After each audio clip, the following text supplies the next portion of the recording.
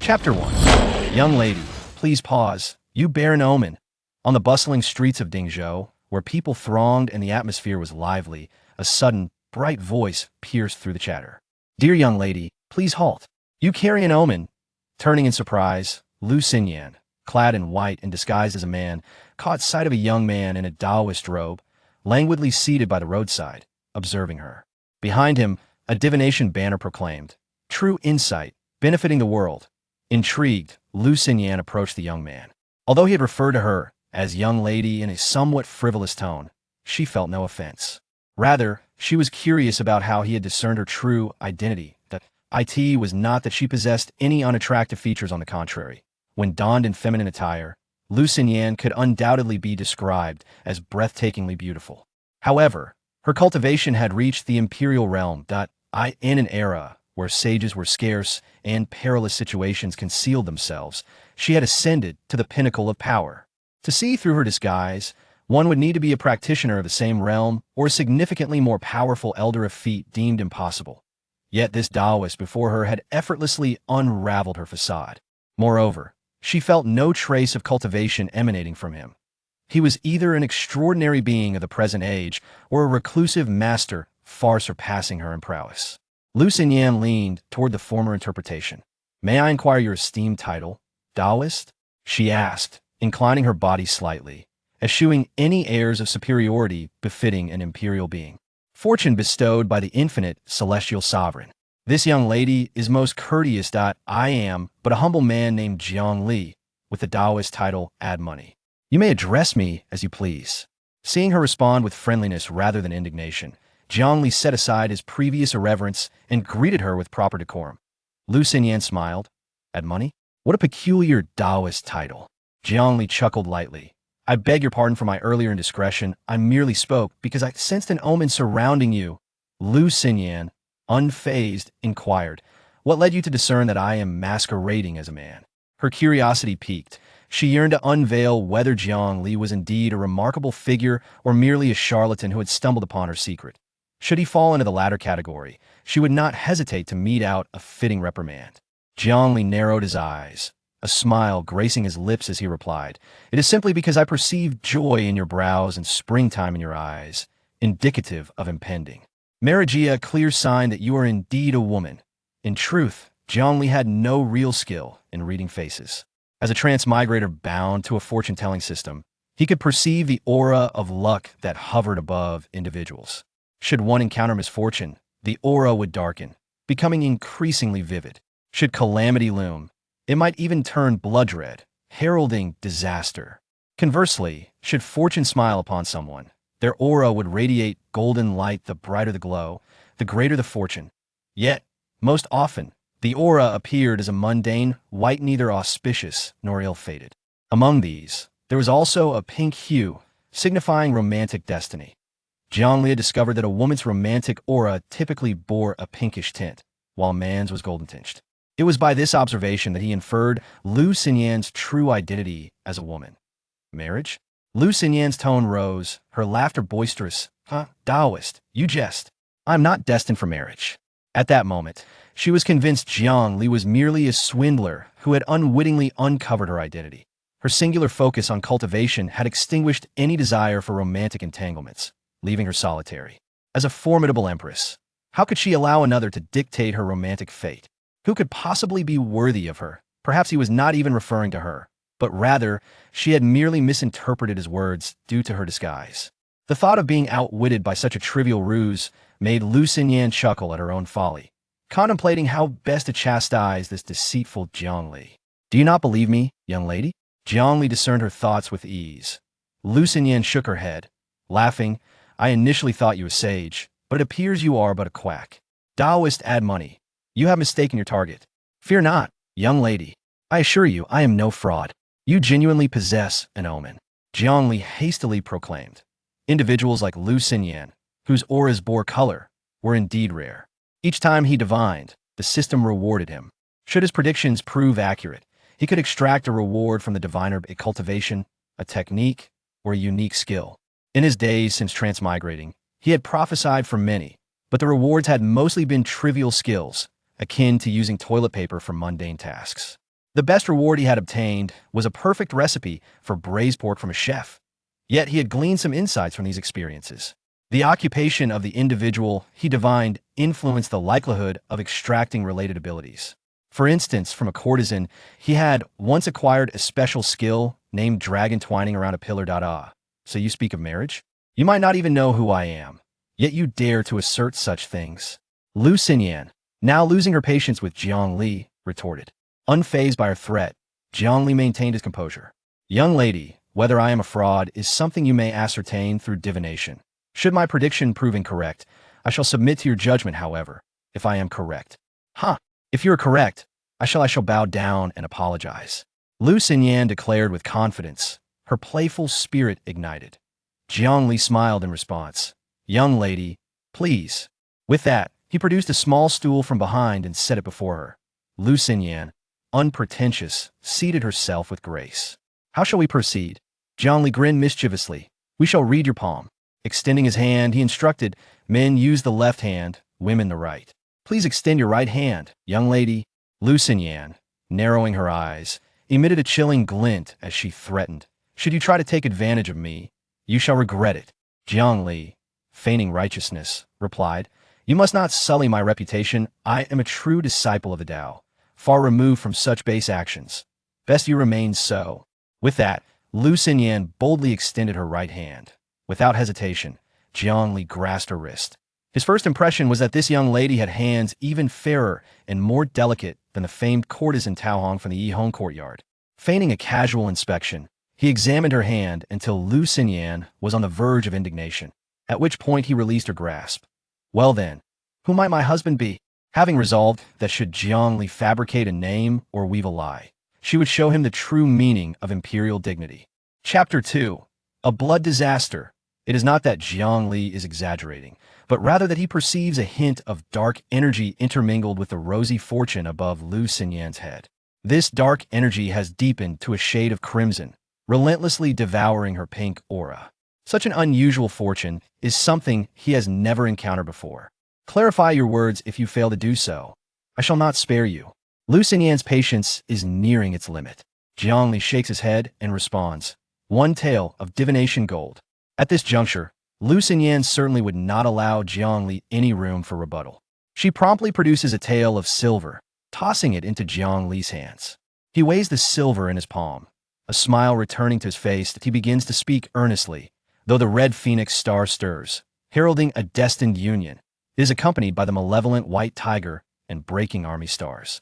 These two are omens of slaughter, foretelling that your union may be fraught with misfortune, and you, dear lady, may suffer a calamity of bloodshed.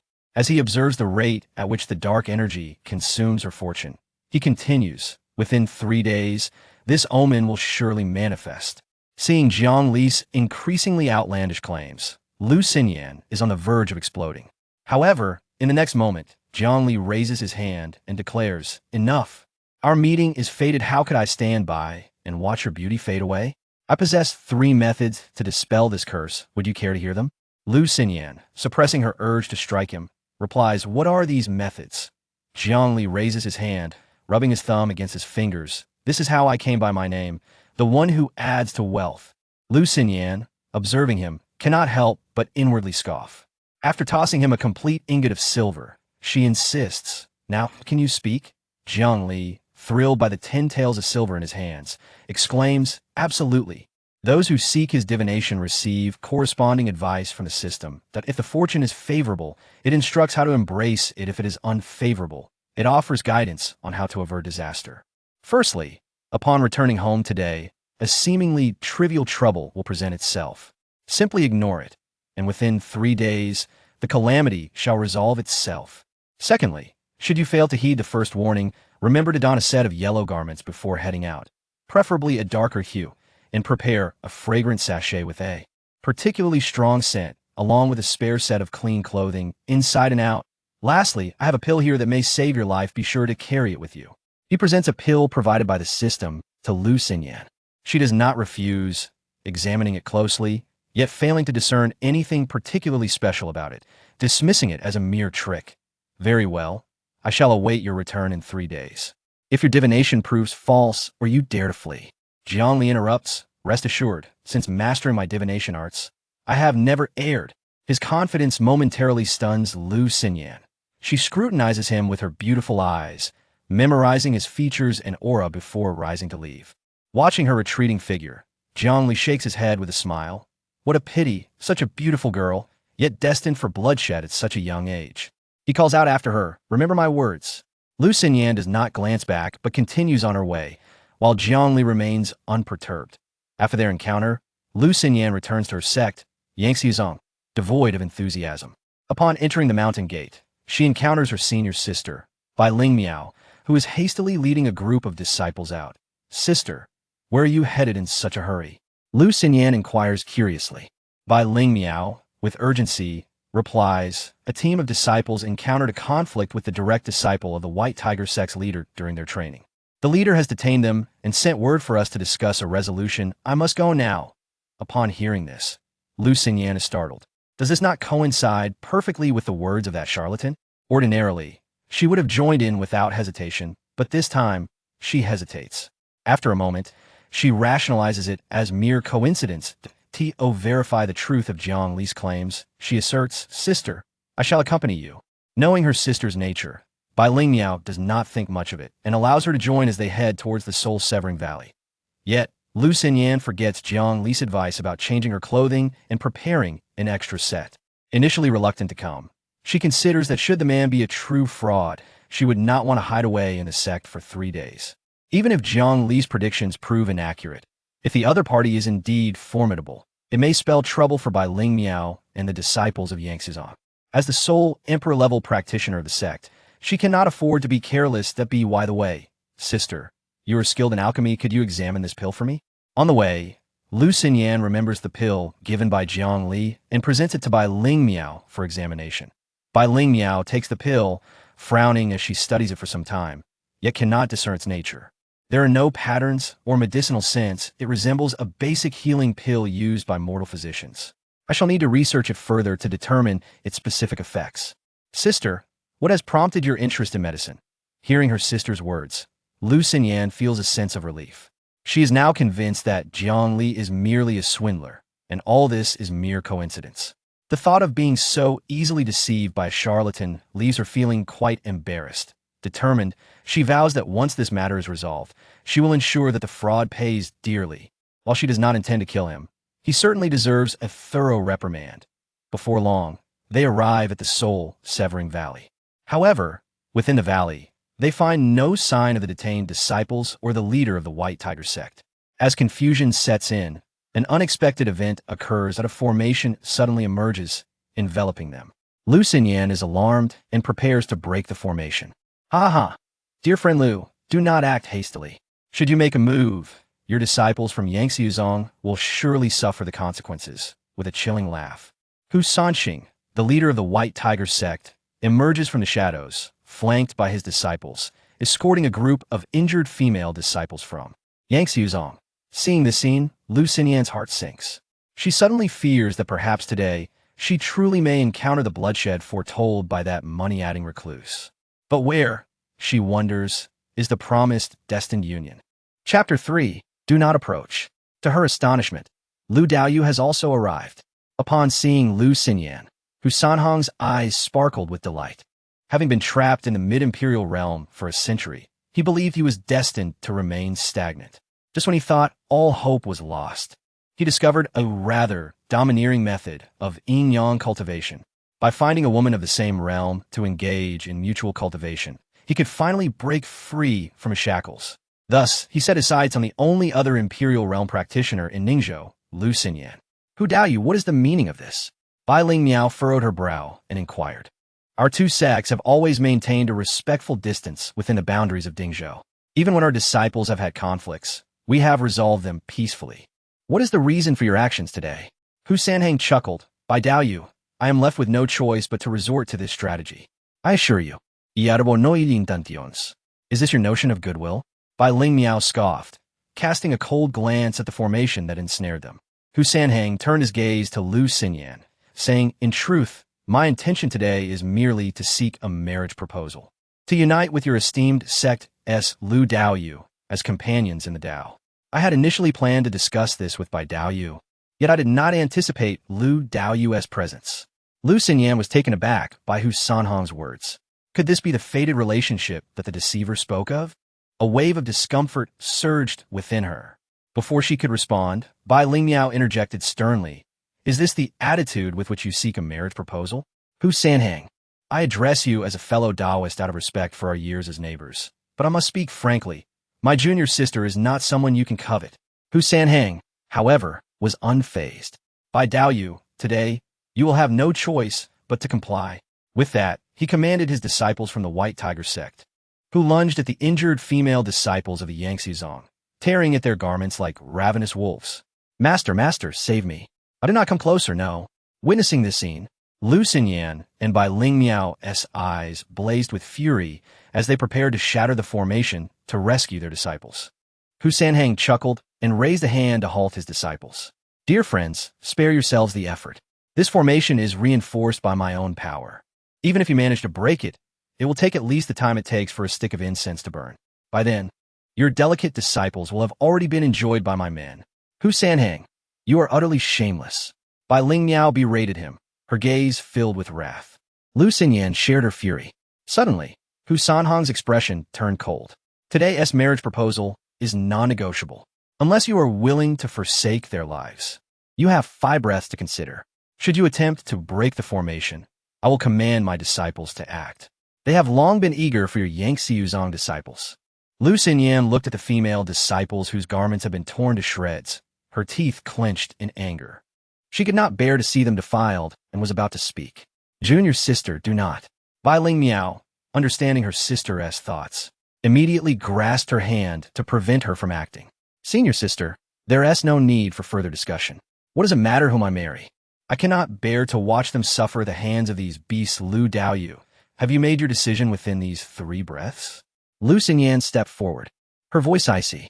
Very well, I agree to marry you, but you must first release my disciples and dismantle the formation. Hu Sanhang burst into laughter. Lu Daoyu, do you take me for a fool? If I release them now and dismantle the formation, what has to stop you from going back on your word? What do you propose? Hu Sanhang produced a cursed insect from his robe. This is my personal heart-eating goo. Once you consume it, without my scheduled antidote, you shall suffer the torment of countless insects devouring your heart until you perish from the pain. He then tossed the insect into the formation, landing at Lu Xinyan's feet. Junior sister, do not. Bai Lingmiao cried out in alarm.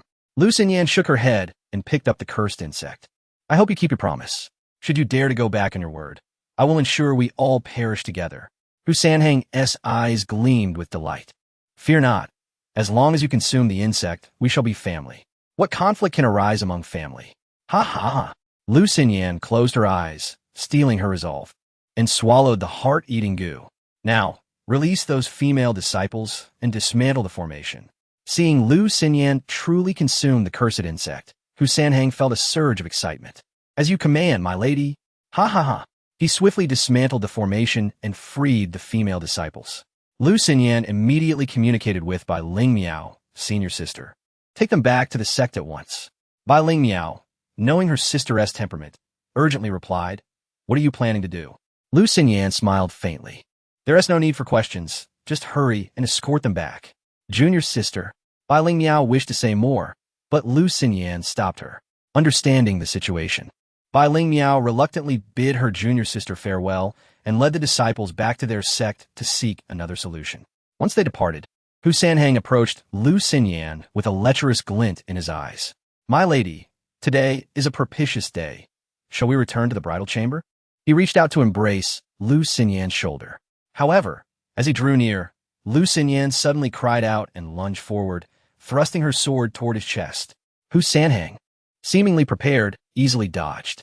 Ha ha, my lady's temper is truly fiery. I like it. Let's play for a while. Once the cursed insect takes effect, you shall obediently comply. Ha ha ha ha. Lu Xinyan, already at a disadvantage due to her lower cultivation level, found her mind in disarray from the effects of the heart-eating goo. After a few exchanges, she was quickly losing ground. Soon, she felt excruciating pain within her, as if swarms of insects were devouring her insides. The heart-eating goo is taking effect. Hu Sanhang laughed heartily, seeing the change in Lu Xinyan's expression. With her strength waning, Lu Xinyan nearly succumbed to Hu Sanhong's attacks. Suddenly, she recalled the medicinal pill Jiang Li had given her. Though unaware of its properties, she had no other options. If she hesitated any longer, she would surely fall into Hu Sanhong's clutches. Resolving to take a desperate gamble, she repelled Hu Sanhang with a sword strike and quickly retrieved the pill, swallowing it whole. A miraculous transformation occurred. The moment the pill entered her mouth, all pain vanished. Joy illuminated Lu Xinyan's face. Hu Sanhang, however, felt a shift as the connection between him and the heart-eating goose severed. Not only that, but he also suffered a backlash, spitting out a mouthful of blood. His vitality instantly diminished. "What have you done?" Lu Xinyan coldly replied. "When you become a ghost, I shall reveal all." With the tides turned, Hu Sanhang, now weakened, stood no chance against Lu Xinyan. After a brief but intense battle, he was ultimately defeated and fell beneath her blade. As Lu Xinyan gazed down at Hu Sanhang's grotesque visage, a twinge of fear washed over her. Had it not been for Jiang Li's pill, her fate today could have been dire. Truly, he is an extraordinary individual, calculating with precision. Lu Xinyan could not help but marvel at him. By the way, what was the purpose of the deep yellow robe that the Daoist instructed me to wear? And why did I need to prepare an extra set of garments and incense pouches? Just as her perplexity deepened, a sudden gurgling sound emanated from her abdomen. Lu Xinyan's expression shifted dramatically. That elixir? Yet, before she could react, the dignified imperial realm failed to maintain its composure, and a foul odor wafted forth from beneath her. The backham of her pristine white robe bore an unsightly yellow stain, gradually spreading like a resplendent yellow blossom. Coincidentally, at that very moment, a voice echoed from the distance. Bai Ling Miao proclaimed, "Junior sister, do not fear. We are here to rescue you." Subsequently, she beheld Bai Ling Miao leading over 1,000 disciples from Yangxizong, surging towards her with overwhelming force. No opportunity for evasion was afforded. In that instant, Lu Xinyan was seized by the notion that it might be preferable to be slain by Hu Sanqing. Do not come any closer. Chapter 4. Extraction of Rewards. My dear girl, your forehead appears dark, and your gaze seems vacant. This may portend misfortune. Come, let me read your palm and assess your fate, to see if we can avert any calamity. Before Jiang Li sat a pure-looking peasant girl, her cheeks flushed with embarrassment as she blushed under his coaxing, allowing him to hold her hand and touch it in a rather unrefined manner. Although the aura above her head appeared rather mundane, displaying a plain white hue that suggested no rewards would come her way, Jiang Li still had to make a living, didn't he? Ding, ding, ding.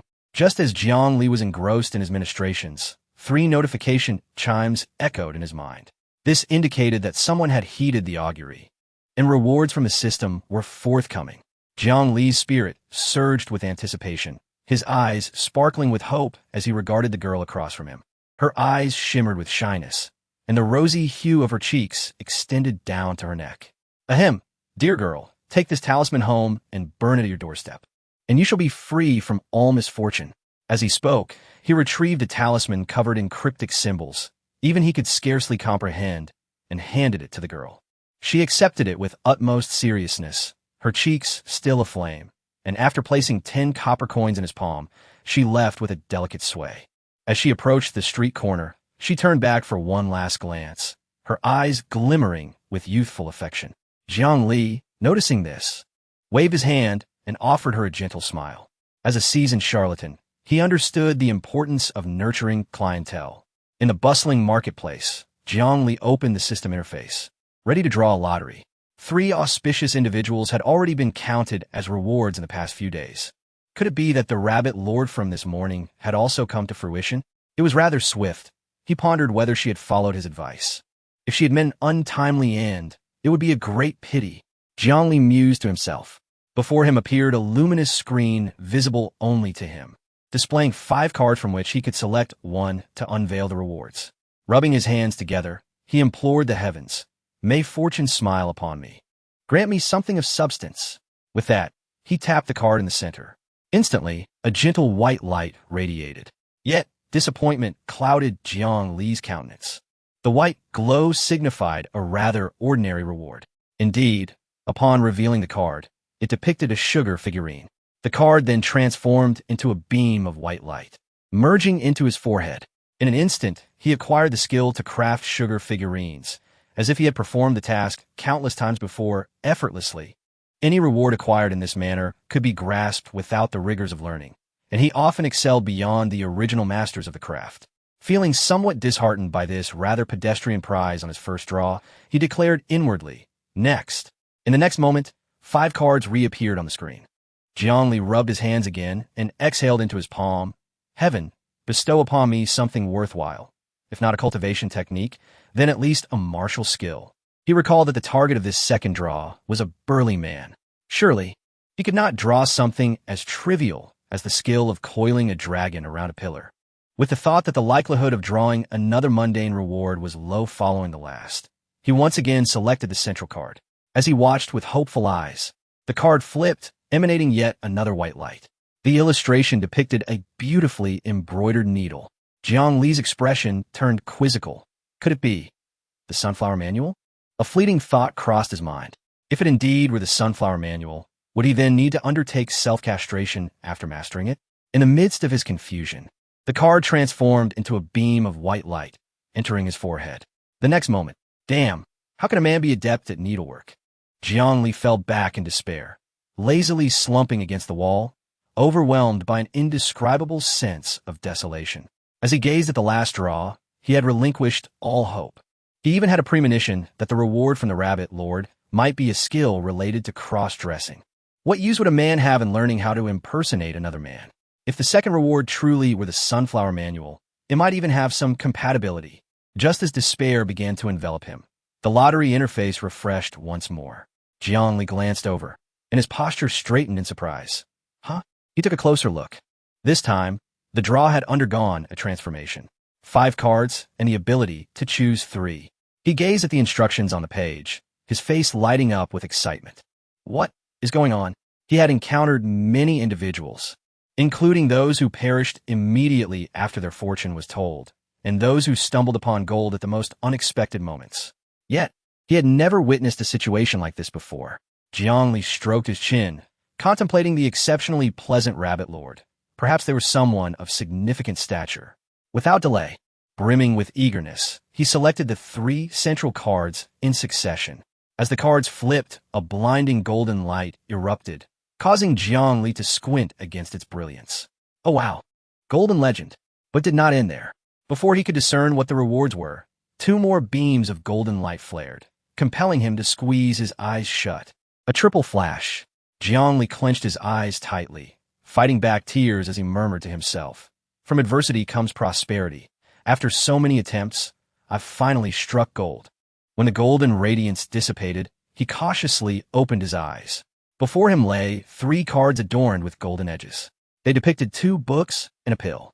With a swift motion, the cards illustrating the books transformed into 2 beams of golden light, merging into his forehead. The card depicting the pill, however, transformed into a single beam of golden light that landed in his palm. Technique. Actuelle technique. He had finally drawn the fabled cultivation methods, the Great Return technique, the Pure Spirit Sword technique, and the 5-turn gathering pill. These were the 3 rewards he received: a cultivation technique, a swordplay manual, and a precious pill capable of enhancing his cultivation. Suppressing his exhilaration, Jiang Li carefully assessed himself. He had fully mastered both the cultivation and sword techniques. Yet, there remained some distinctions. Although he had learned the Great Return technique, it would not instantly elevate him to the pinnacle of mastery. A lengthy period of cultivation was still required to accrue his prowess. However, compared to other practitioners, he faced no bottleneck with this technique. As long as his body could endure, he could increase his cultivation at the maximum rate permitted by the technique. It could be said that his comprehension of this method rivaled, if not surpassed, that of its original creator. As for the Pure Spirit Sword technique, it was ready for immediate use, though its efficacy would depend on his current level of cultivation. According to his estimation, he could currently only wield half of its potential. As for the gathering pill, it promised to save him much time, though he was uncertain how much it would enhance his cultivation. Once the initial thrill subsided, Jiang Li turned his thoughts back to that Rabbit Lord. they might indeed be a remarkable individual. Chapter 5. Even practicing swordsmanship can lead to exhaustion. With a heart full of excitement, Jiang Li hastily packed up his belongings and sprinted towards the outskirts of the city, setting aside the grand art of the Great Return. He was eager to experiment with the ethereal sword technique. However, it was only upon reaching the city's edge that he realized he possessed no sword. Frustrated, he lightly tapped his head and glanced around. In the absence of a sword, he would have to settle for a wooden stick. Jiang Li picked up a straight, sturdy branch, complete with a fork that could serve as a guard, and began to brandish it as if it were a sword. How unfortunate it was that there was no field of rapeseed flowers nearby to complete the scene. Shaking his head in mild disappointment, he prepared to execute the sword technique. Suddenly, a fierce gust of wind swept through, and a magnificent tiger leaped forth from the nearby thicket. Since his arrival in this world, Jiang Li had not ventured beyond the confines of Dingzhou City and had completely forgotten that he was in a wild realm teeming with beasts. Despite having lived 2 lives, it did little to bolster his courage. Upon seeing the tiger, his legs turned to jelly. Were it not for the stick he clutched, he would have collapsed to the ground. This is it. I don't know how to dodge. The tiger, indifferent to his predicament, launched itself toward Jiang Li with powerful leaps. Long before it drew near, he could already sense the foul stench emanating from its gaping maw. In a panic, he instinctively closed his eyes and invoked the profound sword technique that had taken root deep within him. With a sickening thud, the sound of blade piercing flesh echoed in his ears. Moments later, he felt warm liquid splatter across his face. The anticipated pain did not materialize. Gathering his courage to open his eyes, he beheld the colossal body of the tiger, now cleaved in 2, lying just 3 steps away from him. Gazing at the stick he still held, a wave of exhilaration washed over him. The might of a single strike was indeed terrifying. In this moment his confidence soared. If there were a field of rapeseed flowers, wouldn't he'd be able to flatten it with 1 stroke? Yet, before he could revel in his triumph, an indescribable weakness enveloped him. That solitary strike had drained his entire strength. He felt as if he had just recovered from a grave illness, his legs trembling, and his vision filled with stars. Knowing he could not linger outside the city, he understood that the tiger's territorial instincts would keep other dangerous beasts at bay for a time. However, the scent of blood from a slain tiger would undoubtedly attract other predators soon. After resting briefly, he mustered his strength and began his journey back to Dingzhou City. Fortuitously, he encountered no further dangers on his way back. Upon finally returning to his abode, he could no longer hold on. His vision darkened, and he collapsed onto his bed, succumbing to a deep slumber. This sleep lasted 3 whole days and nights. Unbeknownst to him, due to his extreme weakness, Lu Xinyan, who had returned to Dingzhou City, was unable to sense his presence. With the death of Hu Sanxing, the White Tiger sect, now devoid of its imperial presence, had become a tempting prize. As the only imperial figure of the Yanxiu sect, Lu Xinyan found herself rather occupied. After 2 days of searching, she reluctantly departed, her thoughts already categorizing Jiang Li among the reclusive masters. When Jiang Li finally awoke, it was the dead of night 3 days later. He was stirred from his slumber by the rumbling of his own stomach. As he opened his eyes, an overwhelming wave of hunger surged through his mind. He felt he could devour an entire cow if it were laid before him.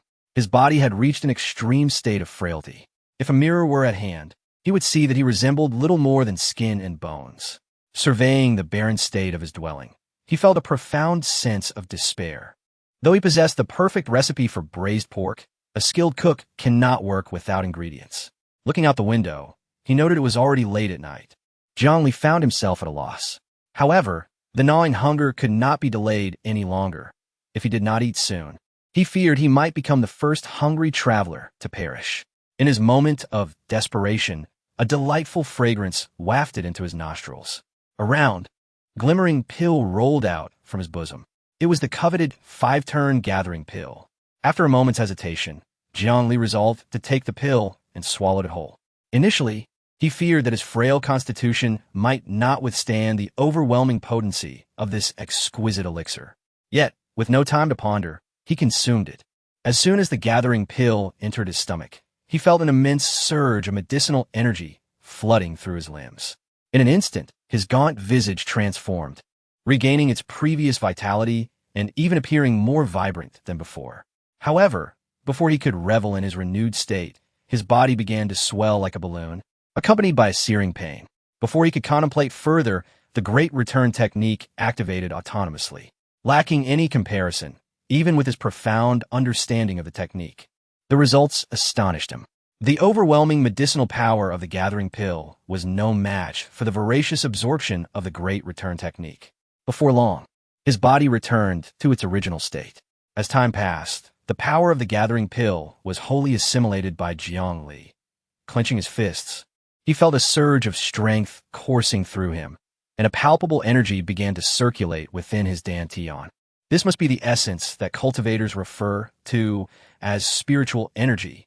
At this moment, he truly embarked upon the path of cultivation. Yet, he remained unaware of his current level of mastery. He would need to seek out a cultivator to inquire about his standing. Nevertheless, he now had the capacity to unleash approximately 30% of his sword technique's power. Remembering how he had effortlessly cleaved a fierce tiger in half with merely half that amount, Jiang Li felt a renewed sense of hope for his future. This was merely the beginning. As he continued to accumulate knowledge and rewards through his divinations, he anticipated even greater fortunes ahead. In the midst of his exhilaration, a foul odor wafted through the air. Scrunching his nose, he looked down and realized that his clothing clung to him as if he hadn't bathed in 3 years, emitting a stench that surpassed even that of a beggar. Frowning, he pinched his nose and hurriedly cleaned himself up.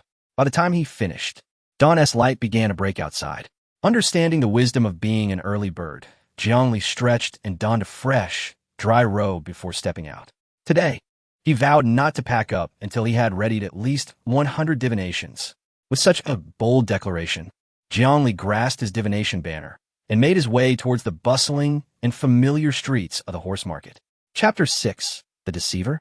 Jiang Li initially believed he had departed from his residence early enough. However, upon stepping out of the alley, he found the streets bustling with pedestrians and an unusual number of cultivators in sight. The city of Dingzhou is predominantly inhabited by mortals, with cultivators rarely visiting.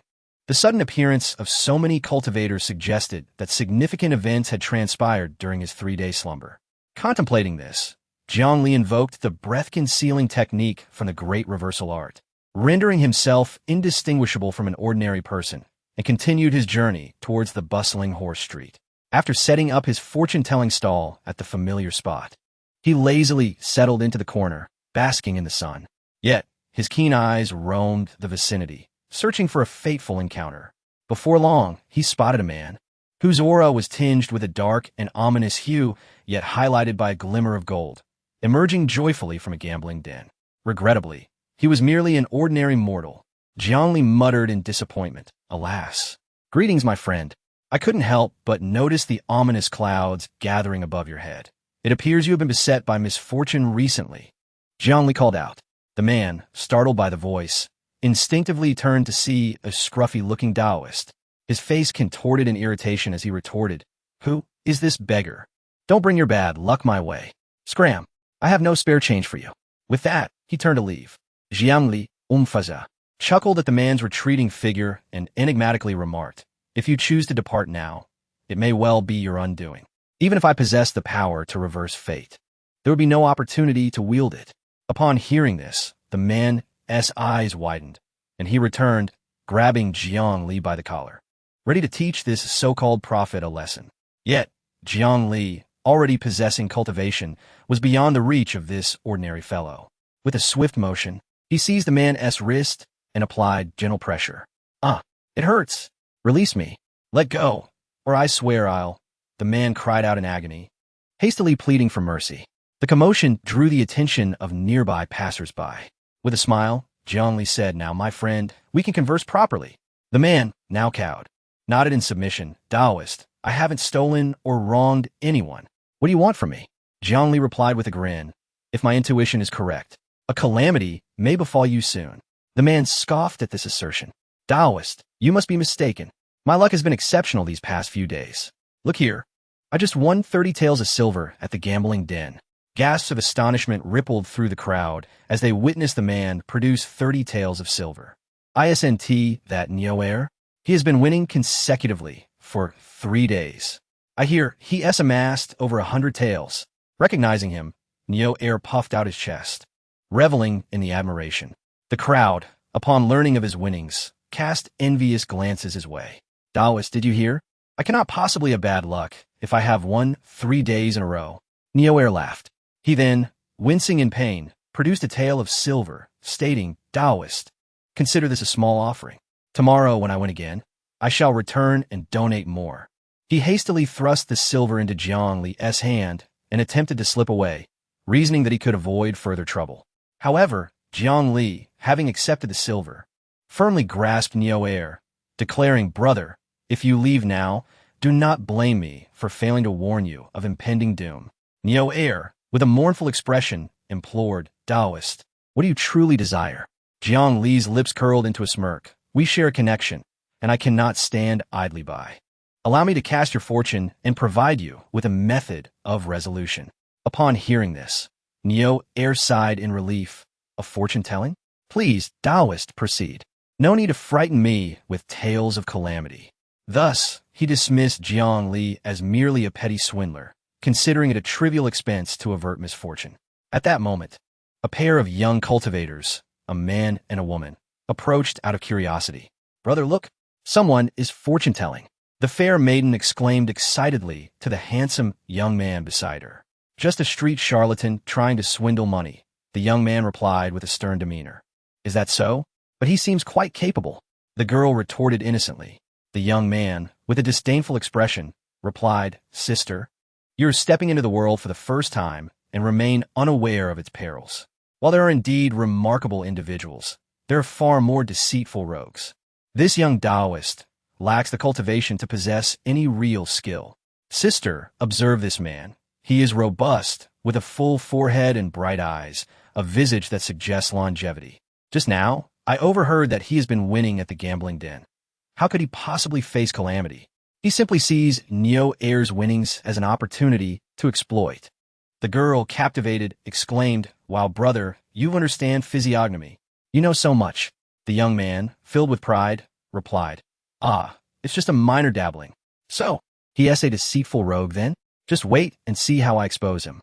The girl declared, her eyes ablaze with determination. What fate awaits me, Daoist? Nuya Uskit, eager to please. He had resolved to agree to whatever Jiang Li suggested in hopes of swiftly departing with the silver. Jiang Li closed his eyes, feigning deep concentration as he calculated for a moment before abruptly opening them. A luminous veil, visible only to him, unfurled before his gaze. Though your fortune has been flourishing, bringing you a small windfall, be forewarned. This is merely depleting your luck. Today marks the turning point from prosperity to adversity. I have 2 pieces of advice you must heed. After evading this calamity, true fortune shall be yours. Firstly, when you return home, stick to the right side of the street, preferably close to the edge. Secondly, see that cow over there? When you pass by, loudly mimic a cow's move 3 times.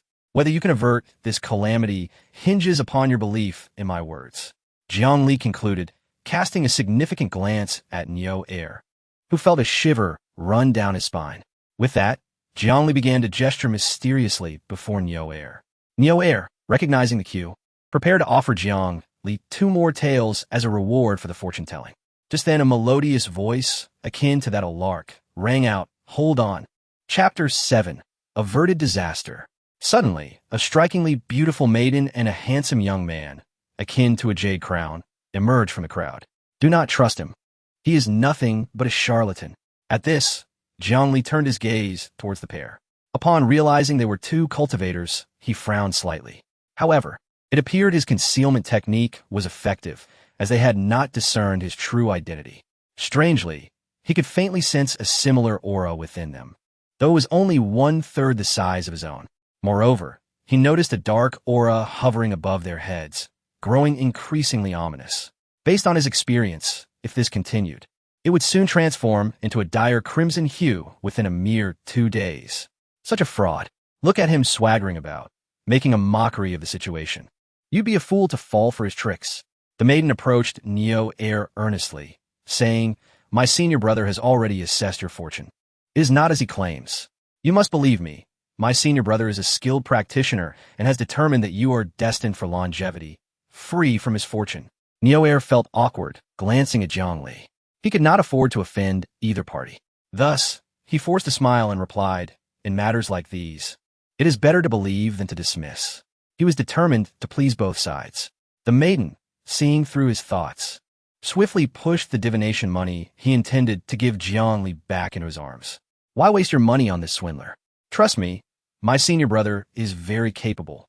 Neo-heir found himself in a predicament, torn between the two. The divination money was a dilemma. He could neither give it nor withhold it. Observing the escalating tension, Jiang Li could not remain silent. More importantly, he had yet to receive the divination money, and 2 taels of silver would suffice for a couple of days of comfort. Better to mind his own business. Jiang Li thought to himself. You insolent fool, what do you mean by that? The maiden retorted sharply. Jiang Li, undeterred by the spoiled demeanor of this young lady, replied coldly. If Neo-heir heeds my advice, he may still avert calamity, but you two seem to be courting disaster. Enraged by his words, the maiden exclaimed, You audacious swindler! Not only do you deceive others, but you also aim to deceive me? My demise is near. Do you even know who I am? Jiang Li glanced sideways and replied, Who you are is of no concern to me. Just do not hinder my pursuit of silver. He then turned to Neo-heir and insisted, Remember my words. Give me the money and be on your way. Neo-heir, sensing the rising tempers, understood that as an ordinary citizen, he was best off staying out of this conflict. He quickly tossed the silver to Jiang Li and made to leave. You! The maiden exclaimed, stamping her foot in frustration. Neo-heir, forcing a smile, hastily maneuvered through the crowd to escape. However, as he stepped away, the weight of Jiang Li's earlier words and gaze struck him, causing him to halt abruptly. Cautiously, he began to shift towards the right side of the street. Seeing this, the maiden rushed forward and seized him, exclaiming, You follow his orders to go right? Walk left instead. Let us see what happens. Jiang Li's languid voice echoed. Neo-heir, think carefully. Do not gamble with your life. Determined, Neo-heir whispered to the maiden, I am but a small fry. Please do not make this difficult for me. I said walk where I told you. The maiden insisted. At this moment, the handsome young man, who had been silent until now, spoke up, Fear not. Walk left with confidence, for my sister, and I will ensure your safety. He shot Neo-heir a threatening look. With no other choice, Neo-heir reluctantly moved to the left. The gaze of the onlookers followed his every step. 1 step, 2 steps, 3 steps. As Neo-heir traversed 1/3 of the horse street, nothing occurred. The maiden smugly glanced at Jiang Li and scoffed. Still not a swindler, you say? Jiang Li merely shook his head. Just as the maiden prepared to mock him again, an unexpected turn of events transpired. Upon reaching a newly constructed pavilion, a beam, poorly erected, suddenly collapsed. Gasps of alarm filled the air as Neo-heir, realizing the impending danger, could do nothing but watch helplessly as the massive beam plummeted toward him. In that moment of peril, a flash of sword light sliced through the air. The beam split in two, narrowly missing Neo-heir. Having narrowly escaped death, Neo-heir, without a second thought, scrambled toward the right side of the street. Once assured of his safety, he collapsed onto the ground, gasping for breath, and turned to look back. The young man, now wielding a long sword, wore a grim expression. The maiden's face was equally pale. Had it not been for her brother's swift action, Neo-heir would surely have perished. Ignoring my warning leads to such consequences. If you continue down this path, how many more times can I save him? Jiang Li's voice echoed ominously. This was merely coincidence. Yes, just coincidence. The maiden stubbornly retorted. Her brother grimaced. This is impossible. His fortune is clearly written in the texts. A life of longevity without illness or misfortune. Ignoring them, Jiang Li called out to Neo-heir. Why not give it another try and verify this with these two? Terrified, Neo-heir dared not disobey Jiang Li, shaking his head vigorously. What are you waiting for? Jiang Li urged again. Recalling Jiang Li's earlier advice, albeit trembling with fear, Neo-heir chose to trust him. Passing by a tethered cow, he imitated the animal's lowing sounds with all his might. However, his comical attempt failed to elicit laughter from the crowd. As Neo-heir finished his imitation, the previously tethered cow raised its head and began to bellow restlessly, stepping forward to block Neo-heir's left side. Suddenly, a tremendous crash erupted from the debris of the earlier collapse. The falling beam had triggered a chain reaction. As all eyes turned to the cow and Neo Air, a cascade of broken tiles and timber soared toward him, covering a wide area that included the spot where Neo Air had been standing and the old cow beside him. When the dust settled, Neo Air, in a state of panic, checked himself and discovered miraculously he had sustained no injuries. The old cow had positioned itself just right, shielding Neo Air from harm. Regrettably, the poor creature collapsed under the rubble, seemingly lifeless.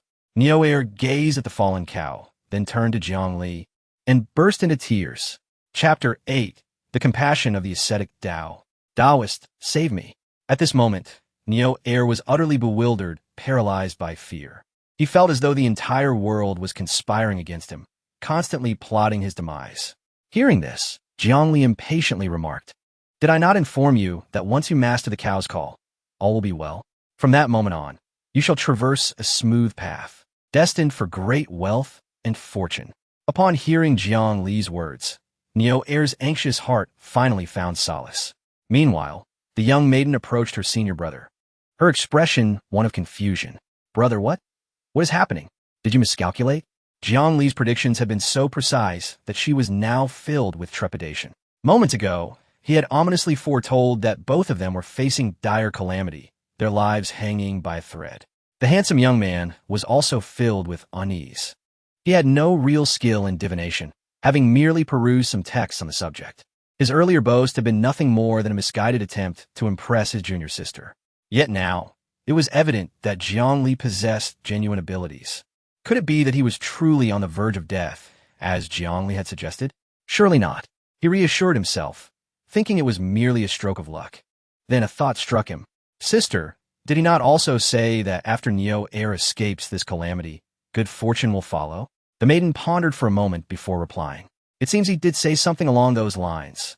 Upon hearing this, the young man let out a sigh of relief. That is reassuring. It appears his predictions may not hold true after all. Neo Air does not seem to be on the brink of luck. However, as soon as he finished speaking, Neo Air, who dared not linger on the street, stumbled forward and fell. Just as he thought his misfortune had not yet ended, he looked down to find that he had tripped over a gold ingot. Neo Air was momentarily stunned before he swiftly scooped up the ingot and, amidst the astonished and envious gazes of onlookers, he dashed away. Brother, did he just pick up a gold ingot?" the maiden asked, uncertain. The young man could barely suppress his gulp, responding, "Why, yes, it seems so." Exchanging glances, the two hurriedly made their way to Jiang Li's side. "I am Morong Feng, and this is my junior sister, Ouyang Fian. We were blind to your greatness and spoke disrespectfully. I sincerely apologize, Daoist, and hope you will forgive our folly." He said this while pressing Ouyang Fian's head down in a bow towards Jiang Li. "Greetings, Daoist. May you live long." Ouyang Fian, in stark contrast to her previous haughty demeanor, now appeared remarkably docile. Jiang Li, while slightly displeased with the pair, remained stoic. "I am but a humble country Daoist. I cannot accept such grand gestures from you both." With that, he turned aside, evading their display of respect, and began to pack up his stall, feigning an intention to leave. The two, filled with urgency, realized that Jiang Li's earlier display of skill was undeniable. He had proven to be remarkably accurate. If he were to leave, who would save them? They quickly obstructed Jiang Li's path, pleading, "Daoist, you cannot leave. What will become of us if you do?" Ouyang Fian gazed at Jiang Li with her large, glistening eyes, pleading silently. Jiang Li, maintaining his cold demeanor, replied, "I am merely a charlatan. A charlatan's words cannot be taken to heart. You should not trouble me any further." Morong Feng nearly fell to his knees at this declaration. "Daoist, I was merely jesting." He then produced a bead from his pocket. "Please look, this is a jade dew pearl. If worn continuously, it grants longevity and protects against evil." Upon hearing this, Jiang Li glanced at the bead in his hand, his eyes lighting up. "How much silver can this pearl fetch?" Morong Feng, with a slight twitch of his mouth, chuckled awkwardly. "In the hands of an ordinary person, it might be worth 10,000 taels of silver." Upon hearing this, Jiang Li threw his arm around Morong Feng's shoulder. "Ah, so it is you, Morong. I have long admired you. It is indeed a stroke of fortune to encounter you here today. Kulme, let's find a quiet place to converse." With that, he unceremoniously pulled Morong Feng toward the nearby tea house, discreetly pocketing the jade dew pearl along the way. Murong Feng felt as though he were caught in a vice, unable to break free from Jiang Li's grip despite several attempts. He couldn't help but feel that Jiang Li had become even more enigmatic, silently grateful that he had refrained from confronting him earlier. In the tea house, they found a secluded room, and after the waiters served tea, Murong Feng eagerly inquired, "Daoist, you mentioned that my sister and I face a calamity. Do you have a way to avert it?" Indeed, Ouyang Fian chimed in, her voice filled with desperation. "I am still young. I do not wish to die." Jiang Li took a sip of tea, unfazed. "Do not fret. This is merely a minor issue. Since you have encountered me, it must be fate. I am an ascetic, and ascetics are filled with compassion. I will not stand idly by and will surely assist you in overcoming your tribulations." Upon hearing Jiang Li's words, both of them exhaled with relief. Before Murong Feng could continue his inquiry, Jiang Li shifted the conversation. "You two must be disciples of the immortal realm, am I correct?" Murong Feng was not surprised by Jiang Li's observation. "Disciples of the immortal realm? We are merely novice practitioners," he replied with an awkward smile. Assuming Jiang Li was a recluse who had come to criticize them for their earlier behavior. "Do not be so humble, Murong. I have some questions I wish to consult you about." Murong Feng, taken aback, replied, "Please, Daoist, feel free to ask. I shall answer to the best of my ability." Jiang Li smiled slightly, not holding back. "Murong, what is your current cultivation level?" Murong Feng was momentarily taken aback. He could not discern Jiang Li's cultivation level, and if not for Jiang Li's earlier display of strength, he would not have realized Jiang Li was also a practitioner. The signs indicated that Jiang Li's level far surpassed his own, but why would he inquire further? Despite his confusion, Murong Feng understood that their lives depended on Jiang Li's guidance. So he answered honestly, "I am currently at the 7th level of Qi refinement." "I am at the 5th level of Qi refinement." Ouyang Fian interjected eagerly. Jiang Li smiled at her, before continuing, "I see. Then, Murong, were the subsequent levels after Qi refinement?" Murong Feng stammered. "Ah?" Chapter 9. A Peerless Prodigy. Despite some doubts, Murong Feng earnestly began to introduce Jiang Li to the various realms of cultivation. Following the Qi refinement stage, one progresses to foundation establishment, golden core, nascent soul, spirit transformation, void refinement, integration, and finally, great ascension. As Murong Feng spoke, a look of longing adorned his face. Beyond great ascension lies the realm of emperor, which is deemed the highest attainable state in the contemporary world. Each major realm is further subdivided into 3 minor stages: upper, middle, and lower. Although these are minor stages, the differences between them can be quite significant. Upon hearing this, Jiang Li inquired curiously, "If this is the highest realm seen in the world today, does that imply there are further stages beyond?" Murong Feng nodded affirmatively, stating, "Indeed, the next stage is that of the sage. Currently, sages seldom reveal themselves publicly, and I must apologize for my limited understanding regarding their precise number." He continued, "Beyond the sage stage lies the legendary pinnacle realm, which is said to grant the possibility of ascending to the path of immortality. However, the truth of this remains shrouded in mystery, as I have only heard tales from the elders of my sect."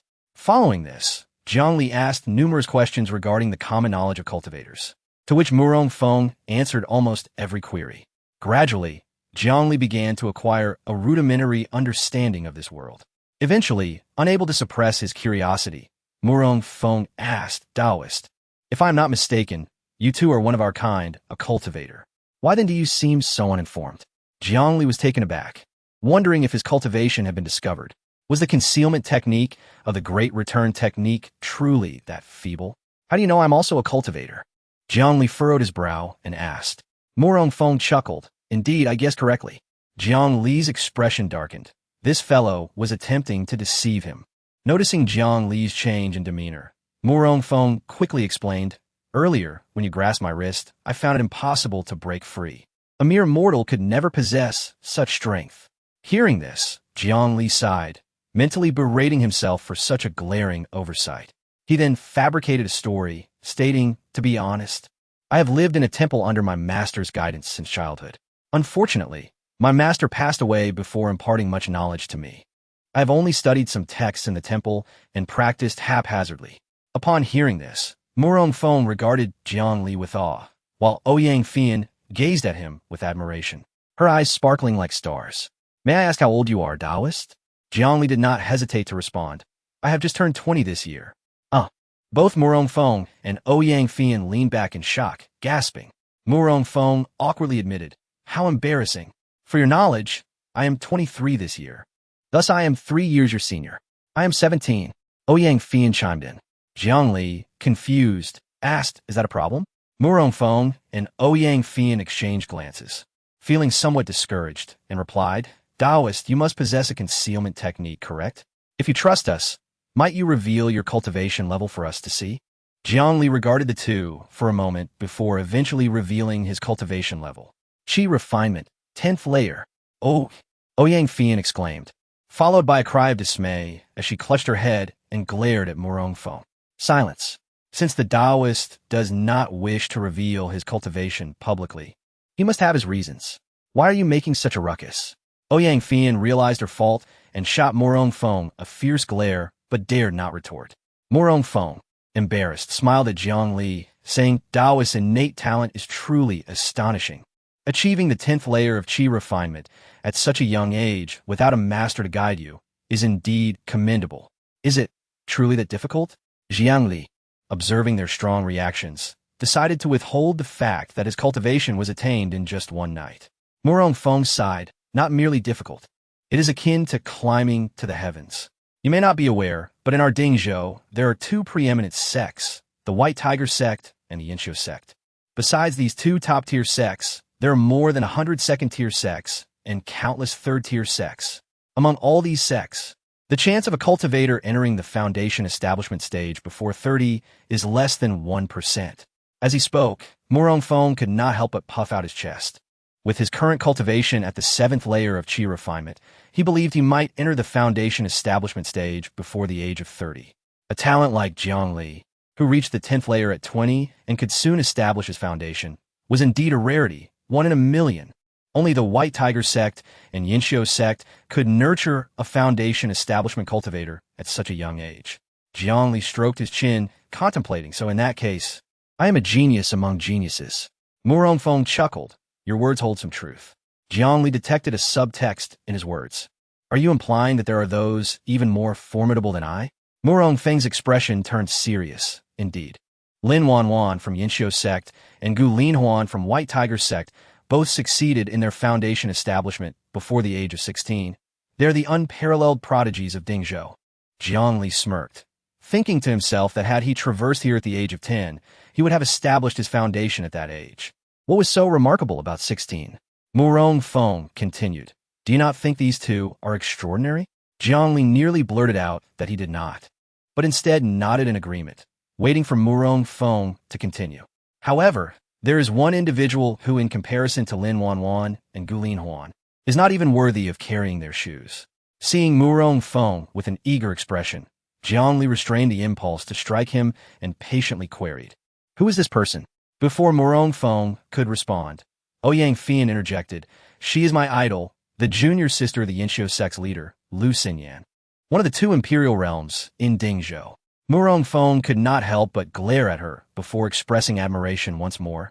This Lu Xinyan is nothing short of breathtaking, deserving of the description a celestial maiden descending to the mortal realm. Not only does she possess unparalleled beauty, but she also established her foundation at the age of 10. Reached the Golden Core stage by 12, and subsequently broke through a realm each year, achieving the Imperial realm by 18, thus ranking among the female emperors of our time. He then lowered his voice. I believe you have noticed that in the past few days, many cultivators have appeared in Dingzhou, and it is all related to this youngest female emperor in history. Intrigued, Jiang Li asked what happened. Murong Feng cautiously surveyed the surroundings before revealing. Just 3 days ago, Lu Xinyan, with her initial imperial cultivation, slayed the current leader of the White Tiger sect, Hu Sanheng, a formidable mid-imperial realm cultivator. Chapter 10. The Delicate Pink Panties. At present, the White Tiger sect finds itself leaderless amidst a perilous situation, with the looming threat of Yin Xiuzong and a multitude of lesser sects poised to strike. Jiang Li inquired, intrigued, about the connection between this and the gathering of numerous cultivators in Dingzhou City. Rumor has it that Hu Sanheng coveted Lu Xinyan's beauty and devised a plan to forcibly marry her, only to meet his demise as a consequence. Yet, this was merely the beginning. Yan Xiuzong harbored no intentions of letting the White Tiger sect off easily. During this period, the White Tiger sect has suffered continuous defeats at the hands of Yan Xiuzong, incurring heavy casualties. Ultimately, it was the Lord of Dingzhou City who intervened to mediate, bringing a temporary halt to hostilities, albeit at the cost of revealing a secret realm controlled by the White Tiger sect. This influx of cultivators in Dingzhou City is thus attributed to the allure of the secret realm. Jiang Li Musa. How magnanimous of Yan Xiuzong to make public a realm so hard-won. Murong Feng, overhearing, chuckled heartily. Ah, Daoist, you seem to have misunderstood. It is said that this secret realm is fraught with peril. Even the White Tiger sect has not fully explored it. Conceding access is already a significant compromise, and they are unlikely to divulge its secrets to Yan Xiuzong. Thus, Yan Xiuzong had no choice but to allow access, distributing the risk. Jiang Li nodded in understanding, pondering the implications. So, your sect plans to explore this secret realm as well? Indeed, Murong Feng affirmed. Danger and opportunity coexist. We wish to enter and seek our fortunes. Should luck be on our side, we may acquire some rare treasures that could bolster our future endeavors. At this point, Murong Feng suddenly adopted a solicitous demeanor, asking Daoist, "You haven't yet revealed what calamity awaits us. Is it related to this secret realm?" Ouyang Fian, with wide, innocent eyes, chimed in, "Daoist, surely your compassionate heart will not allow us to perish in that realm." Jiang Li cast a disdainful glance at Ouyang Fian. If she were a tad older, she might possess a certain charm, but as it stands, she is but a child, appealing only to Murong Feng's tastes. With a serious demeanor, Jiang Li proclaimed, "Allow me to divine your fates." Upon hearing Jiang Li's promise to read their fortunes, both were filled with uncontainable joy. Jiang Li immediately assumed a solemn posture, closing his eyes and gesturing as if performing an incantation, while actually perusing the solutions offered by his system. "Ah, indeed, there's a connection to this secret realm," he intoned. "3 paths lie before you. It is for you to choose." Murong Feng eagerly requested, "Please illuminate us, Daoist." Jiang Li nodded. "Firstly, you may choose to forego exploring the secret realm, thus avoiding any danger." "That won't do," Murong Feng replied anxiously. "Daoist, you must understand that such opportunities are rare. Once Yan Xiuzong has thoroughly explored the realm, it will never be reopened. Patience. There are still 2 other paths. Jiang Li Ruplia, Onuria. When the secret realm opens, you should enter last, ideally waiting half a day after all others have entered." Murong Feng hesitated, but Daoist, with our limited cultivation, we cannot venture deep into the secret realm. We can only test our luck on the outskirts. If we enter too late, we risk missing our chance and returning empty-handed. Jiang Li merely shook his head, continuing, "Once you enter the secret realm, remember this vital point." "What is it?" Jiang Li suddenly turned to Ouyang Fian, a mischievous smile on his face. "Little sister, make sure to bring several pairs of intimate panties. They are essential for you to wear. In critical moments, they may save your life." "What?" Ouyang Fian exclaimed, her face flushing with embarrassment. "Daoist, what are you saying? How could panties possibly save a life?" Murong Feng looked at Jiang Li with a perplexed expression. "Surely you jest, Daoist." Jiang Li shook his head. "I never jest when it comes to divination." "Oh, and it's best if they are unwashed." Ouyang Fian, merely 17, had never spoken of such matters with outsiders. She lowered her head, tightly clutching her garment. "Daoist, what about outerwear?" Jiang Li replied sternly, "If you wish to survive, it is best to heed my advice. Should you choose to ignore it, I am at a loss for what to do." As he spoke, he observed that although the dark aura above their heads continued to thicken, a faint glimmer of golden light began to emerge. Yet, under the onslaught of the black mist, it flickered like a candle in a storm, seemingly on the verge of being extinguished. Seeing this, Jiang Li remarked, "Should you manage to evade this calamity, unexpected rewards may await you." Murong Feng, upon hearing this, gritted his teeth. "Sister, before we enter the secret realm, make sure to prepare several pairs of panties. Do not bathe." Ouyang Fian responded with reluctance. "Brother, why are you saying this too? Fian, you are no longer a child. The greater good must come first." Ouyang Fian could only nod meekly, murmuring, "Oh." Relieved that Ouyang Fian acquiesced, Murong Feng breathed a sigh of relief. Jiang Li's words were indeed quite absurd. How could women's panties be a matter of life and death? If not for the cautionary tale of Niu Air, he would never have believed Jiang Li. Then, Jiang Li inquired, when will the secret realm open, and where is it located? In 5 days, 800 miles southwest of Dingzhou, at the Valley of Lost Souls. Murong Feng replied succinctly. Daoist, are you interested? Jiang Li nodded, though his interest lay not in the secret realm itself, but in the cultivators who would enter it. Many would likely share the same ominous fate as Murong Feng, and therein lay his opportunity.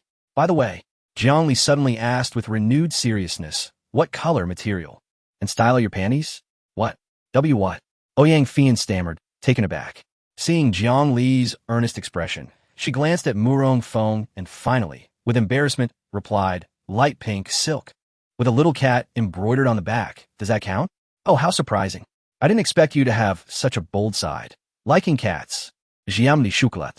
Murong Feng, curious, asked, does this have any bearing on our survival? Oh, not at all. I was merely curious. Jiang Li replied with a mischievous grin. Oh dear, Daoist you. Ouyang Fian squealed, covering her face and fleeing the room. Laughter echoed in the chamber as Jiang Li and Murong Feng shared a light-hearted moment. Chapter 11. Conflict outside the Valley of Lost Souls. 5 days swiftly passed. During this interval, apart from Murong Feng and Ouyang Fian, Jiang Li encountered no other diviners of their caliber. However, Jiang Li made a significant discovery. From the rewards of Niu Air's divination, he drew an impressive golden prize, good fortune. As the name suggests, Jiang Li had acquired Niu Air's luck. The precise effects remained to be determined, but Jiang Li believed that such a fortune-laden reward could not possibly yield poor results, especially given his inability to perceive his own auspiciousness or inauspiciousness. This stroke of luck was particularly crucial for him and opened a new avenue of possibilities. He realized it was unnecessary to solely focus on divining for cultivators.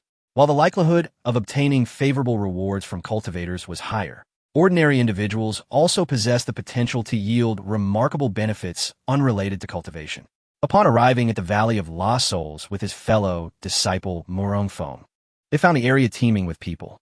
Cultivators of various ranks congregated in clusters, eagerly anticipating the arrival of the disciples from Yin Xiuzong and Baihuman. Look there. Those are the disciples of the second-rate sect, Rianzong from Dingzhou. Due to their cultivation methods, both men and women from Rianzong tend to have fiery tempers.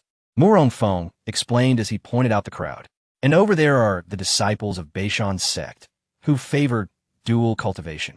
As Jiang Li awaited the secret realm's opening, he listened attentively to Murong Feng's insights into the various sects of Dingzhou's cultivation community. Dual cultivation? That sounds intriguing. Does their sect accept new disciples? Jiang Li inquired, his interest piqued. Although he had no intention of joining a sect, the thought of one that practiced dual cultivation was certainly worth considering. However, he couldn't help but notice that all the disciples from Beishan's sect were male, with not a single female in sight.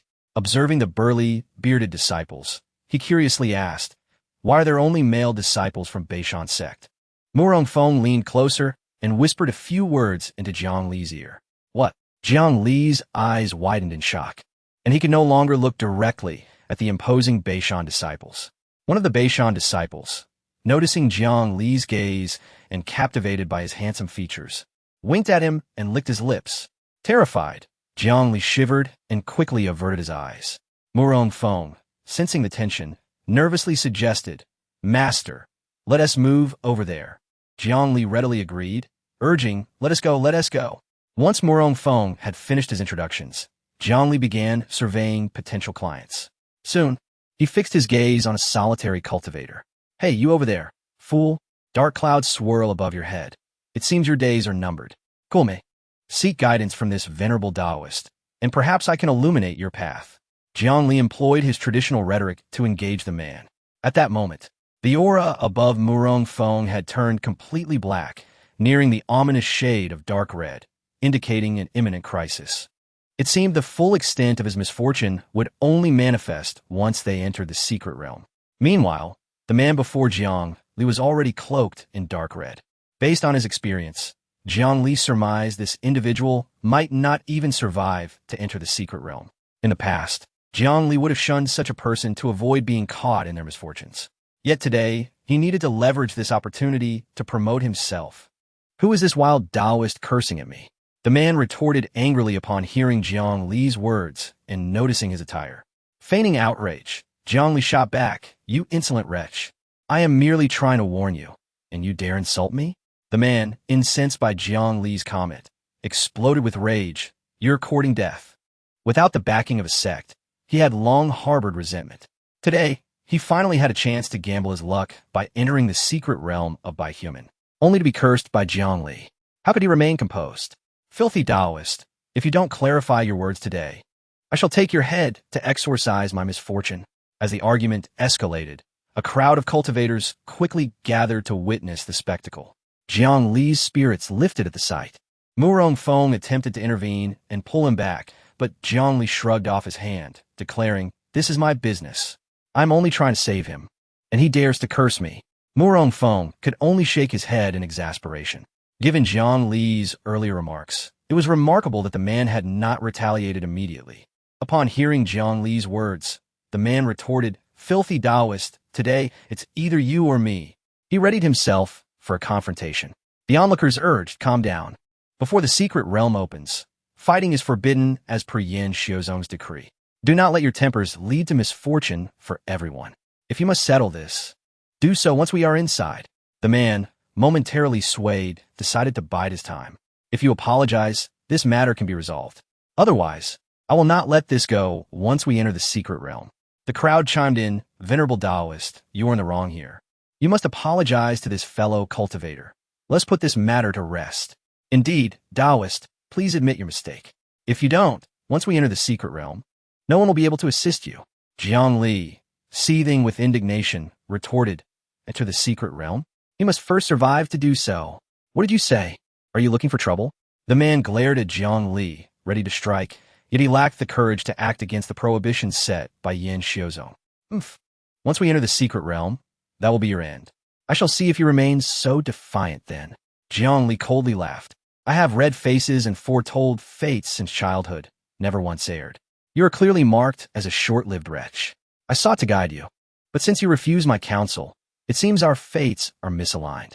Should you still wish to fight, you may find yourself without the opportunity." With that, he bowed to the surrounding cultivators, proclaiming, "Dear friends, if you trust my words, I advise you to keep your distance from him. Should his misfortune affect you, do not say I did not warn you." He then stepped away from the crowd, finding a secluded corner to sit cross-legged and meditate, adopting the demeanor of a recluse. The onlookers exchanged glances, uncertain. Although they doubted the abilities of such a young Daoist, they adhered to the adage that heeding advice leads to prosperity, and they gradually distanced themselves from the solitary cultivator. The latter seethed with frustration, having initially planned to team up with a few cultivators. Now, he found himself abandoned. He glared at Jiang Li, memorizing his features, plotting to take action the moment they entered the secret realm. A mere chi refinement stage 10, daring to provoke me, seeking death. In this gathering of cultivators, Jiang Li chose not to conceal his cultivation level, confident that he would not attract undue attention. This, however, ignited the murderous intent of the already established cultivator among them. Chapter 12. Do you possess such fortuitous luck? This farce did not stir up much commotion. Once the excitement subsided, the crowd dispersed, awaiting the arrival of representatives from the two major sects to unlock the secret realm. Meanwhile, the solitary cultivator, with a grim expression, retreated to a corner, his gaze fixated on Jiang Li. Seeing this, Murong Feng's countenance darkened slightly as he addressed the meditative Jiang Li. "Daoist, the situation appears dire. That individual has been watching you intently. Once we enter the secret realm, he may very well attempt to harm you." Without lifting his eyelids, Jiang Li nonchalantly replied, "No worries. He shall not have the opportunity." Murong Feng, taken aback, asked, "Are you suggesting that his demise is imminent?" Jiang Li raised his gaze to meet his, asserting, "Brother Murong, I never jest when it comes to matters of divination." Murong Feng, slightly embarrassed, fell silent, although doubt lingered in his mind. The man seemed far from a dying individual. With this uncertainty, Murong Feng pulled Ouyang Fian away, settling at a distance from Jiang Li, cautiously observing the solitary cultivator.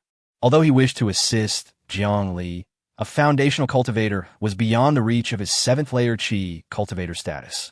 Fellow cultivator, may we join forces? The solitary cultivator, who had been fixated on Jiang Li, turned in surprise to the one who spoke, intrigued that someone would seek his companionship at such a moment. Upon realizing that the individual was merely a young 8th-layer Qi cultivator, understanding dawned on him. Typically, those who would accompany him into a secret realm would be of equal standing. The fact that no one else was willing to team up with him left this Qi cultivator seizing the opportunity. After appraising the young man for a moment, he remarked, "Others are currently avoiding me. Are you not concerned that I may bring you trouble?" The young man chuckled, "I do not believe in the threats of those Daoists. If they truly could discern the secrets of the heavens, why would they entangle themselves with us?"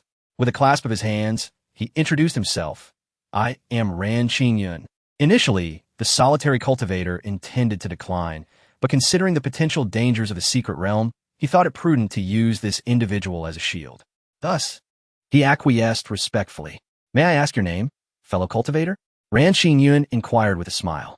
What was a simple question turned somewhat awkward for the solitary cultivator as he hesitated. "I have some personal matters that I cannot disclose." Ran Qingyun waved it off. "No worries, it was my impertinence."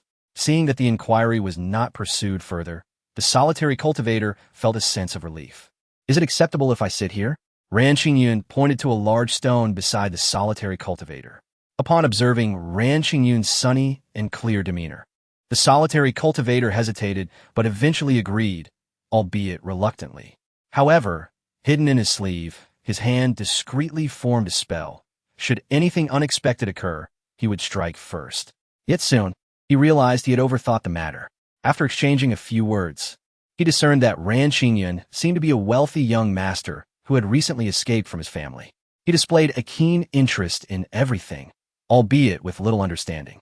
Although he bombarded the solitary cultivator with questions, his polite demeanor made him endearing, often complimenting the solitary cultivator at just the right moments, scratching his ego.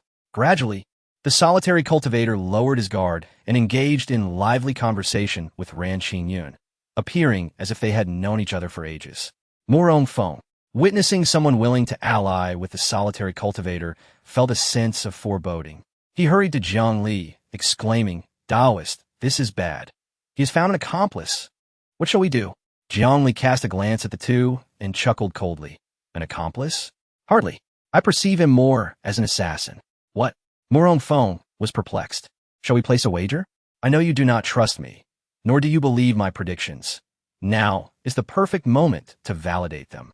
Caught in a moment of embarrassment, Morong Feng smiled awkwardly, but did not refuse. "What shall we wager on, Daoist?"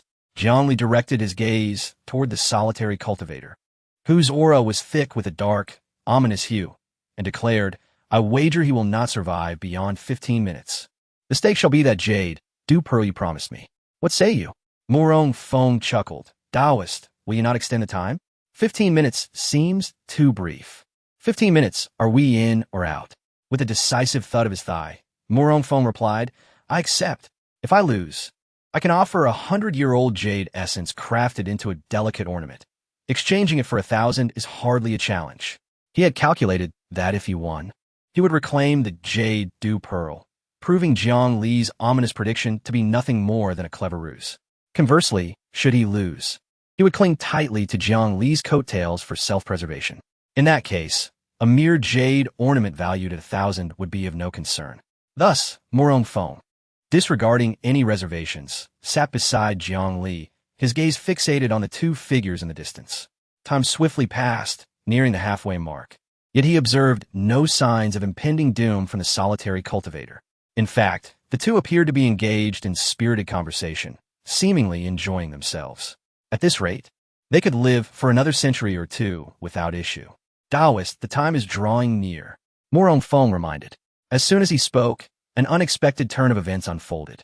The youthful face of the solitary cultivator, who had been all smiles, suddenly transformed. In an instant, a dagger was plunged silently into his heart by the very same companion who had appeared so adoring moments before. By the heavens!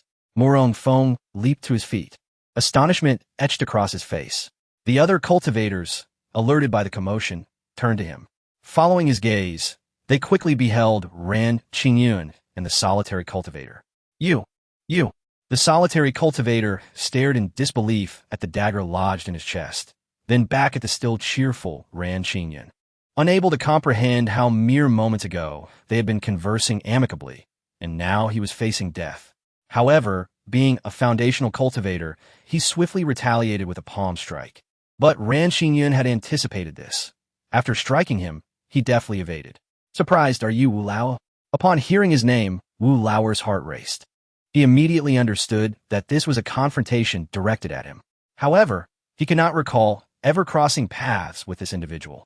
Do not ponder. It is impossible for you to remember me. Our last encounter was 20 years ago when I was merely 6 years old. Ran Qingyun maintained a smile, yet tears streamed down his cheeks. Do you remember the family that sheltered you when you were gravely injured and unconscious 20 years ago? Wu Lao's eyes flickered with disbelief. You're that child? Ran Qingyun tore open his garments, revealing a jagged scar on his chest. Laughing, I was fortunate. My heart is positioned slightly to the right. But I wonder, do you possess such good fortune? Wu Lao staggered, collapsing to the ground. The formidable vitality of a foundational cultivator prevented him from dying immediately, yet the sensation of waning strength was unbearable. You little wretch, you survived. Wu Lao's eyes glinted with malice, resembling a dying wolf. Though near death, he still retained the capacity to strike back. He turned his gaze, contemplating how to lure Ran Qingyun closer, aiming for a decisive strike. However, he heard Ran Qingyun chuckle softly. Don't scheme too much. I won't grant you that chance. As he spoke, Ran Qingyun produced a precious box from his robe. Upon opening it, he revealed 108 gleaming steel needles, each half an inch long, meticulously arranged inside. With a whistle, one needle soared into the air, swaying gently. Upon witnessing this, Wu Lao was enveloped in despair. You haven't even reached foundation establishment, yet you can manipulate objects. Ran Qingyun paid no heed to his words and continued. These 108 needles were crafted specifically for you. Rest assured, I won't waste a single one before you meet your end. Curse brat, Wu Lao could only utter a half-formed curse as a needle, under Ran Qingyun's control, pierced his thigh. Aware that he couldn't simply wait for death, he gritted his teeth against the excruciating pain and lunged at Ran Qingyun. However, his strength had been halved, leaving him at a severe disadvantage. Ran Qingyun did not engage him directly, but instead nimbly evaded, occasionally directing the steel needles to stab Wu Lao, tormenting him like a cat playing with a mouse. Wu Lao emitted cries reminiscent of a slaughtered pig. Clearly, these needles were far from ordinary. Otherwise, a foundation establishment cultivator would not be reduced to such wretched screams. The onlookers immediately branded Ran Qingyun as a sadist. In confrontations among cultivators, whether over treasures or vendettas, the principle is to strike quickly and decisively to prevent any last-ditch retaliation. The notion that villains perish due to excessive chatter is ultimately a tale for storybooks, unless the individual is deranged. Otherwise, who would dare to slowly torture someone in front of so many witnesses, unafraid of unforeseen consequences? Go ahead, kill me. Just do it. Wu Lao's cries grew fainter. At this moment, not a single good piece of flesh remained on him. He longed for a swift demise to escape the agony. Yet, the crowd saw Ran Qingyun maintain his smiling demeanor. I've only pierced you 54 times. There's still half left. I'm sorry, just kill me. I'm a beast. I shouldn't repay kindness with hatred. I'm not human. Please, just end my suffering. Wu Lao pleaded. That one do. I promised not to waste a single one. A man must keep his word. Ran Qingyun replied, unfazed, continuing to insert needles into him one by one. The spectators shivered at the sight of Ran Qingyun's smiling face. Even those among them who were golden core cultivators felt a twinge of apprehension. Their unease stemmed not from his methods, but from the unsettling realization that he seemed to derive pleasure from torturing Wu Lao. When the final needle pierced Wu Lao's brow, he finally fell silent. The crowd, witnessing this, couldn't help but exhale in relief. Once Wu Lao lay dead at Ran Qingyun's hands, the smile on his face finally faded. He turned to glance at Jiang Li, who was seated in the corner, eyes closed in meditation. The cold glint in his gaze sent a shiver through Murong Feng, who stood beside Jiang Li. Ouyang Fian even retreated behind Murong Feng, too frightened to show her face. Murong Feng suddenly recalled something, looking up at the sky in astonishment. He realized that when Wu Lauer died, it had been exactly a quarter of an hour. Instantly, his heart sank further. You should leave quickly. A golden core cultivator spoke up, urging Ran Xinyan. From the brief exchange between the two, they had gleaned the essence of their enmity, a classic tale of a farmer and a snake. Indeed, the prohibitions of the Yangtze must be adhered to by all. However, given the circumstances, it seemed unlikely that the sect would pursue the matter too rigorously. Yet, you cannot enter the secret realm. Ran Xinyan merely chuckled, shaking his head. Thank you, but I must enter that secret realm. Seeing his determination, the cultivator ceased his attempts to dissuade him. Some words are sufficient when spoken once.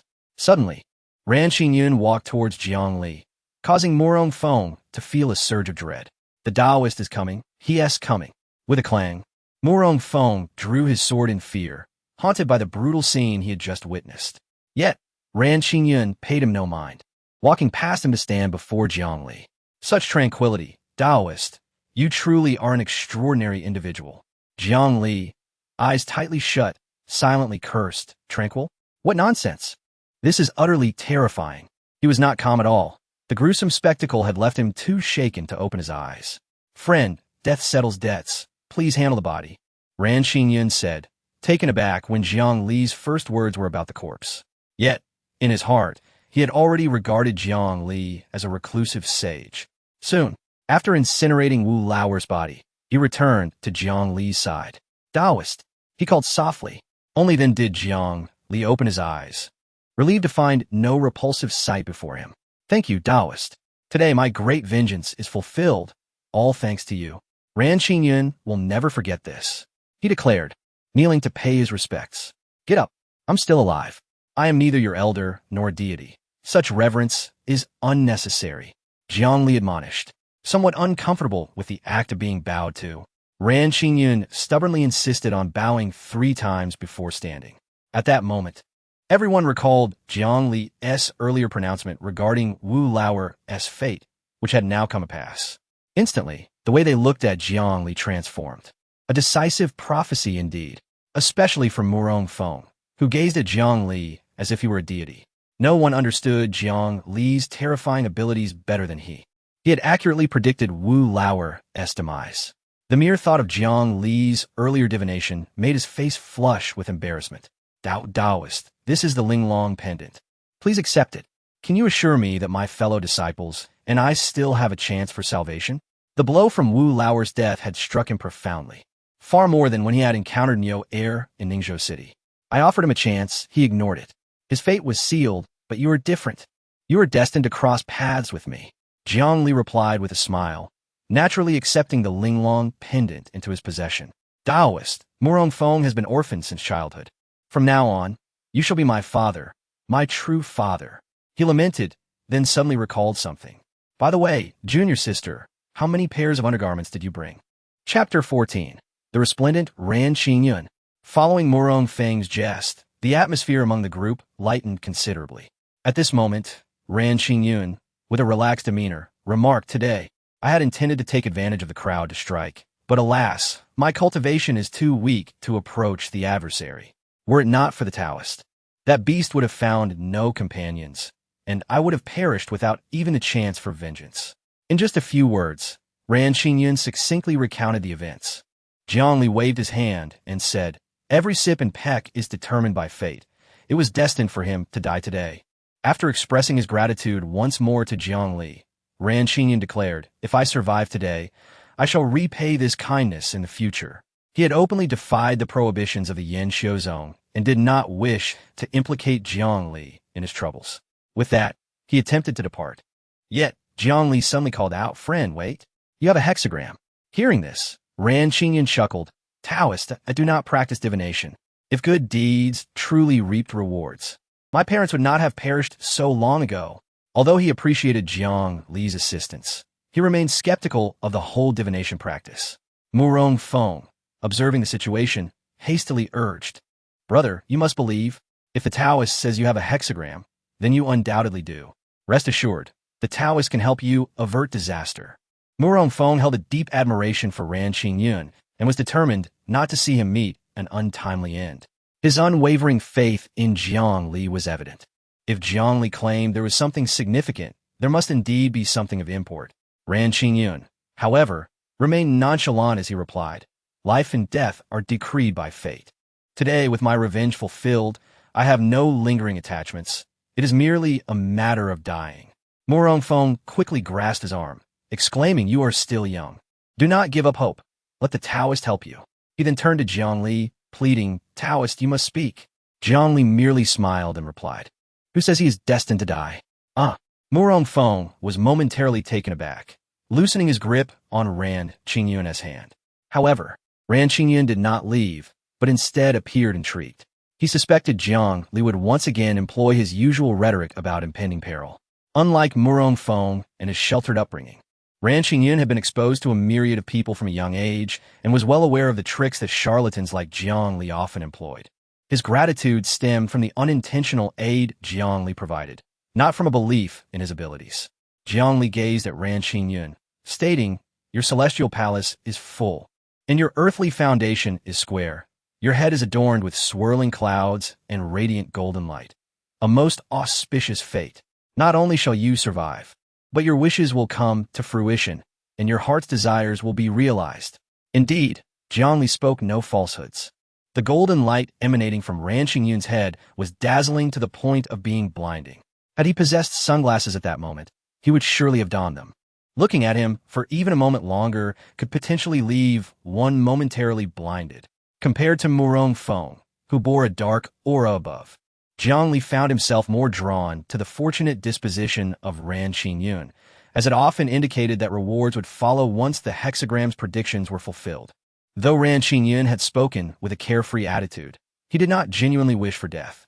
Under normal circumstances, he would have fled at the first sign of trouble for defying the Yin Xiuzong's prohibitions.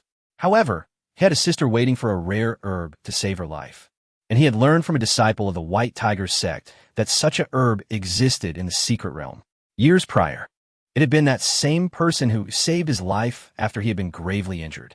For both emotional and moral reasons, he could not turn a blind eye. If Jiang Li were to resort to scare tactics, he would not be swayed.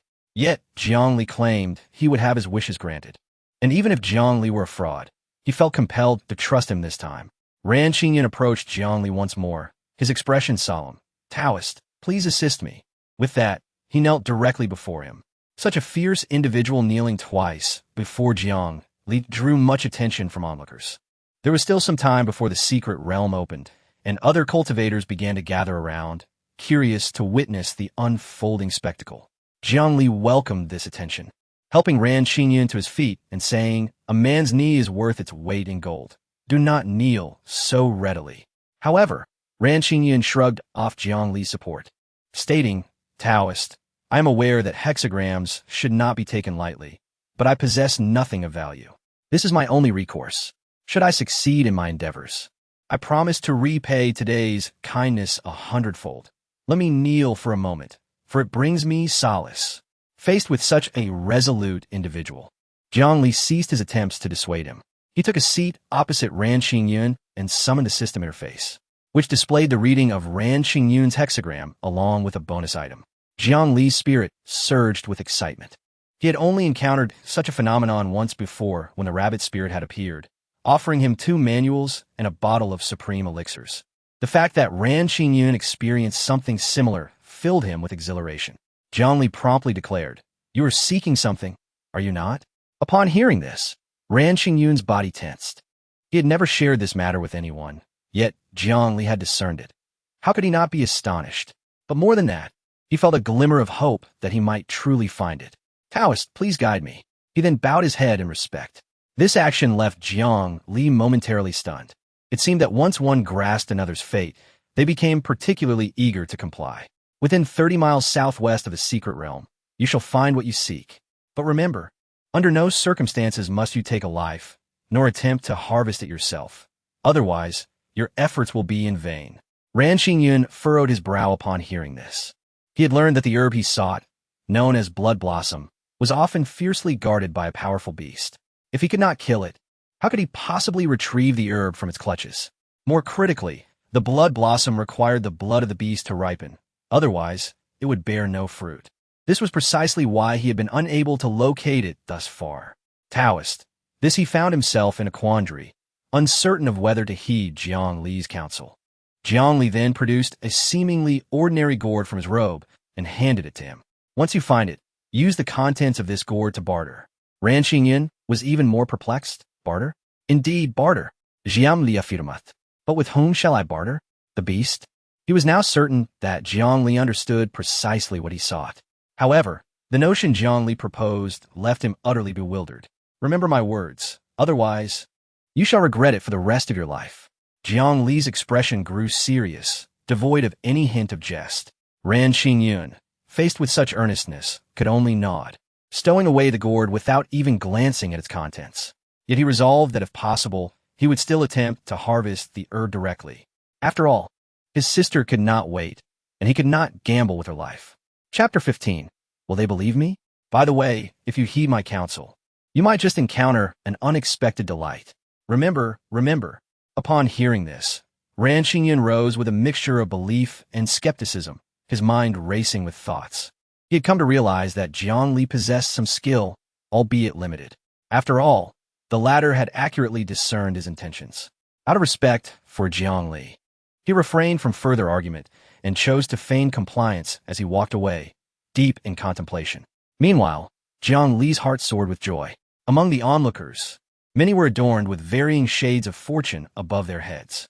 My friend, you are crowned with golden light, enveloped by auspicious clouds. You possess a fortune. With a smile, Jiang Li sought out an individual whose fortune rivaled that of Ran Xingyun. However, as the crowd listened to his monotonous opening lines, laughter erupted. The cultivator called upon by Jiang Li chuckled. Esteemed Daoist, I do not engage in divination.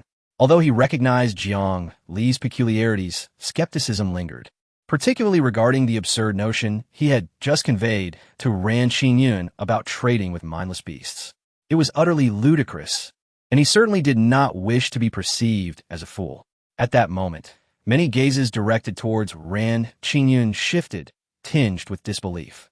My friend, I read fortunes based entirely on fate. It is only because I sense a connection between us that I share my insights. Surely, you do not think I would deceive you for a mere few taels of silver? You underestimate my integrity. Upon hearing this, the cultivator's eyes flickered with inner turmoil. A few taels of silver, after all, could merely be seen as a small investment, especially since Jiang Li had just implied that his luck seemed rather favorable. Just as he hesitated, streaks of light suddenly appeared in the sky. Soon, these lights grew closer, swiftly approaching. The White Tiger sect had arrived. A voice cried out, causing the surrounding cultivators to scatter in haste towards the secret realm's entrance, eager to secure a prime position to be the first to enter. Seeing this, Murong Feng and Ouyang Fian prepared to follow suit, but Jiang Li called out to them, Stop! Have you forgotten my words? At once they halted, recalling Jiang Li's instruction to let them enter last. With anxious glances at the crowd, they ultimately chose to remain behind. But Daoist, our cultivation is limited. We cannot venture too deep. If we enter late, we may miss out on the treasures on the periphery. Murong Feng could not help but exclaim, Jiang Li raturta kuli. Do you value your life or your wealth? Upon hearing this, Murong Feng could only remain silent, standing obediently in place. Jiang Li's mood soured at that moment. The cultivator had been on the brink of seeking his fortune. Yet the arrival of the White Tiger sect had disrupted his business, leaving him frustrated. As the light dissipated, a dozen figures clad in white appeared at the entrance, each adorned with a vividly embroidered tiger on their backs. Oomph! An elderly man with a white beard snorted disdainfully, his overwhelming aura enveloping everyone, unmistakably revealing his advanced cultivation. Whether they were at the Qi refining, foundation establishment, or golden core stage, all present dared not breathe, cautiously observing the members of the White Tiger sect. What a bunch of trash. You may have it easy this time, sneered a young man with a gloomy expression. The surrounding cultivators, cowed by the might of the White Tiger sect, could only swallow their indignation in silence. That old man is one thing, but that little brat is quite arrogant, Jiang Li remarked from a distance. Murong Feng quickly hushed him. Daoist, keep your voice down. That is Gu Linhuan of the White Tiger sect. He has already reached the golden core stage. He harbors a vengeful nature. Be wary lest he holds a grudge against you. Jiang Li scoffed dismissively. What is there to fear? Nevertheless, he lowered his voice. Murong Feng could not help but express his disdain. Your demeanor is indeed rather candid. Daoist. What do you know? This is called assessing the situation. The White Tiger sect, with its grand reputation, has yet to learn its lesson, has it? Suddenly, a cool voice pierced the air. Moments later, another wave of streaks of light surged from afar. As the light faded, a group of beautiful, graceful female cultivators appeared before the crowd.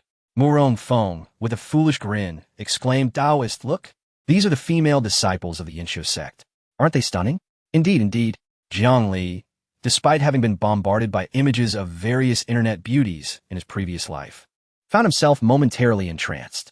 These women, in both demeanor and beauty, were of the highest caliber, especially the one at the center, who was strikingly beautiful beyond compare.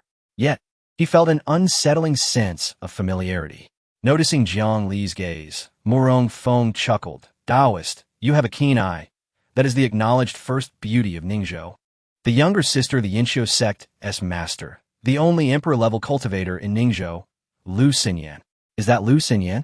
Murong Feng teased. What do you think, Daoist? Are you considering returning to the mundane world? I am a hermit, capable of taking a wife. It is no trouble at all. Jiang Li rubbed instinctively. But why do I feel as though I have seen her before? Daoist, I know you are momentarily enchanted, but this is rather glitch. There are countless suitors lining up for her from here to Zhongzhou. I doubt you will have a chance.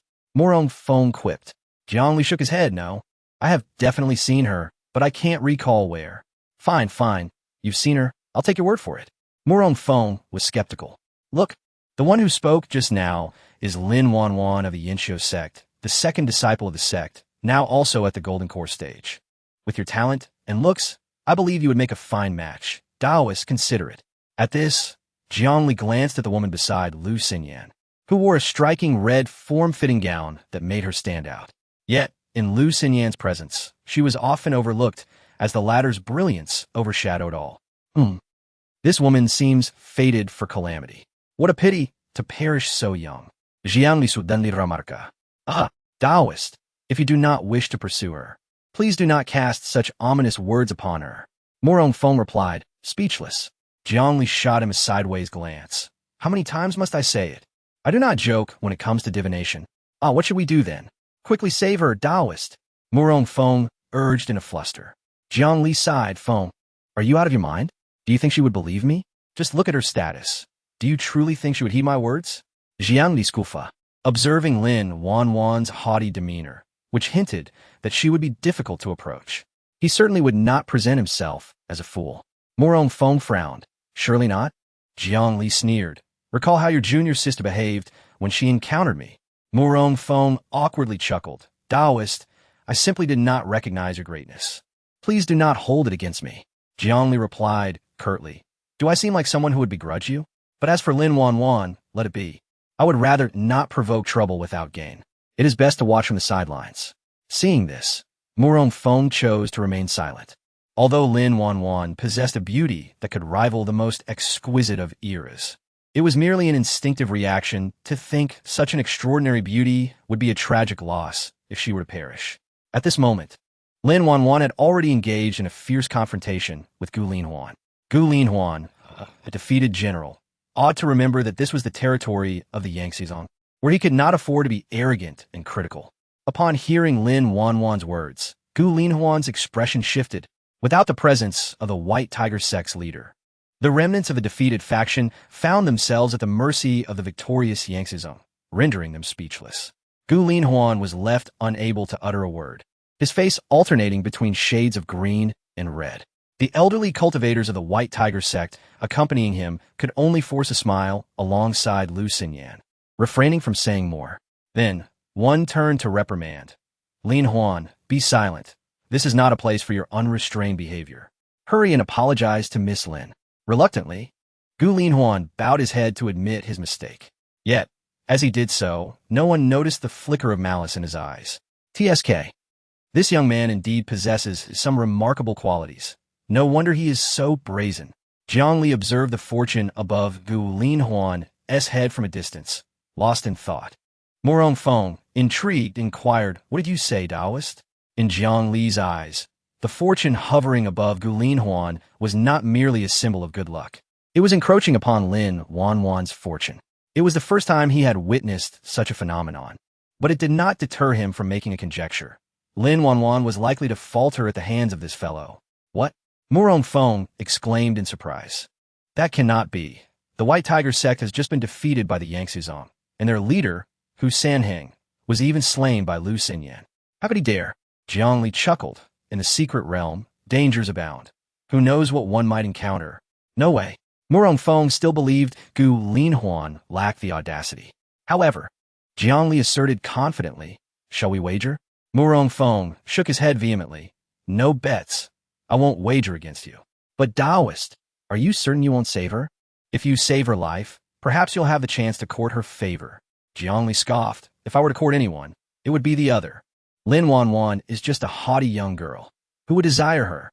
Following Jiang Li's gaze towards Lu Xinyan, Morong Feng gave him a thumbs up. "Daoist, you truly are an exceptional individual.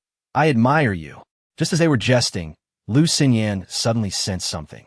She felt a familiar, yet somewhat strange aura amidst the crowd. Frowning slightly, she turned her gaze toward the throng. Soon, she spotted Jiang Li, who was chatting merrily with Morong Feng. "Daoist." Upon seeing Jiang Li, Lu Xinyan's heart leaped with joy. She hadn't anticipated encountering him here. Just as she was about to approach him, she hesitated, sensing the crowd's presence was not conducive. Jiang Li, clearly unaware of her, did not recognize her. Lu Xinyan's beautiful eyes shifted, and she quickly devised a plan. "Wanwan." She communicated telepathically to Lin Wanwan beside her. "Master." Lin Wanwan responded immediately, preparing to turn and look at Lu Xinyan. However, Lu Xinyan continued, "Do not move. Listen to me." Lin Wanwan's heart tightened, believing her master had something crucial to convey. "Do you see the Daoist at the back of the crowd?" Following Lu Xinyan's guidance, Lin Wanwan quickly noticed Jiang Li. Clad in a simple Daoist robe, her heart stirred with surprise. This individual was merely at the 10th level of Qi refinement. Considering his age, he was not particularly young. Among the gathered crowd, he might be deemed talented, but he paled in comparison to her, and even more so against Gu Linhuan. She could not fathom why her esteemed master, renowned throughout Ningzhou, would draw her attention to someone like him. "Master, I see him. What is the issue?" "Once we enter the secret realm, if you encounter him, do not provoke him. Be vigilant. Do not allow him to face any peril." Lin Wanwan was astounded by Lu Xinyan's warning. "Master, She glanced at Jiang Li's youthful and handsome visage, her thoughts racing. If he were to don appropriate attire and groom himself, he could easily pass as a handsome gentleman. Could it be her master was smitten? Lu Xinyan insisted. "Just remember my words. Do not, under any circumstances, provoke him. Do you understand?" Knowing her master's character, Lu Xinyan reiterated her warnings, unaware that her words only reinforced Lin Wanwan's suspicions. "Oh my, I always thought my master had remained single all these years, indifferent to anyone. It turns out she has a penchant for such young men. Each person has their own little quirks, and she resolved to keep this secret for her master." Unbeknownst to Lu Xinyan, who had completely misinterpreted the situation, thoughts of Jiang Li reminded her of the time she almost embarrassed herself in front of the disciples of a Yangsuzong. This fellow had provided her with the elixir. He must have known she would end up in such a predicament, which was truly infuriating. Lost in her thoughts, she recalled the time Jiang Li had read her fortune, holding her hand in a rather intimate manner. At that moment, she believed he was genuinely divining her fate. Now, however, she mused that perhaps he was merely taking advantage of her. As these thoughts crossed her mind, a faint blush crept across Lu Xinyan's cheeks, enhancing her already radiant beauty. Observing her master's flushed face, Lin Wanwan's sparkling eyes widened in disbelief. "No way. Just a glance, and she's like this. Has my master been bewitched or entranced, falling so quickly?" Her curiosity piqued. She scrutinized Jiang Li from head to toe. Apart from his good looks, she could hardly find anything remarkable about him. She simply could not comprehend how this fellow had captured her master's heart. Chapter 17. All from books. Today, the secret realm is unveiled.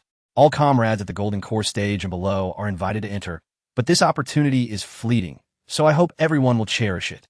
After exchanging thoughts with Lu Xinyan, the elder from the White Tiger sect, who has attained the ascendant stage, officially announced the opening of the secret realm. Upon hearing this, the Ningzhou cultivators could not contain their excitement and erupted in cheers. Gu Linhuan, observing the chaotic crowd before him, could not help but chuckle coldly. Did they truly believe they were being granted access to the secret realm out of goodwill? They were merely being used as cannon fodder. He cast a subtle glance at Lin Wanwan, who appeared lost in thought, his eyes glinting with coldness. He then lowered his head, concealing his true intentions. Soon, the elder from the White Tiger sect activated the secret realm and solemnly handed over the key to Lu Xinyan in front of everyone, signifying that, from this day forth, the secret realm would belong to Yin Xiuzong. After receiving the secret realm, Yin Xiuzong looked at the gathered cultivators and smiled, wishing you all good fortune. With that, they led the way, leaving only the disciples of Yin Xiuzong, headed by Lin Wanwan. The White Tiger sect cultivators followed suit, as Lin Wanwan and Gu Linhuan. The prodigies of their respective sects were the first to enter the secret realm. The other cultivators rushed in eagerly, fearing that they would miss the chance to seize valuable treasures. After waiting for half a day, as per Jiang Li's instructions, Murong Feng could no longer contain himself and said, "Daoist, let's hurry in. When we pass by Senior Lu Xinyan, please do not stare too long." Having an inkling of Jiang Li's temperament, Murong Feng felt compelled to remind him. Jiang Li nodded impatiently. All right. With that, the three made their way toward the entrance of the secret realm. As they passed by Lu Xinyan, the only emperor-level cultivator in Ningzhou, Jiang Li could not resist turning to glance at her. Previously, from a distance, he could not see her clearly, but now, up close, he was utterly captivated by her beauty. He could not help but exclaim inwardly, "Wow, this girl is truly stunning." Simultaneously, he felt an uncanny sense of familiarity, as if he had encountered her before. After a fleeting glance, he dared not look again. Just as he was about to turn away, he was startled to find Lu Xinyan gazing back at him. Their eyes met, and Lu Xinyan's face flushed, instinctively turning her head away. Wow, my charm must be quite potent. This was Jiang Li's final thought before entering the secret realm. Upon seeing Jiang Li enter, Lu Xinyan felt a slight relief. The earlier eye contact had been exceedingly awkward. Did this fellow recognize her? She then frowned slightly, recalling that when she first encountered Jiang Li, he had possessed no cultivation whatsoever. Yet now, he had already reached the 10th level of qi refinement.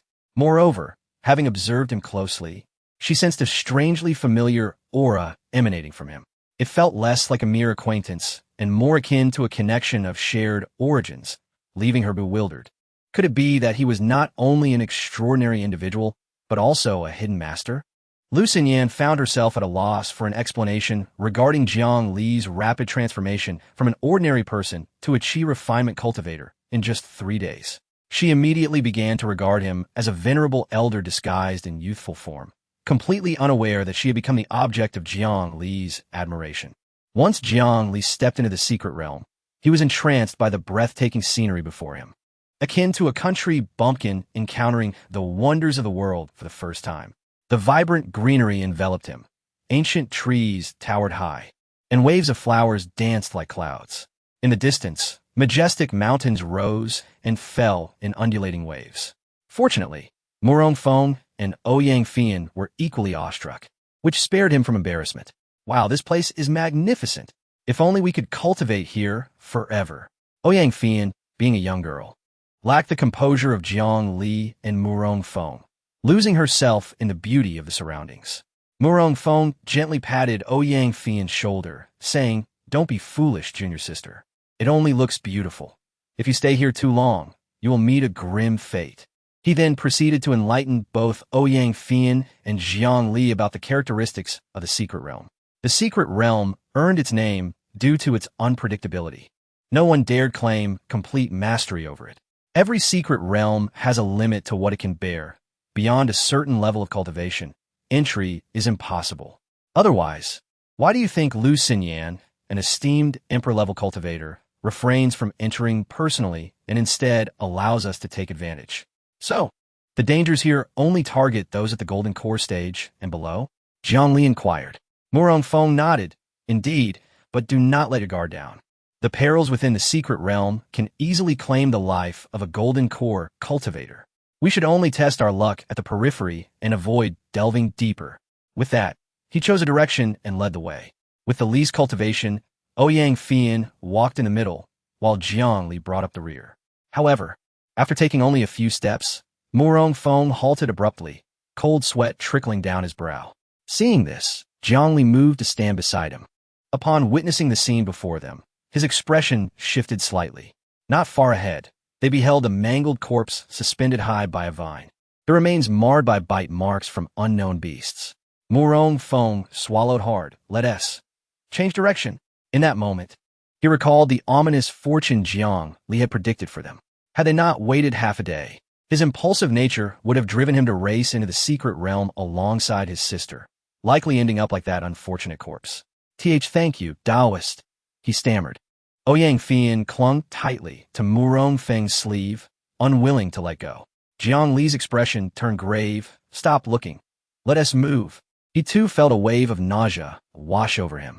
The initial excitement of their entrance had vanished, and no amount of beauty in the secret realm could rekindle their interest.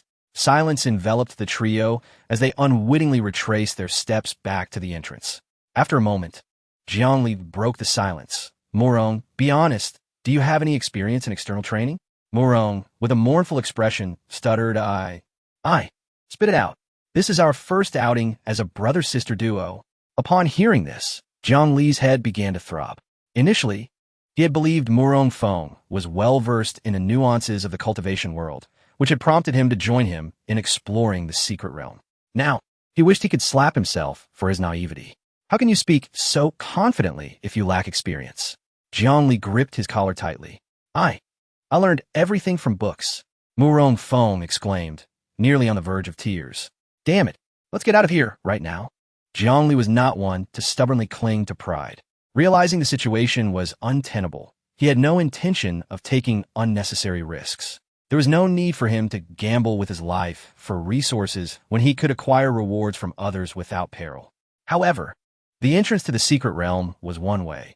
They would be trapped for at least 3 days until someone with the key would unlock the exit. Damn it, you've led us to our doom. Jiang Li cursed. Senior brother, what should we do now? At this moment, Ouyang Fian was utterly petrified by the gruesome corpse she had just witnessed. When Ran Xinyun committed murder, surrounded by fellow cultivators, she was already shaken. Now, with no one around to bolster her courage, Jiang Li felt that even a gust of wind could frighten the girl to death. Before Murong Feng could speak, Jiang Li bluntly remarked, what else can we do but wait here for the door to open? With no other options available, Murong Feng and his companion had no choice but to obediently await Jiang Li's lead. A breeze rustled the leaves, creating a soft rustling sound that immediately sent Murong Feng and Ouyang Fian into a panic. Hey, it's just the wind, Jiang Li snapped irritably. Murong Feng forced a smile, attempting to maintain his composure, but his slightly trembling hands betrayed his own state of distress, not much better than Ouyang Fian's. Jiang Li felt a twinge of frustration. He had intended for Murong Feng to act as a guide and broaden his horizons. Unbeknownst to him, he had unwittingly become the pillar of support for the two. Suddenly, a ferocious roar echoed from afar. Jiang Li turned sharply, on high alert, straining to discern the source of the sound. Another roar followed, this time much closer. Furrowing his brow, Jiang Li declared, this place isn't safe. We can't stay here any longer. We must keep moving and not sit idle. Murong Feng nodded vigorously, finally grasping the situation. Indeed, a key principle of exploring secret realms is to avoid lingering in one spot for too long. Jiang Li shot him a glare. Next time you have something important to mention, do it sooner. Murong Feng, looking timid, replied, I forgot in my fear.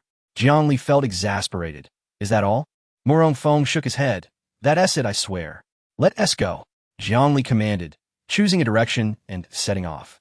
He had little hope left for Murong Feng. Perhaps luck was on his side, or perhaps the stroke of fortune he had received from Neo Air was finally coming into play. The trio walked for quite some time without encountering any danger, gradually easing their earlier tension. Daoist, look over there. Murong Feng suddenly exclaimed with delight. Jiang Li turned toward the direction he pointed and beheld a solitary purple flower growing on a low cliff. It's a xylem flower, Purple, 6 petals, 3 leaves, undoubtedly a Xiling flower. He exclaimed, ready to rush towards it. Jiang Li seized him, saying, "Have you forgotten the fate of the person before? Your bad luck hasn't dissipated yet." Upon hearing this, Morong Feng shuddered and forced a smile at Jiang Li. "What is the significance of this flower?" he inquired eagerly. "This is a crucial ingredient for refining the first grade gathering yuan pill. Even if one doesn't plan to refine it themselves, it can be exchanged for quite a few valuable items." Morong Feng's eyes sparkled with excitement. A first grade gathering yuan pill? Jiang Li recalled the pill he had consumed earlier, the 5-grade gathering yuan pill. "What purpose does the first grade serve?" he asked directly. Morong Feng's expression turned fervent. "This pill contains an immensely rich spiritual power, capable of directly enhancing a cultivator's abilities with no side effects, saving considerable time in cultivation." "Ah, I see," Jiang Li thought to himself, realizing why consuming a 5-grade gathering yuan pill had propelled him to the 10th level of qi refining. Indeed, the 5-grade was significantly superior to the 1st grade. However, no one would be foolish enough to consume it directly. Morong Feng abruptly shifted his tone. Jiang Li, perplexed, asked, "Why not? This pill is quite precious. Gathering the ingredients for its refinement is exceedingly difficult. Even if you manage to collect them, finding an alchemist capable of refining it is rare.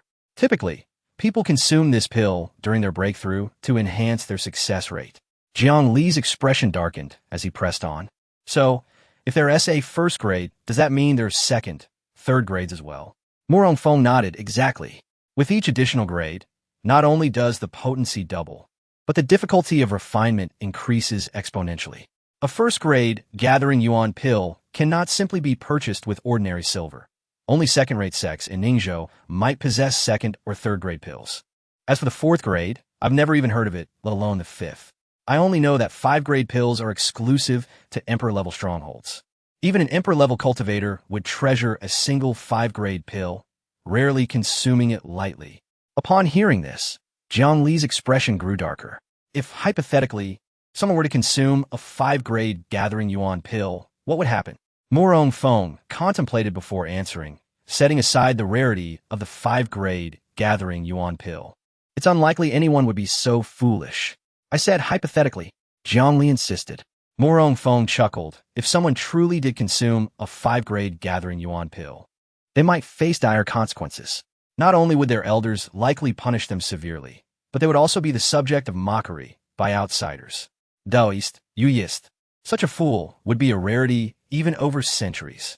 After a chuckle, he suddenly noticed Jiang Li's disconcerted demeanor. "Cough, Daoist. You didn't consume a 5-grade gathering yuan pill, did you?"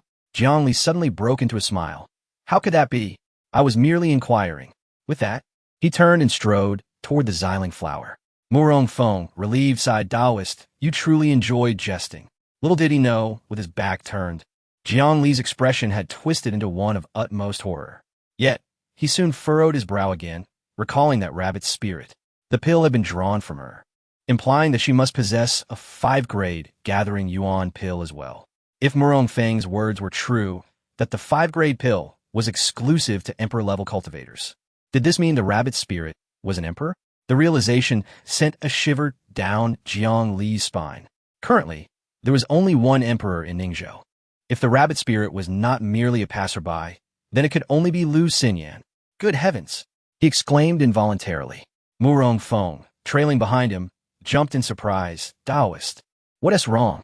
Jiang Li ignored him, lost in thought about the familiar sensation he felt when looking at Lu Xinyan, and their exchanged glances before entering the secret realm. All of this confirmed that the rabbit spirit was indeed Lu Xinyan, who had recognized him long ago. The thought of having once held her hand in a moment of intimacy left Jiang Li feeling as though his future was shrouded in darkness. Had he just offended an empress? Curse it! Had he known, he would have directly checked her bones instead of reading her palm. Chapter 19. The Silver-Striped Python.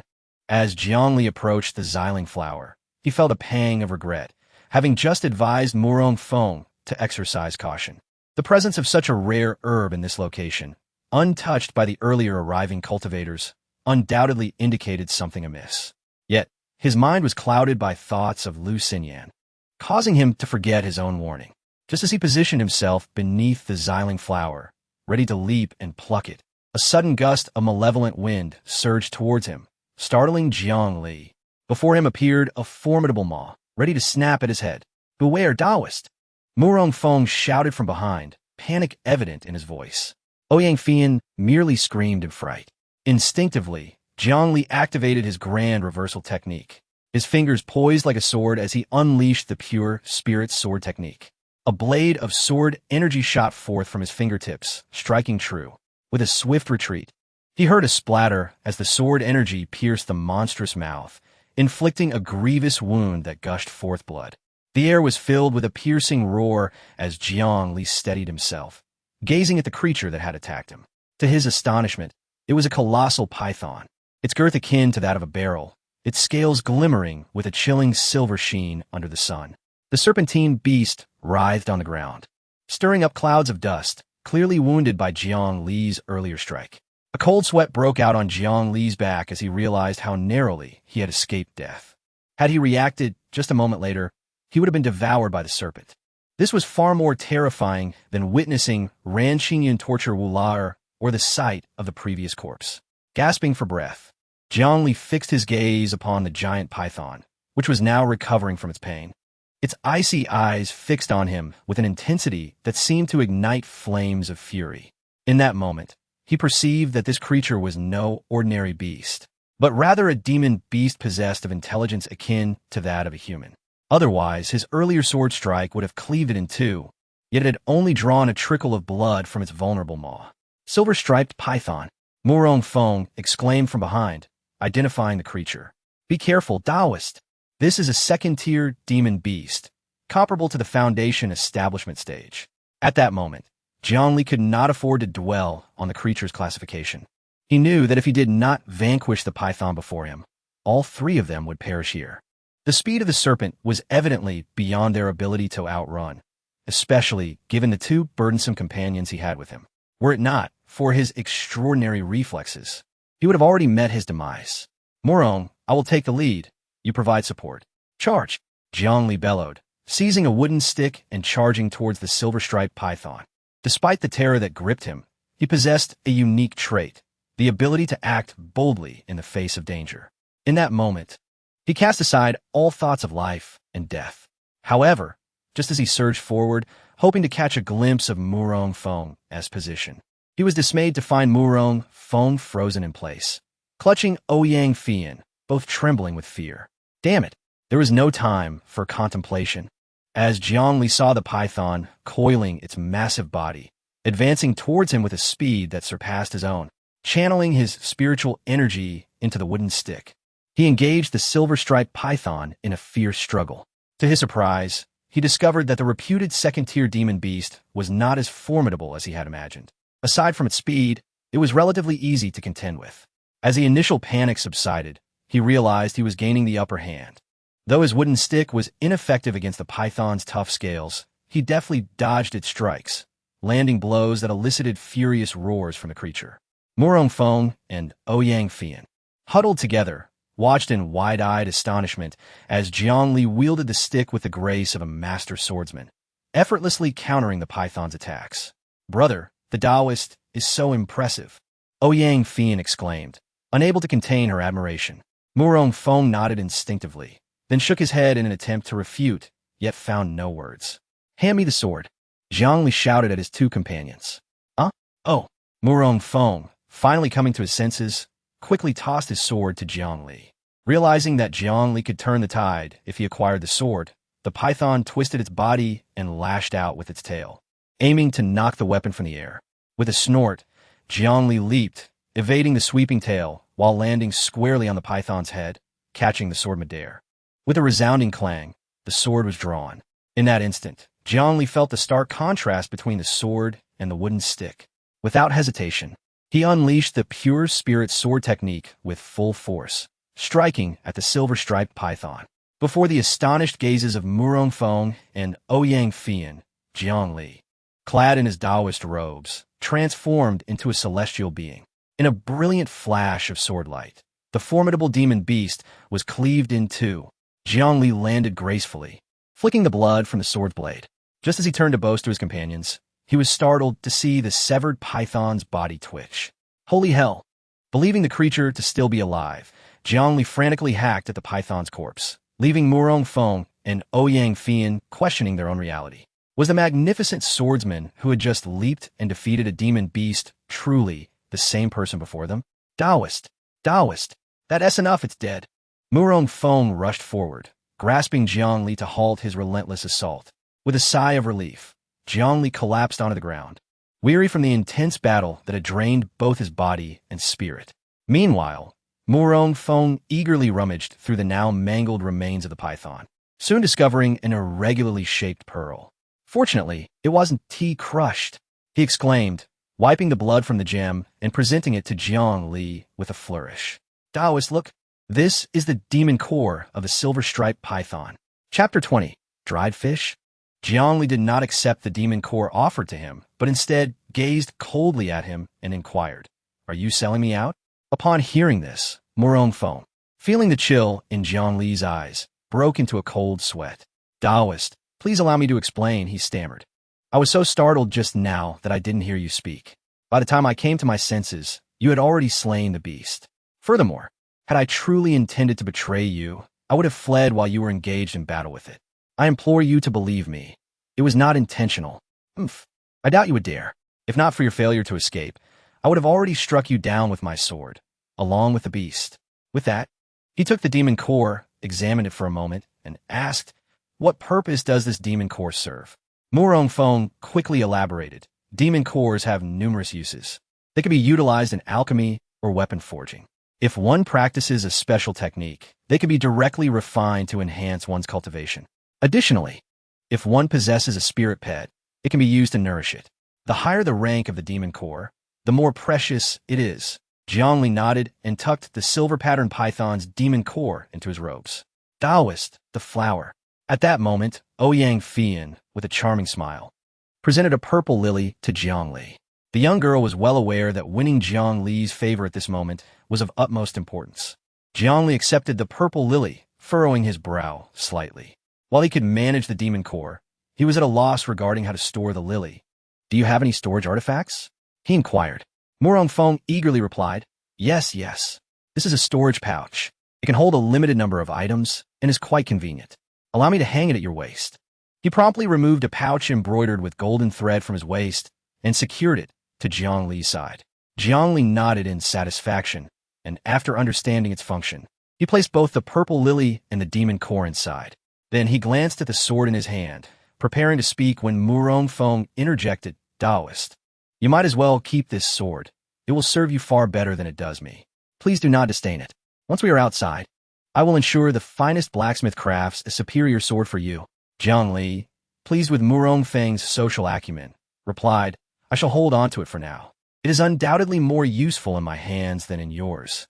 He then placed it into the storage pouch as well. Concerned that the stench of the python's blood might attract other dangers, the trio decided to leave after a brief rest. They dared not venture too deeply, merely wandering around the periphery of the secret realm for a day. As night fell, perhaps due to Jiang Li's fortunate streak, they fortuitously discovered a dry cave, bringing them immense joy.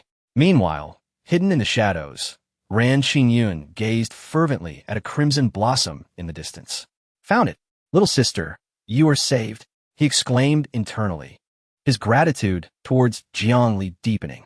Had it not been for Jiang Li's guidance to search in the southwest, he would not have found the blood flower so swiftly.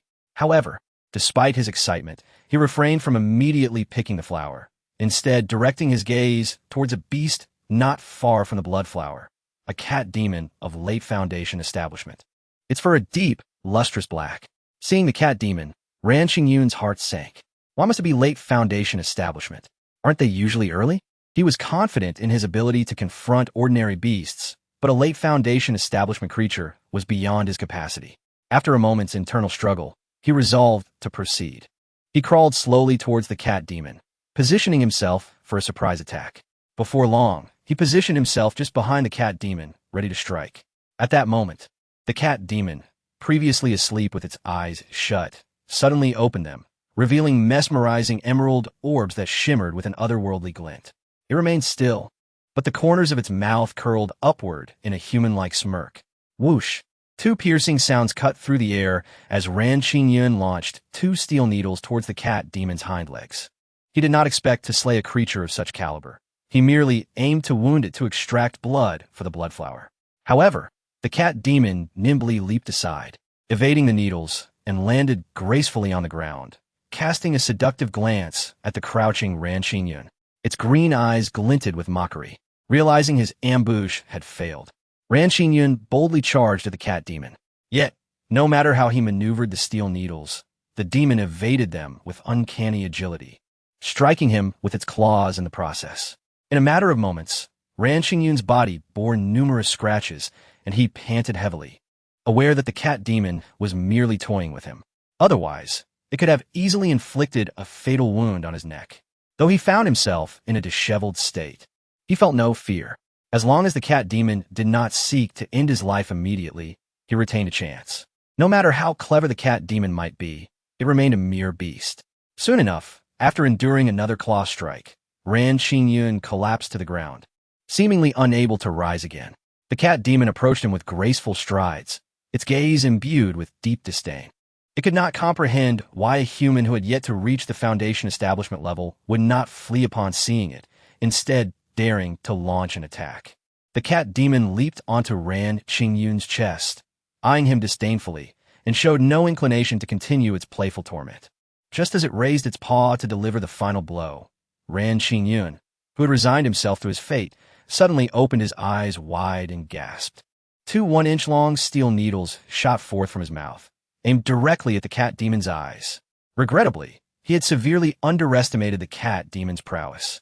What he believed to be a guaranteed hit missed once more, as the cat demon executed a backflip to avoid the attack. This time, however, he had thoroughly irritated the creature. The cat demon, brandishing its sharp claws, struck him hard across the face. Ran Qingyun barely had time to raise his arms to shield his head before he felt an immense force slam into his arms. Then, the diminutive cat demon sent him flying with a single swipe. After rolling several times on the ground, he managed to regain his footing, although his entire body felt as if every bone had been shattered. "Oh no, I have overestimated myself," he thought, gazing at the grinning cat demon as it approached him slowly, despair washing over him. "Am I to perish here today?" In that moment, he recalled Jiang Li's warning, "Above all, do not take a life." He chuckled bitterly, realizing it was futile to advise himself, better to counsel the cat demon. Suddenly, he remembered the gourd Jiang Li had given him, unaware of its contents. He quickly fished it out and opened it.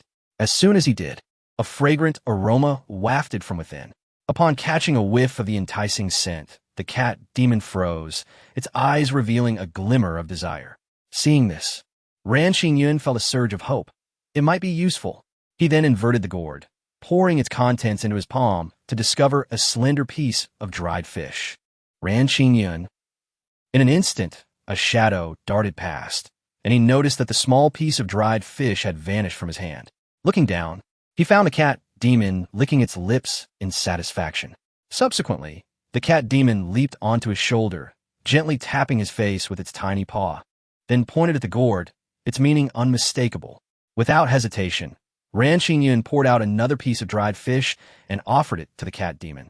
The cat demon, unceremoniously, began to feast voraciously. Before long, the little fish snacks in the gourd had been devoured entirely. Sated, the cat demon languidly stretched on his shoulder and then leaped down, heading towards the blood blossom. After taking a few steps, it turned back and meowed at Ran Qingyun, signaling him to follow. A bit dazed, Ran Qingyun complied and arrived before the blood blossom. "Meow, meow." The cat demon pointed at the blood blossom with its paw, then gestured towards the gourd in Ran Qingyun's hand. "Are you suggesting that I exchange the fish snacks?" The cat demon shook its head. "Meow. Ah, do you mean this is a reward?" Ran Qingyun was bewildered again. This time, the cat demon nodded. Suddenly, Ran Qingyun saw the cat demon raise its hind leg and swipe at the blood blossom. "Hey, wait!" he exclaimed, but it was too late. In the next moment, something unexpected occurred. The blood blossom suddenly erupted with a crimson glow, extraordinarily enchanting. It appeared far more exquisite than the blood blossom he had inquired about, seemingly even more potent.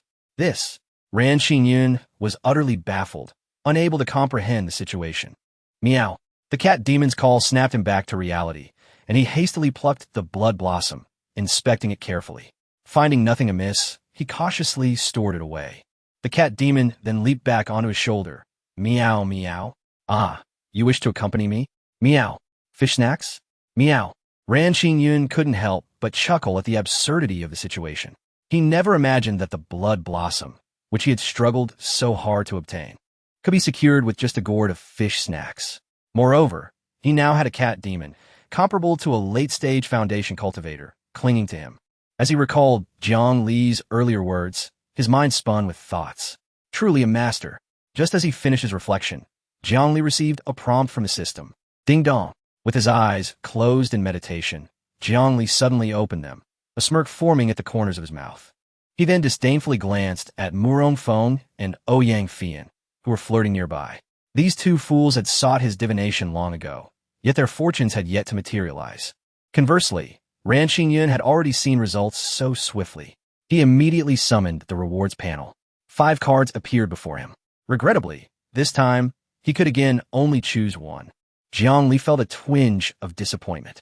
Reflecting on it, he speculated that Lu Xinyan's ability to choose 3 rewards might be linked to her cultivation level. Habitually, he selected the card in the center.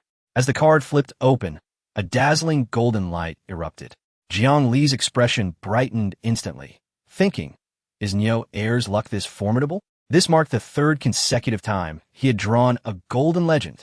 The odds were so favorable that he wondered if he had stumbled upon some hidden fortune. With excitement, he examined the card once the golden light faded. It depicted a human head with the words talent inscribed at the bottom. The card then transformed into a beam of golden light, merging into his forehead. Jiang Li immediately understood the nature of this reward. It was indeed Ran Xingyun's cultivation talent. Generally, cultivators could only manipulate objects after reaching the foundation stage. However, due to his unique talent, Ran Xingyun could wield objects in combat, even at the 8th level of qi refining. Yet, he could only control small steel needles. Jiang Li's heart stirred. He summoned Murong Feng's long sword from his storage bag, effortlessly manipulating it to fly around him, as if it were an extension of his body. The Qingling sword technique included a section on sword manipulation. Having already mastered it, Jiang Li faced no difficulties in commanding the flying sword. He had long realized that the rewards he drew, besides physical items, would manifest stronger effects when applied to him than they would on the original recipients. Indeed, the power of his swordsmanship at that moment was far beyond that of Ran Xingyun's rudimentary attempts. Suddenly witnessing his sword soaring around Jiang Li, Murong Feng was taken aback. Daoist, you can actually control a sword, he exclaimed, his eyes wide with disbelief. Jiang Li responded nonchalantly. Is there a problem? After swallowing hard, Murong Feng stammered, but you are still at the qi refining stage. So can Ran Xingyun, Jiang Li retorted. Murong Feng hesitated, wanting to point out that Ran Xingyun's manipulation involved mere steel needles, which weighed only a few ounces. Yet here was Jiang Li, commanding a long sword weighing 3 to 4 pounds. Was there any comparison? Surely, Ran Xingyun would wield a sword if he could, but he simply lacked the capability. In the eyes of many, Ran Xingyun was already considered exceptionally gifted. What then could be said of Jiang Li? A prodigy? Even Lin Wanwan and Gu Linhuan, the most recognized geniuses of Ningzhou, had not reached the stage of object manipulation during their qi refining period. What, just because he can, I cannot? Jiang Li skufa, regarding Murong Feng with disdain. He then directed the long sword towards the stone wall inside the cave. With a clang, the sword sang as it transformed into a streak of light, piercing the stone wall and leaving behind a dark hole. With a crash, the sword erupted from the other side, precisely returning to its sheath, now safely stored in Jiang Li's storage bag. He surveyed the large and small holes in the wall, nodding in satisfaction. The power is decent. Murong Feng squinted at him, looking as if he wanted to strike him. Decent? Such speed and power, among foundation cultivators who had yet to manifest their protective aura, was utterly unparalleled. At that moment, Murong Feng felt deeply wounded. Before departing the mountain gate, he had been a most talented disciple of his sect, proud and untouchable. While he acknowledged the existence of greater talents, he had been content with his accomplishments. A 23-year-old at the 7th level of Qi refining had surpassed 99% of people, which was enough to take pride in. Yet, upon encountering Jiang Li, he was struck down. A 20-year-old at the 10th level of Qi refining, lacking a master-esque guidance. If that were all, he could have accepted it. After all, such prodigies occasionally appeared in top-tier sects, some even stronger. But to manipulate a sword at the Qi refining stage was utterly despairing. Daoist, is there a secret? I'm begging you, please tell me. Murong Feng implored, his eyes filled with longing. Jiang Li feigned melancholy, adopting a lofty demeanor. Perhaps. This is simply talent. Chapter 22. The Transfer of Smiles. Ah, my friend, you are afflicted by a calamity of blood. Jiang Li gazed solemnly at the pale-faced cultivator of the foundation establishment stage, who lay on the ground. If you could press firmly on my wound, perhaps I might yet be saved. Otherwise, before I face my blood calamity, my lifeblood will have already drained away. The injured cultivator weakly uttered. He had intended to hurl curses, but the recollection of the monstrous beast that had mercilessly torn his companions to shreds, only to be pierced by Jiang Li's sword, silenced his words, forcing them back down his throat. Oh, my apologies, Jiang Li exclaimed, pulling Mu Rongfeng over and pressing his hand against the injured man's wound. He then inquired, friend, do you require my assistance to dispel this calamity? The wounded cultivator replied, I need it, please save me. Hearing this, Jiang Li solemnly declared, fear not. My friend, I shall not abandon you. The man's fortune was so dire that it was almost laughable. Jiang Li promptly produced a basic healing pill bestowed by the system from his robe and placed it in the injured man's mouth, pulling him back from the brink of death. Beep! The notification of a reward echoed, and a smile crept upon Jiang Li's lips. Without a second thought for the man's consent, he searched the injured cultivator's belongings and pocketed some silver. This shall serve as compensation for the fortune-telling. If you have no objections? The injured man, witnessing this, forced a smile and replied, of course, of course. At this moment, Jiang Li was not the same person he once was. His attitude toward worldly riches had shifted significantly. Take good care of him and ensure he does not perish. After issuing this command to Mu Rongfeng, Jiang Li eagerly withdrew to a corner to claim his reward. As expected, he was presented with another 5-option selection. Following his usual practice, he chose the middle reward once more. A flash of modest golden light revealed a card depicting a figure seated in meditation, seemingly cultivating, with the inscription of 30 years beneath it. The card then transformed into a beam of golden light that entered his brow. In that instant, he realized that the reward he had drawn was, astonishingly, cultivation, a gift of 30 years of experience. In an instant, he felt the spiritual energy in his dantian rapidly condensing, coalescing like a cloud into countless droplets. Spiritual energy liquefying. Have I achieved foundation establishment? Jiang Li raised an eyebrow in surprise at the simplicity of the process.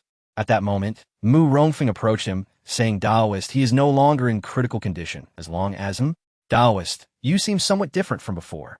Jiang Li chuckled. I had a moment of inspiration and achieved a minor breakthrough. He then revealed his newfound cultivation level. You, Mu Rongfeng stammered, unable to form a coherent sentence. How could you have achieved foundation establishment? How could you have achieved foundation establishment? This question echoed repeatedly from Mu Rongfeng's lips, and Jiang Li found it to be an exquisite delight to hear. His confidence soared to unprecedented heights, and he gained a clearer understanding of his own prowess. The Great Return technique was undoubtedly a supreme method. The Clear Spirit Sword technique was equally formidable. After several days of observation, he realized that Mu Rongfeng's technique paled in comparison to the Great Return technique. During his cultivation at the Qi refinement 10th level, he had already been able to slay second-tier beasts comparable to the foundation establishment stage using the sword techniques within the Clear Spirit Sword technique. Now, he felt confident that he could contend with beasts of the early Golden Core stage.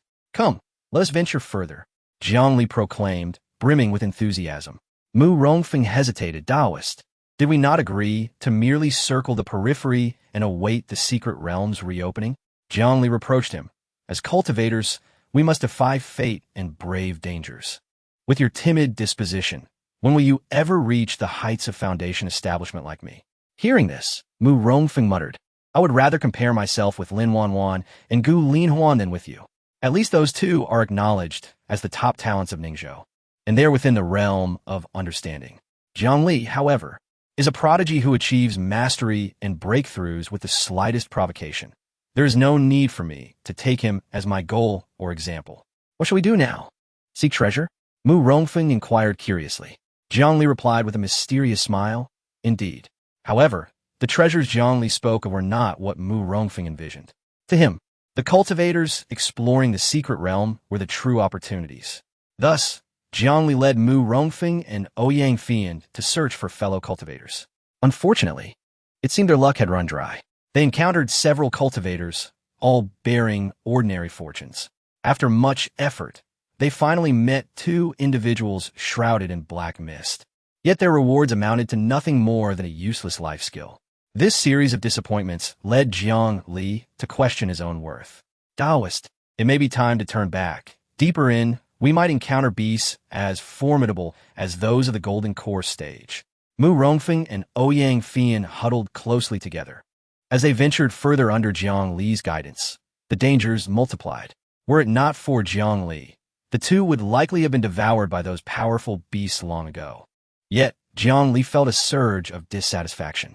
The congregation of cultivators was a rare occurrence, and within this secret realm, teeming with potential dangers and opportunities, he could not simply abandon such a fortuitous chance. Though his luck had temporarily waned, in just 2 days he had encountered more individuals with golden luck or black misfortune than he had an entire month back in Dingzhou. Let's press deeper. If we find no rewards, we shall return.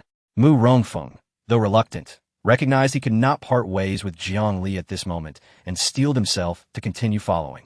As they traversed the path, they began to encounter more corpses, both of cultivators and beasts. The sheer number made even Jiang Li hesitate. He observed that many of the cultivators did not appear to have fallen victim to beasts, but rather were slain by other humans. Clearly, as they delved deeper, the frequency of murder and treasure acquisition escalated. However, Jiang Li felt a sense of determination. Soon enough, they entered an area where third-tier beasts, akin to those of the Golden Core stage, roamed. Yet, Jiang Li still found no significant gains.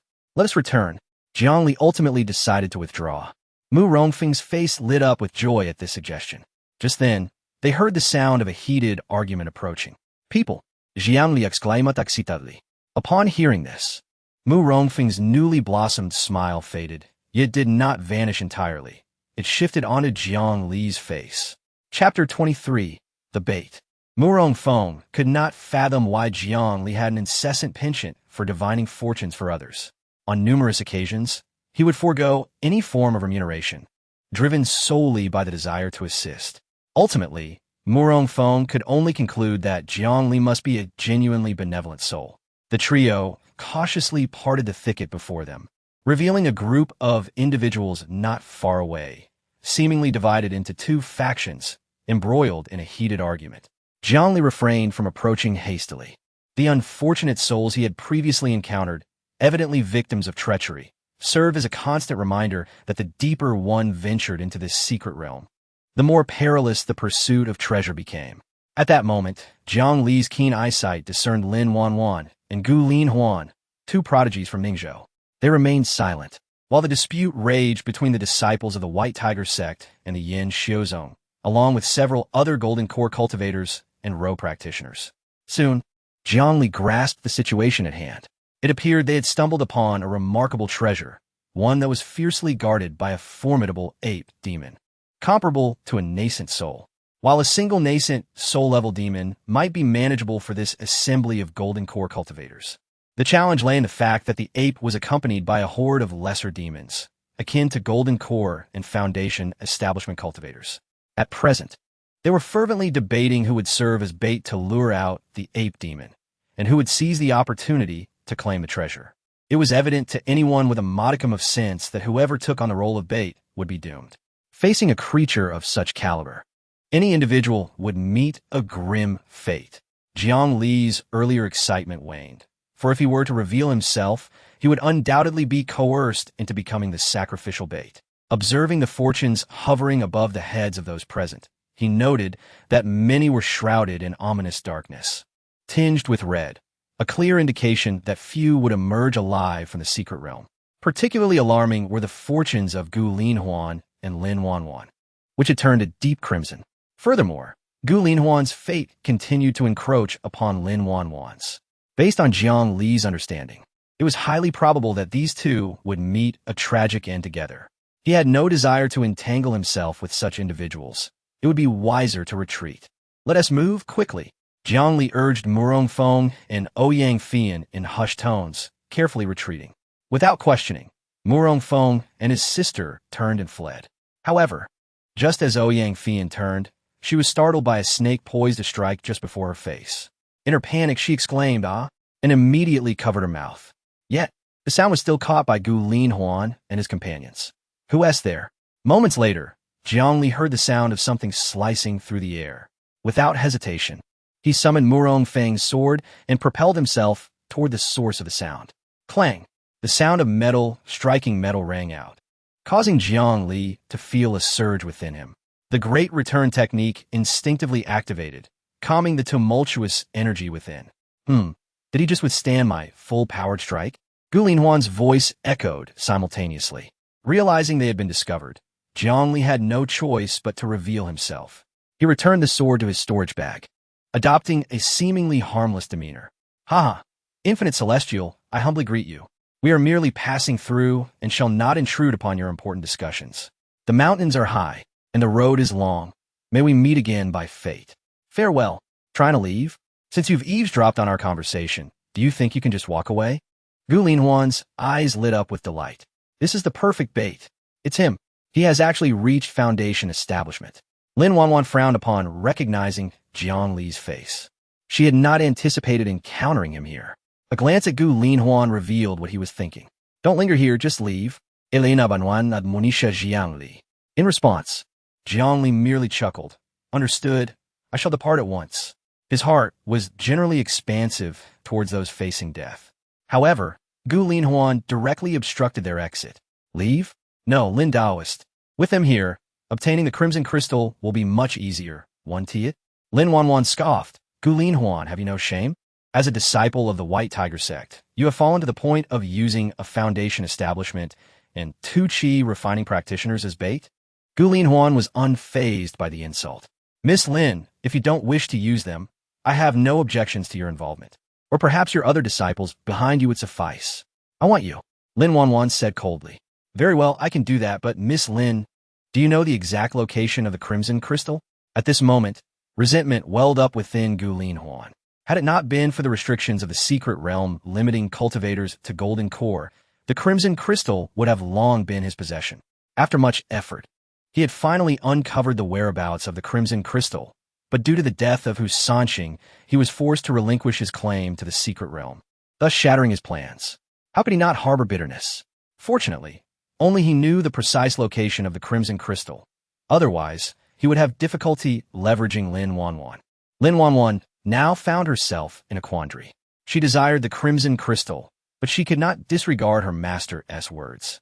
Subsequently, her gaze fell upon Murong Feng and Ouyang Fian. "You two stay. You may leave." Lin Wanwan pointed at Jiang Li, signaling for him to depart. Upon hearing this, Murong Feng and Ouyang Fian felt a chill run down their spines, trembling in terror. Being thrust into the role of bait to lure a creature akin to a nascent soul demon was akin to inviting death. "Daoist, save me," Murong Feng implored Jiang Li. At this moment, Jiang Li felt a conflict within himself. He had essentially dragged Murong Feng into this predicament, and he could not bring himself to abandon them.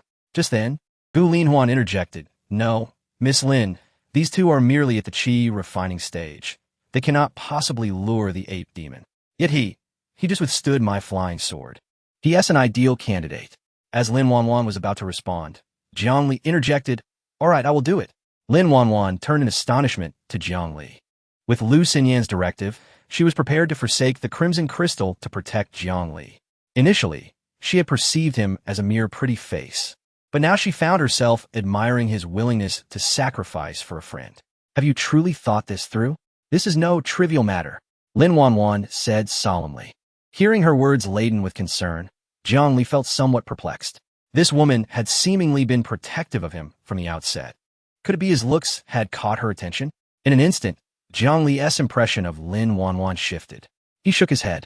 Not a problem. His feelings toward Murong Feng and Ouyang Fian were not as profound as they might appear. Rather, he had noticed their fortunes had shifted to a dark crimson hue. It was evident that the omen was about to manifest. He believed that by adhering to the signs, he would emerge unscathed. Rather than confidence in himself, it was confidence in his divination that reassured him. Chapter 24. A rhetorical question. Daoist, you have been exceedingly kind to us, your disciples, from now on. You shall be our reborn parents. Murong Feng exclaimed, nearly brought to tears by the sentiment. Indeed, Daoist, you are like a father to us. Ouyang Fian, completely overwhelmed by Jiang Li's kindness, echoed the sentiment. Murong Feng cast a cold glance at Ouyang Fian, his eyes clearly conveying the message. Dear junior sister, I was merely jesting. Why take it so seriously?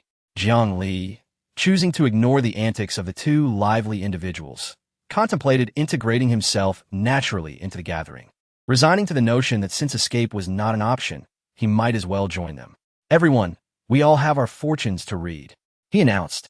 Aside from Gu Linhuan and Lin Wanwan, the two later prodigies and their fellow disciples, the remaining loose cultivators had witnessed the grim fate of Wu Lauer after Jiang Li had divined his fortunes. They held a degree of respect for Jiang Li, despite the fact that he had been forced into the role of bait. They greeted him amicably, approaching him with smiles. Daoist, we greet you. Daoist, would you kindly help us discern our fortunes? Daoist, what a surprise to encounter you here. Could you predict our chances of success this time? Observing the courtesy extended by the loose cultivators and the golden core disciples from the minor sects, Gu Linhuan could not contain her laughter. Fortune-telling? Assessing fortunes? Him? Huh. What a joke. If he truly had the ability, why didn't he check his own fortunes before setting out? An awkward silence enveloped the crowd, recalling how they had witnessed Wu Lauer perish before their eyes. They understood, well, that while some things should not be believed entirely, they could not dismiss them either. Jiang Li, however, chuckled lightly. I am but a humble country Daoist, unworthy of attention. As the saying goes, one may divine the fates of others, but not their own. I must confess, I neglected to consult the almanac before my journey. Yet, I have no fears for my life. However, dear friend, you seem shrouded in dark omens. Bloodshed looming above you. It appears you may be in grave danger. Who is this wild Daoist, daring to act so brazenly? Upon hearing Jiang Li's audacious words directed at Gu Linhuan, a disciple from the White Tiger sect shouted sternly, with some even drawing their swords in haste. Gu Linhuan's expression darkened as she remarked, if it weren't for your impending role as bait, I would have struck you down right now. At this moment, Lin Wanwan, standing nearby, remarked softly, the White Tiger sect certainly exudes great authority. The disciples of the White Tiger sect, upon hearing Lin Wanwan's words, did not dare to counter her, their expressions betraying their discomfort. After Lin Wanwan spoke, she attempted to console Jiang Li, but unexpectedly, he interjected, Miss Lin, I fear you may also bear ill omens. Upon hearing this, the disciples of the White Tiger sect stifled their laughter. They had witnessed many foolish acts, but this was something else entirely. A female disciple from Yangtze Yuzhong scolded, you insolent fool. My senior sister speaks on your behalf, and yet you curse her? Gu Linhuan laughed heartily, Miss Lin. It seems he is utterly ungrateful. How amusing that the esteemed Lin Wanwan of Yangtze Yuzhong has offered her kindness, only to have it thrown back at her. Lin Wanwan's countenance soured at this jest. Jiang Li's words were indeed rather ungracious, with every utterance laden with ominous foretelling. Frustrated, she retorted, fool, can you not discern friend from foe? The surrounding loose cultivators urged, Daoist, please speak some auspicious words. Do not provoke Miss Lin. Yes, Daoist, we know you possess true abilities, but some things are better left unsaid. Be wary of your words. Jiang Li smiled, acknowledging their advice, and humbly admitted, I apologize. It seems I spoke without thought. Please take my words as a jest. Realizing the situation, and recalling Lu Xinyan's counsel, Lin Wanwan could only suppress her anger and turn her head away, with Jiang Li and the Murong siblings serving as bait. The countenance of the golden core cultivators brightened considerably, especially among the loose cultivators. Without Jiang Li, the bait would likely have been chosen from among them. Though the beast they faced was formidable, comparable to the nascent soul stage, it was naturally hindered by poor eyesight. We shall act under the cover of night. After finalizing the details of their operation and assigning tasks, Gu Linhuan set the time for action. The group readily acquiesced, gathering together as they awaited nightfall.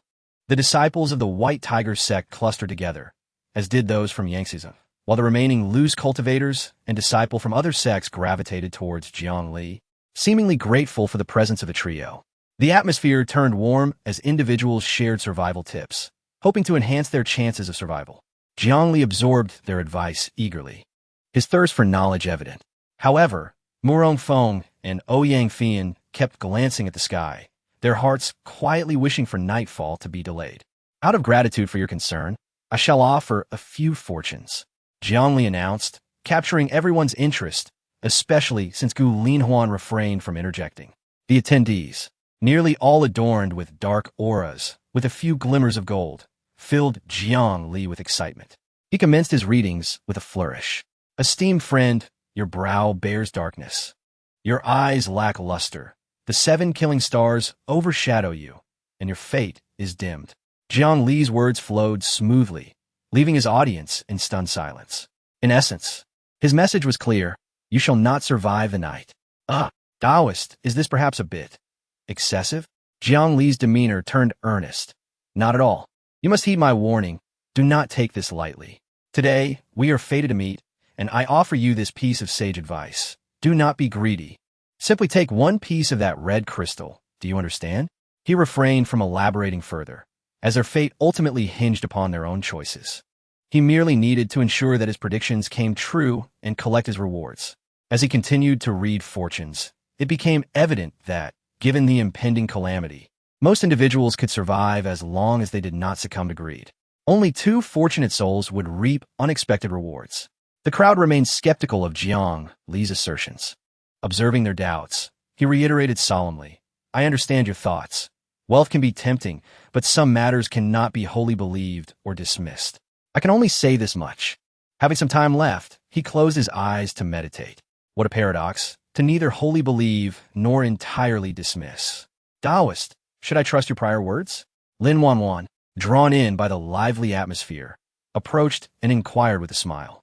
Jiang Li opened his eyes to meet her gaze, beaming as he replied, Miss Lin, as the saying goes, bitter medicine is good for the patient, and loyal words are often hard to hear. Do you truly think I would be so foolish as to disregard your goodwill? Taken aback by Jiang Li's retort, Lin Wanwan paused. Deep in thought. Chapter 25. Look at your lifeline. Suddenly, Lin Wanwan felt a mysterious aura emanating from Jiang Li. She found herself unable to fully comprehend him. Initially, she had thought he was merely a pretty face who had somehow captured Lu Xinyan's attention. However, it now seemed that he possessed certain unique qualities. The fact that he had not abandoned Murong Feng and Ouyang Fian revealed that he was not a heartless individual. In response to Jiang Li's probing question, Lin Wanwan decided, for Lu Xinyan's sake, to hear what he had to say. She acknowledged her earlier impulsiveness and humbly requested his guidance. Jiang Li chuckled and replied, I cannot claim to impart wisdom, for I possess only this one skill of fortune-telling. A monk's compassion cannot bear to witness others in distress without offering assistance.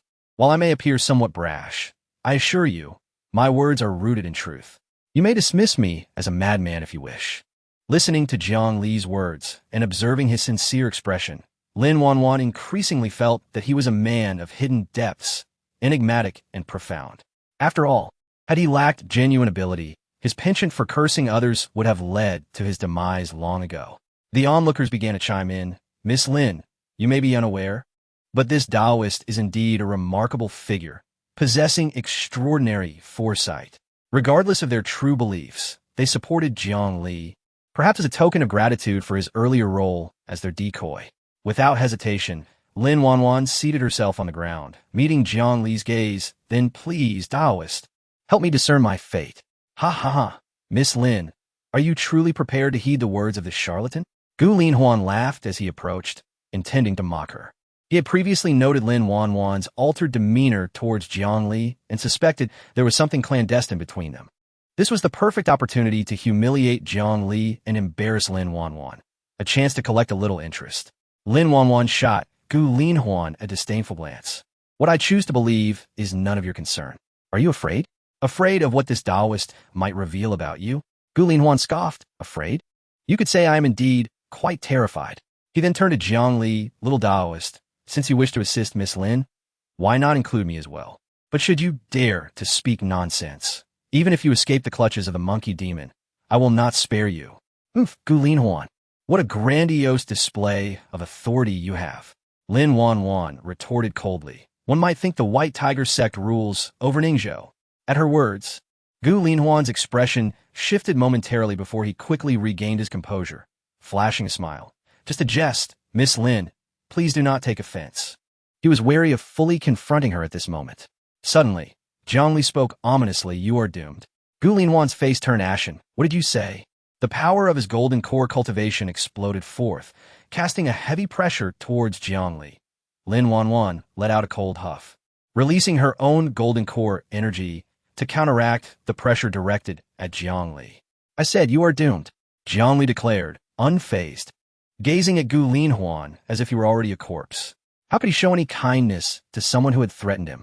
You're courting death. Gu Linhuan unsheathed his sword. Yet, Jiang Li interjected, if you kill me now, who will serve as the bait later? Gu Linhuan paused, his expression shifting through a range of emotions before finally begrudgingly sheathing his sword. Very well, I shall allow you to live for a while longer. We shall see. With that, he departed with the disciples of the White Tiger sect. Jiang Li chuckled. The bothersome fool has finally left. Lin Wanwan raised an eyebrow. You did that on purpose. It was evident that Gu Linhuan intended to attack her, and Jiang Li would not let him linger nearby. Jiang Li smiled slightly, neither confirming nor denying, and instead guided her aside. Miss Lin, if I were to say that Gu Linhuan intends to strike at you, would you believe me? Lin Wanwan furrowed her brow at his words. That is impossible, right? Daoist, do you not know that if it weren't for the city guards of Ningzhou, the White Tiger sect would have long been eradicated by my Yinchi sect? Even if he had 10 times the courage, he would not dare to act against me. Jiang Li shook his head. Miss Lin, this is a secret realm, fraught with danger at every turn. Your reasoning is common, and so too is the reasoning of others. If he were to perish, he would easily shift the blame onto 4 or 5 others. Lin Wanwan glanced around at the multitude of people. There are so many here. You mean to say that the crowd's many eyes will deter him? If Gu Linhuan dares to act against you, do you really believe he would spare anyone else? But even if he were strong, he cannot possibly contend with so many, and I am no pushover. Lin Wanwan asserted confidently. Jiang Li shook his head. Do not forget, there's a monkey demon here comparable to the nascent soul stage. The White Tiger sect has held dominion over this secret realm for years. Do you truly think they lack knowledge of its secrets?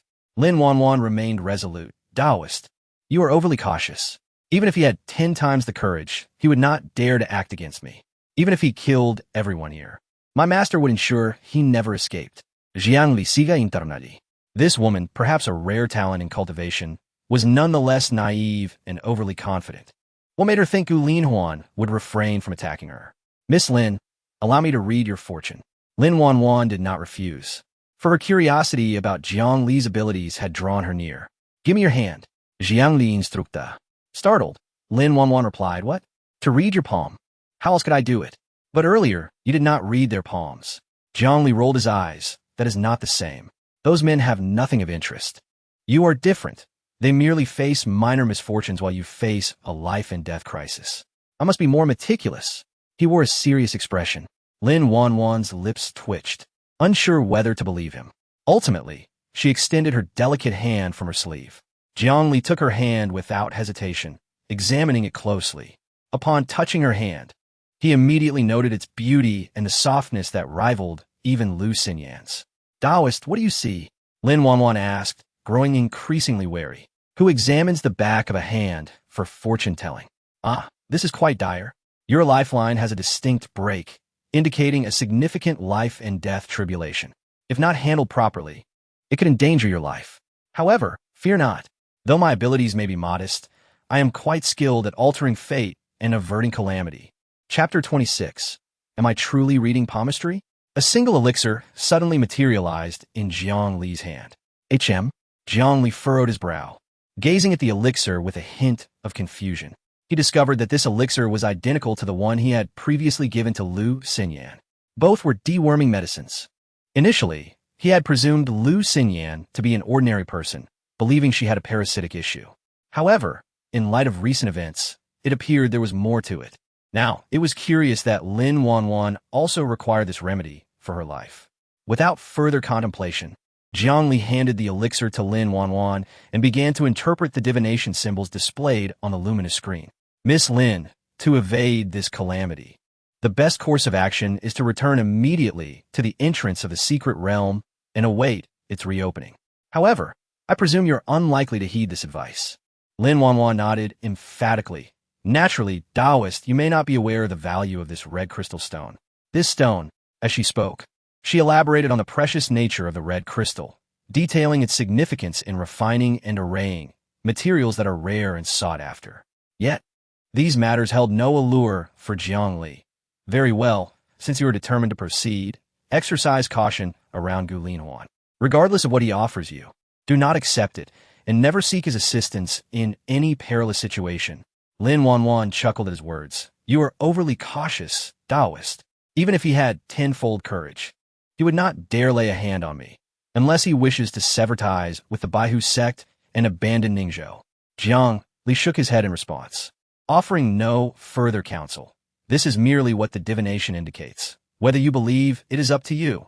Lastly, have you prepared sufficient personal garments? Lin Wanwan frowned. What do you mean by that? She could not help but scrutinize Jiang Li, pondering if he was some sort of deviant.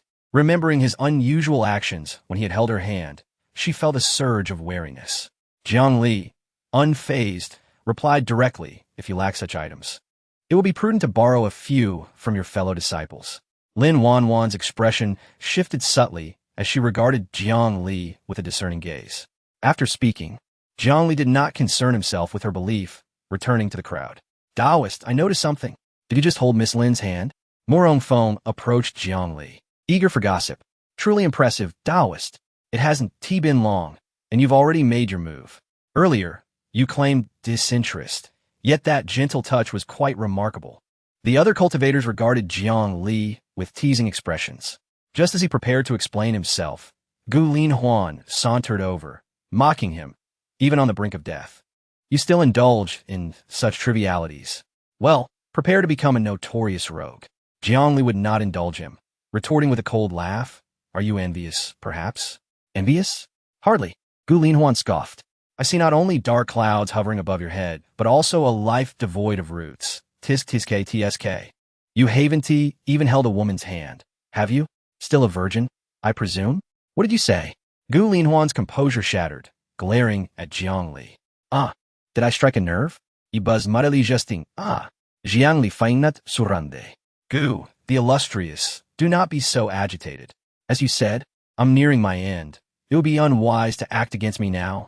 Gu Linhuan inhaled deeply, regaining his composure. The time has come. Let us move. With that, he shot Jiang Li a glare and took the lead. Ilinavanwan apruaka Jiang Li agzaling seek. Daoist, I truly cannot comprehend your motives. Why provoke him? If a confrontation ensues, I may not be able to assist you. He has ample opportunities to target you.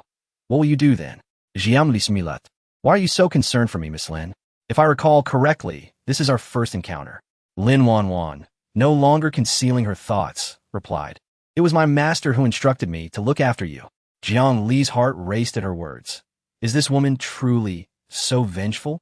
Yet his expression remained composed. Ahem. Miss Lin, may I inquire why your master wishes for you to care for me? She did not elaborate, but I believe you know more than I do. Lin Wanwan hinted. Jiang Li's anxiety escalated. Oh no, she truly bears a grudge. It was merely a handhold.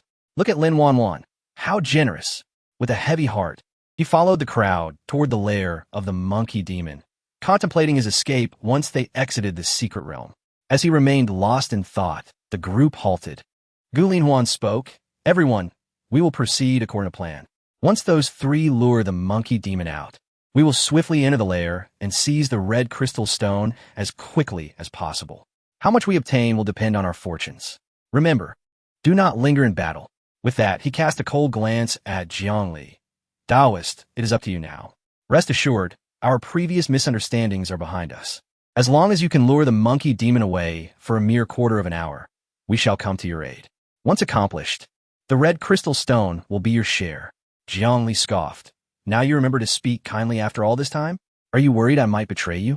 Suppressing his anger, Gu Linhuan retorted, Little Daoist, you would do well to mind your own business. Otherwise, even if the red crystal stone is at stake, I will be the first to end your life. Jiang Li laughed. Now that's more like it. Your words are much more agreeable this way. At least when you perish, I shall take delight in it.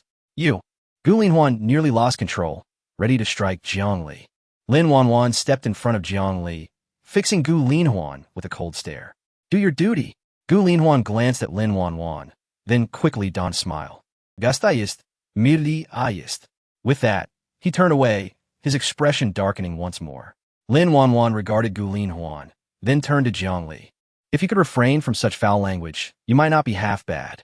Next time, do not use palmistry as an excuse to hold a woman's hand. You might find yourself in dire straits. As she spoke, she handed Jiang Li a jade pendant. This item can withstand a full force strike from a nascent soul cultivator. Be cautious. Once the demon is drawn out, flee towards the plains. The monkey demon will find no leverage there, and its speed will be hindered. You should be able to withstand Gu Linhuan's attack. Your strength seems formidable. Coupled with this pendant, you should manage until I can rescue you. Jiang Li felt a flicker of gratitude as he accepted the pendant. I truly am reading palms. Lin Wanwan shot him a knowing glance, and chose to ignore him thereafter. Daoist, it is your turn. Upon arriving at the entrance of the monkey demon's lair, Gu Linhuan spoke coldly. Jiang Li shoved past him, stepping forward to inspect the nearby lair, then turned back to Gu Linhuan. You little scoundrel, I await your demise. Murong, Ouyang, let us proceed. With that, he strode forth with determination. Murong Feng and Ouyang Fian could only follow closely behind Jiang Li, their faces drawn in apprehension under Gu Linhuan's watchful gaze. Wait, you will enter with us. Gu Linhuan suddenly blocked Ouyang Fian, then turned to Jiang Li. If you dare run off before we emerge, HMHM. The fate of this young lady will hinge on your choices. Chapter 27. From the horse groom to the plagued monkey. Upon witnessing the situation, Jiang Li's expression shifted dramatically. There was a significant probability that Ouyang Fian would be needed shortly. If she entered alongside them, both he and Murong Feng would be facing certain doom. Furrowing his brow, Jiang Li asserted, No, she must accompany us. Huh, do you take me for a fool? She has to go in. Gu Linhuan retorted without hesitation. He then turned to Lin Wanwan and said, Miss Lin, if they manage to escape after we enter, we will be caught between a rock and a hard place. He left the rest unsaid, but Lin Wanwan had to consider the implications. Despite her trust in Jiang Li, they had only just met a day prior. Miss Lin, she must come with us. Otherwise, we part ways here. Lin Wanwan felt somewhat conflicted.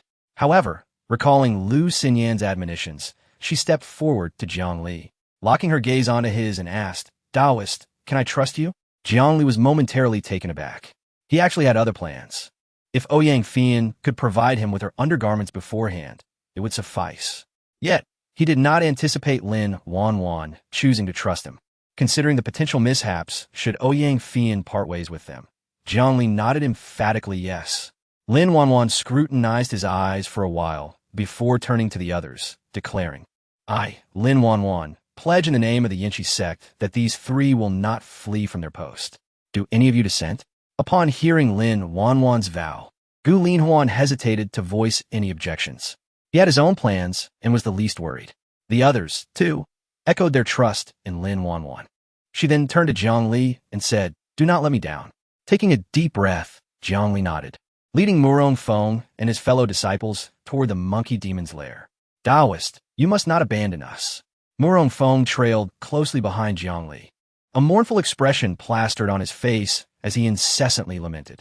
Finally, Jiang Li, growing impatient, snapped, Enough. Stop your incessant whining and wait over there. He pointed to a distant open area. Before he could finish, Murong Feng, as if granted a reprieve, grabbed Ouyang Fian and hurried toward the designated spot. Jiang Li called after them. Hey, remember to prepare the undergarments. Murong Feng waved without looking back. Jiang Li spat on the ground, muttering, What a pair of useless allies. As Gu Linhuan witnessed Murong Feng and Ouyang Fian running off, he was about to scold them when Jiang Li shouted, "Silence, you fool. Watch me perform." Gu Linhuan nearly crushed the hilt of his sword in frustration, but ultimately remained silent, his face cold. Yet in his heart, he had already written off Jiang Li and Lin Wanwan as dead. "I will not be angry. They are destined to perish. There is no need to argue with the dead," he repeatedly reassured himself. As he spoke, he retrieved a pill from his robe, declaring, "Everyone, the monkey demon's lair is filled with toxic miasma. This is an anti-miasma pill, which will protect you for half an hour from the miasma's assault." He proceeded to distribute the pills to everyone. Upon hearing this, Lin Wanwan's expression shifted slightly. She hadn't anticipated Jiang Li's words to hold such truth. "This pill, it is safe, right?" she inquired pointedly. Gu Linhuan chuckled. "Miss Lin, you are underestimating my integrity. How could I, Gu Linhuan, act treacherously? If you doubt me, you may decide once we enter the lair and witness the miasma for yourselves." At that moment, someone interjected, "These monkey demons are social creatures. Miasma will indeed appear in their lair." Gu Linhuan quickly replied, "See, Miss Lin, I told you I was not deceiving you. If anyone has their own methods, that is even better. You are welcome to inspect the pills. Surely among you, there are those knowledgeable in alchemy?" The speaker, a wandering cultivator, stepped forward and said, "I have some knowledge of pills. May I take a look?" Gu Linhuan generously offered the pill to him. The cultivator selected one, sniffed it, then crushed it, examining it closely before shaking his head. "This is indeed an anti-miasma pill, and of excellent quality." He took one from Gu Linhuan's hand, but did not consume it. The others followed suit, taking their own pills. Seeing this, Gu Linhuan presented a pill to Lin Wanwan, asking, "Miss Lin?" After a moment of hesitation, Lin Wanwan accepted one. Gu Linhuan smiled and moved on to the others. Lin Wanwan, holding the pill, also brought it to her nose, detecting no abnormalities. Meanwhile, Jiang Li had arrived at the entrance of the monkey demon's lair. Gazing into the dark abyss before him, he inhaled deeply, summoned his sword, and propelled it into the cave, attacking wildly without hesitation. Instantly, anguished roars and screams echoed from within. Without a backward glance, Jiang Li turned and fled. Soon, a swarm of monkey demons surged forth from the cave, with one particularly massive creature, nearly twice Jiang Li's size, wielding a smooth, hefty stone club, standing out prominently. "Yes, that is the monkey demon king," Gu Linhuan exclaimed, clenching his fists in excitement upon spotting the pursuing beast. Lin Wanwan, observing Jiang Li already in the open area, felt a sigh of relief as she noted the monkey demon king was unable to close the gap. "Let us move. There are monkey demon cubs inside, and the demons will not stray from their lair for long." The group immediately sprang into action, seizing the moment to rush inside as the monkey demon king left its den.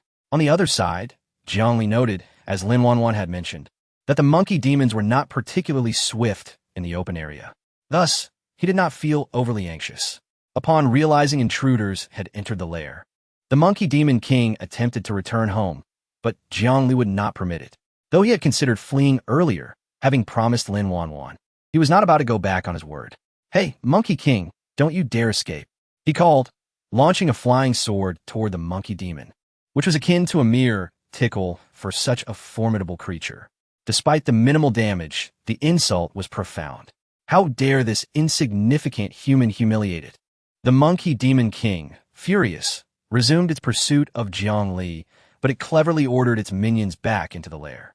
Jiang Li, albeit reluctant, recognized that dragging the monkey demon king along was the extent of his capabilities.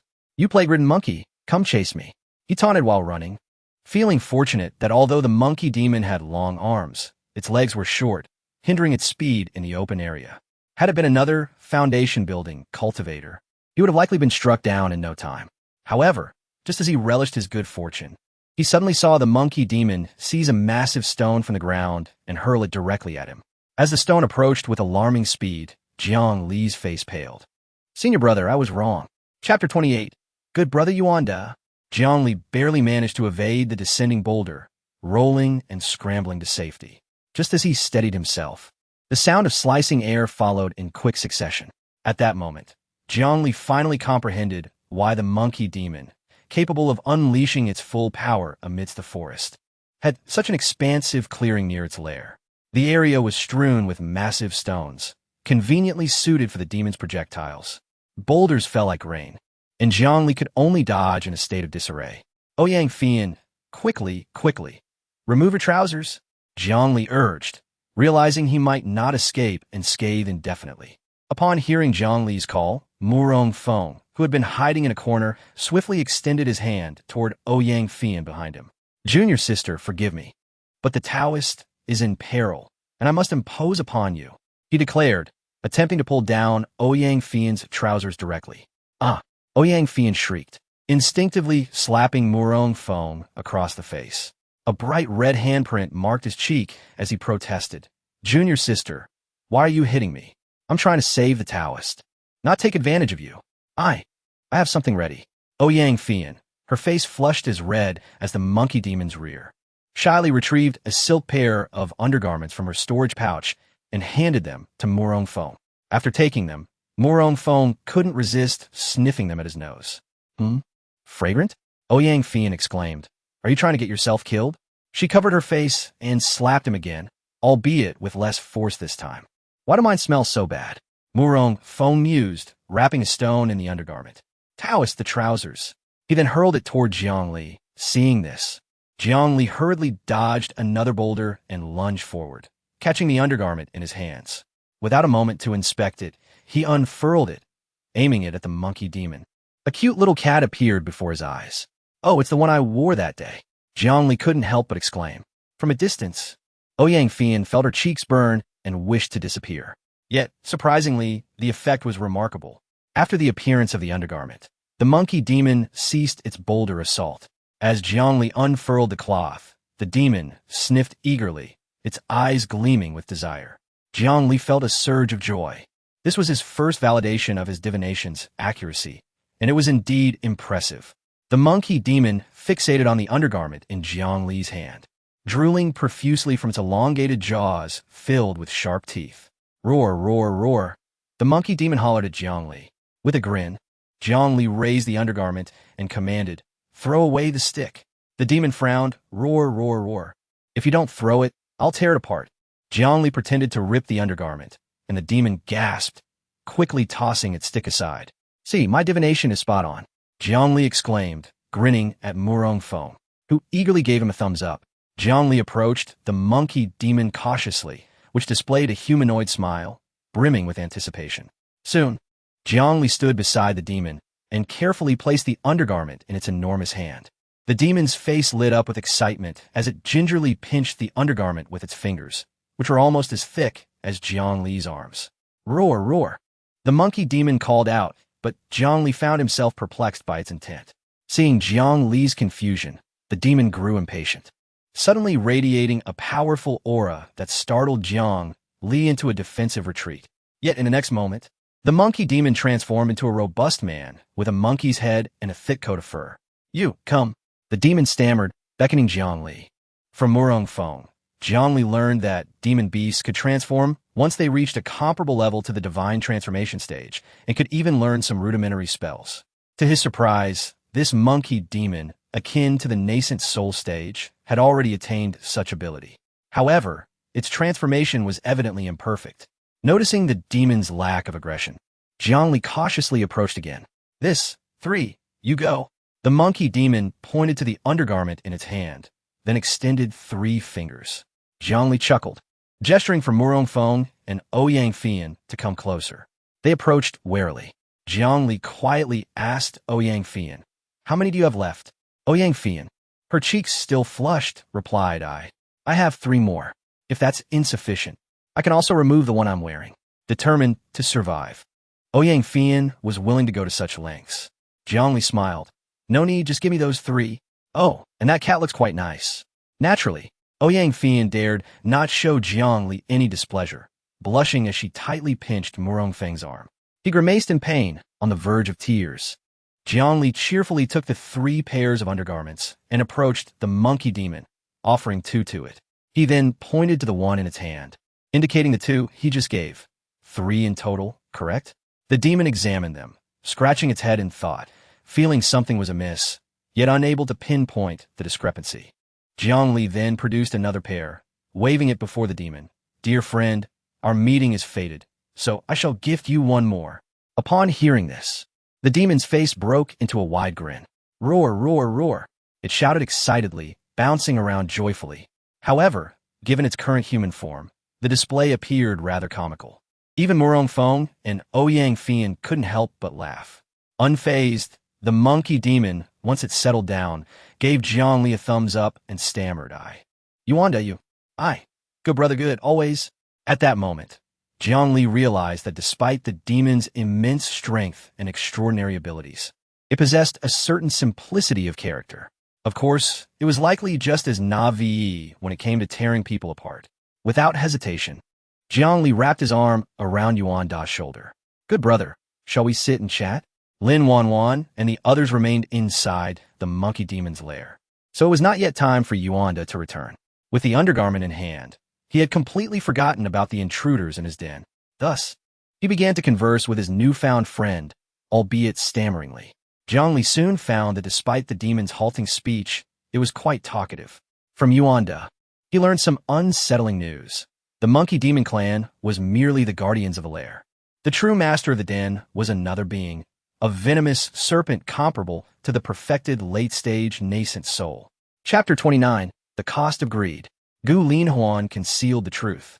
In an instant, Jiang Li grasped the crux of the matter. This secret realm had long been under the control of the White Tiger sect. Due to the restriction that only those at the Golden Core stage could enter, the realm had remained incompletely developed.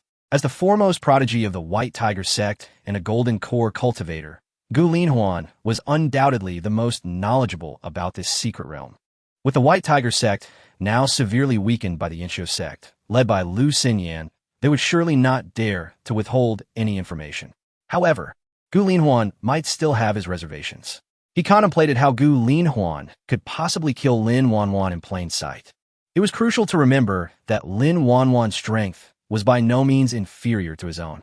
Even if he could eliminate her and silence the witnesses, Lu Xinyan was just outside the secret realm and could easily detect any unusual activity without requiring concrete evidence. Now it dawned on him that this young man intended to use the venomous serpentine creature to eliminate Lin Wanwan, subsequently implicating others in the chaos. After all, this was a creature comparable to a perfected nascent soul stage being, far beyond their capabilities. He could be certain that the White Tiger sect had no knowledge of this venomous serpent's existence. Observing Jiang Li's grim expression, the mischievous Yuanda burst into laughter. Thinking Jiang Li was afraid of the serpent. "Brother, fear not. It sleeps unaware. Should it awaken, I am here." Yuanda thumped his chest with pride. Jiang Li smiled warmly at his words. Yuanda was undoubtedly a brutal beast, yet he possessed a genuine spirit. As for Lin Wanwan, Jiang Li could only hope she would heed his advice. If she followed the guidance of the divination, she would surely be safe. He was merely a foundation establishment cultivator. Even if he wished to assist her, he was powerless. "Yuanda, have you never considered leaving? Don't you find this tiny realm rather boring?" Upon hearing Jiang Li's words, Yuanda scratched his head and grinned, pointing to his own simian form. "Leave, die here, live." Jiang Li understood immediately. A beast unable to transform and blend among humans would indeed be easily dispatched by powerful cultivators outside. After all, in the eyes of those grand cultivators, demon beasts were merely mobile resources. "Wait, let's go out together." Yuanda chuckled. Observing this simple-minded creature, who lacked the cunning he associated with monkeys, Jiang Li sighed. "Yuanda, do you eat chumas?" "I eat everything," Yuanda declared.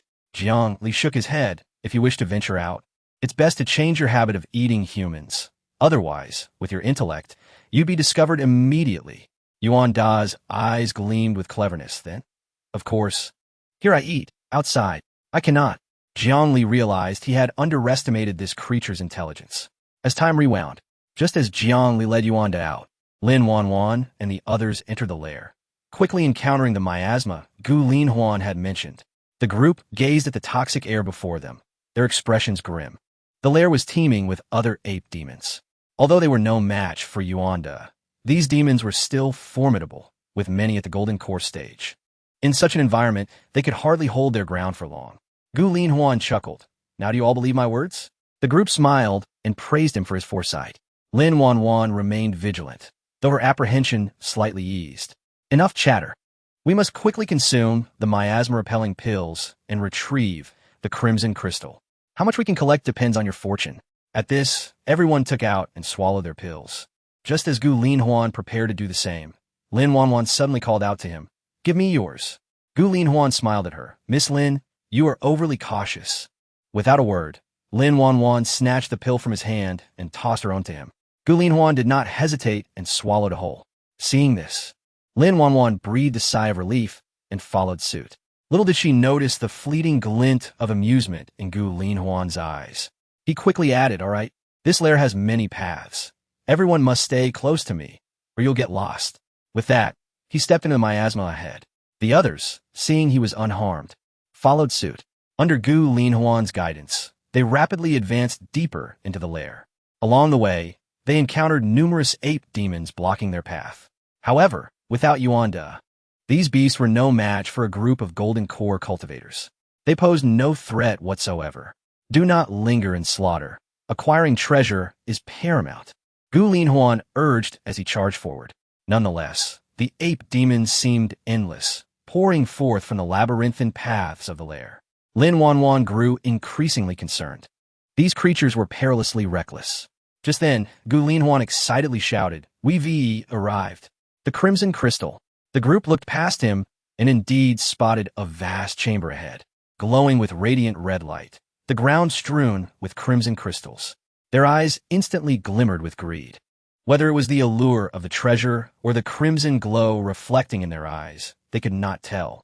"Quick, let's go in," someone shouted, and the group lost all semblance of prior cooperation, rushing in haphazardly. Lin Wanwan, too, could not resist the allure. Even as the foremost sect of Ningzhou, she had never seen so many crimson crystals at once. However, no one noticed that Gu Linhuan had quietly lingered behind. He observed the backs of the group and sneered. "A bunch of fools. Hurry up and feed it well. Only then can I reap the rewards." The first to dash inside was the wandering cultivator who had sought Jiang Li's divination. He had long since discarded Jiang Li's words. Brandishing his sword to pry a crimson crystal from the ground, his face alight with excitement and greed. Unbeknownst to him, the disturbance he caused by lifting the crystal roused the venomous serpent sleeping on a protruding rock above them. As Jiang Li had predicted, had he taken a crystal and fled immediately, he might have had a chance. But now, he was oblivious to the imminent danger, solely focused on extracting the crimson crystal from the ground. Not just him, others too failed to recognize that peril was upon them. At that moment, Gu Linhuan had stealthily concealed himself in the shadows, his eyes gleaming coldly as he watched the serpent above. "Come down. It's all yours." The next instant, a blood-curdling scream pierced the air. The group was instantly startled, scrambling to their feet, discarding the crimson crystals in their hands, each drawing forth their magical weapons and blades. Gazing toward the source of the scream, they could only see two severed legs, blackened at the stump, and a massive serpent head with golden eyes, coldly staring back at them. "Nascent soul, late stage," one stammered, overwhelmed by the sight of the venomous serpent. Chapter 30.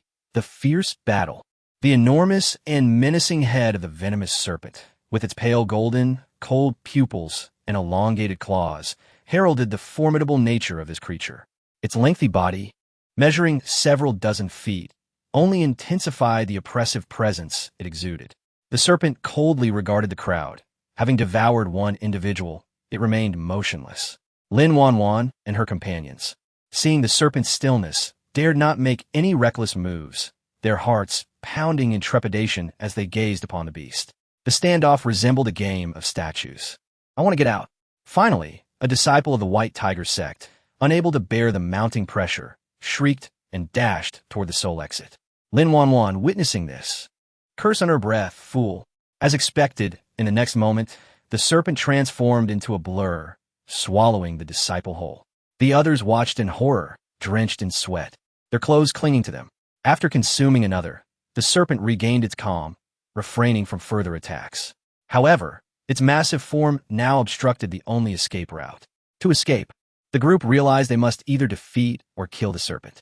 A beast comparable to the early stage of the nascent soul had already compelled them to employ stratagems. In facing a serpent akin to the perfected late stage of the nascent soul, they understood they stood no chance of victory. The serpent tilted its head, observing the group with keen interest, as if pondering who would be the next to crumble under pressure. Their only hope lay in unity. They must not act independently. Let us make a combined effort. Lin Wanwan, as the prodigy of the Yinsho sect of Ningzhou, took it upon herself to lead the others. Upon hearing her voice, the serpent did not attack, but instead turned its head to look at her. Lin Wanwan felt a surge of anxiety under the serpent's gaze. Yet she forced herself to appear composed. Do any of you dissent? The others, recognizing the absence of alternatives, nodded in agreement. However, Gu Linhuan, lurking in the shadows, revealed a hint of derision. Join forces? What a jest. In a life-or-death situation, each must fend for themselves. The survival of one's own is paramount. Attack! Lin Wanwan suddenly cried, drawing her sword and striking at the serpent. Brilliant beams of sword light illuminated the cave. Had Jiang Li been present, he would have instantly recognized that Lin Wanwan was employing the celestial spirit's sword technique. Seeing her initiate the attack, the others hastily summoned their own weapons, launching a collective assault on the serpent. The serpent, however, remained unperturbed, its eyes glinting with mockery.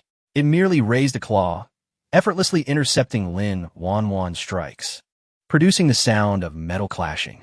An attack capable of splitting mountains merely left a faint trace on the serpent's claw. The other's assaults met with the same futility. This serpent's scales are too tough to penetrate, someone shouted in desperation. Though Lin Wanwan felt anxious, she was a loss. They could not breach the serpent's defenses, while it, with a mere flick of its long tail, sent many flying, leaving them incapacitated on the ground. The serpent then unleashed a cloud of purple poison gas upon the crowd. Recognizing the color of the gas, the group understood its lethal potency and dared not confront it directly, retreating hastily. Yet the poison gas expanded relentlessly, encroaching upon their space. Gu Linhuan, still hidden in the shadows, consumed a pre-prepared antidote and muttered with a smirk, "Just like that, perish. May you all die." At that moment, a wandering cultivator seemed to have an epiphany and shouted, "Fire!" The serpent fears fire. Lin Wanwan, upon hearing this, called out, "Who can wield fire magic?" Several individuals stepped forward, conjuring fireballs or brandishing fire-infused artifacts. Remarkably, the flames drove back the purple gas. The group rejoiced and exerted themselves further in casting fire spells. One individual even hurled a flaming disc at the serpent. The disc flew swiftly, splitting the poison gas and striking the serpent, leaving a deep gash. The serpent howled in pain, its icy gaze fixed on the assailants, realizing they had thoroughly provoked its wrath. No longer toying with them, the serpent lunged mercilessly toward the nearest disciple of the White Tiger sect. The unfortunate soul did not even have time to scream before being engulfed. Upon witnessing this, Lin Wanwan cried out, "Gather together. Do not allow them to pick us off one by one. Everyone channel your spiritual energy into those who can wield fire magic." Heeding her command, the group assembled. Those capable of fire magic unleashed their spells while the rest funneled their energy into them. Miraculously, they managed to withstand the serpent's onslaught. Yet they understood this was not a sustainable solution.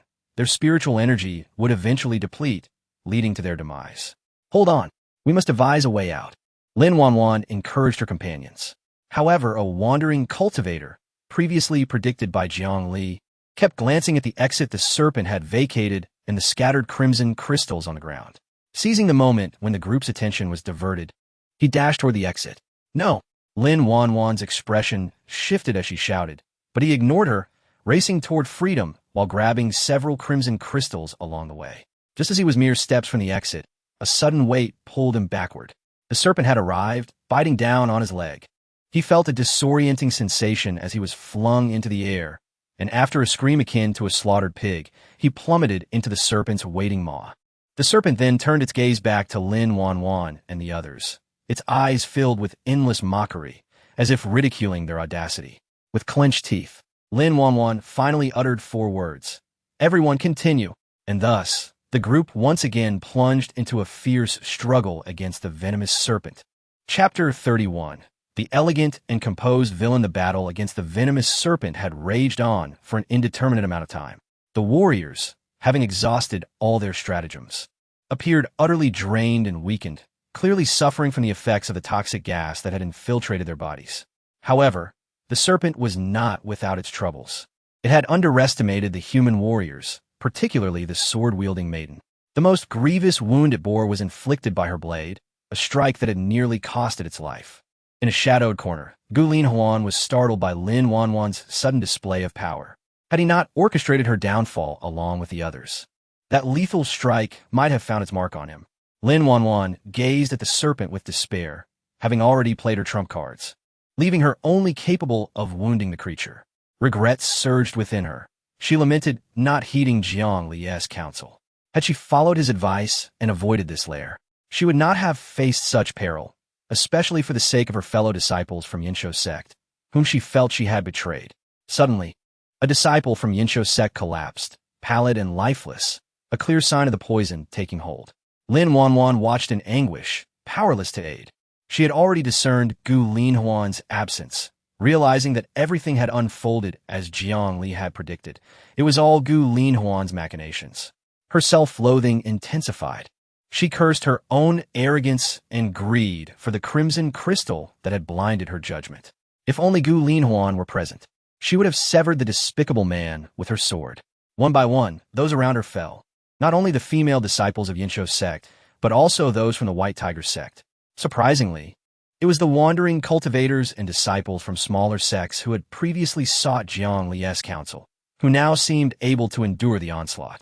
Though their faces were ashen, they still stood upright. These wanderers began to realize the truth. After witnessing the serpent devour one of their own, they had been too frightened to pursue the crimson crystals, thus validating Jiang Li's prophecy. As long as they refrained from greed, they could survive. They had observed that the man who attempted to escape alone, driven by avarice, had been pursued and slain by the serpent. The deaths of two individuals, both victims of Jiang Li's foresight, compelled them to reconsider. Exchanging knowing glances, they assessed the fallen disciples of the White Tiger sect and Yinsho sect. Unanimously, they resolved that staying any longer would herald their demise. Thus, they would take advantage of Lin Wanwan and the remaining disciples' strength to make their escape. "Run!" someone shouted, and after unleashing a round of spells at the serpent, they dashed toward the exit, disregarding the crimson crystals on the ground. The severely wounded serpent did not pursue them. Its focus remained solely on Lin Wanwan, the source of its greatest injuries. Seeing this, Lin Wanwan felt a heavy weight in her heart. She could not afford to complain and had to resolutely fend off the serpent's attacks. Just as despair threatened to consume her, a series of fire spells erupted behind the serpent.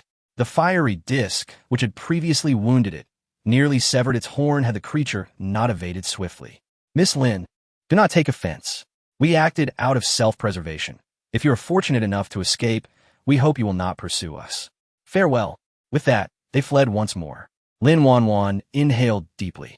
Regardless of their motives, whether fear of Yinsho's sect or a newfound conscience, none of it mattered. Her sole focus was survival. Gu Lin Huan, however, wore a dark expression. The wanderer's decision had caught him off guard. Were it him, upon witnessing the first attempt to flee fail, he would not have tried again. Yet these individuals acted decisively, as if they were confident the serpent would not pursue them. Nevertheless, he was not overly concerned. They were all gravely injured. And with only one exit from the secret realm, he was confident he could eliminate them after dealing with the serpent and Lin Wanwan. Meanwhile, the venomous serpent, having suffered further injuries from the ambush, felt its pride wounded. Being in such disarray at the hands of a group of golden core cultivators was disheartening. It began to contemplate retreat. As long as it remained within the confines of the secret realm, it was invincible.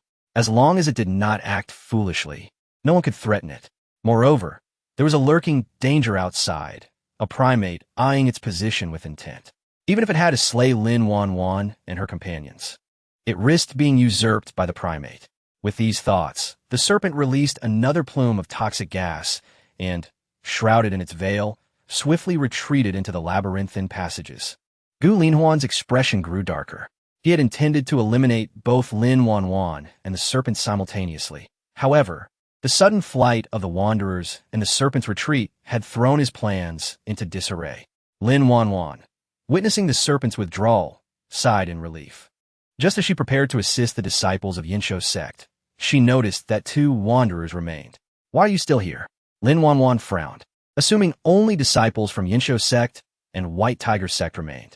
The 2 looked at each other sheepishly. We forgot. Lin Wanwan replied, regardless. Your survival today is commendable. We shall divide the crimson crystals among the 3 groups, and Yinsho's sect will reward you handsomely after we exit. Upon hearing this, excitement flickered in their eyes. Though they had nearly perished, the prospect of rewards and Lin Wanwan's promise made it worthwhile. Come on, let us help save our comrades. They nodded vigorously and assisted Lin Wanwan in rescuing the disciples of Yinsho's sect. What about them? One asked, gesturing at the nearly decimated disciples of White Tiger's sect. At that moment, nearly all the disciples from White Tiger's sect lay incapacitated, save for 2 who struggled to remain standing. Lin Wanwan approached the 2 relatively unharmed disciples. Where's Gu Linhuan? They shook their heads. We lost sight of Brother Gu as soon as we entered. Lin Wanwan scoffed. What if I told you he betrayed us? And you? They exchanged glances, frowning. Impossible. Brother Gu is not that kind of person. Just then, Gu Linhuan's voice rang out. She speaks the truth. It was I who orchestrated your downfall. As he stepped from the shadows, his demeanor was calm and elegant, revealing himself to all. Chapter 32. A reward breakthrough again. Yuanda, why do you have a fondness for undergarments? Jiang Li inquired with curiosity. At this moment, the 3 of them and the ape were seated together in perfect harmony. It smells delightful. Not here. Jiang Li chuckled. Look at her. Isn't she better than undergarments? He gestured towards Ouyang Fian, provoking an immediate eye roll from her. Yuanda disdainfully glanced at Ouyang Fian and remarked, small, weak. Yuanda does not fancy that. Yuanda prefers the large, the hairy. Jiang Li burst into laughter. Just as he was about to tease them further, he suddenly noticed a throng of individuals rushing out of the lair. Upon seeing Yuanda sitting with Jiang Li, they all turned pale and fled in terror, having sustained severe injuries. Facing a beast comparable to one in the Yuanying stage would surely lead to their demise. Jiang Li sprang to his feet, intent on stopping them. However, they dashed away with remarkable speed, leaving him no opportunity. Frowning slightly, Jiang Li pondered that their survival indicated they had heeded his advice. Yet, why had Lin Wanwan not emerged? Could she have perished within? In the next moment, a series of alert sounds rang in his ears. Ding dong, ding dong, ding dong. Jiang Li's expression brightened. The rewards had arrived. He counted and found a total of 10 rewards, including Lin Wanwan. That made 11 individuals in total. This suggested that Lin Wanwan was likely still inside because, regardless of life or death, the divination would manifest, and hers had not yet. He surveyed the dark lair and inquired of Yuanda. Do you think the poisonous serpent is dead?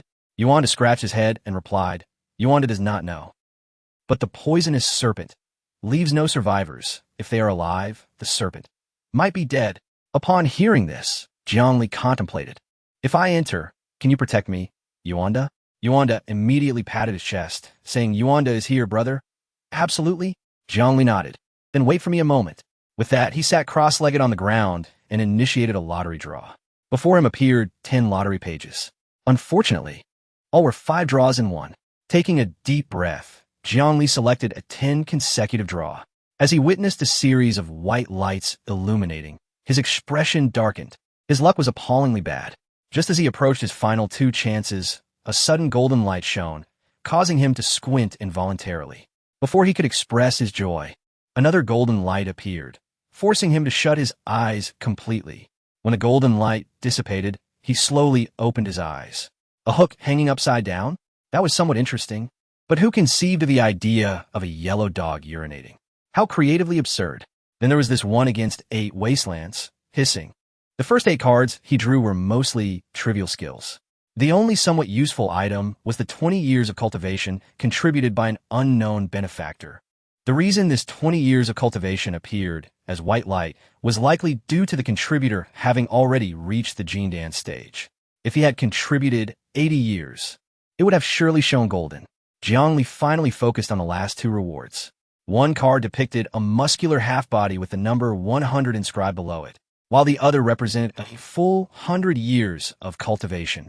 A glimmer of joy flashed in Jiang Li's eyes.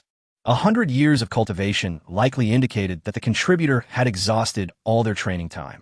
He was curious about the muscular aspect. However, as the rewards surged into his mind, the sheer volume caused him to stare blankly.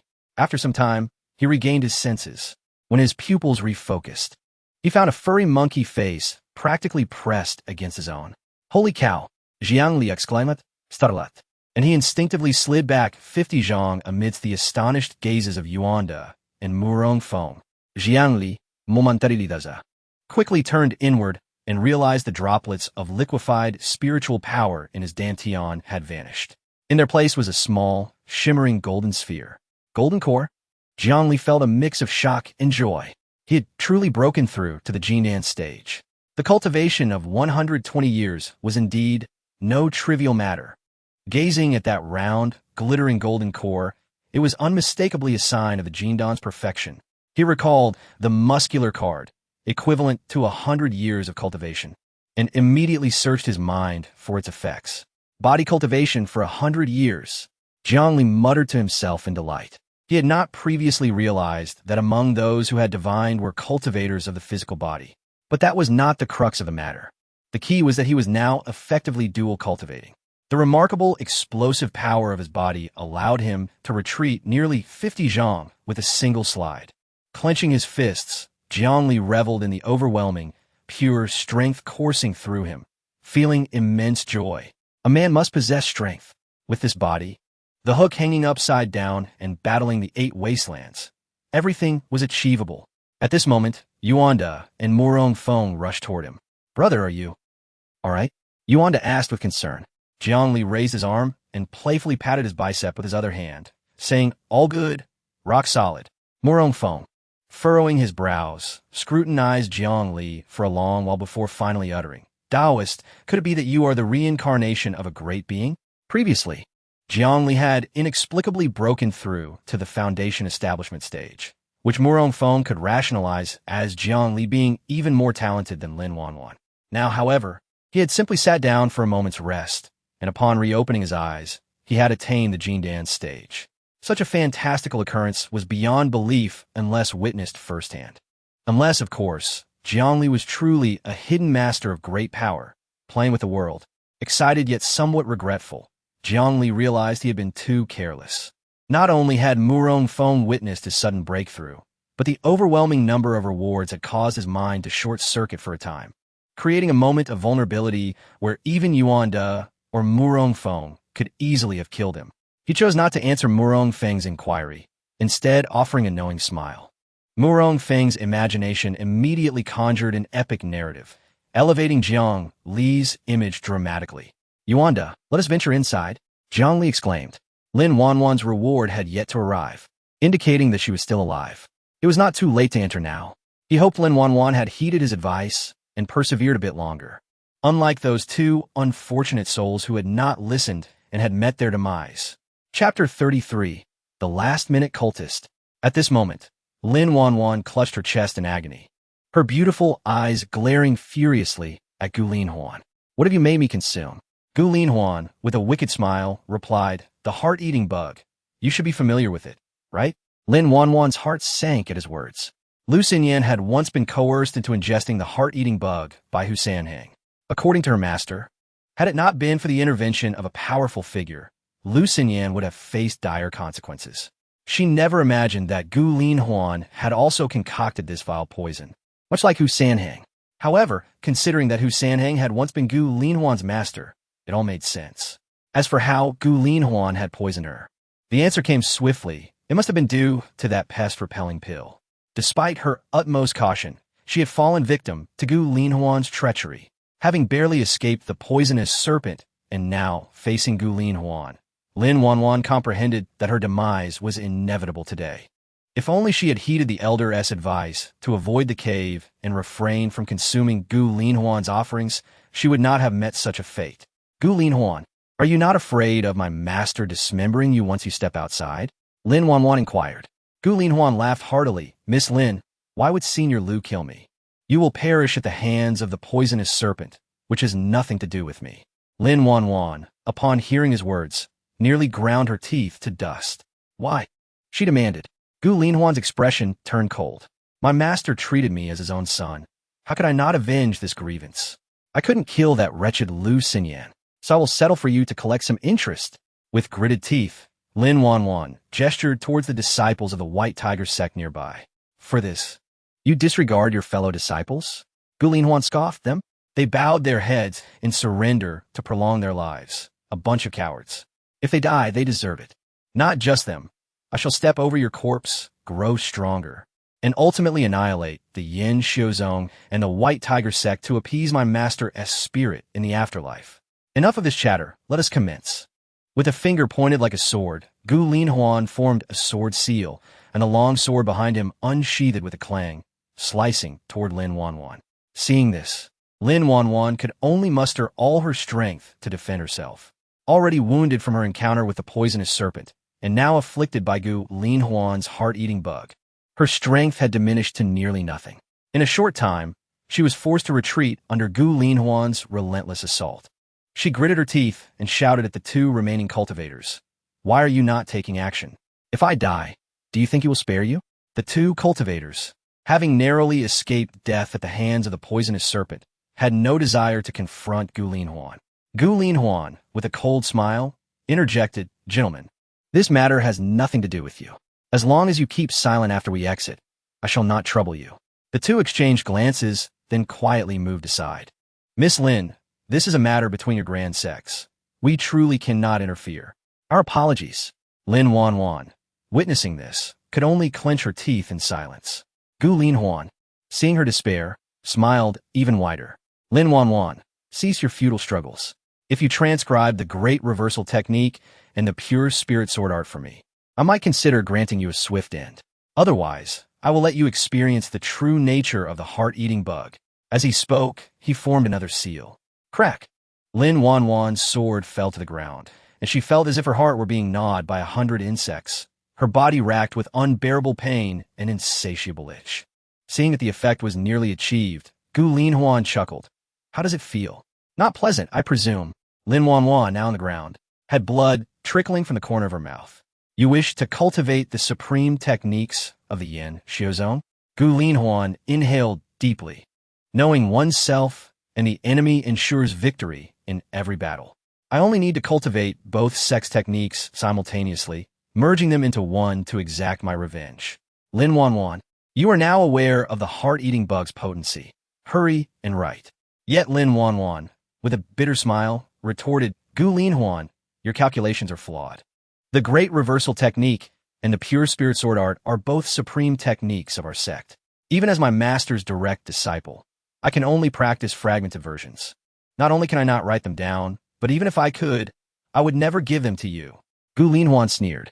Then let us see whether your resolve is stronger or my heart-eating bug is more powerful. He activated the bug once more. Lin Wanwan's anguished scream echoed throughout the cave, just as she was being tormented into a state of delirium. A sudden flash of inspiration struck her mind. She recalled the pill Jiang Li had given her. Could it be? Without hesitation, Lin Wanwan bore the excruciating pain and retrieved the pill, swallowing it whole. What did you just consume? Gu Linhuan immediately noticed her actions and inquired. But soon after, he felt a sharp pain in his chest, blood oozing from his mouth, and he exclaimed in horror, My heart-eating bug, what did you ingest?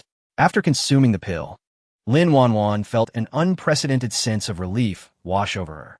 Joy flickered in her eyes as she grasped her long sword.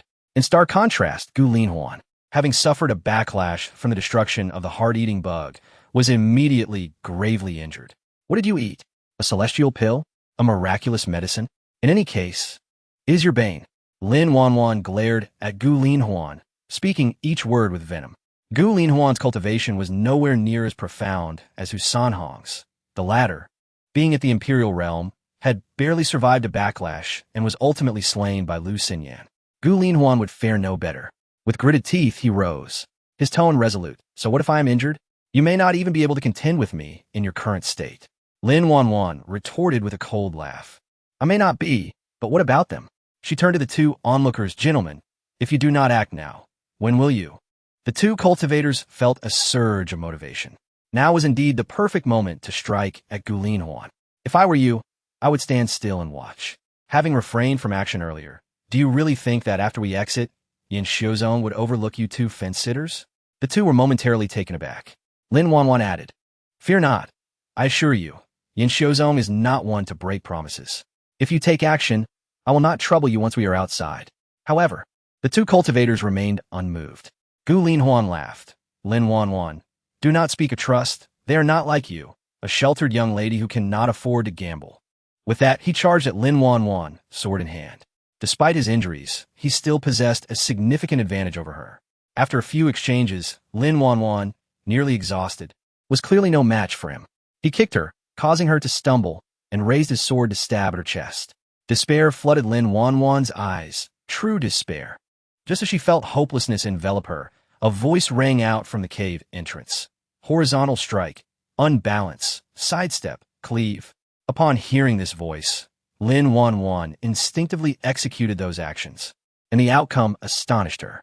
Gu Linhuan, who was mere moments away from killing her, was caught off guard by her swift movements, and her sword left a long gash across his chest. Had he not dodged in time, that strike could have split his head in two. Both retreated simultaneously, gazing toward the entrance. There stood Jiang Li, clad in a Daoist robe, smiling as he observed them. Daoist! Lin Wanwan exclaimed in delight as she beheld Jiang Li at the cave's mouth. Gu Linhuan, on the other hand, wore an expression of utmost displeasure. He had anticipated many things, but this was not one of them. The one who ultimately undermined his plans turned out to be Jiang Li, the very person he had looked down upon from the beginning.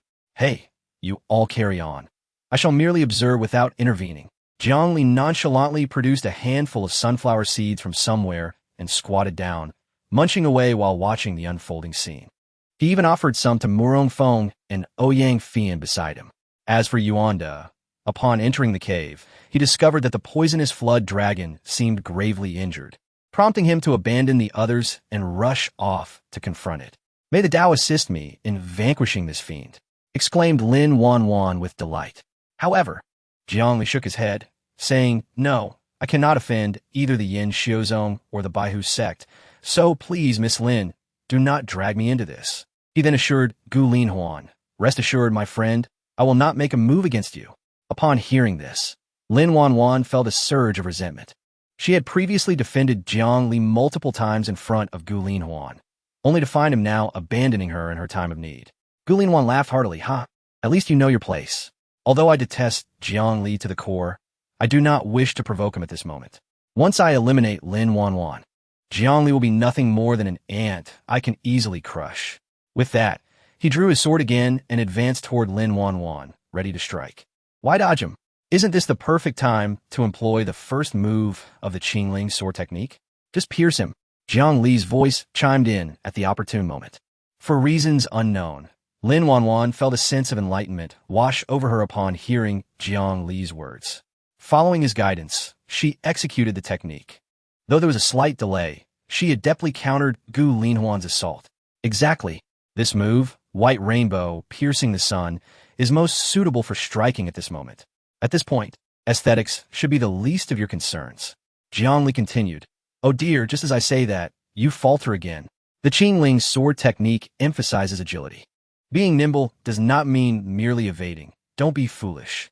Use the fifth move, plucking flowers under the moon. If only you had slightly adjusted your wrist earlier, you could have severed a piece of his pinky finger. What a pity. Is this sword so heavy? Agility, Qingling, Qingling. How many times must I repeat myself? Are you wielding a firewood stick? Jiang Li buzzed around like an annoying fly, vexing Gu Linhuan to the brink of madness. Yet to Lin Wanwan, his words sounded like heavenly music. She realized that by heeding Jiang Li's advice, not only was she handling Gu Linhuan with ease, but her comprehension of the Qingling sword technique had also significantly improved. Now, although her internal energy was depleted, forcing her to rely solely on the most primitive sword techniques to combat her foe, she felt confident that, had she been able to wield her sword freely, she could have defeated Gu Linhuan within 50 moves. However, this raised a question in her mind. How did Jiang Li possess such profound knowledge of the Qingling sword technique? It felt as though the one guiding her was her own master, Bai Ling Miao. No, even her master could not pinpoint her flaws with such precision and offer targeted suggestions. This required an absolute and thorough understanding of the Qingling sword technique, a level of mastery only Lu Xinyan within the Yin Xiuzong could claim. As this realization struck her, a flash of insight illuminated her mind. No wonder her master had instructed her to look after Jiang Li. They must have developed a bond strong enough for him to grasp the Qingling sword technique. How should she refer to her master's man? Master uncle? No, that was too high a rank, a generation too many. Master uncle male? What a ridiculous term. Lin Wanwan suddenly found this conundrum far more troublesome than dealing with Gu Linhuan. Just as she was lost in thought, she was jolted back to reality. Gu Linhuan had already lost a hand to her sword, clutching the severed stump in agony while casting a fierce glare at Jiang Li. Did you not say you would not intervene? Gu Linhuan felt utterly wronged, thinking Jiang Li was being duplicitous and untrustworthy. I did not strike, I swear. My apologies. I merely observed. A true gentleman remains silent while watching a game. I was just being chatty, my bad. Jiang Li, wearing a teasing expression, repeatedly apologized, making Gu Linhuan seethe with a desire to devour him alive. Suddenly, a spurt of blood shot high into the air as Gu Linhuan, using his remaining left hand, clutched his neck, glaring at Jiang Li with unbridled resentment instead of at Lin Wanwan, who had dealt the blow. Ding dong. A melodious notification chimed in Jiang Li's ear. Drawing from his previous experience, he refrained from checking the reward immediately, deciding to wait until he was in a safe location after exiting. Daoist. Lin Wanwan pondered for a long time, but could not figure out how to address Jiang Li, ultimately resorting to her previous term of address. Daoist, thank you. Jiang Li waved his hand dismissively, saying, No need for thanks. It has nothing to do with me. You are the one who killed him, so do not blame me. He was not keen on becoming embroiled in the affairs of the Baihu sect due to Gu Linhuan's demise. After this incident, he resolved to refrain from any further adventures. The risks were simply too great. Seeing Jiang Li's overly cautious demeanor, Lin Wanwan couldn't help but find it amusing. What he had just done was no different from directly attacking Gu Linhuan. Regardless, she felt compelled to express her gratitude. Once we exit the secret realm, you must come visit Yin Xiuzong. My master and uncle will be very pleased to welcome you. Lin Wanwan sensed that Lu Xinyan had withheld their relationship for some reason. Thus, she saw herself as a bridge between them, repaying Jiang Li's life-saving grace while also considering her master's lifelong happiness. Consequently, Lin Wanwan became increasingly invested in Jiang Li, mentally incorporating him as part of the Yin Xiuzong family. Just as Jiang Li had contemplated how to explain his familiarity with the Qingling sword technique, Lin Wanwan suddenly changed her expression, dropping her sword to the ground and clutching her abdomen with both hands. Daoist, I may need to excuse myself, she stammered, unable to complete her sentence, her eyes widening in shock. Then, an unsettling gurgling sound erupted from her, followed by an unpleasant odor wafting from her. In that moment, Lin Wanwan felt as if the sky had fallen. Despairing, she looked at Jiang Li and uttered, Daoist. Please, end my life. Chapter 35. The Reclusive Expert Jiang Li. Miss Lin, have you prepared any spare clothes? Jiang Li inquired awkwardly. Get out, all of you, just leave. Lin Wanwan shrieked in hysteria.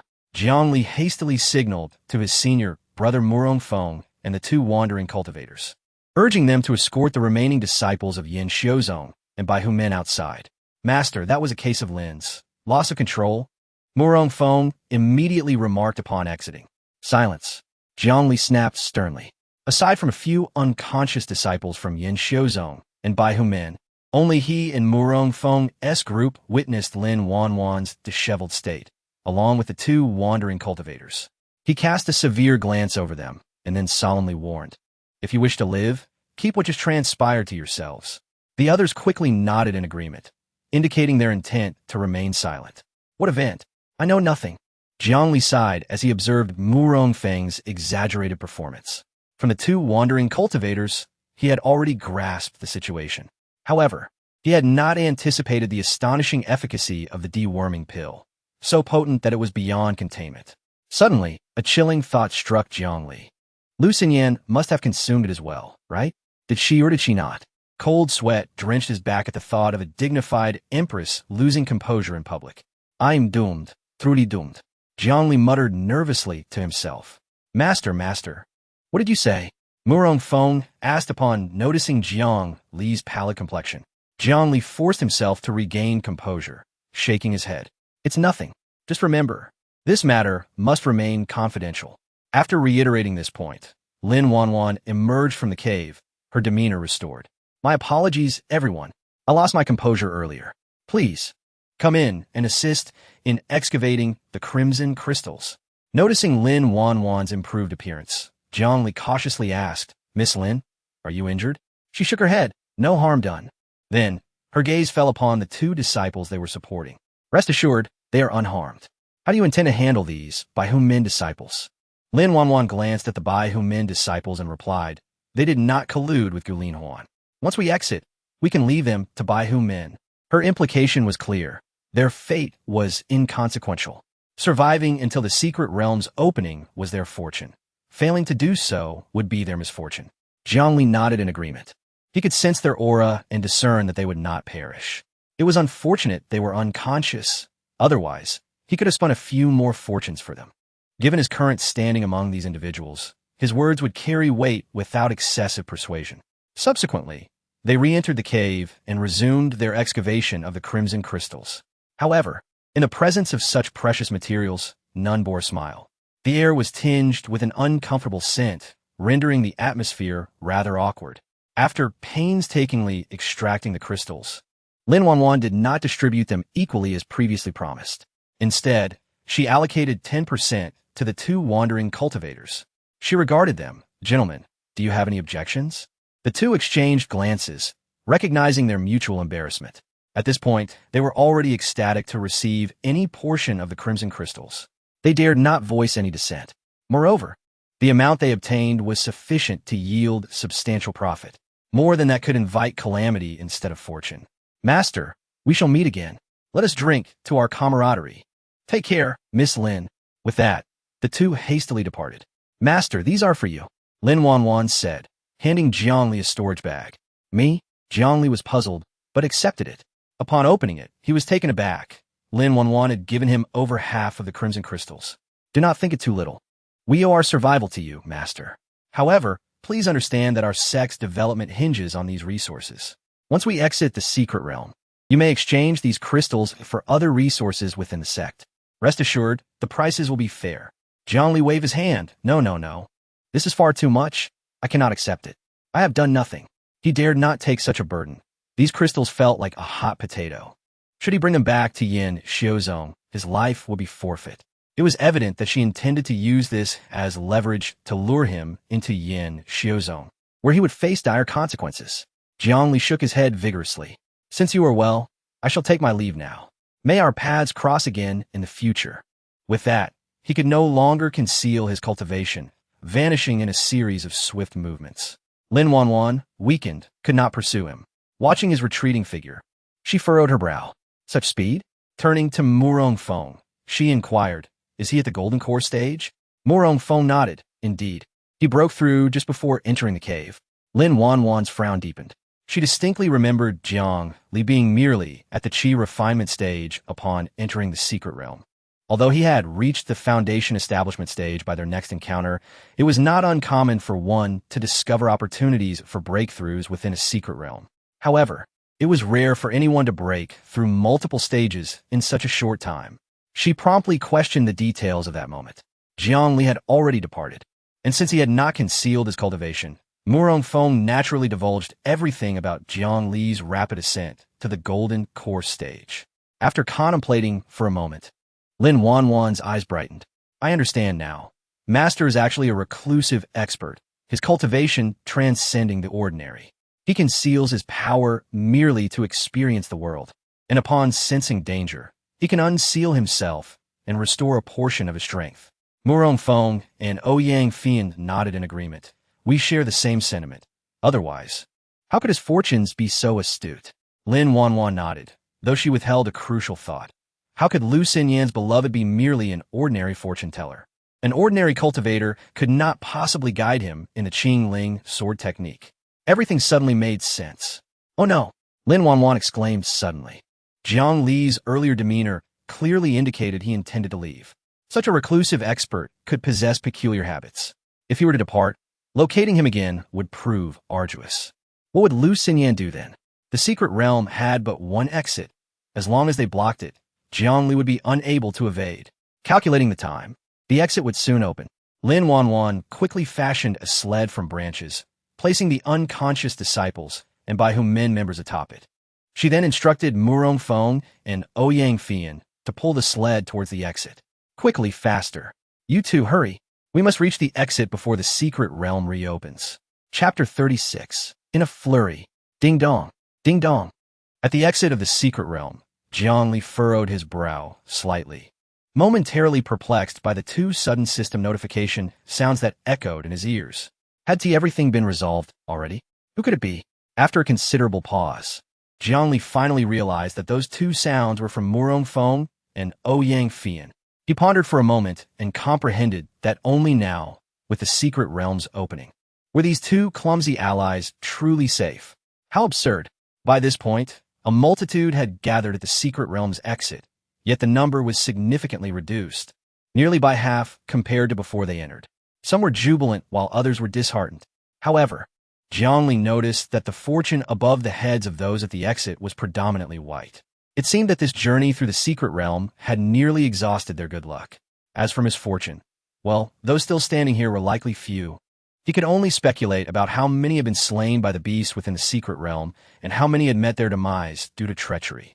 Even if someone's fortune bore color, he had no intention of revealing himself. All he desired was to slip away the moment the exit opened. To facilitate this, he had changed into a different outfit and donned a hooded cloak, blending in with the crowd. Before long, the secret realm's exit slowly opened amidst the anticipation of the crowd. Jiang Li, upon witnessing this, immediately heightened his vigilance, preparing to seize the opportunity to escape amidst the throng.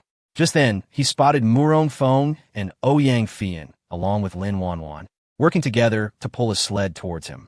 Lin Wanwan's face bore a hint of anxiety as she scanned the crowd, her gaze darting back and forth, desperately searching for Jiang Li. Where is he? Where is he? She muttered repeatedly. Jiang Li lowered his head, striving to remain inconspicuous. Suddenly, someone patted his shoulder, exclaiming in surprise, Daoist. Jiang Li refrained from turning around, instead veiling his face and responding in a subdued tone. You've mistaken me, friend. Ran Qingyun, puzzled, retorted. It's impossible. Even if I mistake someone, I could never mistake you. At this moment, Jiang Li felt a surge of urgency, wishing only to rid himself of Ran Qingyun. As the exit loomed just a few steps away, he whispered urgently, Don't speak. Keep a low profile. We can talk outside. However, Lin Wanwan had already heard Ran Qingyun's call and turned to look. Upon spotting the cloaked Jiang Li, she exclaimed, Daoist, I see you. She then released her grip on the sled, parting the crowd as she rushed towards him. The onlookers were momentarily bewildered, unaware of why this distinguished beauty from Yanxiu sect was behaving so frantically. Yet, respecting her status, they instinctively parted to make way. Seeing this, Jiang Li let out a cry and dashed towards the exit in a flurry. The crowd, fueled by curiosity, buzzed with speculation about what had transpired between the cloaked figure and the lady. Just as Jiang Li was elated to have escaped through the secret realm's exit, he suddenly heard a cool voice beside him. Daoist, where are you off to? Startled, he froze, not daring to turn around, replying, You've mistaken me. Just then, Lu Xinyan stepped in front of him, waving her hand to lift his cloak. Daoist, do you not recognize me? She said with a teasing smile.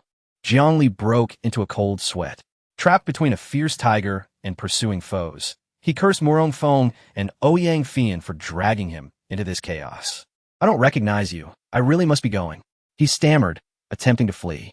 Yet, Lu Xinyan was not one to let him escape easily. Just as he was about to say something, Lin Wanwan burst forth, calling out, Stop him! He trying to run away. Upon seeing Lin Wanwan, battered and covered in wounds, Lu Xinyan's expression shifted dramatically. Connecting the dots with Jiang Li's unusual behavior, a foreboding thought crossed her mind. She raised her delicate hand, placing it on Jiang Li's shoulder, and a surge of formidable energy sealed his meridians, rendering him immobile and speechless. Panic surged within Jiang Li as he silently screamed. "Oh no, this is bad." Lin Wanwan hurriedly approached, breathless, and he wants to abandon you. You mustn't let him escape. The secret realm's exit was now thronged with cultivators. Upon hearing Lin Wanwan's words, they cast Jiang Li knowing glances, as if to say, "You've truly caught a big fish." Realizing she had misspoken, Lin Wanwan immediately covered her mouth in horror. Meanwhile, Lu Xinyan's face flushed with anger. "Wanwan, what are you saying?" "I'm sorry. I misspoke in my anxiety." Lin Wanwan rushed to apologize. Yet the skeptical gazes of those around made it clear that no one believed her. In that moment, Lin Wanwan realized the gravity of her blunder. The next day, news would likely spread throughout Ningzhou. Ningzhou's most beautiful maiden, the sole female emperor Lu Xinyan, has a heart already taken. Everyone disperse. What are you staring at? Nothing to see here. Lin Wanwan admonished the crowd, then sheepishly stood beside Lu Xinyan, saying, "Aunt, don't be angry. I was just worried about your future. That's why I got a bit carried away." Flushed, Lu Xinyan retorted, "What nonsense. Future plans? We'll discuss this when we return." She then turned her attention to Lin Wanwan, her brow furrowed in concern. "Wanwan, what happened inside? How did you get so injured?" According to the information provided by the White Tiger sect, there was only a beast comparable to the Yuan Ying stage within the secret realm. Logically, Lin Wanwan and her companions should have been able to handle it. As she spoke, Murong Feng and Ouyang Fian emerged, dragging the unconscious disciples from Yin Xiu sect and White Tiger sect. Lu Xinyan's expression darkened further at the sight. Lin Wanwan recounted the events inside from beginning to end, even mentioning how Gu Linhuan had deceived her into consuming the heart-eating goo, though she omitted the more embarrassing details. Here, eating goo? Upon hearing this term, Lu Xinyan paused slightly. Observing Lin Wanwan's evasive gaze, she quickly deduced the truth. This girl had also consumed the pills Jiang Li had provided. A flush crept on her cheeks at the thought. Meanwhile, Jiang Li was in a state of acute distress. After shooting Jiang Li a glare, Lu Xinyan instructed Lin Wanwan, "Keep an eye on him. I shall seek justice for you." With that, she raised her hand, causing the unconscious White Tiger sect disciples to be levitated and thrown before their elder. "Friend, you must give me an explanation for this matter."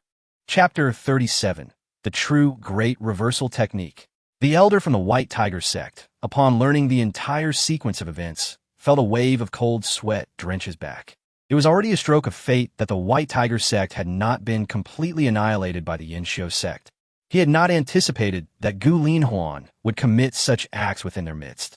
Ignoring the injuries of several White Tiger sect disciples, he forcibly awakened them to inquire about the happenings in detail. "Friend Lu, this incident is a shortcoming of my White Tiger sect as disciples. I implore you to show mercy, considering the defenses of Ningzhou City and the fact that my sect did not act with malice. Rest assured, I will provide you and your esteemed sect with a satisfactory response." Lu Xinyan, upon hearing this, looked at him coldly and replied, "I demand the Xuanzong order." The elder's heart sank at her words. "This friend, I'm not negotiating with you. Moreover, the sword forging pool of the White Tiger sect must be opened unconditionally for the disciples of the Yin Xiu sect." With a heavy sigh, the elder realized he had no choice. "Friend, I can grant you the Xuanzong order, but only disciples of the Golden Core stage and above may enter the sword forging pool." Upon hearing this, Lu Xinyan's anger turned to joy. "It's a deal." With that, she turned and departed, leaving the elder to gaze helplessly at the severely injured disciples of the White Tiger sect, feeling utterly despondent. Return to the sect. Lu Xinyan waved her hand and swiftly seized Jiang Li, soaring into the sky towards the Yin Xiu sect. Lin Wanwan sighed and turned to a nearby female disciple of the Yin Xiu sect in the nascent soul stage, saying, "Sister, could you give me a lift? I'm out of strength." The disciple smiled faintly. "It's the first time I've seen you in such a sorry state." With that, she took Lin Wanwan along with her and pursued Lu Xinyan. Though Jiang Li had already reached the Golden Core stage, it was his first experience of flight. Watching the rapidly passing scenery below filled him with exhilaration. The Great Reversal Technique unexpectedly activated at this moment, breaking through the meridians sealed by Lu Xinyan. Lu Xinyan immediately sensed something amiss and instinctively released her grip on Jiang Li. Unaccustomed to flying, Jiang Li, feeling the gravitational pull and the impending descent, instinctively grasped Lu Xinyan's slender waist. Lu Xinyan was filled with a mix of surprise and anger, her cheeks flushing. She forcefully suppressed her urge to retaliate, saying, "Release me." Jiang Li chuckled awkwardly. "Apologies, it's my first time. I'm a bit out of control." With that, he focused his internal energy, employing his technique to ascend on his own. Lu Xinyan straightened her wrinkled garments, clearing her throat, and asked, "How do you possess the supreme technique of my Yin Xiu sect, the Great Reversal Technique?" From the moment she first encountered Jiang Li, she had sensed a familiar aura about him. However, she never imagined that the reason was that Jiang Li practiced the Yin Xiu sect as supreme technique, the Great Reversal Technique. If Jiang Li hadn't activated the technique and broken her seal, she would never have realized it. Jiang Li grinat shapishli. It's a family heirloom. Lu Xinyan, of course, did not believe such an explanation. The consequences of leaking techniques were severe. Her gaze towards Jiang Li now bore a deep wariness, and countless thoughts raced through her mind. When she first met Jiang Li, she had been certain he was an ordinary person, but now he had attained the golden core stage. Coupled with his ability to identify her identity and produce the antidote to the heart-eating goo, as well as his remarkable divination skills, she felt as though she had been ensnared in a plot. "Who exactly are you?" Lu Xinyan's beautiful eyes flashed with a fierce light as she questioned him. Jiang Li could only stubbornly insist, "It truly is my family heirloom." Without a second thought, Lu Xinyan again sealed Jiang Li's cultivation and body. Regardless of whether he spoke the truth or not, this matter was of great significance. Even if Jiang Li had genuinely saved her, she had to exercise utmost caution. "Please endure this for now. Once we return to the sect, the truth will be revealed. If I have wronged you, I shall certainly make amends." With that, she swiftly carried Jiang Li back to the Yin Xiu sect. In the Yin Xiu sect, as council hall, Bai Ling Miao and Lu Xinyan circled around Jiang Li, scrutinizing him endlessly. Jiang Li, unable to do anything but blink his eyes, felt quite helpless. "Junior sister, is this the Daoist you spoke of?" Lu Xinyan nodded affirmatively. "Indeed. Are you suggesting that he not only possesses our sect's great reversal technique, but also managed to break your seal?" Lu Xinyan nodded once more. "That's correct. I wouldn't misperceive. He was indeed using the great reversal technique at that time." Bai Ling Miao pondered for a moment before saying, "Junior sister, have you considered that regardless of where he acquired the great reversal technique, how could someone at the golden core stage break your seal?"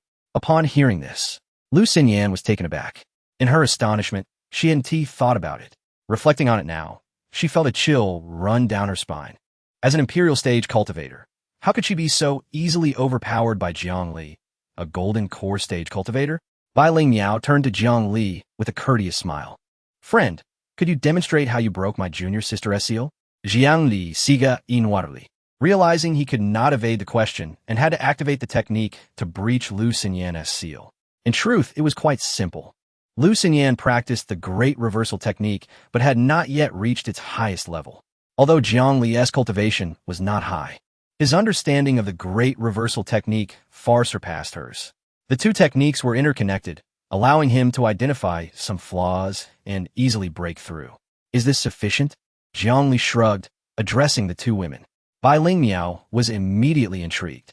"You claim this technique is a family heirloom?" Jiang Li nodded. "Indeed." Bai Ling Miao suddenly smiled.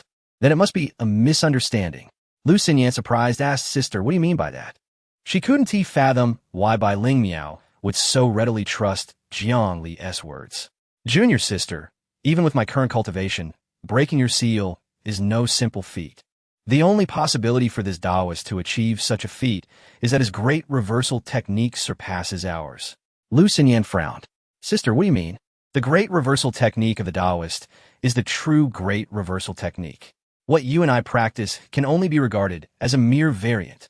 Bai Ling Miao's eyes revealed a sense of wistfulness. But soon after, her gaze became fervent as she looked at Jiang Li, as if she wanted to devour him whole. Jiang Li, feeling alarmed, took several steps back, thinking to himself that this woman was far too eager. Couldn't she wait a little longer with Lu Xinyan present? Chapter 38. The New Elder of Yangxiuzong. Before his demise, my master once spoke to me about the two forms of the returning heaven technique. One is the method we practice, while the other is the true Great Returning Heaven technique cultivated by the Taoist priests. Bai Ling Miao's eyes appeared ethereal, as if she could envision her master in his prime. Legend has it that the founder of Yangtze acquired the Great Returning Heaven technique and the pure spirit swordplay from Daoist, thus establishing the sect. However, due to her limited aptitude, our founder was unable to attain the complete transmission, resulting in our current practice not being the full Great Returning Heaven technique. This is a matter only known to past sect leaders, so it is entirely understandable that you, junior sister, are unaware of it. If it weren't for the arrival of Taoist Jiang, I would have thought this was merely a legend. For it is through these two techniques that Yangtze has maintained its foothold in Ningzhou. It appears that the legend is indeed true. Lu Xinyan, taken aback, glanced at Jiang Li and asked, "Sister, does this mean he is a descendant of that Taoist from back then?" Bai Ling Miao looked at Jiang Li with hopeful eyes indeed. "Right, Taoist Jiang? Yes. It seems there is some truth to this. My master mentioned it," Jiang Li replied, wiping the sweat from his forehead, internally lamenting the sheer coincidence of it all. Bai Ling Miao, brimming with excitement, took Jiang Li's hand and earnestly exclaimed, "Taoist, this means we are actually of the same lineage." She then turned to Lu Xinyan with a serious expression. "Junior sister, why are you just staring? Quickly, fetch some tea." Yes. Lu Xinyan, bewildered, hurriedly instructed the disciples outside. Meanwhile, Bai Ling Miao had already warmly seated Jiang Li. "Taoist Jiang, do you have any plans?" Jiang Li, somewhat overwhelmed by Bai Ling Miao's enthusiasm, instinctively replied, Not for now." "Excellent. Then Taoist Jiang should stay at Yangtze. I must be a few years older than you, so please, if you do not mind, you may call me sister." Bai Ling Miao gazed at him with wide, sparkling eyes, her grip on his hand unwavering, causing Jiang Li's heart to race. Finally, under Bai Ling Miao's expectant gaze, he awkwardly said, "Sister Bai, good, Jiang junior brother." "Ha ha." Upon hearing Jiang Li address her as sister, Bai Ling Miao's face lit up with joy, and she eagerly beckoned Lu Xinyan. "Xinyan, come over and greet your senior brother Jiang." "Jiang Li." "Lu Xinyan." Noticing Lu Xinyan's lack of movement, Bai Ling Miao smiled awkwardly at Jiang Li. Don't be misled by her high cultivation. She is quite naive and knows nothing of social niceties. Saying this, she pulled Lu Xinyan before Jiang Li. "Why aren't you greeting him?" Lu Xinyan, observing her overly excited senior sister and the somewhat bewildered Jiang Li, finally stammered, "Senior brother Jiang." "Junior sister Lu," Jiang Li replied. "Excellent." A loud voice interrupted them. Bai Ling Miao clapped her hands excitedly, exclaiming, "Wonderful! From this day forth, Yangtze shall be complete. Bring forth the ancestral spirit tablet. I must announce to the heavens and our ancestors that Yangtze now has an additional elder." Under Bai Ling Miao's command, the disciples of Yangtze quickly mobilized. Before long, they led Jiang Li to the ancestral worship site of Yangtze. He remained in a state of bewilderment throughout, allowing himself to be guided. Jiang Li barely had time to grasp the name of the sect's founder before he became the third elder of Yangtze, following Bai Ling Miao and Lu Xinyan, and notably, the only male elder. The entire process was astonishingly swift, even before Lin Wanwan had returned. "Junior brother Jiang, after your long journey, you should rest. Tonight, I shall host a welcoming banquet for you." A female disciple led Jiang Li to his designated cave residence. Once Jiang Li left, Lu Xinyan furrowed her brow and asked, "Sister, is it true that the Great Returning Heaven technique was passed down to our founder by Taoist?" Bai Ling Miao shot her a glance. "Do you really believe that?" Lu Xinyan looked at her in confusion. "Of course it's false. The Great Returning Heaven technique and the pure spirit swordplay were painstakingly created by our founder. There is no tale of a Taoist imparting teachings." "What about what you just said?" Bai Ling Miao sighed in exasperation. You really are." She instinctively pointed at Lu Xinyan's chest, but reconsidered and quickly corrected herself. "You are skilled in cultivation, but lack wisdom. The Great Returning Heaven technique is a closely guarded secret of our sect. Where Jiang Li learned it is a separate matter, but the fact that he can break your seal is sufficient proof of his comprehension of the technique, surpassing both you and me. Such a person, if left unchecked, poses a significant threat to Yangtze." Upon hearing this, Lu Xinyan's expression shifted, and she coldly remarked, "Then why should we keep him around? We could simply—" "Enough!" Could you truly take action? Bai Ling Miao retorted sharply. Lu Xinyan's spirit faltered upon hearing this. After all, he saved my life. Knowing your kind heart, does that mean I am the kind of ungrateful person who repays kindness with malice? Bai Ling Miao teased. And Lu Xinyan responded with a bright smile, of course not. Sister is the kindest person in the world. Bai Ling Miao tapped her forehead. Everyone has their own secrets and opportunities. Regardless of the reason, it is a fact that Jiang Li possesses the great returning heaven technique, and his understanding of it is deeper than ours.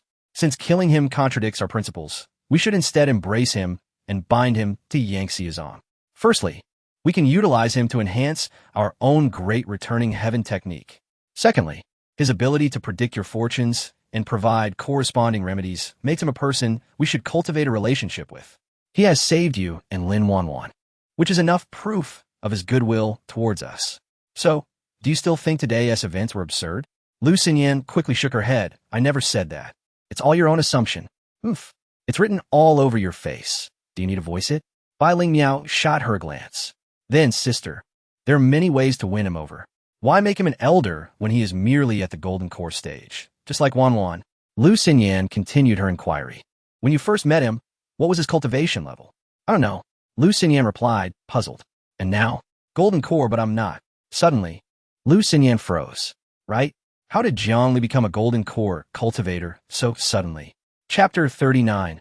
A sudden realization. I had been holding his hand just to ascertain his bone age, and he could not be older than 20. If that were the case, he would be an extraordinary being, even more formidable than you. Alternatively, he might possess some extraordinary fortuitous encounter. If it is the former, then relegating him to the position of a mere elder would be an injustice. If it is the latter, with such innate talent and opportunity, I believe it won't be long before he matches your achievements. Do not forget, he also possesses that astonishing divination skill. Thus, regardless of the reason, a mere elder's position would entail no loss for us.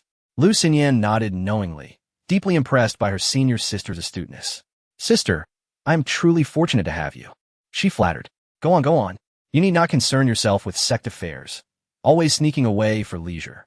In this vast sect, if I do not manage it, who will? Bai Ling Miao sighed after speaking. Xinyan, although your cultivation is unparalleled and you are an extraordinary prodigy, your heart is excessively kind. Just like in the incident with Sanxing, such dangers may arise again in the future. I worry that you will encounter similar peril, but lack the resolve to face it. I suggest you regard Jiang Li as your senior brother. Do not harbor any other thoughts, but grow closer to him. With his remarkable divination skills, he can offer you some protection. Listening to Bai Ling Miao's earnest advice, Lu Xinyan's beautiful eyes glistened with moisture. She grasped Bai Ling Miao's hand and said, Thank you, sister. Bai Ling Miao shook her head gently. Xinyan, the world is harsh, filled with demons and monsters, and strong individuals abound. My cultivation is insufficient, and I can only assist you this much. Ultimately, you must venture beyond this small Ningzhou and witness the wider world. I do not care if you bring fame to Yinshou's sect. I merely wish for your lifelong safety, thus fulfilling the wishes of our late master. While the two sisters shared this poignant moment, Jiang Li, having returned to his own cave residence, rested his chin on his hand, contemplating the events of the day. He certainly did not believe a word of what Bai Ling Miao had said. How could things be so coincidental? The so-called reversal technique and great reversal technique, or the idea of a Daoist imparting teachings, were mere fabrications. However, he could somewhat grasp Bai Ling Miao's sudden defense of him, even recognizing him as her junior brother and allowing Lu Xinyan to regard him as her senior brother. The expedition into the secret realm had opened his eyes to the fact that the world was far from the peaceful haven he had first perceived. Once one embarked on the path of cultivation, danger would always lurk nearby. He could foresee the fortunes of others, but remained oblivious to his own. To live well, he could only distance himself from peril. As the foremost sect in Ningzhou, as long as he remained within its confines, he would undoubtedly be safe. Yet, relationships between people are reciprocal. There is no hatred without cause, nor love without reason. Bai Ling Miao, as Lu Xinyan's senior sister, might treat him well due to his saving Lu Xinyan's life. However, as the sect leader, she would never bestow such an important title as elder upon him. After much contemplation, Jiang Li resolved to have an open and honest discussion with Bai Ling Miao, Otherwise, even remaining in Yinsho sect would feel uneasy. Daoist, are you there? Suddenly, Jiang Li heard someone calling him from the cave. From the voice, it seemed that Lin Wanwan had returned. He stepped out of the cave to welcome her in. Ah, Daoist. No, I should call you second uncle. Lin Wanwan exclaimed with a mischievous glint in her eyes. Second uncle?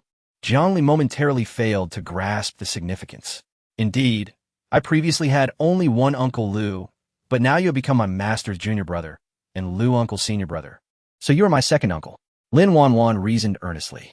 Jiang Li sighed. Forget it. Just call me Jiang Li in private. The term second uncle always reminded him of second brother. All right, Jiang Li. Lin Wanwan unabashedly addressed him.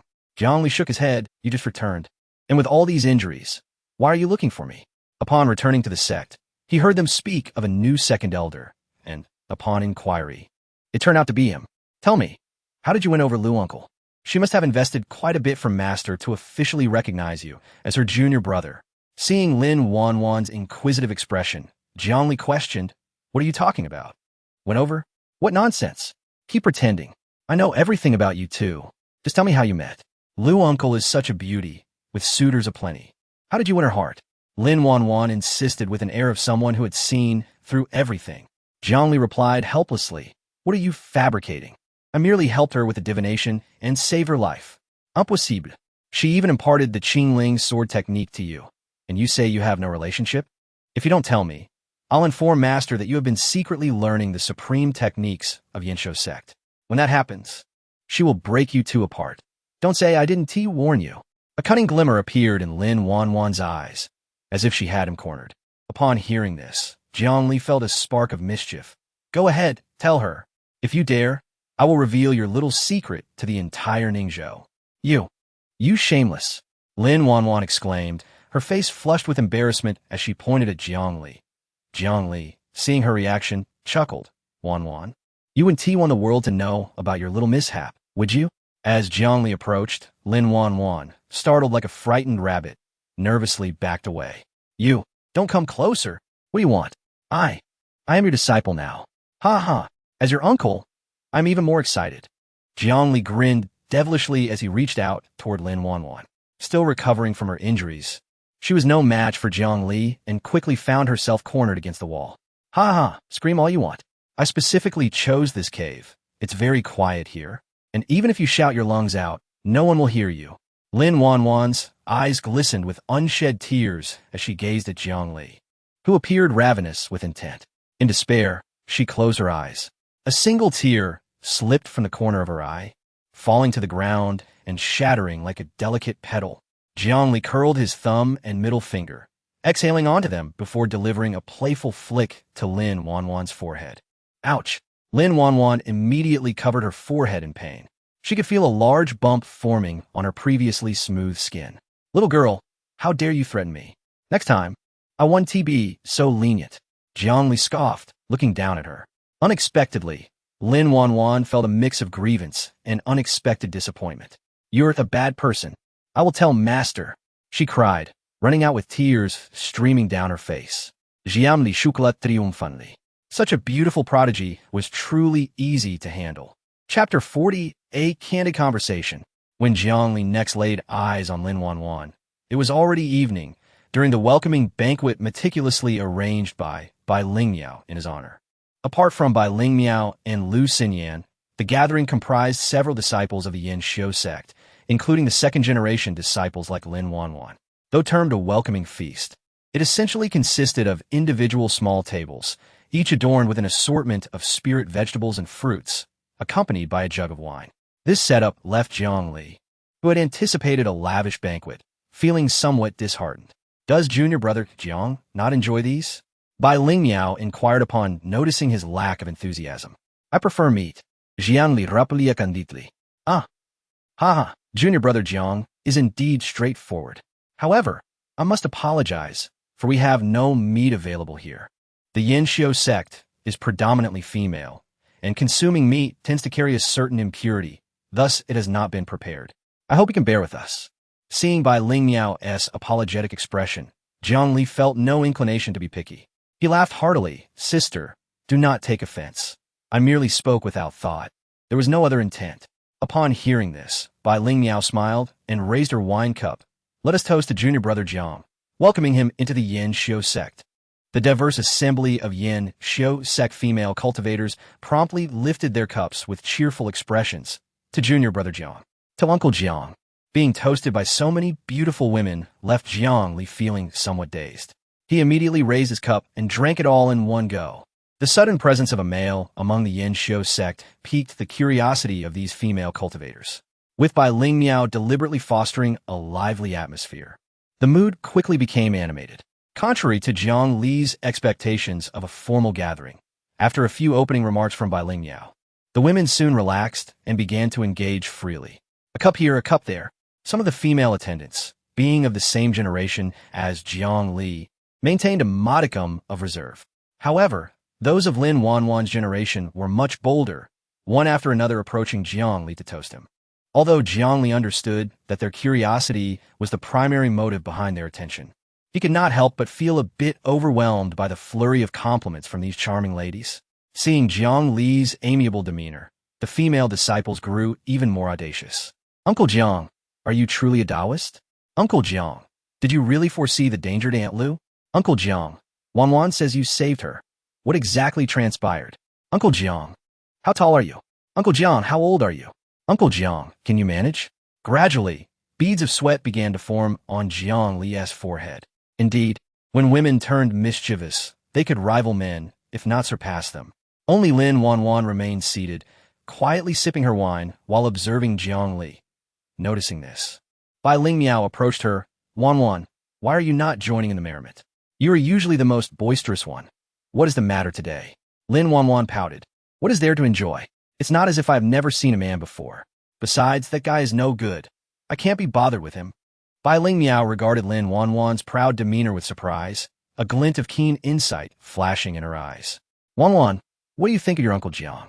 He is a despicable, vile, and irredeemably wicked person. Lin Wanwan recalled how Jiang Li had flicked her forehead earlier that afternoon, instinctively touching her smooth brow. I meant to ask how you perceive his abilities. The astute Bai Ling Miao quickly discerned the information she sought from Lin Wanwan's remarks and rephrased her question. Lin Wanwan felt a twinge of panic, but seeing that Bai Ling Miao remained oblivious, she breathed a sigh of relief. I'm not entirely sure, but his comprehension of the Qingling's sword technique is remarkably profound, nearly on par with that of master. In truth, had it not been for Bai Ling Miao's presence, Lin Wanwan would have preferred to assert that Jiang Li's understanding of the Qingling's sword technique surpassed her own. Bai Ling Miao was taken aback to learn that Jiang Li was proficient in the Qingling sword technique as well. She had always assumed he was solely adept in the grand reversal technique. After Lin Wanwan returned, aside from a brief glance at Jiang Li, she had devoted the remainder of her time to healing. She had yet to inquire about the events in the secret realm in detail. Upon hearing this, Bai Ling Miao promptly seated herself beside Lin Wanwan and began questioning her about the intricacies of the secret realm. Lin Wanwan, naturally, had no reservations and recounted the conversation she had with Lu Xinyan, albeit with greater detail, when Bai Ling Miao interrupted to ask for clarification on certain points. Lin Wanwan was increasingly astonished to learn that Jiang Li's casual guidance had enabled her to slay Gu Linhuan, who was in a far superior condition. Utilizing only the basic sword techniques of the Qingling sword technique while heavily injured. The enigma surrounding Jiang Li deepened in her eyes. What is it, master? What is wrong with Uncle Jiang? Lin Wanwan inquired curiously. Bai Ling Miao shook her head. Nothing to worry about. Merely concerned for you. Lin Wanwan longed to share how Jiang Li had bullied her, but recalling her embarrassing moments in the secret realm, she ultimately chose to suppress her grievances, vowing to seek vengeance at a later time. As the wine flowed, Jiang Li began to feel the effects of inebriation. Spotting Bai Ling Miao approaching, he laughed heartily. It's Sister Bai. Could you possibly assist me in changing the company? He waved his hand grandly, dismissing the group of female disciples surrounding him. Bai Ling Miao, shaking her head in resignation, gestured for them to disperse. The group of female disciples, upon seeing this, laughed and scattered. Lu Xinyan also took Lin Wanwan aside under some pretext to depart. Soon, only Jiang Li and Bai Ling Miao remained in the area. Junior brother Jiang, are you intoxicated? Bai Ling Miao inquired tentatively, hoping to glean some information from him while he was under the influence. However, the dazed look in Jiang Li's eyes suddenly cleared. Sister Bai, let's speak plainly. There is no need for subterfuge. I am merely a humble golden core cultivator and cannot stir significant ripples before you. Bai Ling Miao, taken aback by his straightforwardness, quickly regained her composure. Junior brother Jiang need not fear. I, Bai Ling Miao, am not like those petty individuals from the White Tiger sect. I will not repay your kindness to Xin Yan and Wan Wan with malice. Jiang Li nodded, then I am reassured. To be honest, Sister Bai, I often feel quite lost when dealing with prominent figures like yourselves. There is a matter I wish to discuss candidly with you. Chapter 41, Ambiguity. Oh, what is it? Bai Ling Miao inquired curiously. Besides the grand reversal technique, I am also proficient in the Qingling swordsmanship, Jiang Li declared straightforwardly. He was aware that Lin Wanwan would undoubtedly relay this information to Bai Ling Miao, if she hadn't already. Thus, he felt it more sincere to disclose it himself. Feigning surprise, Bai Ling Miao exclaimed, "Ah, so even the Qingling swordsmanship was imparted to my ancestor by that Daoist master back in the day." Jiang Li sighed. Sister Bai, I've already mentioned that we should converse openly and sincerely. Why do you still resort to such rhetoric? Your approach makes me quite uneasy. Upon hearing this, Bai Ling Miao chuckled softly, covering her mouth. All right, Jiang Junior brother, I shall no longer tease you. How you came to learn these two techniques is of no concern to me. Oh, Jiang Li responded, somewhat astonished. Bai Ling Miao nodded. Your grand reversal technique and Qingling swordsmanship, they must not originate from the Yin Xiu zone, correct? Although Jiang Li wished to affirm this, he ultimately shook his head. Indeed, they do not. Sister Jiang, I want to pry into the reasons behind your learning them. Everyone has their own opportunities and secrets. I will ask you just one thing. Do these two techniques differ in any way from our sect techniques? From Bai Ling Miao's gaze, Jiang Li perceived a deep sense of anticipation. After some contemplation, he concluded that his understanding of these two techniques indeed differed from the methods practiced by Lu Xinyan and Bai Ling Miao, and thus he nodded affirmatively. Not entirely different, but there are slight distinctions. Bai Ling Miao instantly breathed a sigh of relief. Speaking earnestly, Junior brother Jiang, I am aware that what I am about to say may be considered somewhat shameless, but I implore you to ensure that your grand reversal technique and Qingling swordsmanship remain within the Yin Xiu zone. Before Jiang Li could respond, Bai Ling Miao continued. Do not be hasty in your refusal. Both you and your descendants will henceforth receive unconditional and limitless protection from the Yin Xiu zone. You personally will hold a status and treatment nearly equal to ours within the sect, and you will even possess a voice in significant sect matters.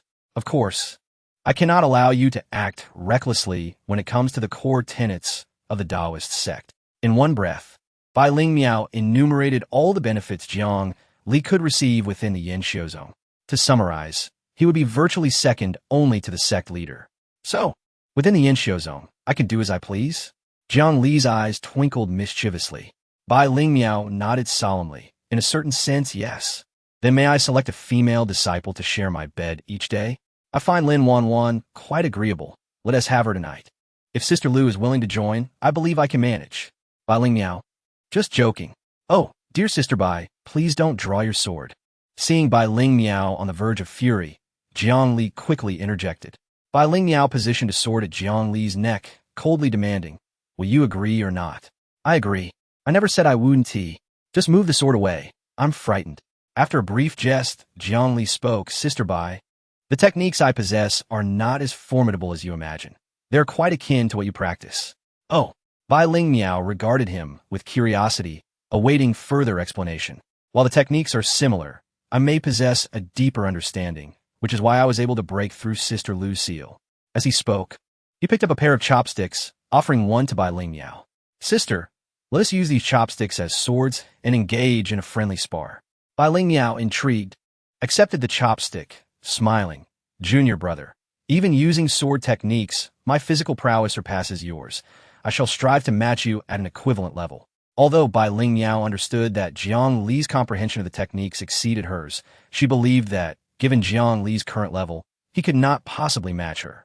She also intended to impart a lesson to her younger disciple, reminding him not to underestimate the heroes of the world just because he had learned two top-tier techniques. Sister, forgive my offense. Jiang Li, fully aware of Bai Ling Miao's intentions, wielded the chopstick like a sword, executing the Qingling's swordsmanship in an offensive thrust toward her. Bai Ling Miao responded in kind, employing the same technique to counter. Initially, she was brimming with confidence. However, it wasn't long before she found herself at a disadvantage after just a couple of exchanges. Despite both employing the same swordsmanship, Jiang Li adeptly exploited her vulnerabilities, leading her throughout their duel. This sensation was reminiscent of her childhood when her master would guide her techniques. Even after mastering her own skills, she had not experienced such a feeling with her master again. With each engagement, her astonishment deepened. She could initially fend off a few strikes, but soon her sleeves were riddled with small holes, all punctured by Jiang Li's chopsticks. Had they been swords, she would have certainly been pierced multiple times by now. As the leader of a sect, Bai Ling Miao, though generally calm, had her pride. Determined to regain some dignity, she resolved to unleash her full power. However, Jiang Li surprised her yet again. Without employing any mystical powers, he managed to withstand her physical strength equivalent to that of a nascent soul cultivator. Crack! As their strength intensified, the chopsticks in their hands proved too fragile, and Bai Ling Miao's chopstick was cleaved in two by Jiang Li. However, Jiang Li's chopstick had also begun to splinter. You practice dual cultivation of the spiritual and physical? Bai Ling Miao exclaimed in astonishment. Jiang Li smiled and nodded. With no master to guide me, I simply practiced on my own. Without hesitation, Bai Ling Miao reached out, grasping Jiang Li's arm tightly, her expression filled with exasperation. A golden core physique? How could you squander such talent? Just as Bai Ling Miao lamented, Lu Xinyan entered the room. What you two doing?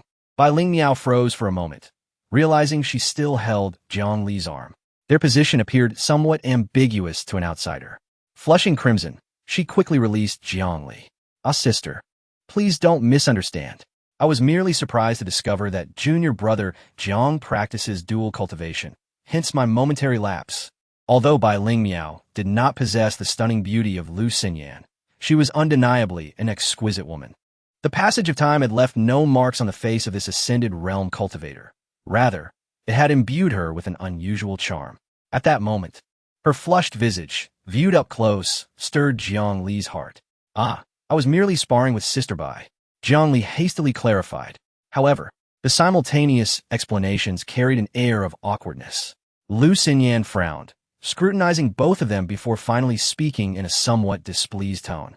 Then I shall also experience junior brother Zhang's swordsmanship.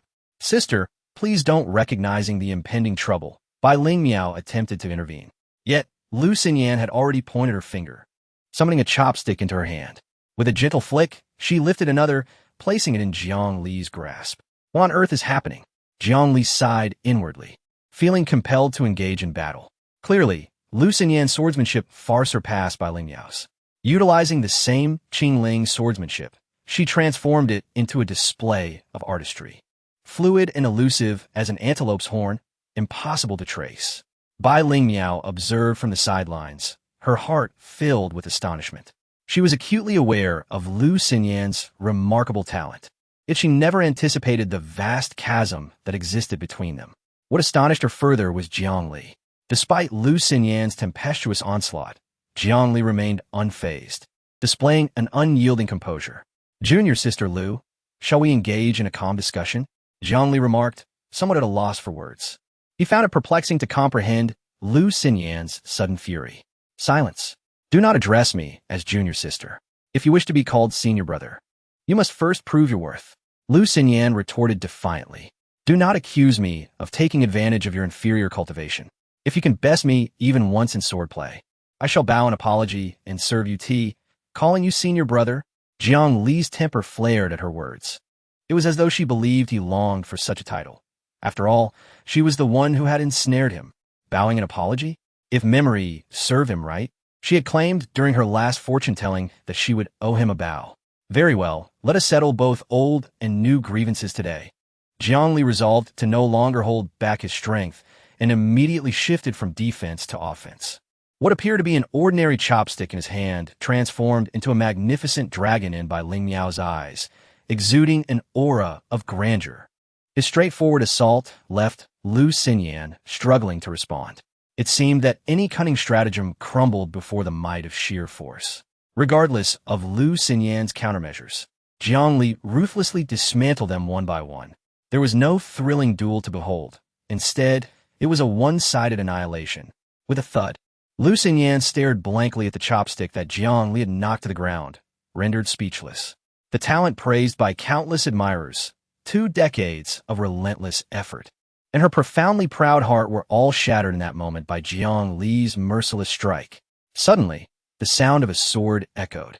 Jiang Li tossed the wooden chopstick into the air, then flicked his finger. The chopstick transformed into a streak of silver light, embedding itself at Lu Xinyan's feet. "Kneel and address me as senior brother." Jiang Li's gaze was icy, his imposing presence unparalleled at that moment. Time seemed to stretch as Lu Xinyan finally regained her composure. She bit her lip, tears glistening in her eyes. Before Bai Ling Miao could intervene, she dropped to her knees, offering a cup of wine to Jiang Li with utmost respect. "Senior brother, I was ignorant of my own limitations. Today, I present this wine instead of tea to atone for my transgressions. I beseech you to accept my apology." With that, she bowed her head, raising the cup above her head. Jiang Li accepted it with one hand and drank it all in one gulp. "All right, rise." At his words, Lu Xinyan stood up, her demeanor somewhat forlorn as she turned to Bai Ling Miao and said, "Senior sister, it is getting late. I shall take my leave to rest." Then, she bowed respectfully to Jiang Li, saying, "Senior brother, may you have a peaceful evening." With that, she turned and departed. Bai Ling Miao sighed, "Junior brother Jiang, you have effectively stripped Lu Xinyan of her pride." Jiang Li responded coldly. She has been too complacent, never having faced a single setback. It is crucial to understand that there are always those stronger than oneself. It is better for her pride to be tempered by me than to be crushed by others in the future. Bai Ling Miao's eyes shimmered with a hint of intrigue. Though Jiang Li's cultivation was not particularly high, his words resonated profoundly. There are always those stronger than oneself. "Junior brother, I am enlightened," Bai Ling Miao said earnestly, bowing to Jiang Li. He nodded, accepting her gesture without reservation. Yet, despite his composed exterior, he felt a swell of anxiety within. He hoped that his words would reach Lu Xinyan's ears, imploring her not to harbor resentment against him. The thought of being targeted by someone at the Emperor realm sent shivers down his spine. "Junior brother, now that you are an elder of Yangtze, I shall not be courteous and will assign you some tasks." Bai Ling Miao's eyes gleamed with mischief. Jiang Li nodded. "Senior sister, you are too kind. This is but my duty. There is no such thing as a free lunch." He had anticipated this, knowing it would merely involve teaching disciples, and he was well prepared. As expected, Bai Ling Miao smiled, saying, "Junior brother should have guessed that I would like you to start lecturing from tomorrow onward, overseeing the cultivation guidance of all sect members. Rest assured, I shall not overburden you, and you need only lecture once every 3 days." Jiang Li readily agreed, and, after discussing some details, returned to his cave dwelling. Once inside, he slumped into a chair, panting heavily. He could not ascertain Bai Ling Miao's true intentions, but he had to tread carefully. Although the evening had appeared amicable, it had drained him completely. The final swordplay contest with Bai Ling Miao and compelling Lu Xinyan to kneel had left him utterly exhausted. However, the outcome was quite favorable. At the very least, he had established a foothold within Yangtze. As long as he showcased his genuine abilities and imparted knowledge, he would be irrevocably tied to the sect. Having the foremost sect in Ningzhou as his backing was undoubtedly more advantageous than detrimental. After a considerable time, a smile returned to Jiang Li's face. He still had 3 rewards awaiting selection. While he did not harbor great expectations for Murong Feng and Ouyang Fian, he had long anticipated Lin Wanwan's reward. With a thought, 3 luminous panels appear before him. Regrettably, there was no option for 5 out of 2 or even 5 out of 3. However, he was prepared for this and felt no significant disappointment. Following the sequential order, the first 2 were likely Murong Feng and Ouyang Fian, while the last one belonged to Lin Wanwan. Without hesitation, he selected the card from the middle of the first 2 panels. Although he claimed to have no expectations, he silently wished, golden flash, golden flash. Yet the reality remained. One must never place excessive hope in any matter or individual, especially not in the 2 insignificant characters of Murong Feng and Ouyang Fian. Chapter 43. What does sharing a room mean? two utterly inept individuals contributed a skill known as reading comprehension. It is grandly stated that as long as he reads, he can effortlessly grasp the true essence of the text. This skill is evidently derived from Morongphone. However, it is utterly useless to him. He is too lazy to read other books, and as for martial arts techniques, as long as the system selects them, he can learn them directly. Ouyang Fian's situation is even more absurd. Jiang Li acquired yet another skill from her: perfect peeling. He can peel any fruit from start to finish without interruption, achieving a perfectly uniform thickness. Well, what on earth am I supposed to do with this? Jiang Li could not help but scoff. Indeed, this pair of siblings is nothing short of a couple of complete failures. Ultimately, Jiang Li's attention shifted to Lin Wanwan's reward. As per the usual practice, he chose the card in the center. In the next moment, a blinding golden light flashed, causing Jiang Li to close his eyes, suppressing the overwhelming joy within. He opened his eyes as the golden light dissipated, revealing a card adorned with an eye. Below the eye, the word talent was inscribed. Jiang Li was somewhat astonished. It was the same talent he had drawn previously from Ran Xingyun, a remarkable gift. Ran Xingyun's talent bestowed upon him unparalleled swordsmanship abilities. He wondered what Lin Wanwan's talent could be. As the card transformed into a golden light and entered his mind, he immediately understood its power: weakness perception.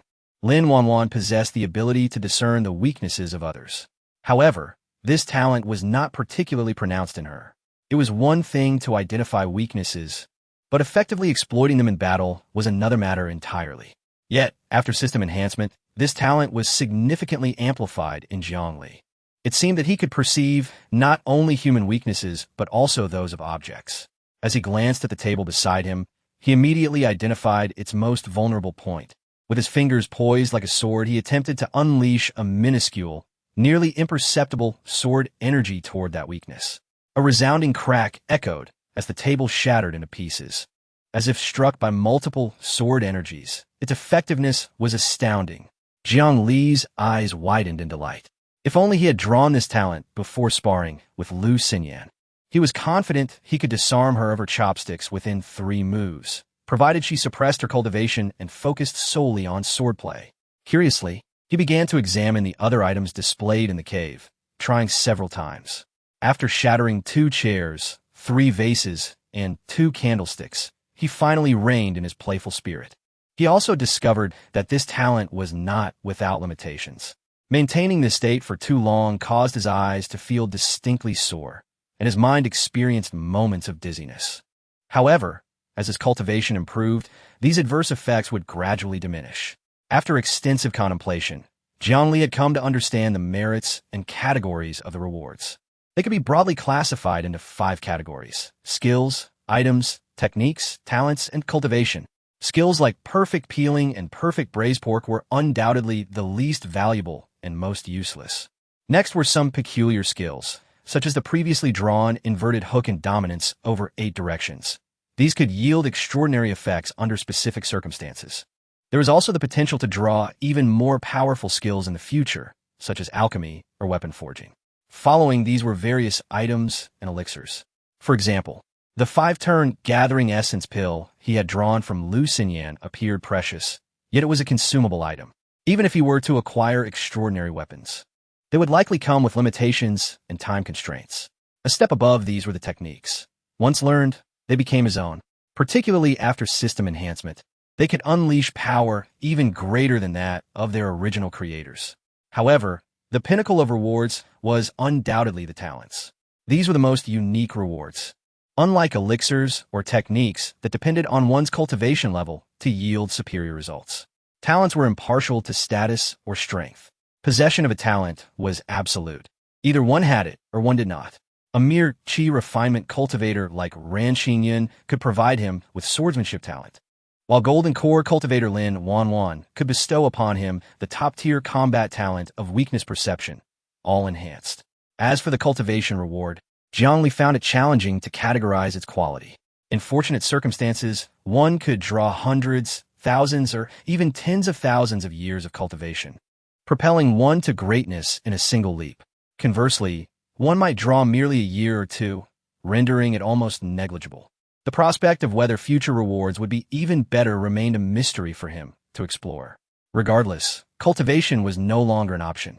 He could only rely on the lottery of rewards to pass the time. With this thought in mind, while other cultivators labored through the night, Jiang Li lay on his bed, drifting into a deep slumber.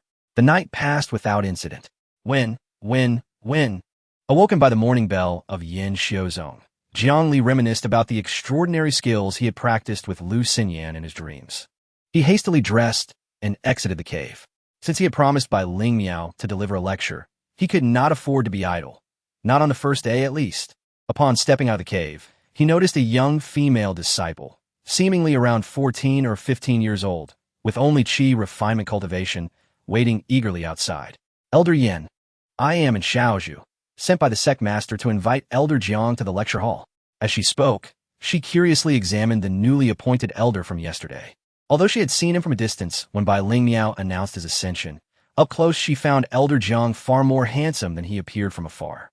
However, she was quite intrigued by how someone with only golden core cultivation could attain the status of an elder.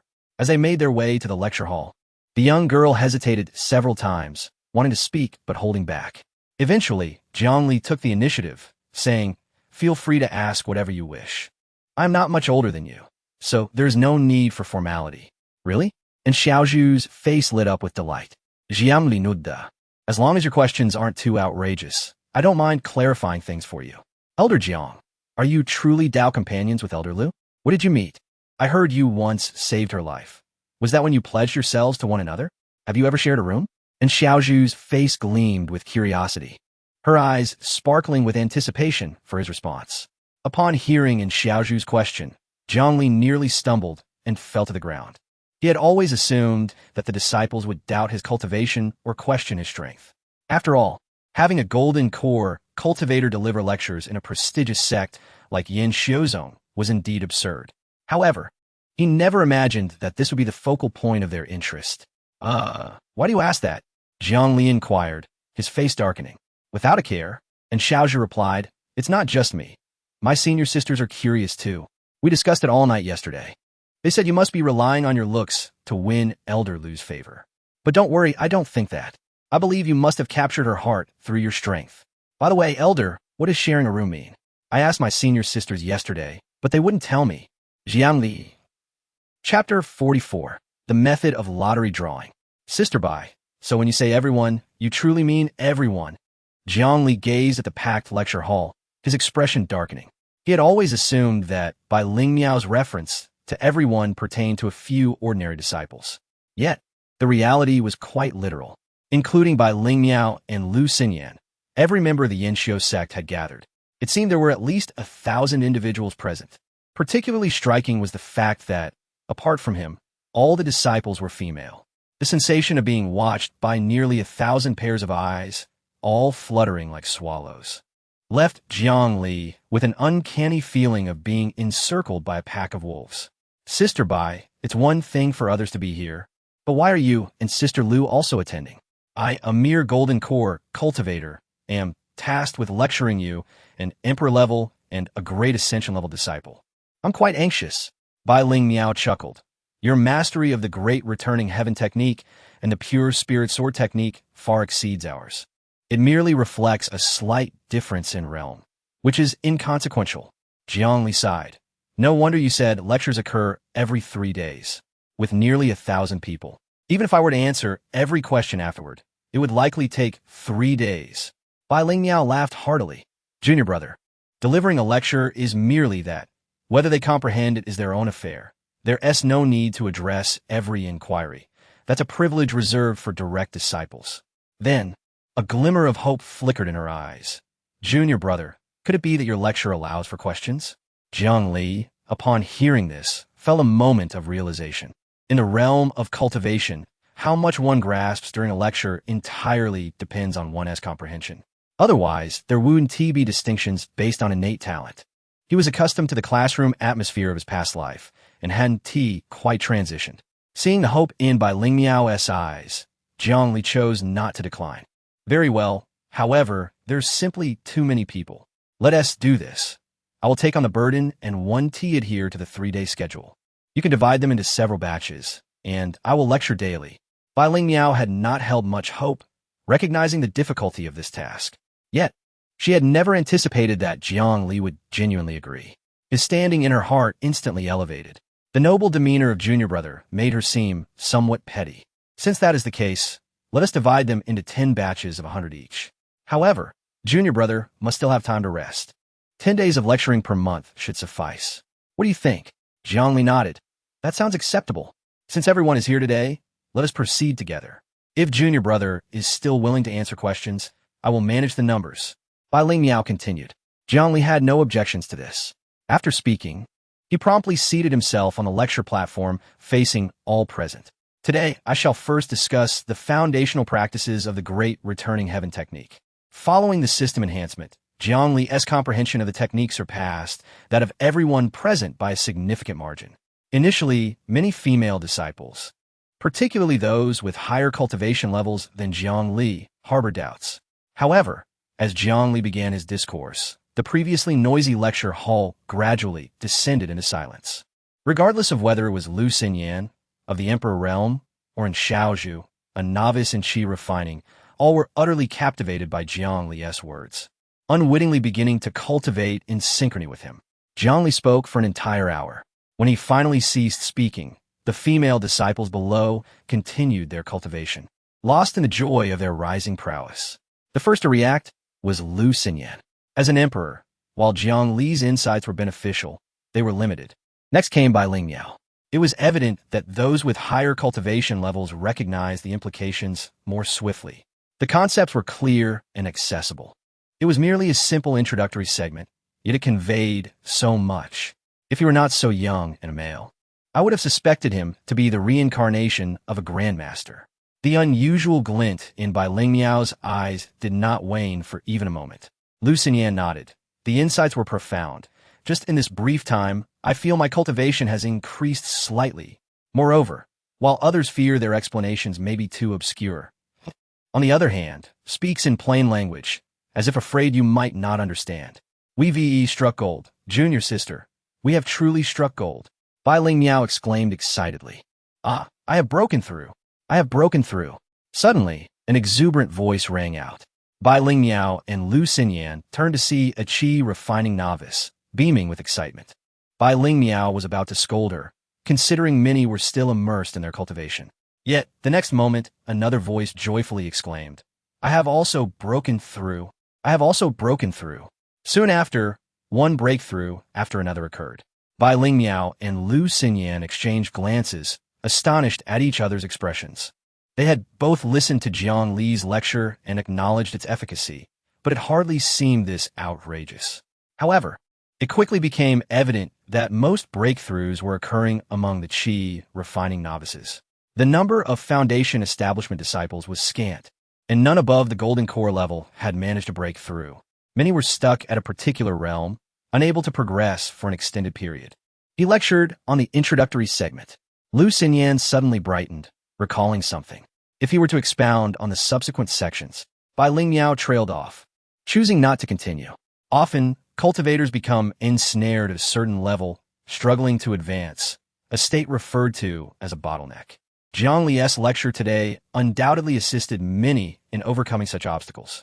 As the crowd below reveled in newfound strength and breakthroughs, Jiang Li, seated on the platform, gazed intently at the assembly, his mouth watering with desire. From the moment he began speaking, he had noticed a faint golden aura radiating above many heads. Initially, he thought the disciples were collectively experiencing a stroke of good fortune. However, he soon realized that those adorned with golden auras had indeed improved their cultivation after listening to his lecture. The brighter the gold, the greater the enhancement. Several shone brilliantly, directly breaking through. If these individuals had sought him for a fortune-telling beforehand, he would have drawn enough prizes to exhaust himself. Nevertheless, Jiang Li was not disheartened. He had discerned a method to augment his lottery draws, where Ningzhou are the most numerous and highest quality cultivators. Undoubtedly, it is the Yanxiu sect. The probability of drawing top-tier rewards from the disciples of Yanxiu sect far surpasses that of other cultivators. As long as he calculated the fortunes of those adorned with golden auras prior to his lecture, the efficiency would be undeniably remarkable. Indeed, Coming to Yanxiu sect was my most astute decision. Jiang Li wiped his mouth, gazing at the female disciples below as if they were veritable treasure troves. Chapter 45, Clarification. Everyone, please raise your hands and ask questions eagerly. At this moment, Jiang Li was in high spirits. He finally experienced the joy that responsible teachers feel when they see their students making progress.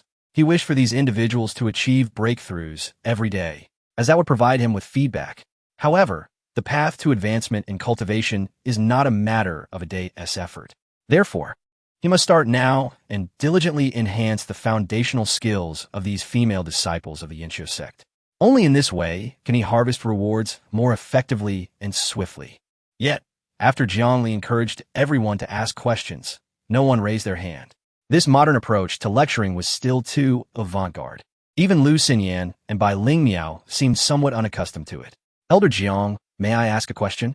Just as everyone was exchanging glances, unsure of how to proceed, a timid voice broke the silence.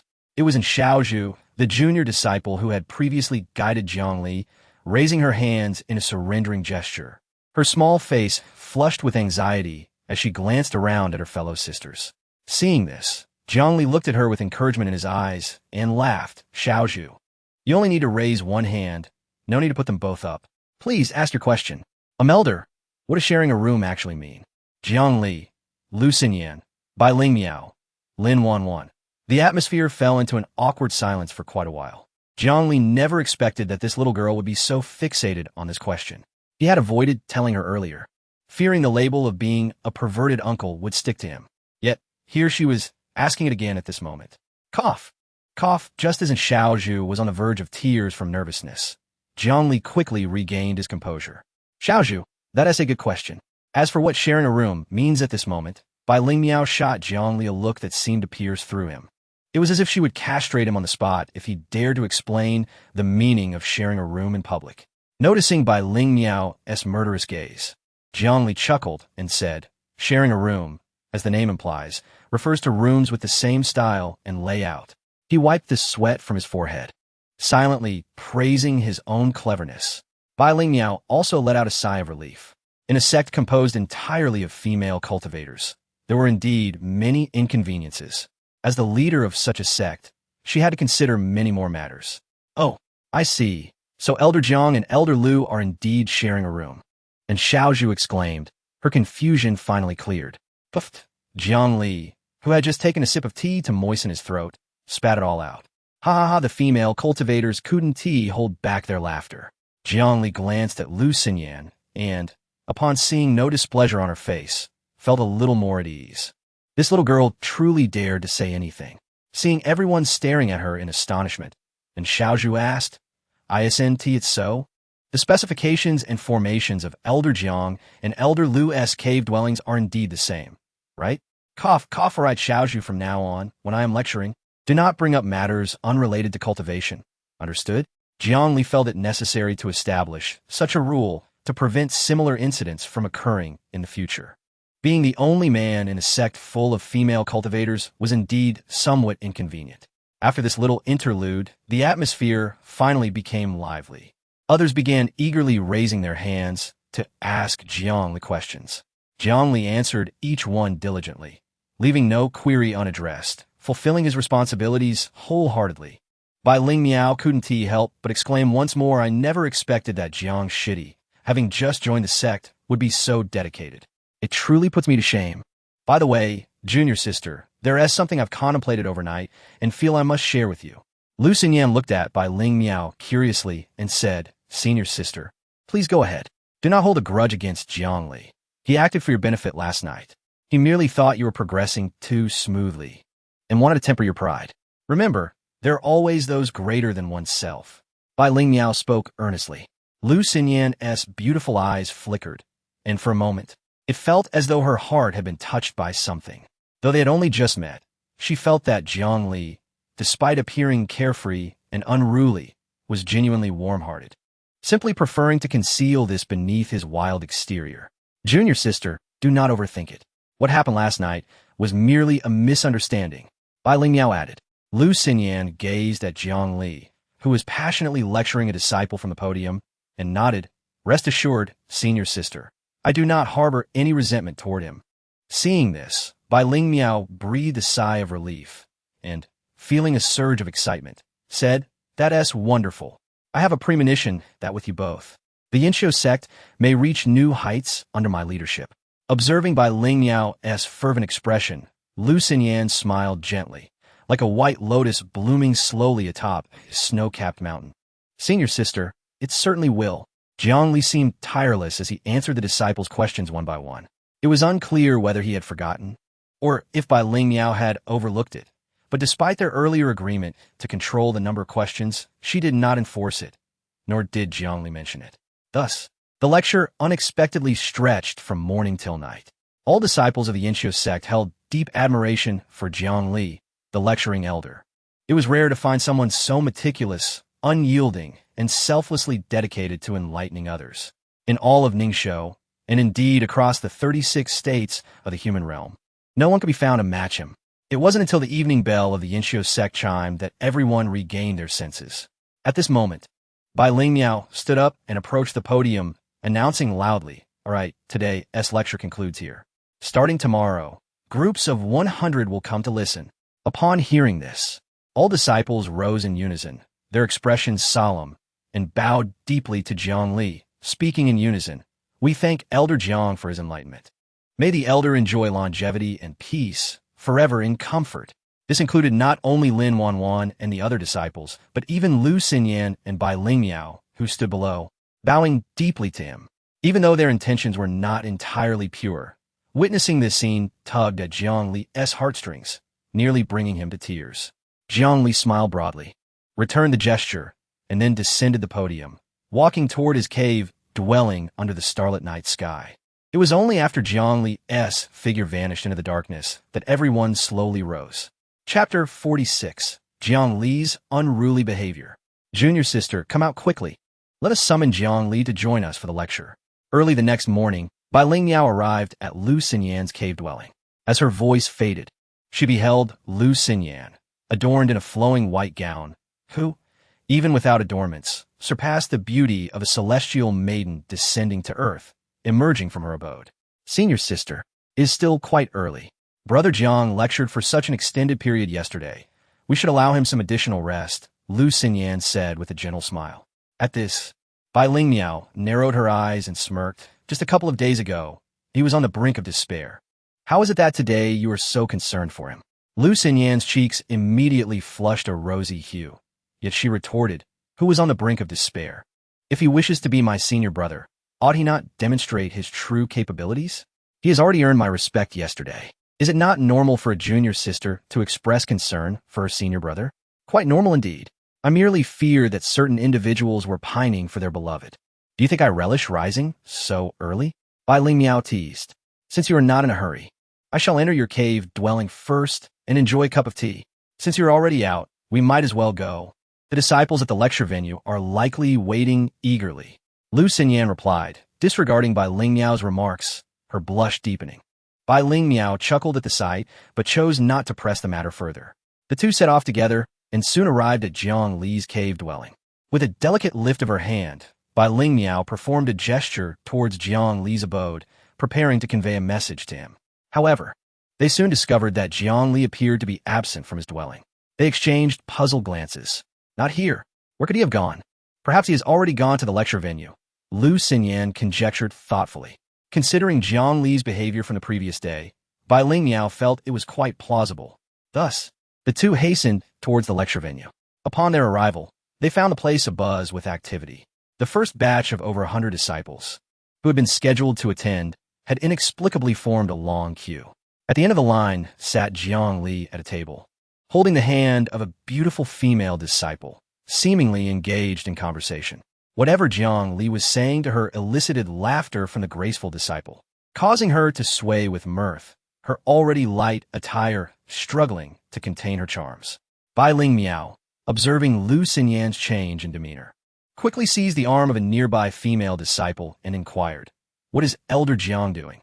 The female disciple, upon recognizing Bai Ling Miao and Lu Xinyan, promptly bowed and replied, "In response to the sect leader, Elder Jiang is reading our palms, claiming to assist us in discerning our fortunes. Everyone is having their fortunes told? Bai Lingyao asked, incredulous as she gazed at the lengthy queue. Elder Jiang said it would help him understand each of us better. He termed it, tailored instruction. The female disciple explained after some thought. Very well, then you may continue your line. Bai Lingyao said, pulling Lu Xinyan, who seemed on the verge of exploding, towards Jiang Li. Look here, your relationship line, though somewhat tumultuous, is deep. Oh no, rather long, which bodes well for your future. Additionally, I observe that your celestial crown is round and full, fair and flawless. Today, you shall surely gain in your cultivation. Giggle. Elder, is that truly the case? The delicate disciple responded, her demeanor shifting to one of playful shyness, yet she unconsciously thrust her chest forward towards Jiang Li. Cough, cough, cough. Seeing Jiang Li on the verge of inappropriate conduct in broad daylight, Bai Lingyao hastily cleared her throat. Oh, it is senior sister Bai and junior sister Lu. Jiang Li exclaimed, his expression awkward as he retracted his hand. Good morning, sect leader. Good morning, Elder Lu. The female disciple quickly stood and greeted them. You may step aside and wait for a moment. I have matters to discuss with Elder Jiang. The female disciple hurriedly moved aside. Bai Lingyao teased. Elder Jiang seems quite enthusiastic, arriving so early for the lecture. Jiang Li scratched his head, feeling a bit embarrassed. Senior sister, where there is a request, I, as a junior brother, must do my utmost, not daring to be careless. In that case, having you here is indeed a blessing for the Yinshou sect. Jiang Li waved his hands repeatedly, saying no. To be a part of the Yinshou sect is my fortune. One cannot say such things. The entire sect consists of female disciples. As the saying goes, solitary yin does not give birth. Solitary yang does not flourish. Having a junior brother like you to balance things out is just right. Jiang Li felt even more embarrassed at this remark, realizing that, in front of the head of the sect, openly teasing a disciple was both amusing and inappropriate. Life is unpredictable. Who knows what events may transpire next? Fortunately, my expertise allows me to discern fortunes and provide guidance, helping one to avoid misfortune and pursue auspiciousness. With such worries alleviated, one can focus on cultivation and enhance personal strength, thus elevating the overall prowess of our sect. Listening to Jiang Li's earnest nonsense, Bai Lingyao found herself both amused and exasperated. To express such brazen behavior in such a fresh and refined manner is a rare talent indeed. Do not be absurd. If you are to indulge in such behavior, then let it be known. Many disciples in the sect have hardly interacted with men.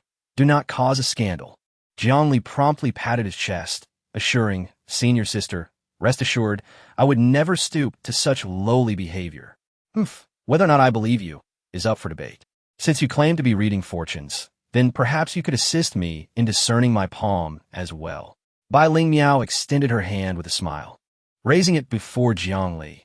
Jiang Li, not being foolish, glanced at Lu Xinyan, who wore a dark expression and refrained from taking Bai Lingyao's hand.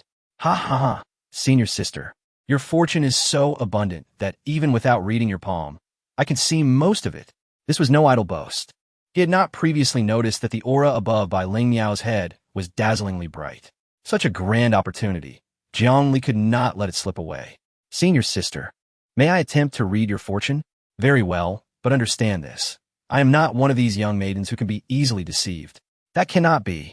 After receiving her affirmation, Jiang Li pretended to calculate, and a luminous screen appeared before him. After discerning the words displayed, he cleared his throat and proclaimed, congratulations. Senior sister, I could tell just by looking at your radiant complexion that a great fortune is upon you. It is indeed a cause for celebration.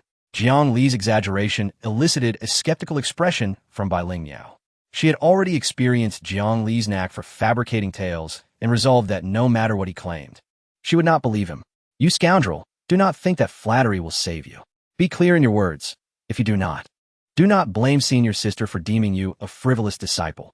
Since you have called me senior sister, it is only right that I impose punishment upon you. With that, she glanced at Lu Xinyan, determined to find an excuse to teach Jiang Li a lesson for his roguish antics today. Chapter 47. Dual Emperor? Senior sister, have you been stuck at the Great Ascension stage for quite some time, unable to make any progress? Jiang Li remarked, his eyes narrowing slightly. Bai Ling Miao shot him a glare and retorted, if you're going to bring that up, there's no need to say more. This is something everyone at Yinsho sect is well aware of. Although Bai Ling Miao appeared youthful, her actual age was considerable, having entered the sect decades before Lu Xinyan. However, due to her innate talent, she had been trapped at the Great Ascension stage for many years, which greatly troubled her, leaving her feeling utterly helpless. Despite the deep sisterly bond she shared with Lu Xinyan, witnessing her younger sister ascend to the throne of an emperor at such an early age only intensified her anxiety. Yet, the more anxious she became, the more daunting the barriers seemed. Well, if I were to say that today, senior sister, you will break through, would you believe it? Jiang Li said with a smile. Bai Ling Miao scoffed at his words. Don't mock me with this nonsense. If you provoke me, I'll give you a good beating. Ignoring her empty threat, Jiang Li replied earnestly, Senior sister, remember my words. Today you will surely achieve the status of an emperor. Seeing the seriousness in Jiang Li's expression, Bai Ling Miao set aside her playful attitude and said, Junior brother, this jest is not amusing. If I truly could attain the emperor realm, Yinsho sect would have 2 emperors. This would completely overturn the balance of power in Ningzhou, establishing our sect as a true dominant force. Junior brother's fortune-telling never lies. Senior sister, you must trust in my professional integrity, Jiang Li insisted, whether it was an illusion or not. Bai Ling Miao felt a flicker of excitement in her heart at Jiang Li's words, though she couldn't quite grasp it. Jiang Li continued, Senior sister, you must heed my advice. Today, you will undoubtedly become an emperor. First, there's a deep pool at the back mountain of the sect. After I finish speaking, you should go there to cultivate. Second, regardless of any disturbances, do not leave until you break through. Lastly, remember to remove your garments and place them neatly on the shore before entering the water. While Bai Ling Miao felt somewhat puzzled by the first 2 points, she considered them acceptable. However, the final instruction sparked other thoughts in her mind. Remove my garments. Before she could voice her protest, Jiang Li chuckled. Not a single piece should be left on. Pervert. Bai Ling Miao spat, glaring at him. She felt an urge to slap Jiang Li right then and there. How could he joke at such a moment? Just as she was about to scold him further, Lu Xinyan interjected seriously. Senior sister, you should listen to him. What? Bai Ling Miao widened her eyes in disbelief. If she hadn't watched Lu Xinyan grow up, she might have thought Lu Xinyan was in cahoots with Jiang Li, eager to witness her embarrassment. Junior sister, I'm trying to help you. So why are you siding with him? She thought. Yet Lu Xinyan shook her head, asserting, Senior sister, regardless of how absurd his words may seem, it would be wise to trust him. But still, Senior sister, even if you don't believe him, you must trust me. I can't explain, but I assure you, listening to him is the right choice. Lu Xinyan recalled the few pieces of advice Jiang Li had given her earlier, and her cheeks flushed with embarrassment. She didn't know what predicament her senior sister might face, but she understood that if Jiang Li insisted on complete nudity, then it must be so. From this moment on, you shall not leave my sight for even a breath. Lu Xinyan narrowed her eyes, a cold glint flashing within them. Although she believed in Jiang Li's fortune-telling, she had reservations about his character. This fellow could very well try to sneak a peek. Upon hearing this, Jiang Li sighed with regret. To think this is how you perceive me. You're sighing?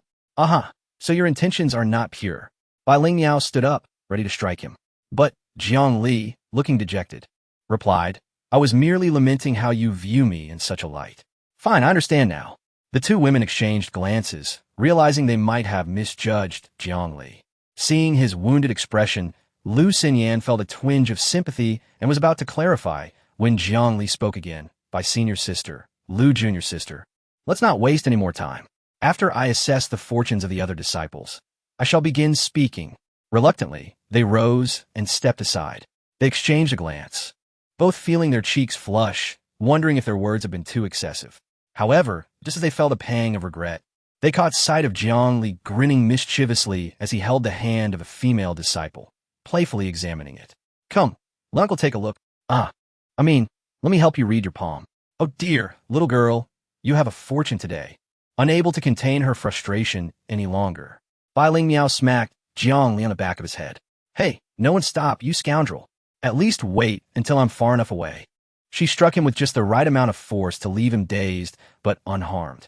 Yet, even after being hit, Jiang Li's grip on the female disciple's hand did not waver. After a brief bout of playful chaos, Jiang Li finally settled down and diligently assessed the fortunes of all the disciples under the watchful eyes of Bai Lingmiao and Lu Xinyan. They soon discovered that Jiang Li did not predict fortunes for everyone. He only shared profound insights with about 1 in 10 disciples, while the rest were met with jest. In no time, Jiang Li commenced his lecture. Bai Lingmiao and Lu Xinyan, like the other disciples, sat attentively below, absorbing his teachings. Jiang Li, as earnest as the day before, imparted wisdom without reservation. Although the material covered was still quite elementary, both women found it immensely beneficial, especially for Bai Lingmiao. An inexplicable sensation stirred within her. It felt as though she was grasping something elusive, igniting a sense of urgency within her heart. Just like the previous day, nearly all the disciples fell into a meditative state during Jiang Li's lecture. Soon, one disciple broke through their own limitations and advanced a small realm. Subsequently, more disciples followed suit, particularly one female disciple with an alluring figure who transitioned directly from the qi refinement stage to the foundation establishment stage. To Bai Lingmiao and Lu Xinyan's astonishment, they realized that all the disciples who achieved breakthroughs were the ones Jiang Li had taken seriously in his fortune-telling. "Senior sister," Lu Xinyan exclaimed, her eyes gleaming with excitement as she turned to Bai Lingmiao. Although Jiang Li had previously predicted her fortune and saved her life, she felt even more exhilarated at this moment. The existence of these disciples served as irrefutable proof of Jiang Li's divine fortune-telling abilities. Without exception, this implied that Bai Lingmiao was destined to break through today and attain the title of emperor. At that moment, her own excitement surged, and the sensation within her heart intensified. Chapter 48. It won't be a lifetime. "Senior sister, he looks so happy," Lu Xinyan observed Jiang Li, noticing that even each strand of his hair seemed to quiver with joy. The delight radiating from his eyes was uncontrollable. Bai Lingmiao chuckled. "It seems he is genuinely pleased with the breakthroughs of these disciples. It's my first time encountering someone like him, who takes such pleasure in guiding the younger generation." Lu Xinyan nodded in agreement. Indeed, he shows no reservations at all. I can tell he is wholeheartedly striving to assist these disciples. When he sees those few who have broken through their limits, the smile at the corners of his mouth is utterly uncontainable, as if he is happier than when he himself achieved a breakthrough. At this moment, Jiang Li was, without a doubt, sincerely delighted. The continuous chimes of system notifications in his ears made him feel an overwhelming urge to laugh aloud. "Is there anything you all do not understand? If so, please raise your hand." Jiang Li encouraged the group of female disciples below with his gaze. After the experience of the previous day, as soon as he finished speaking, someone eagerly raised their hand. Jiang Li smiled and pointed to the first girl who raised her hand. "You go ahead." Without hesitation, she stood up to ask her question. Jiang Li, too, held nothing back and earnestly provided her with answers. Soon, the lecture hall was filled with a lively chatter, the sound of voices intertwining like melodious birdsong. Due to the smaller number of attendees today, Jiang Li swiftly addressed each question. He understood the importance of gradual learning and avoided rushing the process or adopting a rote learning approach. Once he confirmed there were no further inquiries, he decided it was time to take a break. Though he was happy, such an intense session took a toll on his mental energy. After exchanging pleasantries with Lu Xinyan and Bai Lingmiao, he prepared to leave. "Brother Jiang," Lu Xinyan suddenly called out to him. Jiang Li, puzzled, replied, "Junior sister Lu, is there something you need? We agreed that today you must stay by my side." Lu Xinyan's cheeks flushed slightly. Jiang Li couldn't deny that he enjoyed walking and chatting with Lu Xinyan. After all, having such an enchanting beauty by his side was a delightful experience, even if they did nothing but simply enjoy each other's company. However, when the reason for her presence was to prevent him from gazing at another woman, it somewhat tarnished the beauty of the moment. To be honest, Jiang Li had indeed wished to wander the back mountain, but now it seemed unlikely. He could only smile and say, "It is an honor." Bai Lingmiao smirked and leaned close to Lu Xinyan, whispering, "Keep a close watch on him. Your virtue rests in your hands." Upon hearing that, the blush on Lu Xinyan's cheeks spread to her earlobes. "All right, I shall not disturb your little world any longer. I will go and cultivate. If you do manage to break through to the imperial realm today, I'll speak to our master on your behalf." Bai Lingmiao laughed heartily. "Senior sister, don't say such things." Lu Xinyan hurriedly denied. Bai Ling Miao, however, remained silent and shot Jiang Li a meaningful glance before striding toward the back mountain. The other disciples, sensing the atmosphere, discreetly departed, leaving space for Jiang Li and Lu Xinyan. Jiang Li awkwardly rubbed his nose and asked, Junior Sister Lu, where shall we go? At this moment, Lu Xinyan found it difficult to meet his gaze, so she casually looked to the side, saying, Brother, just go wherever you like, as long as it's not the back mountain. Jiang Li, seeing her reaction, sighed, then let us take a stroll around the sect. I've been here for 3 days, and Haven Tea had the chance to explore. Lu Xinyan nodded. Without further ado, she chose a direction and walked straight ahead. Jiang Li chuckled. Junior sister, didn't you say I shouldn't leave your sight for more than a breath? Lu Xinyan paused at his words, unsure whether to look or not. Lu Xinyan, oh Lu Xinyan, what are you afraid of? You are here for your senior sister, not because you harbor any ill intentions. Even if you glance at him, what difference would it make? Encouraging herself, Lu Xinyan took a deep breath, turned around, and fixed her beautiful eyes firmly on Jiang Li's face. Jiang Li was momentarily speechless. He hadn't anticipated Lu Xinyan to be so bashful. Junior sister, shall we still walk? I mean, we can walk side by side. Oh. Lu Xinyan's face turned even redder. Jiang Li shook his head and stepped closer to walk beside her. Junior sister, let us go this way. Lu Xinyan softly responded, her blush visibly spreading to her graceful neck. Growing up, Lu Xinyan's life had revolved around cultivation. Though Jiang Li had lived 2 lives, he too felt a pent-up energy that needed an outlet. They continued walking in silence, neither knowing what to say.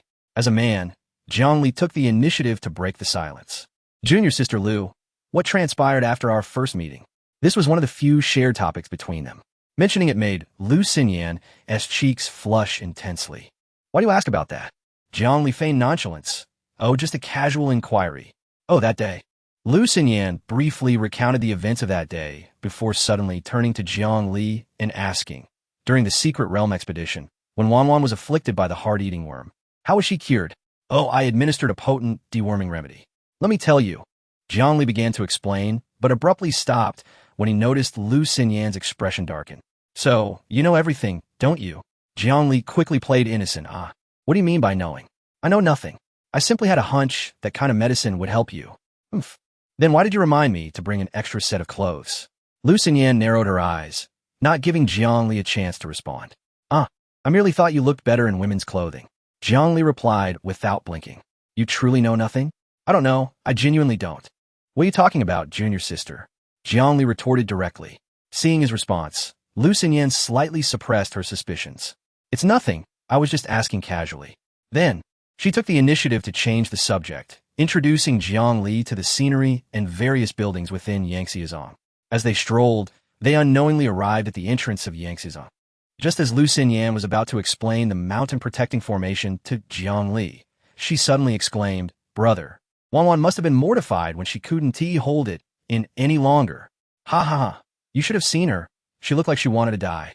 Feeling the palpable, almost tangible murderous intent from beside him, Jiang Li couldn't help but swallow. Junior sister, listen to me. This matter will remain between us. I swear it won't haunt you for a lifetime.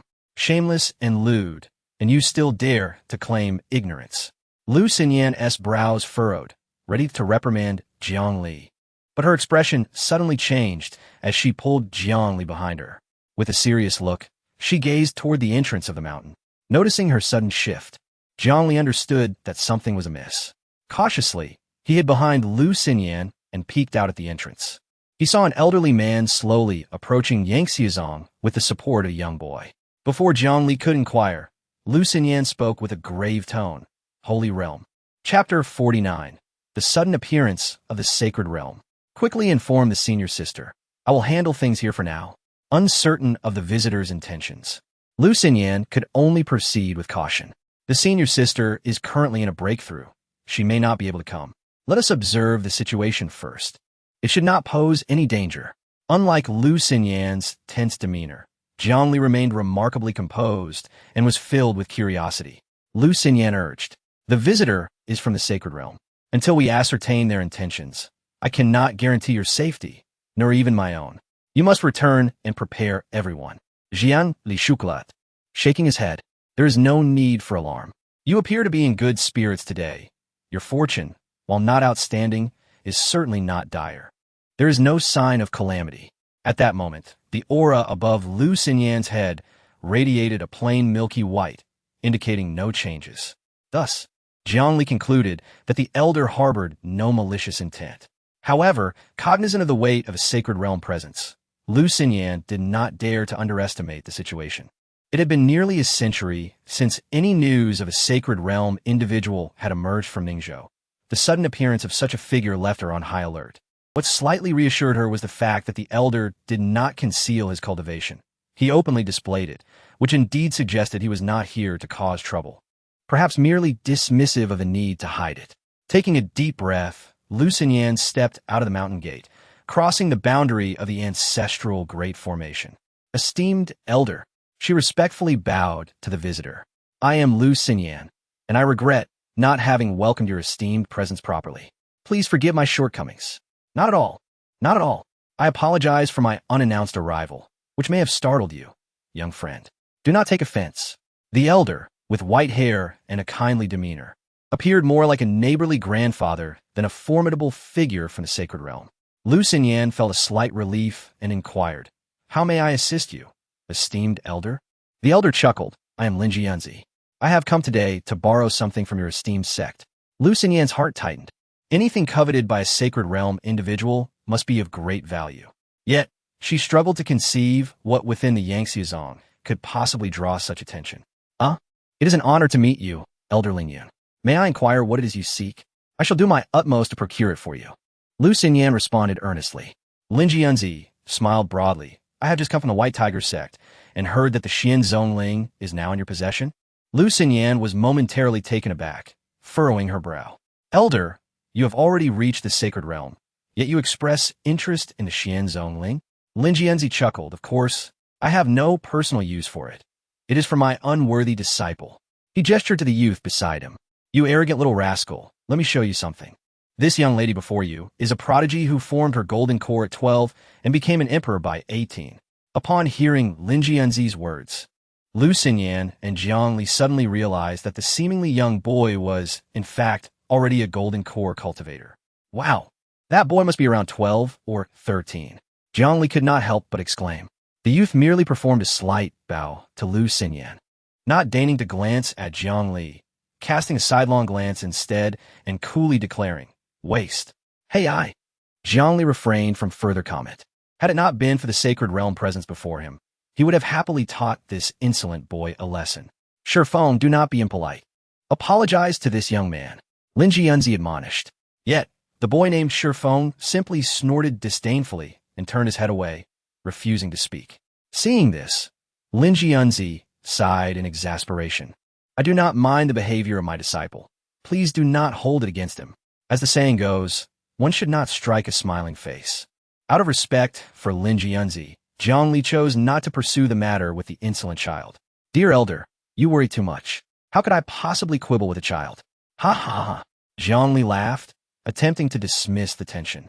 No, you would very much like to give him a good thrashing. Lin Jianzi replied with a chuckle. Hearing this, Jiang Li's smile faded, for Lin Jianzi had accurately captured his thoughts. Ha ha, do not fear. I do not need to read your mind. I merely cast an omen before leaving. This little brat is likely to receive a beating today. Initially, I was uncertain, but upon seeing you, I felt that this omen may indeed apply to you. As he spoke, Lin Jianzi appraised Jiang Li, noting his Daoist robes, and exclaimed, Daoist? Are you versed in divination?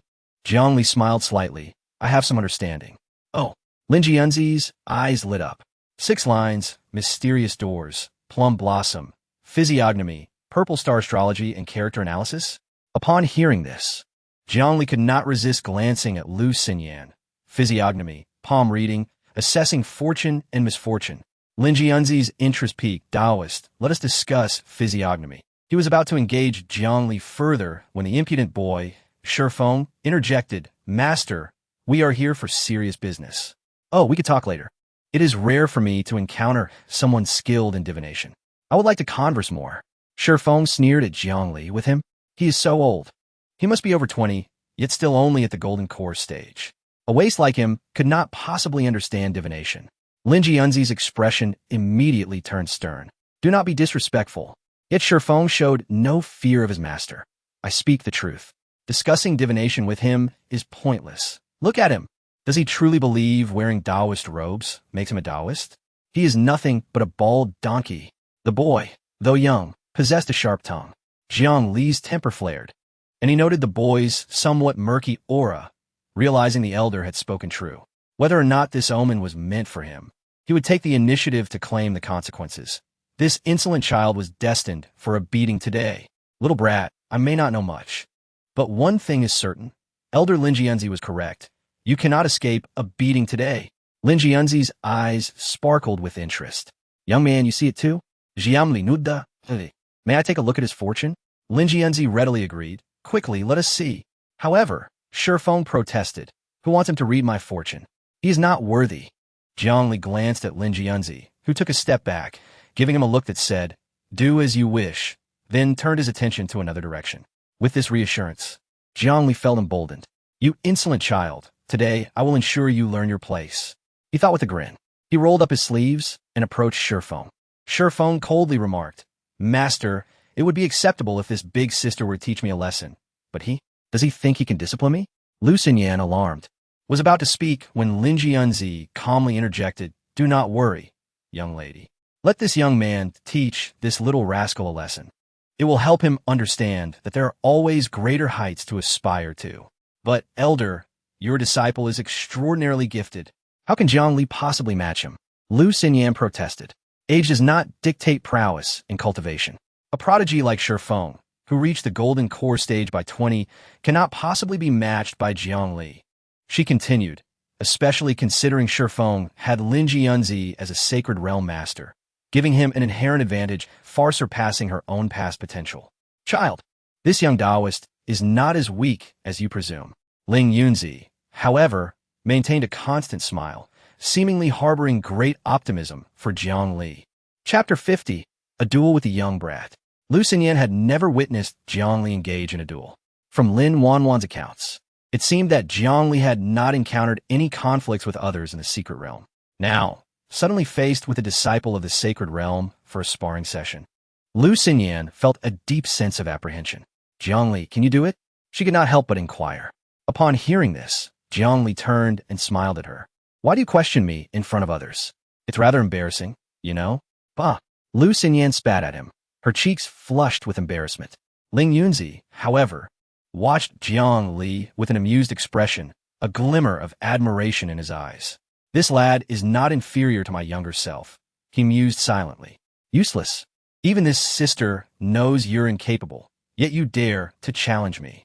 The brat, Xifeng, sneered at Jiang Li. Don't worry, I'm quite reasonable. When I seize the Xuanzong token from you, I 1T resort to heavy-handed tactics. Jiang Li raised an eyebrow at his words. You refer to her as sister, yet persistently call me useless. It seems you possess some awareness, you little brat. Today, allow me to enlighten you on the adage that appearances can be deceiving and that there are always greater heights beyond the horizon. With that, Jiang Li propelled himself forward, swiftly closing the distance to Xifeng, not allowing him a moment to react. Physical cultivation. Xifeng's eyes widened in disbelief. Isn't it said that disciples of the Inshio sect are all sword cultivators? Kuan trigram, earth binding. Xifeng murmured, forming seals with his hands, preparing to strike the ground. But Jiang Li was already upon him, denying him that opportunity. Like a venomous dragon emerging from its lair, Jiang Li's hands moved with lightning speed, seizing Xifeng's arm and lifting him effortlessly. Xifeng, quick to react, sensed the danger of being within reach of a physical cultivator and immediately initiated his counter. Sun trigram, wind spirit, he exclaimed, his voice rising significantly. Upon uttering this incantation, Jiang Li felt as though he were grasping not a person, but a gust of wind. Who, after all, can capture the wind? Xifeng transformed into a mere zephyr. Escaping Jiang Li's grip. Miscalculation. I didn't expect you, a useless one, to be a physical cultivator. But it matters not. Just as he began to regain his composure, a fist appeared before him, silencing his words with a thud to his forehead. Bang! Ouch! At that critical moment, Jiang Li transformed his fist into a finger, flicking Sifeng's forehead with a sharp motion. This is your first lesson today, brat. When fighting, avoid unnecessary chatter. Sifeng immediately cradled his head, shouting, "Wind spirit." He then transformed into a gust once more, attempting to evade Jiang Li. However, just as he prepared to cast another spell, Jiang Li closed in on him again, leaving him no time to react. Without hesitation, Jiang Li executed a low sweep, toppling Sifeng to the ground. He seized both of Sifeng's hands, twisting them behind his back and tightening his grip, preventing him from forming seals with a single hand. Finally, he hoisted him up, declaring, "Another lesson for you, little brat. When fighting, refrain from shouting out your techniques. No matter how grand an aim, once it's spoken, your opponent is prepared, rendering your efforts futile. Now tell me, who is the useless one?" Sifeng, unaccustomed to such humiliation, protested, "I was careless. I thought all disciples of the Inshio sect were sword cultivators. Had I known you were a physical cultivator, I would never have let you get this close. Oh, you're quite skilled at making excuses. So, you're not convinced?" Jiang Li teased, patting his cheek. "Of course. If you have the guts, put me down and let us start over." Jiang Li chuckled at this, realizing the young brat still did not grasp the situation. He then turned to Ling Yunzi and asked, "Senior, haven't you ever taught him how to engage in a fight?" Ling Yunzi laughed heartily. This spoiled little rascal has always held himself above others. So how would he know? Today is a perfect opportunity for you to impart this lesson. "Anything goes?" Jiang Li inquired. "As long as he doesn't die. Proceed as you wish," Ling Yunzi replied. Nodding, Jiang Li remarked, "Then I shall not hold back." He then turned to Sifeng with a mischievous grin. "If you're not convinced, what can you do about it?"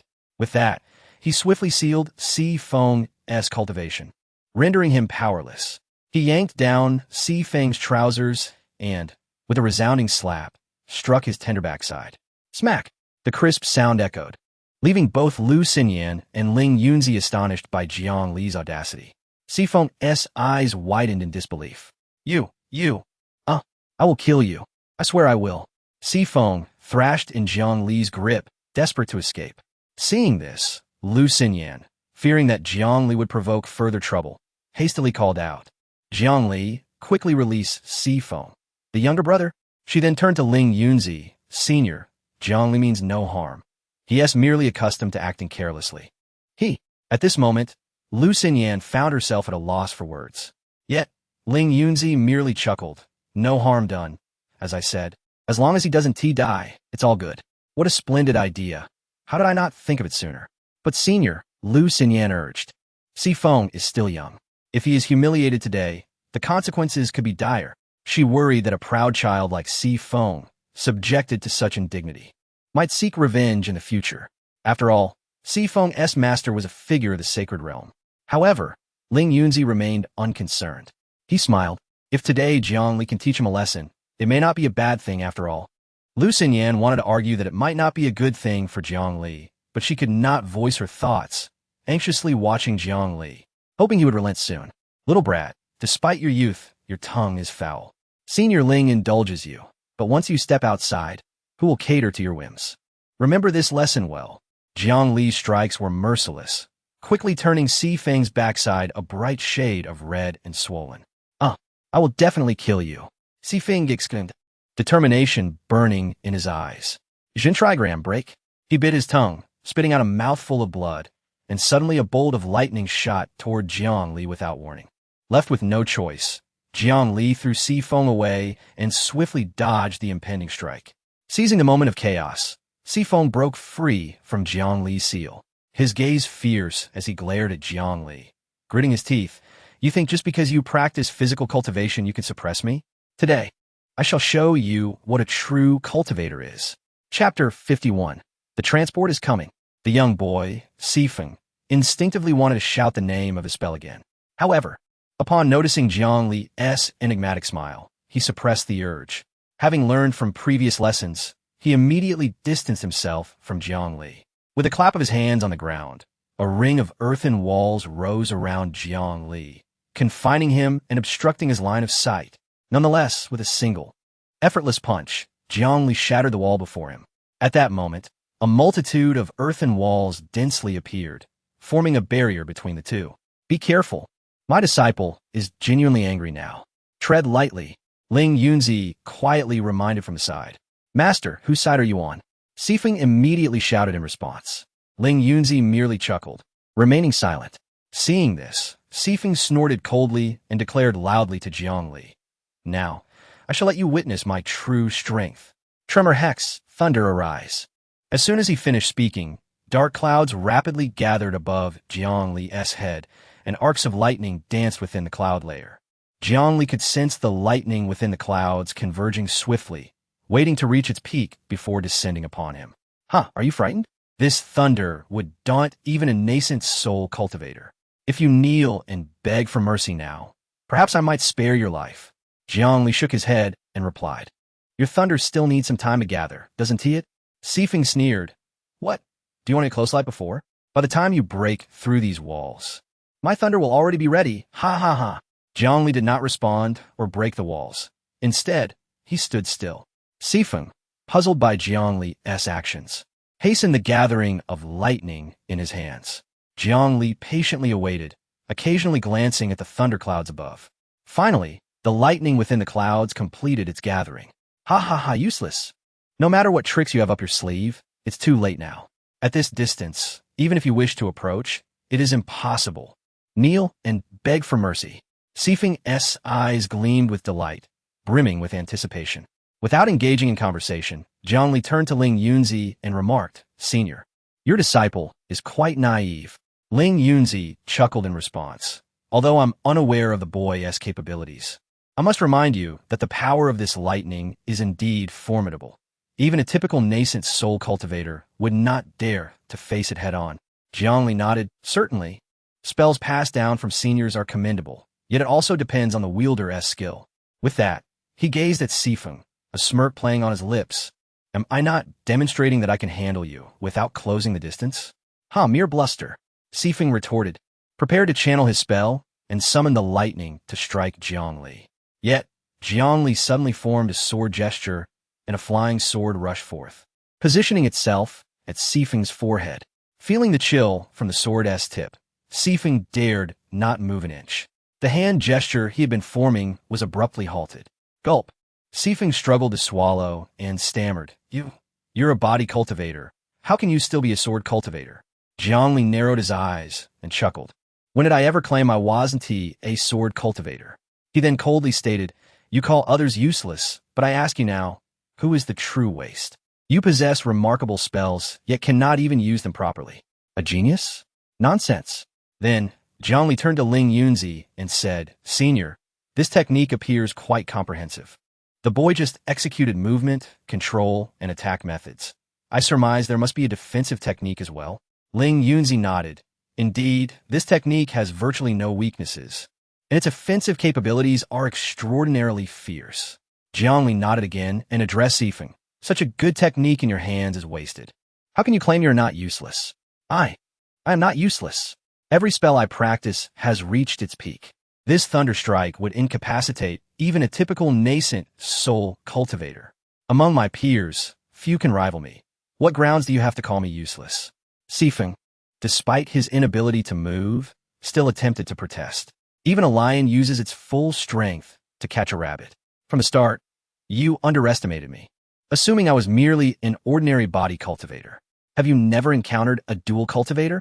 Your understanding is so shallow, yet you dare to call yourself a genius. Jiang Li showed no mercy, pointing out Sifeng's every flaw with the harshest words. Sifeng wanted to retort, but found himself speechless.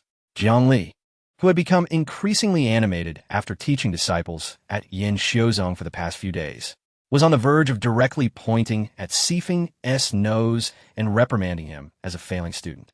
Ling Yunzi, noticing this, asked with mild surprise, does he usually behave like this? Lu Xinyan awkwardly replied, Senior brother Jiang is responsible for teaching disciples in the sect. Oh, Ling Yunzi's eyes brightened at this revelation, regarding Jiang Li with even greater admiration. I was just careless. I'll want to do it again next time. Sifeng's face flushed as he stammered, realizing that Jiang Li's words were indeed true, rendering him unable to counter. Ultimately, he could only find this flimsy excuse. Will your enemies spare you for your carelessness? Such navet. Useless. Jiang Li reprimanded. I. Sifeng, merely a child of around 10 years, had never endured such humiliation. He immediately turned to Ling Yunzi, seeking solace from his master. Yet, Ling Yunzi resolutely turned away, refusing to look at him. Hey, where do you think you're looking? Jiang Li's sudden, stern command startled Sifeng, causing him to shiver. Tears welled in his large eyes. Since you claim to have been careless, I shall grant you another opportunity. Let's start over. Retract your spell. Jiang Li coldly instructed. Realizing he would not receive Ling Yunzi's assistance, Sifeng understood he had no choice but to comply with Jiang Li's command and retracted the spell. Jiang Li also sheathed his sword, noticing that the dark aura above Sifeng's head had dissipated after his earlier thrashing, replaced by a faint golden glow. Clearly, this young boy was on the verge of good fortune. Having missed a previous opportunity, Jiang Li was determined not to let this chance slip away again. He couldn't help but imagine the immense benefits of drawing out this boy's cultivation technique, an authentic sage-level technique. With a glint in his eye, Jiang Li, who had previously maintained a stern demeanor, suddenly exclaimed, "Ah, senior, your disciple is indeed a prodigy. Fortune is smiling upon him." Ling Yunzi, taken aback by Jiang Li's words, glanced at his disciple with a frown, calculating for a while, but unable to discern any particular meaning. Observing Jiang Li's somewhat exaggerated smile, he began to understand. He thought it must be that Jiang Li feared Sifeng would seek revenge later, thus attempting to flatter him. Ling Yunzi understood this sentiment well. After all, his reputation as a sage was not something to be disregarded lightly. Individuals like Jiang Li, who could converse with him calmly, were indeed rare. The cautious demeanor Lu Xinyan displayed in his presence was the most normal reaction others had. Ha, perhaps. Ling Yunzi chuckled, preparing to say something to ease Jiang Li's mind. Despite his protective nature, he could never allow his disciple to become a person who cannot distinguish right from wrong, or one who harbors a grudge over trivial matters. Jiang Li could easily discern Ling Yunzi's intention and held a deep respect for this esteemed elder. Elder, why say is not mere flattery, Jiang Li remarked with a smile. Ling Yunzi, taken aback by his words, inquired, "Oh, how so?" In the presence of this genuine master of divination, Jiang Li refrained from making frivolous remarks. I observe that the young one, Sifeng, possesses a long-lasting fortune. He has indeed been enveloped by a bit of dark energy, but it has now dissipated, replaced by fortune. If the elder agrees, I could attempt a divination for him. Ling Yunzi scrutinized Sifeng for a lengthy moment, but discerned no fortune. Curiosity piqued, he asked, "You truly see this?" Jiang Li nodded affirmatively, asserting that he spoke no falsehood. While Ling Yunzi would not claim to be invincible in martial arts, he was unquestionably peerless in the art of divination. That Jiang Li perceived something he could not was a source of intrigue. "Then I implore you, young sir, to demonstrate," he urged. Jiang Li responded with a smile. "Let's give it a try." Ling Yunzi summoned Sifeng to his side, saying, "Let your elder brother assist you with the divination." Although Sifeng no longer dared to act impudently before Jiang Li, he still bore a sour expression. "Master, you cannot see anything. What can he possibly discern? Is he merely seeking to impress you?" Sifeng had witnessed many such attempts to curry favor with his master, and Jiang Li's actions seemed rather kitsch. Ling Yunzi, influenced by his apprentice's skepticism, began to harbor doubts. For a fleeting moment, his admiration for Jiang Li waned considerably. If Jiang Li were merely seeking attention, it would be a profound disappointment, as he had hoped to discover a truly extraordinary young individual. Unaware of Ling Yunzi's changing sentiments, Jiang Li turned to Sifeng and proposed, "Shall we wager?" Sifeng, although still defiant, tempered his demeanor. "If I am correct, you must call me Big Brother." Jiang Li hesitated at the last moment, choosing to soften his words out of respect for Ling Yunzi. "Very well, if I am mistaken. You'll call me Big Brother." With a firm agreement established, a luminous screen materialized before Jiang Li. As he gazed upon its contents, he could not help but marvel. No wonder Ling Yunzi regarded him as a treasure. This young lad, despite his unpleasant disposition, possessed extraordinary talent, perhaps even surpassing Lu Xinyan. "Young one, do you believe that if we engage in another match, you will achieve sudden enlightenment?"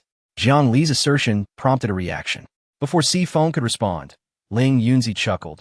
Young sir, that is quite an exaggeration. I might believe he could improve, but sudden enlightenment? In my long life, such moments have been rare, and he is merely 13, lacking the life experience.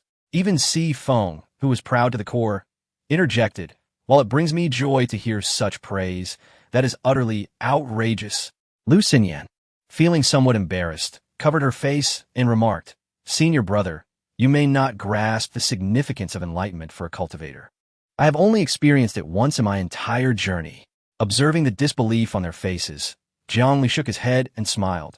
Junior sister, if they do not believe me, do you truly doubt as well?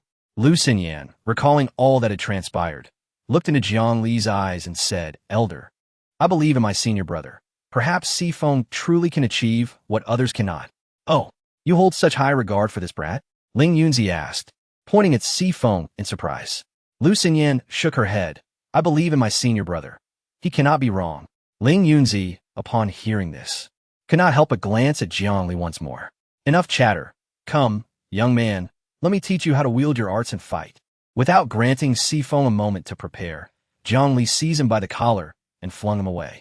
Feng flailed in the air, cursing several times before finally stabilizing himself and landing firmly.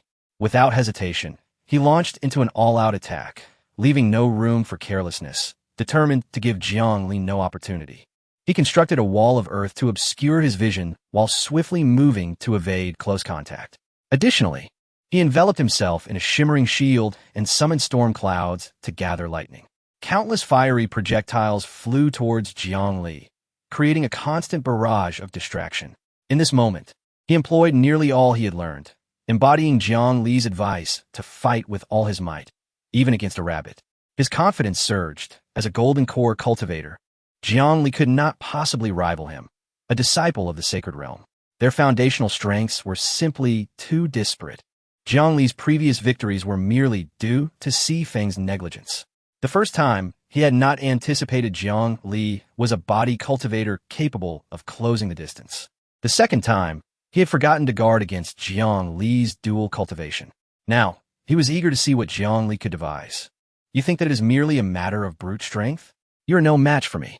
Just as Feng pondered how Jiang Li would counter him, Jiang Li, like a humanoid beast, brazenly tore through the layers of earth walls before him, charging directly at Feng. The walls posed no hindrance to him whatsoever. A flying sword danced around him, preventing the firebird from approaching. Ling Yunzi, witnessing this spectacle, could not help but widen his eyes in astonishment. This young man had attained a level of mastery in the utilization of magic, an exquisite harmony of mind and technique. Chapter 53. How did you calculate that? Ling Yunzi held Jiang Li in high esteem.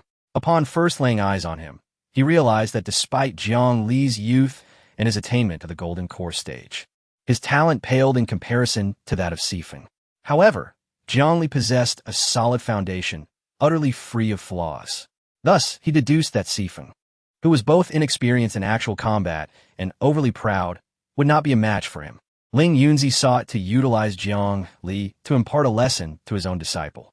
Yet, it now became evident that Jiang Li not only had a deep-rooted foundation, but also an exquisite understanding and application of techniques, reaching an unparalleled realm. Feng appeared imposing, with a myriad of techniques at his disposal. Yet, many of them were ineffectual attacks. In contrast, Jiang Li executed not a single superfluous movement. Clearly, there was no basis for comparison in their comprehension of techniques. Even Ling Yunzi, observing the duel, could not help but marvel at the extraordinary heights to which Jiang Li had developed his techniques. Beside him, Lu Xinyan's beautiful eyes sparkled with admiration. Though she had always known that Jiang Li's understanding of the Qingling sword technique surpassed that of ordinary practitioners, and that she herself was no rival, witnessing him perform to such an extent in battle filled her with a newfound respect. That sword technique he employs must be the Qingling sword technique from your sect, Ling Yunzi suddenly remarked. Lu Xinyan nodded, acknowledging, Senior, you have a keen eye. Indeed it is. This sword technique possesses considerable power, agility, yet lacks endurance. However, observe how he adeptly compensates for this shortcoming through his own application. This indicates that his comprehension of this technique is perhaps rivaling that of its creator. To say he is invincible among his peers is certainly not an exaggeration, though Ling Yunzi's remarks seem to belittle the Qingling's sword technique. He had the authority to do so, and Lu Xinyan took no offense. In fact, his praise of Jiang Li surprised her. Could it be that my senior brother is this formidable? Ling Yunzi nodded gravely. If he can achieve this level with all techniques, he undoubtedly deserves the title of invincible among his peers.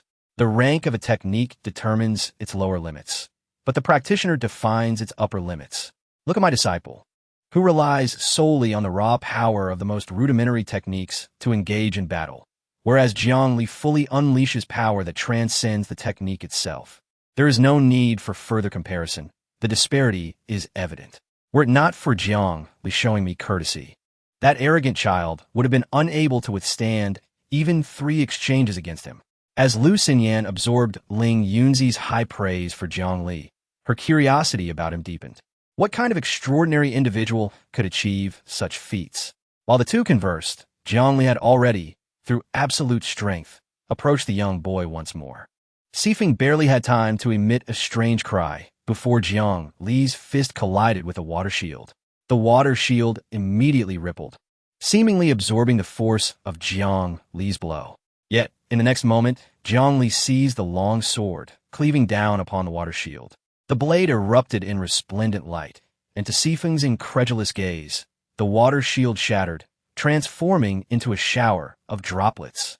Lu Xinyan watched in astonishment, her eyes filled with wonder. This was a technique from the Qingling sword technique, one she too could employ. However, during her golden core stage, she could never unleash such power. Jiang Li granted Sifeng no opportunity to react. After slicing through the water shield, he struck the boy's arm with the sword's body, interrupting his spellcasting. Had he used the blade, Sifeng's hand would have been severed. Jiang Li again pressed the sword against Sifeng's brow, declaring, "Young lad, you have lost." With brute force breaking through defenses and finesse overcoming spells, his relentless assault resembled the ceaseless tide, with an application of techniques that was exquisite and flawless. This boy is truly a prodigious talent. Ling Yunzi could not help but exclaim. At that moment, Sifeng perceived Jiang Li's form filling his entire field of vision. He had just assured himself that he had not underestimated his opponent, even unleashing a strength far beyond his usual capabilities. The seamless transitions between his techniques had presented no issues. He was confident that no ordinary Golden Core practitioner could match his ability to unleash such an array of techniques in such a brief span. Yet, before Jiang Li, all his efforts were rendered futile. Even his most powerful lightning technique had yet to fully coalesce before he found Jiang Li's sword pressed against his brow once more. Sifeng had observed Jiang Li's previous movements, and unlike Lu Xinyan and Ling Yunzi, he perceived a unique beauty in Jiang Li's series of attacks, flowing like a river, exuding an extraordinary grace. Limitless. The term suddenly flashed through Sifeng's mind. Jiang Li's every action embodied this concept. With his formidable physique, he shattered earthen walls, utilized sword techniques to fend off the fiery birds he conjured, and after striking the water shield, he adeptly seized a moment of vulnerability to cleave through it. The entire sequence was executed with a precision that seemed beyond human capability, devoid of any superfluous actions. How deeply must he understand his techniques to execute such a series of maneuvers? Especially when Jiang Li used sword techniques to counter his fiery birds. Not a single strike was extraneous. It was as if they were in perfect harmony, as if those fiery birds were willingly colliding with his sword. Each stroke of the sword perfectly disrupted Sifeng's fiery birds. As an extraordinary genius, Sifeng possessed an innate admiration for the strong, leading him to harbor a profound disdain for ordinary practitioners. This was why he held Lu Xinyan in high regard while dismissing Jiang Li, a mere 20-year-old Golden Core practitioner, as inconsequential. In the eyes of others, a 20-year-old Golden Core cultivator might be deemed a prodigy, but to him, he was merely ordinary. Yet today, this seemingly ordinary Golden Core practitioner named Jiang Li had firmly taught him a lesson. He had never imagined that combat could reach such heights as Jiang Li had demonstrated. As he gazed at Jiang Li, his initial scorn gradually transformed into wariness and ultimately blossomed into admiration. He too yearned to experience that feeling Jiang Li evoked. He aspired to reach the limits of his capabilities. His mind incessantly replayed Jiang Li's movements, the unique beauty etched into the very depths of his soul. A surge of understanding emanated from within him. Observing this, Jiang Li smiled faintly and withdrew the sword from Sifeng's brow. He then turned to the onlookers, Ling Yunzi and Lu Xinyan, and remarked, "Senior, this young lad has achieved enlightenment." Lu Xinyan remained calm, having been somewhat prepared for this moment due to her trust in Jiang Li. However, Ling Yunzi's eyes widened in astonishment. He was not shocked that his disciple had truly gained insight, but rather that Jiang Li had managed to discern what he himself had failed to calculate. He cast aside any regard for his extraordinarily gifted disciple and instead stared at Jiang Li in disbelief, exclaiming, "Quickly tell me, how did you come to this conclusion?"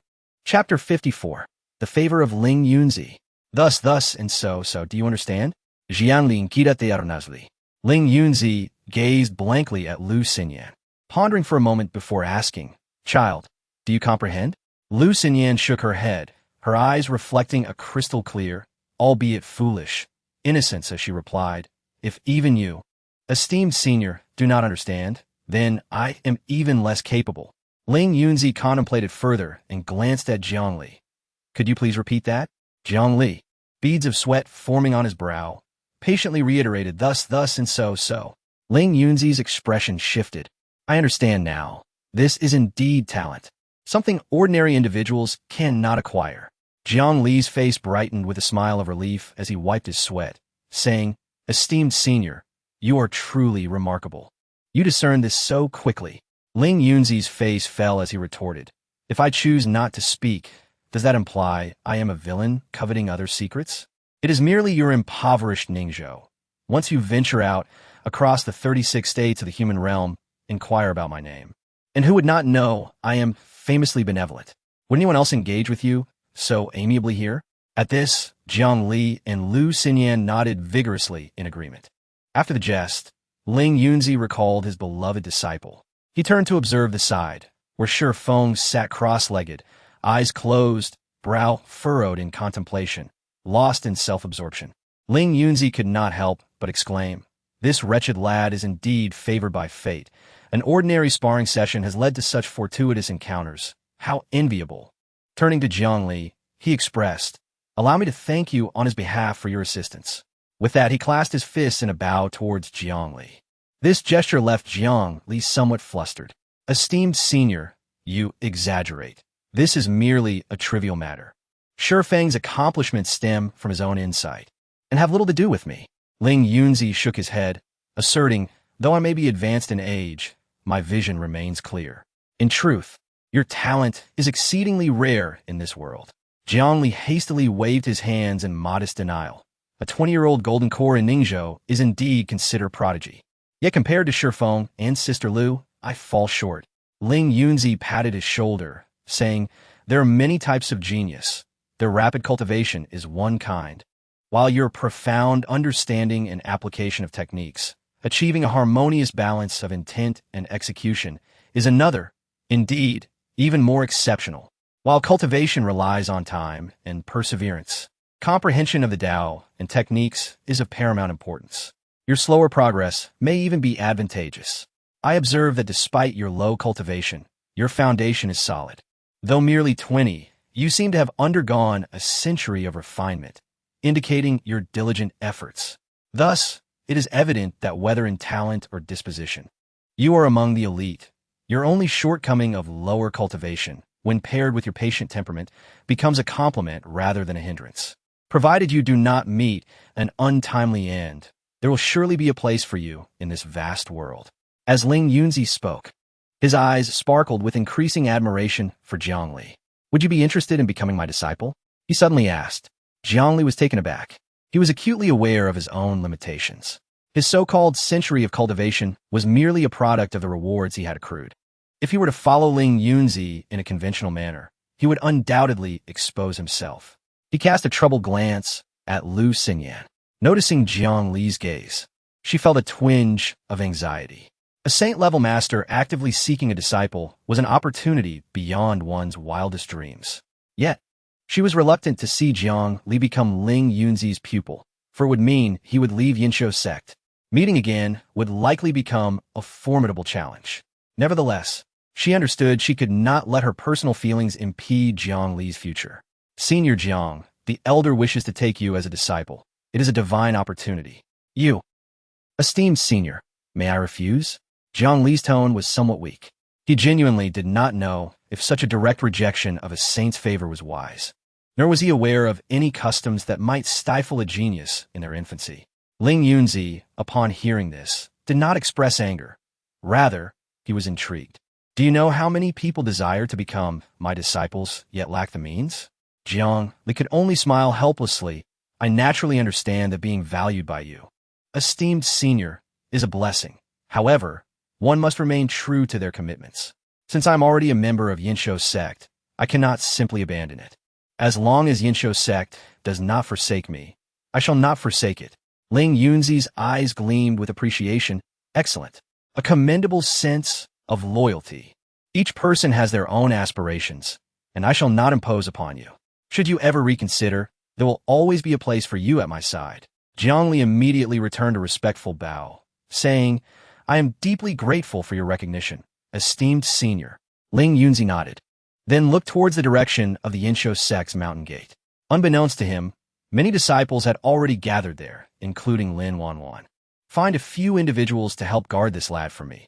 Let us proceed inside to discuss matters. With that, he did not afford Lu Xinyan or Jiang Li a chance to decline and strode into Yinshou sect, as though he were the master of the place. Jiang Li watched this unfold, his heart racing with excitement. Ling Yunzi's amiable temperament and kind-hearted nature were indeed captivating. He could only wonder how the other saint-level masters would present themselves. Lu Xinyan, not daring to delay, sought out several disciples at the integration stage to carefully guard Shifeng, and then hurriedly followed Ling Yunzi, leading him to the reception hall of Yinshou sect. Once everyone was seated, Lu Xinyan spoke. Esteemed senior, I must apologize. During this time, I, as the sect leader, should have been present to pay my respects. But she is currently in a critical stage of seclusion and finds it inconvenient to appear. Ling Yunzi waved his hand dismissively. Such formalities are of no concern to me. Cultivation is the foremost priority. Let us discuss the important matters without dwelling on trivialities. Lu Xinyan understood his meaning and wisely produced the Xuanzong order she had obtained from the White Tiger sect. Esteemed senior, this is the Xuanzong order.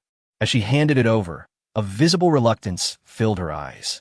Ling Yunzi, noticing this, chuckled. What is this? Reluctant to part with it? With a slight sigh, Lu Xinyan admitted, Since you have asked, esteemed senior, I must confess, it is indeed difficult to part with. With this order, Yinshou sect may elevate to new heights, affecting the futures of nearly 1,000 disciples within. I am not yet generous enough to that extent. Ling Yunzi laughed heartily. Fear not. I am not the kind of person who lacks integrity. I shall certainly provide you with some compensation. Moreover, this Xuanzong order is not quite as you believe. It allows only one person to enter that realm. Chapter 55. The Xintian sect. Jiang Li gazed curiously at the ancient talisman in Ling Yunzi's hand, which danced gracefully. What exactly is this Xuanzong decree? He inquired. Upon hearing Jiang Li's question, Lu Xinyan's beautiful eyes flickered with a hint of longing. The Xuanzong decree is the key to entering the Xintian sect. Once inside, one can acquire unexpected benefits, opportunities, and techniques. Jiang Li was taken aback.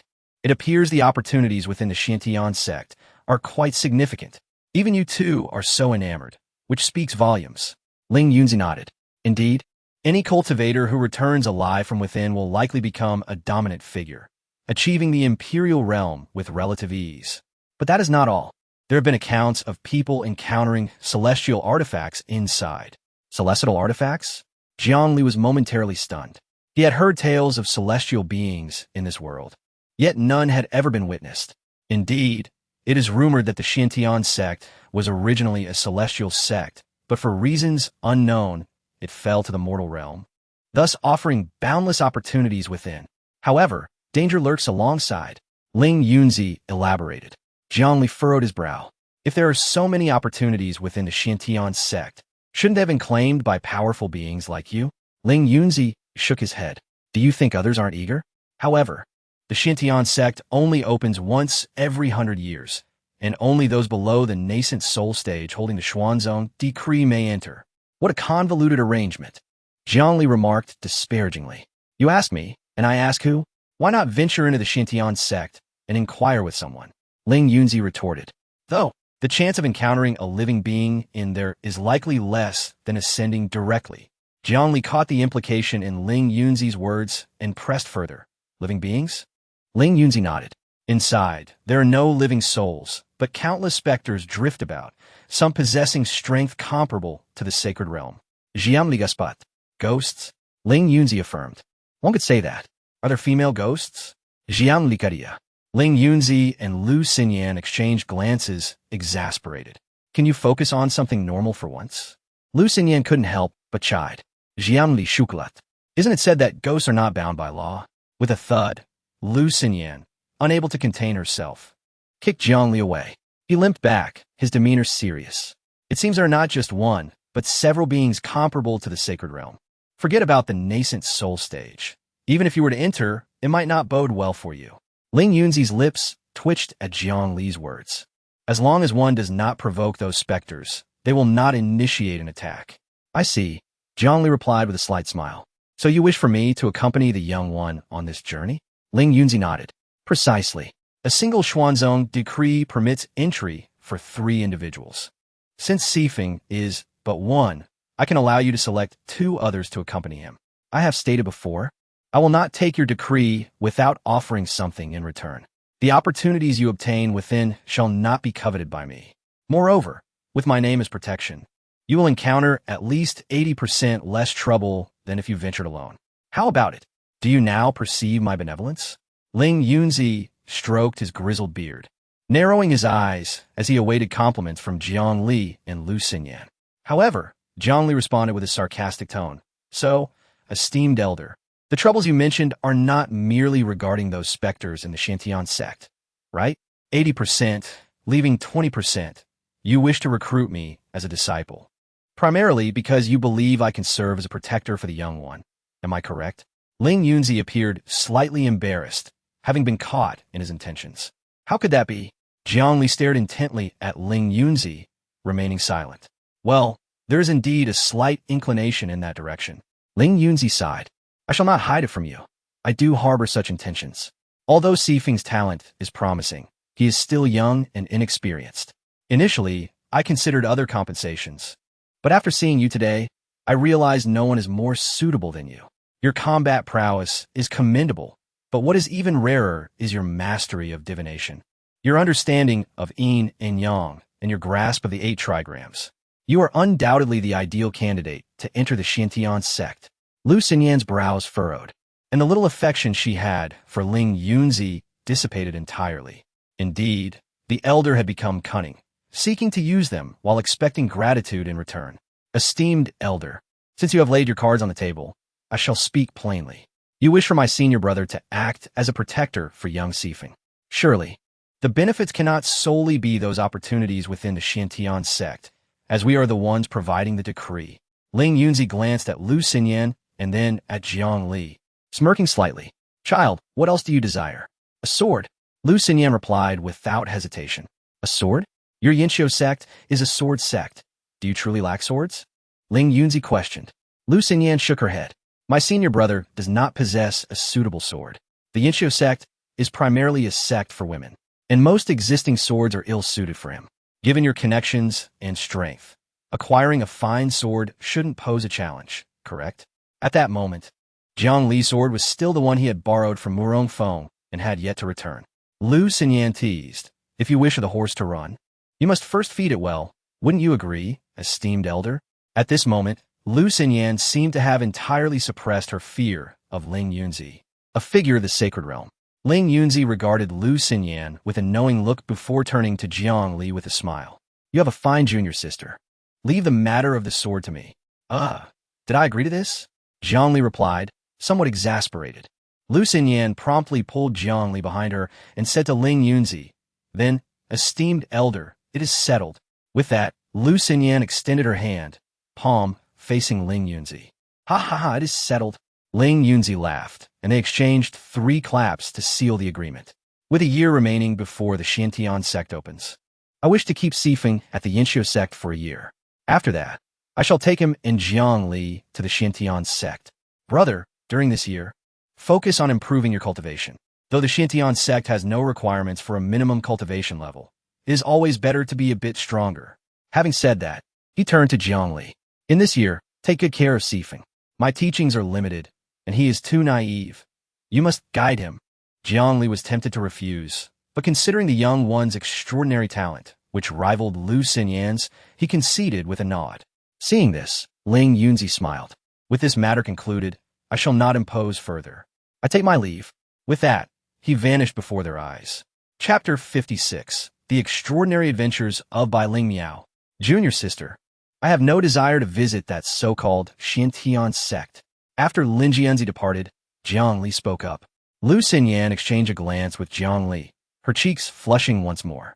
She averted her gaze, curiosity sparkling in her eyes as she asked, Senior brother, the Xiantian sect is replete with countless magical artifacts and unparalleled techniques. There have been reports of celestial weapons within, and it is said that celestial methods reside there, accessible only to those with destiny.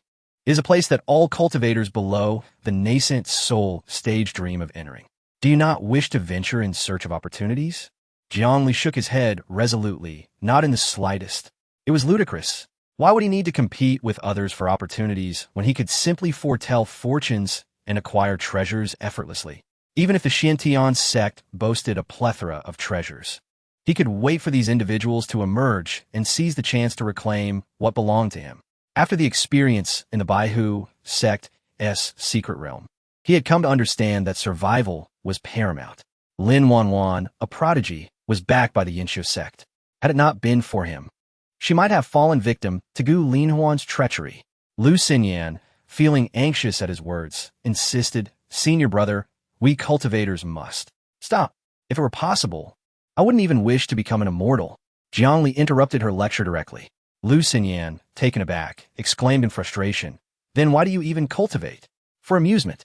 Jiang Li replied with a hint of melancholy. You, Sai, do as you please. The decree from the sect was originally meant for Wanwan. If not you, I shall seek someone else. With that, Lu Xinyan stormed off, visibly upset. Jiang Li chuckled to himself. He had his own path to follow and did not require others to dictate it, even if it was under the guise of goodwill from Lu Xinyan. Watching her retreat, he glanced at the sky and realized it was still early. A thought crossed his mind. Where should I wander today? I haven't explored the back mountain yet. Perhaps I shall take a stroll? A mischievous grin spread across Jiang Li's face as he clasped his hands behind his back and made his way toward the back mountain. Ding dong. The system's notification chimed at that moment. Before he could check, he heard someone calling out to him. Big brother, Jiang big brother, wait for me. Jiang Li turned to see a small child, Sifeng, rushing toward him. Jiang big brother, where are you going? Sifeng gazed up at Jiang Li, admiration shining in his eyes. Jiang Li raised an eyebrow. Is there something you need? I just encountered Sister Lu. She said Master left me at the Yinxiu sect to learn from you. I believe it is better to observe than to learn. So I wish to follow you and watch your every move. When I encounter something I do not understand, I will ask you. Perhaps it will prove more effective. Jiang Li was taken aback by the child's perceptiveness. Did you not always call me a waste? Now you refer me as Big Brother? You are magnanimous, and I am but a child, willing to accept my losses. Now, when I call you Big Brother, it is sincere. The little boy looked at Jiang Li with eyes sparkling like stars, idolizing him completely. Very well, I understand. Go to the lecture hall and wait for me. I shall be there daily to teach. Seeing that the child was somewhat reasonable, Jiang Li decided not to dwell on the matter and intended to send him off. He had initially considered the idea of treating him as a reward for taking on a disciple. An additional pupil would not be a burden. Just as he was about to leave, he noticed that Sifeng had not departed but was following closely behind him. When Jiang Li looked back, the child flashed a grin, showcasing his innocent charm. Why are you still following me? Jiang Li asked, exasperated. Big brother, I already told you. I want to follow you and observe your every move. Jiang Li shook his head. There is no need for that. It is unnecessary. However, Sifeng stubbornly insisted, no. If I do not do this, I will find it difficult to grasp your essence. Jiang Li suddenly had an idea. All right, But there is one rule you must adhere to. Sifeng's eyes lit up as he grinned. Jiang, big brother. It does not matter if there is one rule or 100. I shall heed your words. Jiang Li laughed heartily. The rule is this. Whatever I say, you must do without questioning why. Do you understand? Understood. Jiang Li patted the little boy's shoulder. Come along, little brother. I shall take you around to familiarize you with the surroundings. In response to Jiang Li's newfound enthusiasm, Sifeng thought little of it and readily followed him toward the back mountain. Meanwhile, in the depths of the back mountain's pond, Bai Ling Miao was submerged in the water. Her exquisite form hidden beneath the surface, with only her head above water as she practiced her cultivation. However, after spending half a day in this manner, she did not feel any significant change in her cultivation. The peculiar sensation she had experienced earlier was becoming increasingly pronounced. She recalled some intriguing points Jiang Li had mentioned during his lecture that day. Although they were merely foundational concepts from the introductory section, their novelty sparked her curiosity. Thus, she decided to give it a try, following Jiang Li's methods. Yet, the moment she attempted to do so, she felt a sudden pull emanating from the bottom of the pond. As Bai Ling Miao leaped out, she remembered Jiang Li's previous warning. Under no circumstances should she leave the water before breaking through. Trusting Jiang Li, she chose to remain in the pond. However, the pull made it impossible for her to continue her meditation in peace. As she ceased her cultivation, the strange force mysteriously vanished, leaving her bewildered. After pondering for a moment, she resumed her practice of the introductory techniques of the grand reversal celestial art, as instructed by Jiang Li. Instantly, the pull returned. This time, instead of panicking, she focused intently on the sensation. She realized that the force was emanating from the bottom of the pond. After a moment of hesitation, she decided to dive down and investigate. With her cultivation at the great ascension stage within the Yinshou sect, she was confident in her ability to protect herself from any potential dangers. Upon reaching the bottom, her attention was immediately captured by an object. It was a pair of jade pendants, one yin and one yang, fused together. The pull was emanating from these pendants. As her gaze lingered on the jade, it struck her as remarkably familiar, as though she had seen it before. Soon, she recalled that this pendant was identical to the one worn by the founding ancestor depicted in the portrait of the Yinshou sect. Without hesitation, she reached out to grasp the pendant. Yet, the moment her hand made contact, a voice resonated within her mind. Well, I did not expect there to be a junior disciple capable of comprehending the essence of my grand reversal celestial art. The voice was filled with warmth and anticipation. Is that the voice of the ancestor? Bai Ling Miao's beautiful eyes widened in astonishment, her heart racing with surprise. Chapter 57. The First Lesson. Supreme Ancestor, I. The junior disciple Bai Ling Miao. Pay my respects. Bai Ling Miao performed a water-evading technique and immediately spoke into the water of the pool. A voice resonated in her mind, continuing, Listen well, junior disciple. This is merely a fragment of sound. Whatever you say, I cannot hear. This is but a whimsical act of mine. The fact that you have triggered the message within this jade pendant indicates that you have mastered my great return to heaven technique to an extraordinary level. Truly remarkable, truly remarkable. Clever child. Those who are astute shall be rewarded abundantly. Since you have cultivated my technique to such heights, I shall not be stingy. Child. Within this jade pendant lies a 6-transform gathering yuan pill, obtained through serendipity. I intended to use it during my own breakthrough, but alas, the opportunity never arose. Today, I gift it to you. Upon hearing this, Bai Ling Yao's heart surged with joy. A 6-transform gathering yuan pill. She recalled how much effort Lu Xinyan had expended to acquire a mere 5-transform gathering yuan pill. To her astonishment, she had discovered a 6-transform pill hidden beneath the pool in the back mountain. If consumed, it would undoubtedly enable her to ascend to the Emperor realm in a single leap. However, she soon reconsidered. If she presented this pill to Lu Xinyan with her talent, it would significantly increase her chances of success during her breakthrough to the Saint realm. Bai Ling Miao felt torn. She yearned to consume the pill herself, yet it was ultimately a relic of her master, belonging to the sect. If she wished to maximize the benefits, it would be more appropriate to give it to Lu Xinyan. However, what about her own cultivation? After a moment of struggle, Bai Lingmiao resolved to reserve the precious six-transform pill for Lu Xinyan. Lu's talent was average. Even if she reached the Emperor realm, further breakthroughs would be challenging. But Lu Xinyan was different. With her presence, Yinxiu's sect would undoubtedly ascend to new heights. With that thought, Bai Lingmiao suppressed her greed and firmly clutched the jade pendant in her hand. At that moment, she set aside her cultivation and prepared to leave the pool, intending to safeguard the pill. Suddenly, the jade pendant emitted a soft crack, prompting Bai Lingmiao to open her palm for inspection. To her astonishment, the pendant seemed to have absorbed too much time at the bottom of the pool, causing its spiritual energy to dwindle significantly. It had sensed her presence earlier and emitted a signal, depleting the remainder of its spiritual energy. Now, having changed position, it could no longer withstand the pressure and shattered, revealing a pill. However, the pill appeared to have lost some of its potency due to its prolonged existence without the pendant's protection. The decay was rapid. In the blink of an eye, the pool water became infused with the overwhelming medicinal power of the six-transform pill, transforming it into a pool of rich spiritual liquid. Bai Lingmiao's heart raced at the sight. If she allowed the pill to dissipate, it would soon vanish entirely. Yet she was completely unclothed, with no container nearby to protect the pill. In a moment of desperation, she had no choice but to swallow it. As the pill entered her mouth, it immediately released its medicinal energy and slid into her abdomen. Bai Lingmiao's eyes widened in astonishment as a torrent of wild energy surged through her internal organs and meridians. The potency of the six-transform pill was exponentially more ferocious than any five-stage pill she had encountered. Even she, at the Great Ascension stage, nearly faltered.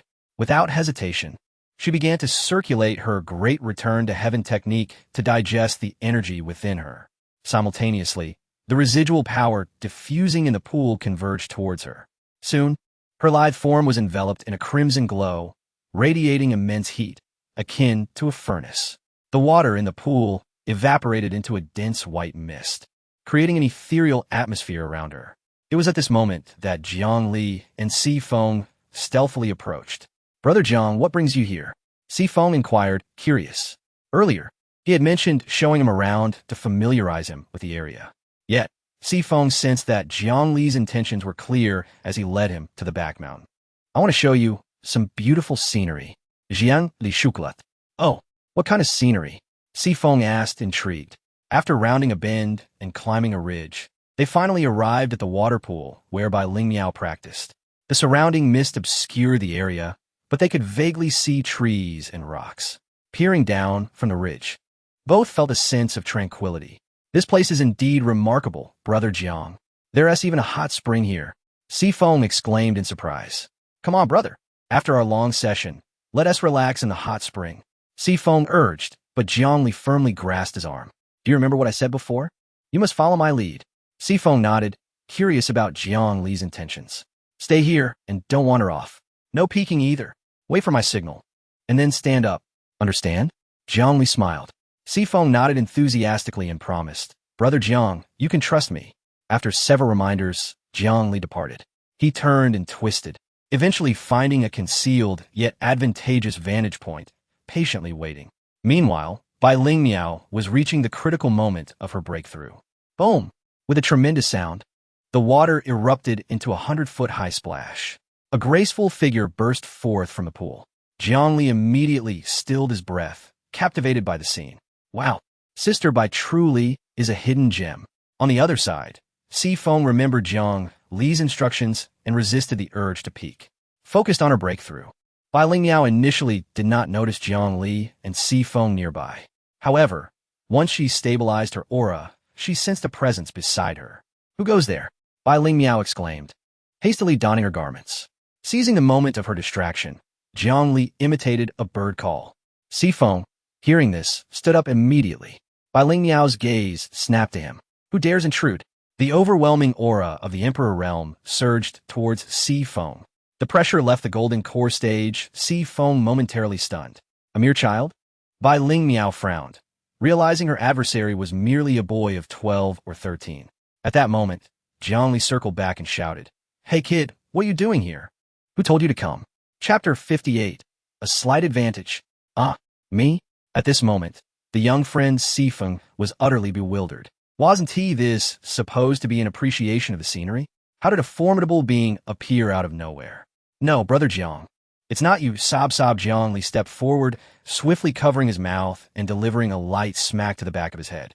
Haven T, I told you repeatedly not to wander off. Who brought you here? Sifeng finally wriggled free from Jiang Li's grasp, puzzled, and asked, Aren't you? Yes. I did ask you to wait for me. Why did you come to the back mountain? Jiang Li interrupted directly. He then pulled Sifeng behind him and addressed Bai Ling Miao. Junior sister, he didn't cause you any trouble, did he? Bai Ling Miao narrowed her eyes slightly, but could not discern anything unusual from Jiang Li's expression, slowly shaking her head. That is good. Congratulations, junior sister. You have finally broken through to the Emperor realm. Upon hearing this, Bai Ling Miao finally revealed a trace of a smile. After years of accumulation, she had finally soared to new heights. If it weren't for my junior brother, I might still be languishing in the great ascension realm for an indeterminate time. Jiang Li shook his head. It is all due to your own fortuitous circumstances, junior sister. I merely aided in the process.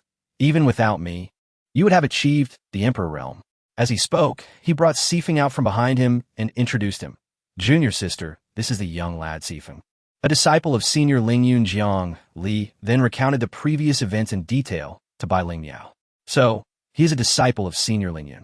No wonder he has already reached the Golden Core realm at such a young age. He truly is a prodigious talent. Bai Ling Miao's gaze towards Sifeng shifted from initial wariness to enlightenment. Just then, Lu Xinyan also sensed the commotion in the back mountain and hurried over. Junior sister, are you all right? She looked at Bai Ling Miao with concern, and upon discovering her breakthrough to the Emperor realm, her face immediately lit up with joy. Junior sister, you did it, she exclaimed excitedly. However, she then noticed Jiang Li and Sifeng nearby, her brows furrowing.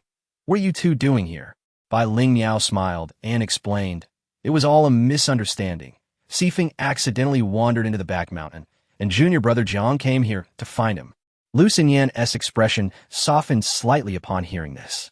But when she locked eyes with Jiang Li, she detected an unusual purity in his gaze. Although they had not spent much time together, she understood that this fellow was undoubtedly a lecherous man. At this moment, Bai Ling Miao had just emerged from the water pool. Her hair still damp, and her clothing slightly disheveled, a stark contrast to her usual demeanor. Jiang Li, witnessing Bai Ling Miao in such a state, found it impossible to imagine her like this. Yet now, he was completely focused, not casting a single glance. She instantly concluded that there must be something amiss with him. She suspiciously glanced at Jiang Li before turning to the still bewildered Sifeng and asked, Sifeng, why are you here? I was following cough, yes. Why are you here? Jiang Li repeated, emphasizing his tone. Sifeng glanced at Jiang Li, then at Lu Xinyan and Bai Ling Miao, finally gritting his teeth and saying, I was just curious and accidentally followed a small beast here. I did not intend to disturb Sister Bai. Please forgive me. Sifeng stared with innocent big eyes, on the verge of tears. He was not pretending. He truly felt wronged. It's only because you didn't create a major disaster. Otherwise, I would have spanked you. Jiang Li threatened him while stepping closer, bending slightly, and smiling as he winked at Sifeng, turning his back to Lu Xinyan and Bai Ling Miao. Lu Xinyan wanted to say more, but Bai Ling Miao interjected. Junior sister, Sifeng is merely a victim of circumstance. He is a guest, and must not be treated with disrespect. Upon hearing this, Lu Xinyan could only nod and refrain from further comment. However, her gaze toward Jiang Li was filled with skepticism. His behavior was far too ordinary, which was a most unusual aspect. Junior sister, cheer up. From today onward, our Yinchi sect boasts 2 emperors. Despite the little hiccup, Bai Ling Miao felt a surge of excitement within. Today marked the resolution of a long-held obsession. Let's go back. Bai Ling Miao immediately took Lu Xinyan's hand and beckoned Jiang Li to prepare to leave the back mountain. However, Jiang Li grinned and said, You two go ahead. I'll take this little one for a stroll. Bai Ling Miao turned to him, locking her gaze for a couple of seconds, making Jiang Li break into a cold sweat. Very well. Bai Ling Miao suddenly smiled broadly, her beauty seemingly enhanced after her ascension to the Emperor realm. With that, the 2 sisters departed hand in hand from the back mountain. After watching them leave, Sifeng could no longer contain himself and immediately whined, "Brother Jiang, it was clearly you who brought me here, and you were the one who told me to hide. Why are you lying?" Jiang Li patted his shoulder and replied, "This is the first lesson I'm imparting to you, young one. When venturing out, one must have their own opinions. Never let others dictate who you are, or else you may fall into a trap, regretting it too late." Sifeng scratched his head. "But you previously told me to listen to you and not to contradict." "That was then. This is now. Don't conflate the past with the present," Jiang Li casually remarked before turning to leave. "Hey, keep up. It's getting dark, and there are wolves in the back mountain. Be careful, or they might eat you." Seeing Sifeng deep in thought, Jiang Li turned back to remind him. In Jiang Li's eyes, Sifeng was exceptionally gifted and fortunate, although he held himself in high regard and often looked down on those weaker than him. That was merely a child's nature. Beyond that, Jiang Li had quite a fondness for Sifeng. After all, this trait was common among many. Some merely concealed it better. Not to mention, because the lad had just demonstrated loyalty by not betraying him, Jiang Li held him in high esteem. With proper guidance, he could become an adept at taking the blame in the future. "Huh? Oh." Hearing Jiang Li call him, Sifeng quickly responded and hurried after him. Along the way, the two exchanged no words. It wasn't until they reached the front courtyard that Sifeng finally asked in bewilderment, "Brother Jiang, were you just using me as a shield?" Jiang Li chuckled heartily. "Not bad. You're not as naive as I thought." Sifeng's face darkened. "I regarded you as my elder brother, and you treated me as a human shield? Brother Jiang, am I really that foolish?" Jiang Li laughed, patting his shoulder. "Little Feng, you're not foolish. On the contrary, you are one of the most intelligent people I have encountered. You simply haven't learned to apply your cleverness in other areas. But rest assured, since Senior Ling Yun entrusted you to me, I will ensure you are well taken care of from now on." "Really?" Sifeng's face lit up with joy. At that moment, Jiang Li noticed the boy actually had dimples. Observing Sifeng, who appeared only 12 or 13, yet already exuded a budding charisma, Jiang Li couldn't help but ponder how this young man, blessed with extraordinary talent and a powerful background, would surely captivate countless girls in the future. Fortunately, he held a slight advantage. Otherwise, if he were to walk alongside someone else, wouldn't all the attention be stolen away? Chapter 59. The 8 Trigrams Concealment Technique. After personally assisting his younger brother in selecting a cave residence nearby, Jiang Li returned to his own abode early. Although today had been eventful, it yielded a bountiful harvest, not to mention the rewards from the dozen disciples during his morning lecture. What he eagerly anticipated were the rewards from Bai Ling Miao and Sifeng. With a mere thought, 14 luminous screens appeared before him, his total opportunities. Among them, one was a 5-choice 3, presumably belonging to Bai Ling Miao. After a moment of contemplation, he decided to draw 2 cards first, followed by 10 consecutive draws, and finally the reward from Sifeng and Bai Ling Miao. Without any surprise, he did not encounter any golden flashes. The 2 cards he drew offered an increase in cultivation, one for 3 years, the other for 5. For his current level, it was a meager gain. He also discerned an interesting fact. The cultivation rewards varied significantly. For instance, the century of cultivation he had previously drawn merely replicated that of a wandering cultivator. Had it been Lu Xinyan's century of cultivation, he surmised he would have ascended to the legendary pinnacle of mastery. After all, Lu Xinyan, now in her 20s, had already reached the imperial realm. If she were to cultivate for a century, she would undoubtedly achieve the peak. However, such a scenario was far from feasible. The maximum limit of replicated cultivation was likely constrained by the individual's current capabilities. Nonetheless, there was a silver lining. The cultivation he gained through the system was undeniably solid, devoid of any impurities. This was akin to learning a skill or technique. After redeeming the 8 years of cultivation, as he anticipated, it only slightly enhanced his golden core stage. With no expectations, there were no disappointments. Jiang Li initiated the 10 consecutive draws. Click, click, click. As he muttered, he swiftly selected 10 cards. As each card flipped over, beams of light flickered. White light, white light, white light. After 9 consecutive white lights, a sudden blinding golden light erupted. A golden legend? Jiang Li was momentarily taken aback. He did not expect to derive a golden legend from those ordinary disciples. He directed his gaze toward the card glowing with golden light, and to his astonishment, it was a talent card. It depicted a faceless mask with only eye holes. Curiosity piqued. Jiang Li immediately learned it. A glimmer of brilliance flashed in his eyes. He had struck gold. Talent mimicry, he murmured to himself. This ability allowed him to imitate the demeanor, voice, and tone of any individual he had encountered.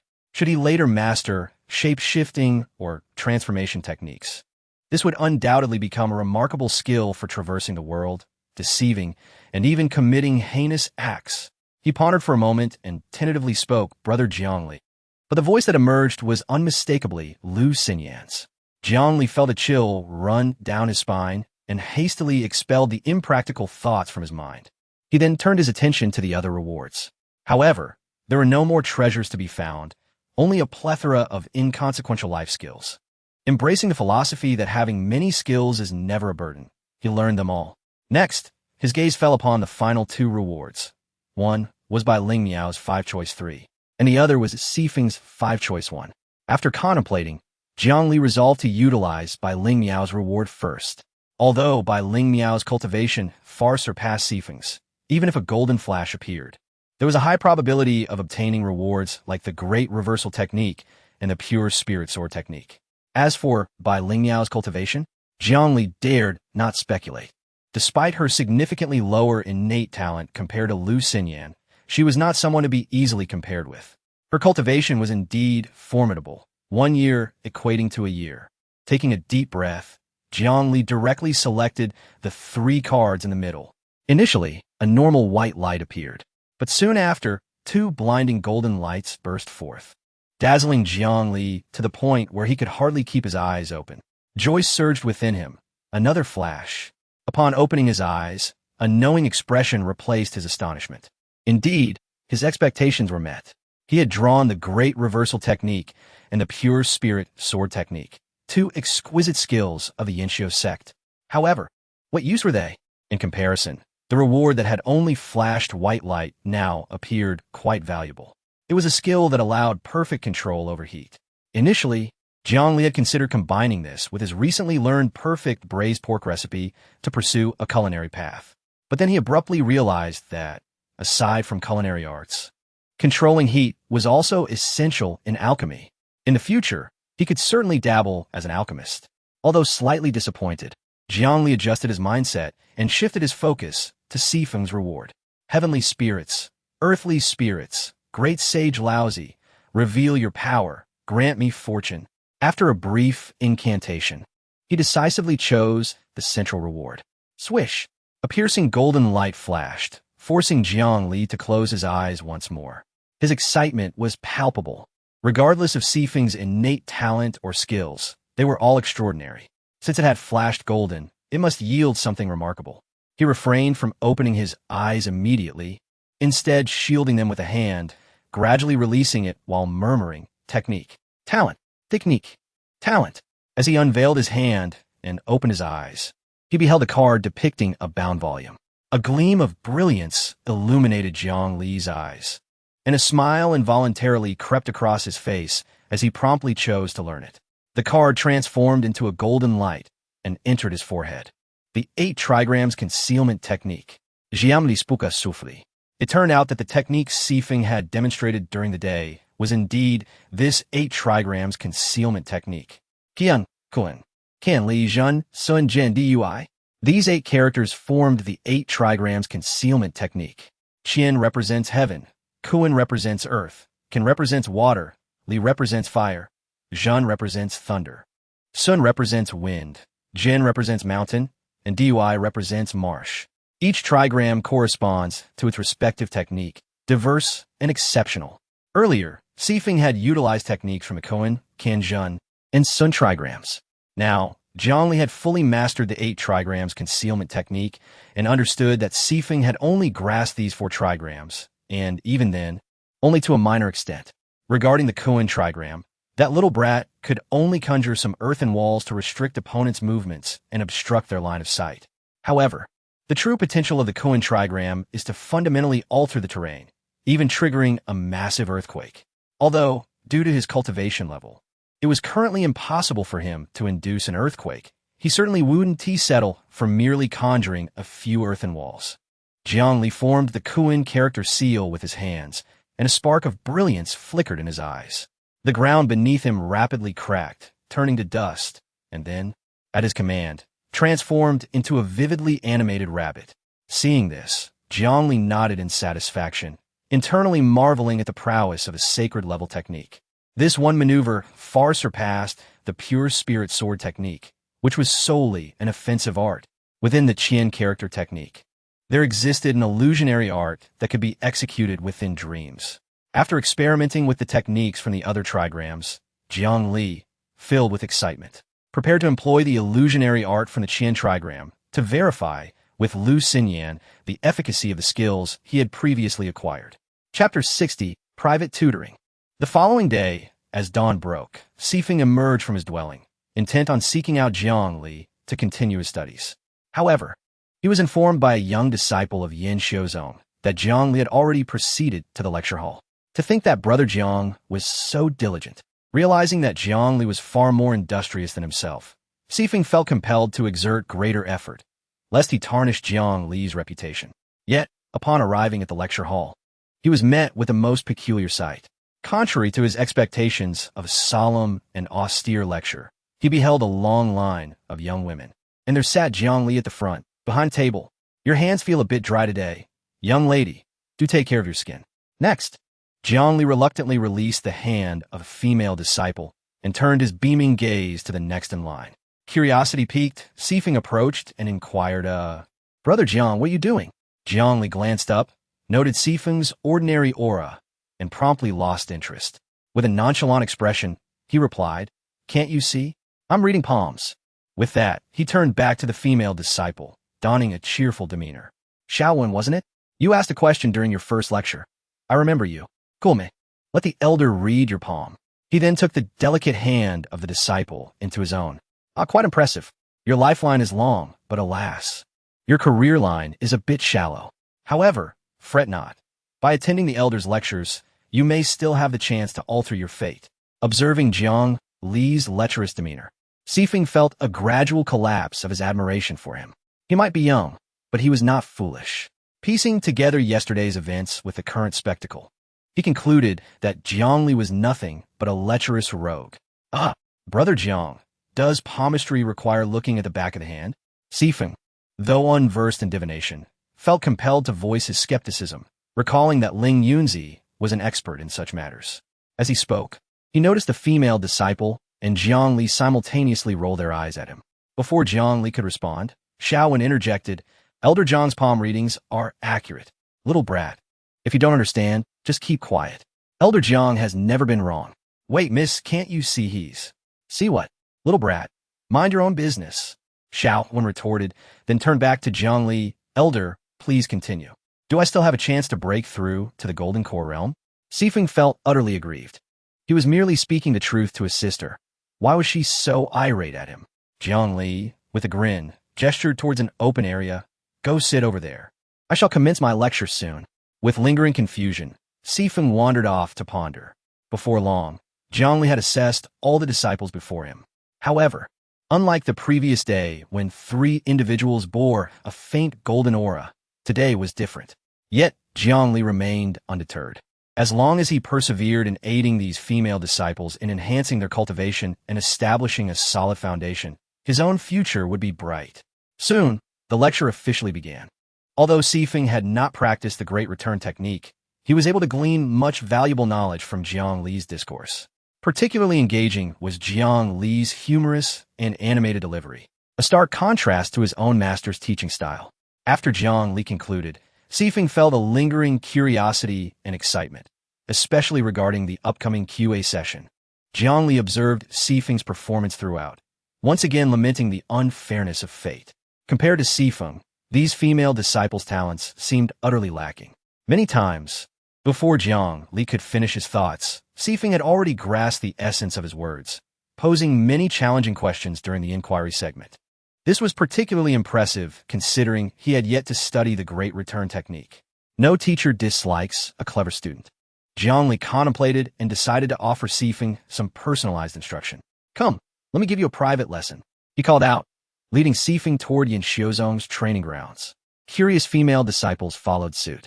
Sifeng, somewhat bewildered, trailed Jiang Li, asking, Brother Jiang, why are we going to the training grounds? I can't possibly defeat you. I'm here to help you with some of your technique-related queries, Jiang Li replied without turning around. Sifeng chuckled, Brother Jiang, I am practicing the 8 trigrams sky-subduing technique passed down by my master, not the great return technique of Yin Xiuzong. My master advised me to learn from you about handling matters. You needn't worry about my techniques. Sifeng understood Jiang Li's unparalleled aptitude for comprehending techniques and spells. However, he himself was not trained in the 8 trigrams sky-subduing technique, rendering Jiang Li's assistance somewhat limited. If it were merely a sparring session, they had already done enough of that before. Yet, Jiang Li responded with a smile. Since your master entrusted you to me, I must take responsibility for you. Not just in simple matters, but in all aspects. All right then, it's your call. Sifeng conceded reluctantly. Before long, Jiang Li and Sifeng arrived at the training grounds. The sound of the wind drew the attention of Lu Xinyan and Bai Ling Miao, who curiously came to see the commotion. Soon, the training area was enveloped by female disciples of Yin Xiuzong, forming layers of onlookers. Brother Jiang, what should we do now? Shall I spar with you? Sifeng inquired, intrigued by how Jiang Li would instruct him. Jiang Li smiled. Simply perform the techniques you demonstrated earlier. Sifeng nodded in response. The surrounding female disciples craned their necks, eager to witness the renowned sacred realm techniques. With a madra in hand, Sifeng summoned towering earthen walls that rose from the ground, encircling Jiang Li completely. Gasps of astonishment erupted from the crowd. Wow, such an extensive alteration of terrain. Is he truly only in the Golden Core realm? Incredible. Truly a disciple of Sage. And he is only 12 or 13 years old, a prodigy akin to Elder Lu. Sifeng could not help but display a hint of pride as he basked in their admiration. This performance surpassed his previous encounter with Jiang Li. Not only had he summoned more walls, but their sturdiness had also significantly improved. He was confident that even if Jiang Li attempted to break through the earthen barriers, it would not be as effortless as before. Brother Jiang, what do you think? He declared proudly. Regarding techniques, I can comprehend them independently without relying on others' instruction. Most of the time, my master only provides a general overview. The rest, I figure out myself. Implied in his statement was his pride and his innate talent. He acknowledged Jiang Li's prowess, but insisted on his capability in techniques requiring no external teaching.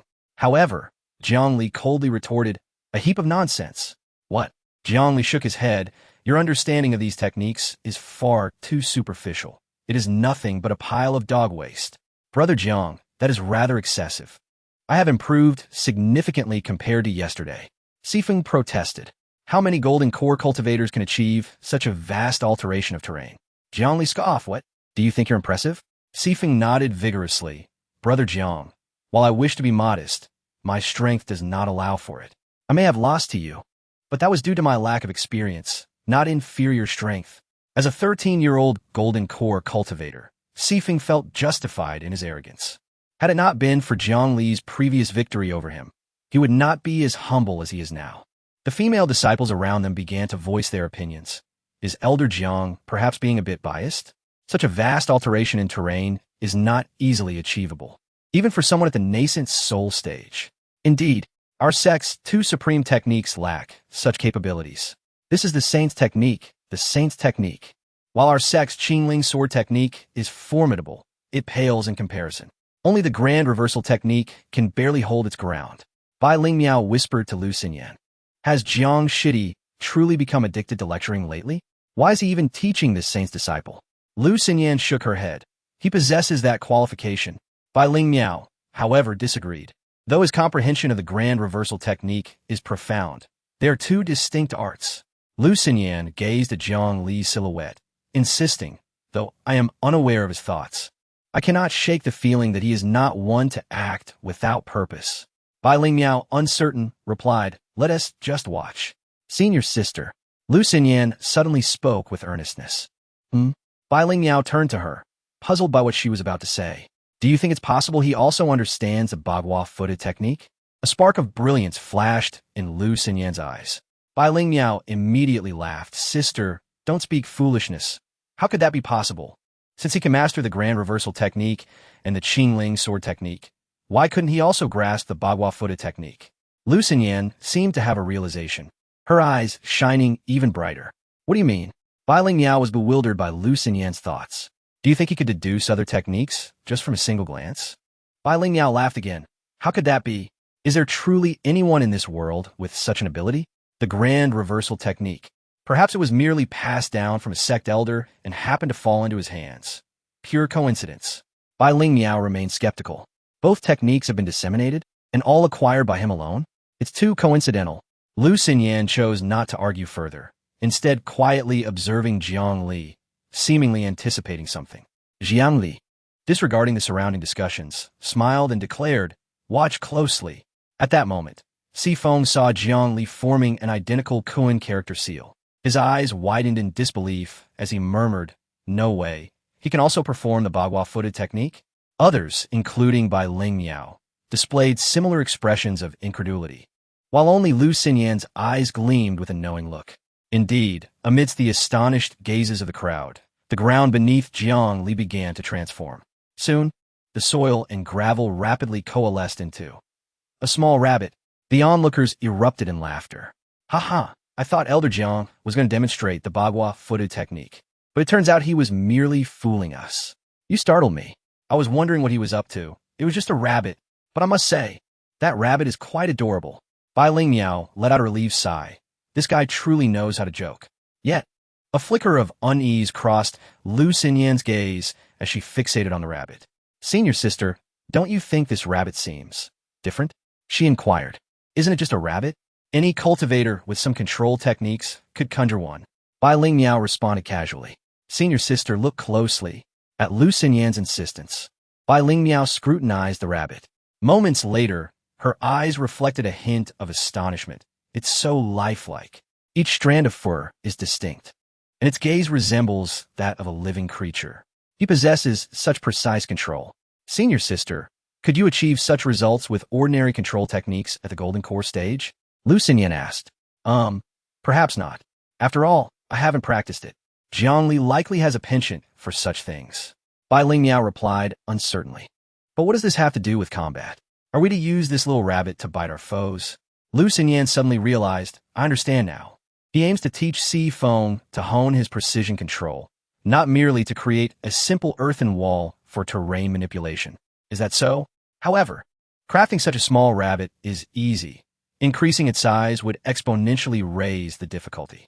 With the time taken for such control, it would be simpler to construct earthen walls, which are practical and effective. Bai Ling Miao countered. Lu Xinyan shook her head. Senior sister, your talent is average, so you may not grasp it. Some individuals are destined to shatter conventions. What if Jiang Li could amplify this precision control infinitely? Your words wound my heart, senior sister. You are merely infatuated with him. Bai Ling Miao declared, bringing their argument to a close. Feng, ever perceptive, understood Jiang Li's intention as soon as the rabbit appeared. Elder brother Jiang, you wish for me to learn precise control for better combat effectiveness, correct? Jiang Li nudda, prasizeli. Merely creating a simple earthen wall is too easily countered. While it is straightforward and practical, it lacks versatility. Feng, somewhat exasperated, replied, I certainly understand this principle, but if only I were at the refining void stage. No, even at the transformation stage, I would be able to do so. However, I am merely at the golden core stage. Jiang Li earnestly responded. Precisely because you are at the golden core stage, everyone assumes you cannot achieve it. Thus, you must take the contrary approach. If you merely compare yourself to ordinary disciples, how will you ever improve? Feng paused, taken aback by Jiang Li's words. Meanwhile, the surrounding disciples could not suppress their uproar. While Elder Jiang's reasoning was sound, they felt oddly offended. So, I cannot even conjure a rabbit? Am I inferior to ordinary disciples? A female disciple at the golden core stage lamented. Do not worry, senior sister. I, your junior sister, will support you. After a moment of silence, Feng spoke earnestly. Elder brother Jiang, I believe you are correct, but this is simply impossible. As he spoke, he formed a hand seal, and the soil began to gather, soon revealing a rabbit. Yet, the process was significantly slower than Jiang Li's. Creating this simple figure is easy, but applying it in actual combat, given my current realm, is utterly unfeasible. Even if I managed to conjure it, I would have long missed the opportune moment. So you believe this is impossible? Jiang Li smiled. Sifeng nodded indeed. Your suggestion is excellent, but it is overly idealistic. I cannot achieve it, nor can anyone else. Upon hearing this, Jiang Li's smile broadened. What if I can? Little rascal. Today I shall impart another lesson. Do not let fixed mindsets limit your vision. Your inability is merely your own limitation. With that, he formed another Kuan character seal before Sifeng's astonished gaze, cheerfully exclaiming, "This is the style you like, the Kuan character, earthbound, earth dragon whirlwind." As his words fell, Sifeng felt the ground tremble beneath him. A colossal dragon seemed to emerge from the earth with a resounding roar. Chapter 62. The Frustration of Confidence. This is not, you. Sifeng stared with wide eyes at the abruptly appearing earth dragon, struggling to form a coherent sentence. Not only he, but the others also gazed in astonishment at the vividly lifelike earth dragon, their jaws dropping in disbelief. Junior sister, I have mediocre talent, while you possess extraordinary gifts. Could you enlighten me if you were able to achieve this during your Golden Core stage? Bai Ling Miao felt her worldview completely shattered by the scene before her. After years of accepting Lu Xinyan's exceptional talent, she believed it would be difficult for her to be disheartened. Therefore, upon Sifeng's appearance, she did not react significantly. After all, in comparison, the little child Sifeng was still inferior to Lu Xinyan, who did not have a revered master in the sacred realm. However, Jiang Li's display transcended all her previous understandings. In Lu Xinyan's beautiful eyes, there was a mixture of shock and wonder, although she harbored an inexplicable trust in Jiang Li. Witnessing him perform such an outrageous feat left her more astonished than ever. You're not, Jiang brother. Do you also know the Bagua Fuda technique? At last, Sifeng voiced the doubts that had been troubling him. No way. Jiang Li promptly denied it. Then what is this? This is clearly the technique of the Kuan character seal from the Bagua Futu technique. Sifeng immediately questioned. What? Only you can control objects with the Bagua Futu technique. Jiang Li retorted. But the fluctuations from your technique are identical to the Bagua Futu technique. Sifeng was certain he had not misidentified it. Yet, he heard Jiang Li stubbornly declare, "Nonsense, this is clearly the Bagua Hantian technique." With a scowl, Sifeng replied, "Jiang brother, if you don't want to admit it, at least be a bit more creative with the name. You only changed one character. What's wrong with that?" Jiang Li replied nonchalantly, "As long as it is not your Bagua Fuda technique, that's what matters." Subsequently, Jiang Li manipulated the earth dragon, using its claws to seize Sifeng. Little brat, rather than getting entangled in trivial matters, why not contemplate how you can reach my level? Didn't you say it was impossible? Now that I have accomplished it, what do you have to say? Sifeng attempted to break free from the dragon's grip, but found the seemingly earthen dragon to be incredibly solid. Moreover, the dragon exuded a faint aura of majesty, instilling great intimidation into his heart and making escape all the more difficult. Compared to Jiang Li's display, his previous attempts to raise a few earthen barriers seemed utterly trivial. Jiang brother, put me down. The crowd surrounding them was vast. And, at just 12 or 13 years old, Sifeng was at an age where he was particularly sensitive about his image, his face flushing crimson. Yet, Jiang Li was indifferent to his feelings. If you want to come down, earn it. Today, if I don't make you aware of the gap between us, you won't understand that my words are all pearls of wisdom. Hearing Jiang Li's assertion, Sifeng grew irate. Then I shall smash your earth dragon. Huh?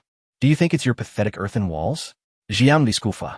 Upon hearing this, Sifeng formed a Qian character seal with his hands, causing a flying sword to emerge from his storage bag, gleaming coldly as it slashed toward the dragon's claw. Jiang Li smiled slightly, saying, "The Qian belongs to metal. While it has its advantages in battle, it cannot overcome my earth technique. Little brat, you've made the wrong choice." Indeed, when the flying sword struck the dragon's claw, the anticipated outcome did not occur. Although the sword penetrated deeply into the claw, it did not sever it and became lodged, unable to move despite Sifeng's efforts. Little brat, you should have used the Zhen character seal or the Sun character seal. Both belong to wood and would overcome earth, a simple principle you fail to comprehend. Listening to Jiang Li, Sifeng felt a rebellious streak within him, but had to concede that Jiang Li spoke the truth. He promptly adjusted his tactics and formed a Sun character seal. Suddenly, a sapling burst forth from the dragon's claw, with roots piercing through the claw. Sifeng managed to escape, his face lighting up with joy. Yet, before he could revel in his triumph, Jiang Li's voice echoed in his ears. Kid, why are you so happy about merely breaking free? Sifeng looked up to see Jiang Li forming a Qian character seal. Earth produces metal, and metal overcomes wood. Thank you for your flying sword. As he finished speaking, Sifeng watched in astonishment as his previously embedded flying sword transformed into a dragon claw, replacing the one that had been pierced by the roots. With a gentle grasp, it reduced the sapling Sifeng had summoned to a pile of splintered wood. My sword! Sifeng could only exclaim in shock before being seized once more by the Earth Dragon's claw. He prepared to employ the same tactic again, only to find it utterly ineffective. Hey, little brat, aren't you supposed to be clever? Why is your mind not working today? Can't you see this dragon claw is formed from your flying sword, which belongs to metal? How can wood overcome metal? You should use fire right now. Listening to Jiang Li's merciless reprimand, Sifeng found himself speechless, unable to retort. He could only maintain a stern expression, heeding Jiang Li's advice as he formed a Li character seal. Instantly, a blaze erupted, aiming to melt the dragon claw directly. Yet in the next moment, Jiang Li had already positioned himself atop the claw, pointing a finger at Sifeng's forehead. Kid, in an actual battle, no one will instruct you on what to do. Your enemy won't wait for you to devise countermeasures. With that, he kicked the newly conjured flames aside, leaping down from the dragon claw while still grasping Sifeng. He then snapped his fingers, and the earth dragon obediently reverted to soil, returning to the earth. The previously chaotic training ground returned to its original state. With a clang, the sword emitted a sound as Sifeng's flying sword was returned to him. If I were your enemy, seizing your flying sword would have enough backlash power to leave you reeling. After speaking, Jiang Li set Sifeng down and squatted to meet his gaze. Do you still believe that I am unqualified to teach you techniques? Sifeng, with a dazed expression, gazed up at Jiang Li without answering. Instead, tears welled in his eyes as he said, Jiang brother, am I really that useless? This time, he was genuinely disheartened. Previously, he had lost to Jiang Li due to lack of experience. But now, Jiang Li had utilized his own techniques. Though only two were displayed, they far surpassed anything he had employed. No, it was no longer sufficient to say they were merely better. Even if his master were present, he would likely achieve no more than this. For the first time in his life, he felt utterly inadequate. Chapter 63. Incapable of soothing women. Jiang Li observed the somewhat disheartened Sifeng, feeling a twinge of embarrassment as he scratched his head. Have I got a bit too far? He murmured shyly. At that moment, Bai Ling Miao and Lu Xinyan approached. Don't mind him. This fellow is anything but normal. What kind of decent person can conjure a clay dragon at the Golden Core stage? Bai Ling Miao shot Jiang Li a glare and consoled Sifeng. He is a disciple of the sacred realm. Since he has been entrusted to our Yangtze Zong, as the sect leader, I must take responsibility for him. If Jiang Li shatters his resolve, who could withstand the wrath of a sacred realm master? But I truly cannot do it. Sifeng's eyes brimmed with tears, ready to spill over at any moment. Bai Ling Miao quickly gathered him into her embrace, setting aside his title as a peerless genius. He was merely a child of 12 or 13. Do not compare yourself to him. He merely possesses a talent in magic that most cannot reach. Look, he only achieved the Golden Core stage at 20. In comparison to you, he falls far short. What good is his prowess if, in 3 to 5 years, you have already reached the nascent soul, void return, or even the Emperor stage while he remains at Golden Core? One forceful blow would be enough to end him. Upon hearing this, Jiang Li simply chuckled, not bothering to retort. Sifeng, however, questioned skeptically, is that really true? Bai Ling Miao affirmed, indeed, the facts are evident. You are still young. Do not judge a hero by momentary successes or failures. Jiang Li is exceptional. Only he can show off in front of you. Others wouldn't last 3 exchanges. Bai Ling Miao's words were not mere exaggeration. The earthen wall that Jiang Li had derided as rubbish was, in the eyes of other Golden Core cultivators, a remarkable skill. Moreover, Sifeng possessed many such techniques. His profound foundation far surpassed that of ordinary practitioners. Seeing Bai Ling Miao's earnestness, Sifeng began to waver. Before Jiang Li, he had never faced such a severe sense of defeat. Noticing that her words had an impact, Bai Ling Miao quickly signaled Lu Xinyan to contribute a few words. Lu Xinyan, understanding the cue, spoke up, do not say that. Even I could not reach his level during my golden core stage.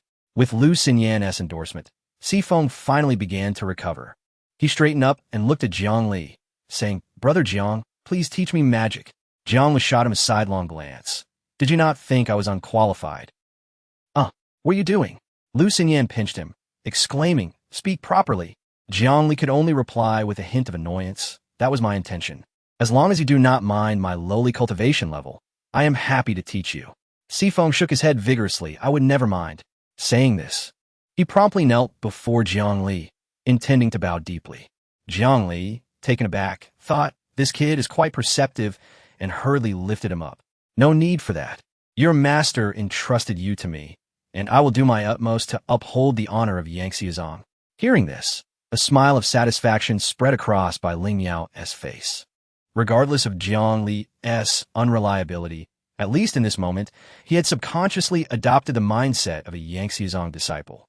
"However, my expectations of you will be quite stringent. Be prepared for that," Jiang Li declared. Sifeng nodded vigorously, determination etched on his face. "Brother Jiang, you can rest assured. I will never be lazy." Jiang Li nodded in approval. "That is good. With a year to go, it should not be difficult for you to break through to the nascent soul stage. I will not worry about that. My focus will be on your magic and combat skills, aiming for you to achieve at least half of my accomplishments." Sifeng shook his head resolutely. "No, I will achieve the same level as Brother Jiang." Jiang Li could only smile at this. "Do you think you can reach my level? Even your master would find it challenging." Yet, he knew he could not dampen the child's pride. "All right, today's lesson is sufficient for you to ponder for a while. Take some time to reflect. Do not attend the lecture hall just yet, as you are not a disciple of Yangxiazong. You must maintain some decorum." Feeling slightly embarrassed, Sifeng admitted, "Yes, I was reckless." Bai Lingmiao, however, brushed it off. "No matter. If you wish to listen, then go ahead. Learning from others can be beneficial, as long as you do not spread it around." If it were an ordinary person, Bai Lingmiao would have been entirely unwilling. Yet, Sifeng was a disciple of the sage, as the sect leader. How could she pass up such an opportunity to strengthen their bond? One cannot chew too much. Disregard her advice. What does a woman know? Upon saying this, Jiang Li received a heavy punch to the head, swelling into a large bump. Bai Lingmiao regarded him with a cold smirk. "Look at you, daring to slander the sect leader now?" Jiang Li quickly offered a sheepish smile. "It was just a joke, merely a jest." At that moment, Lu Xinyan spoke up. "Senior brother, I have an ungracious request." Noticing Lu Xinyan's serious demeanor, Jiang Li straightened himself. "Please speak, junior sister."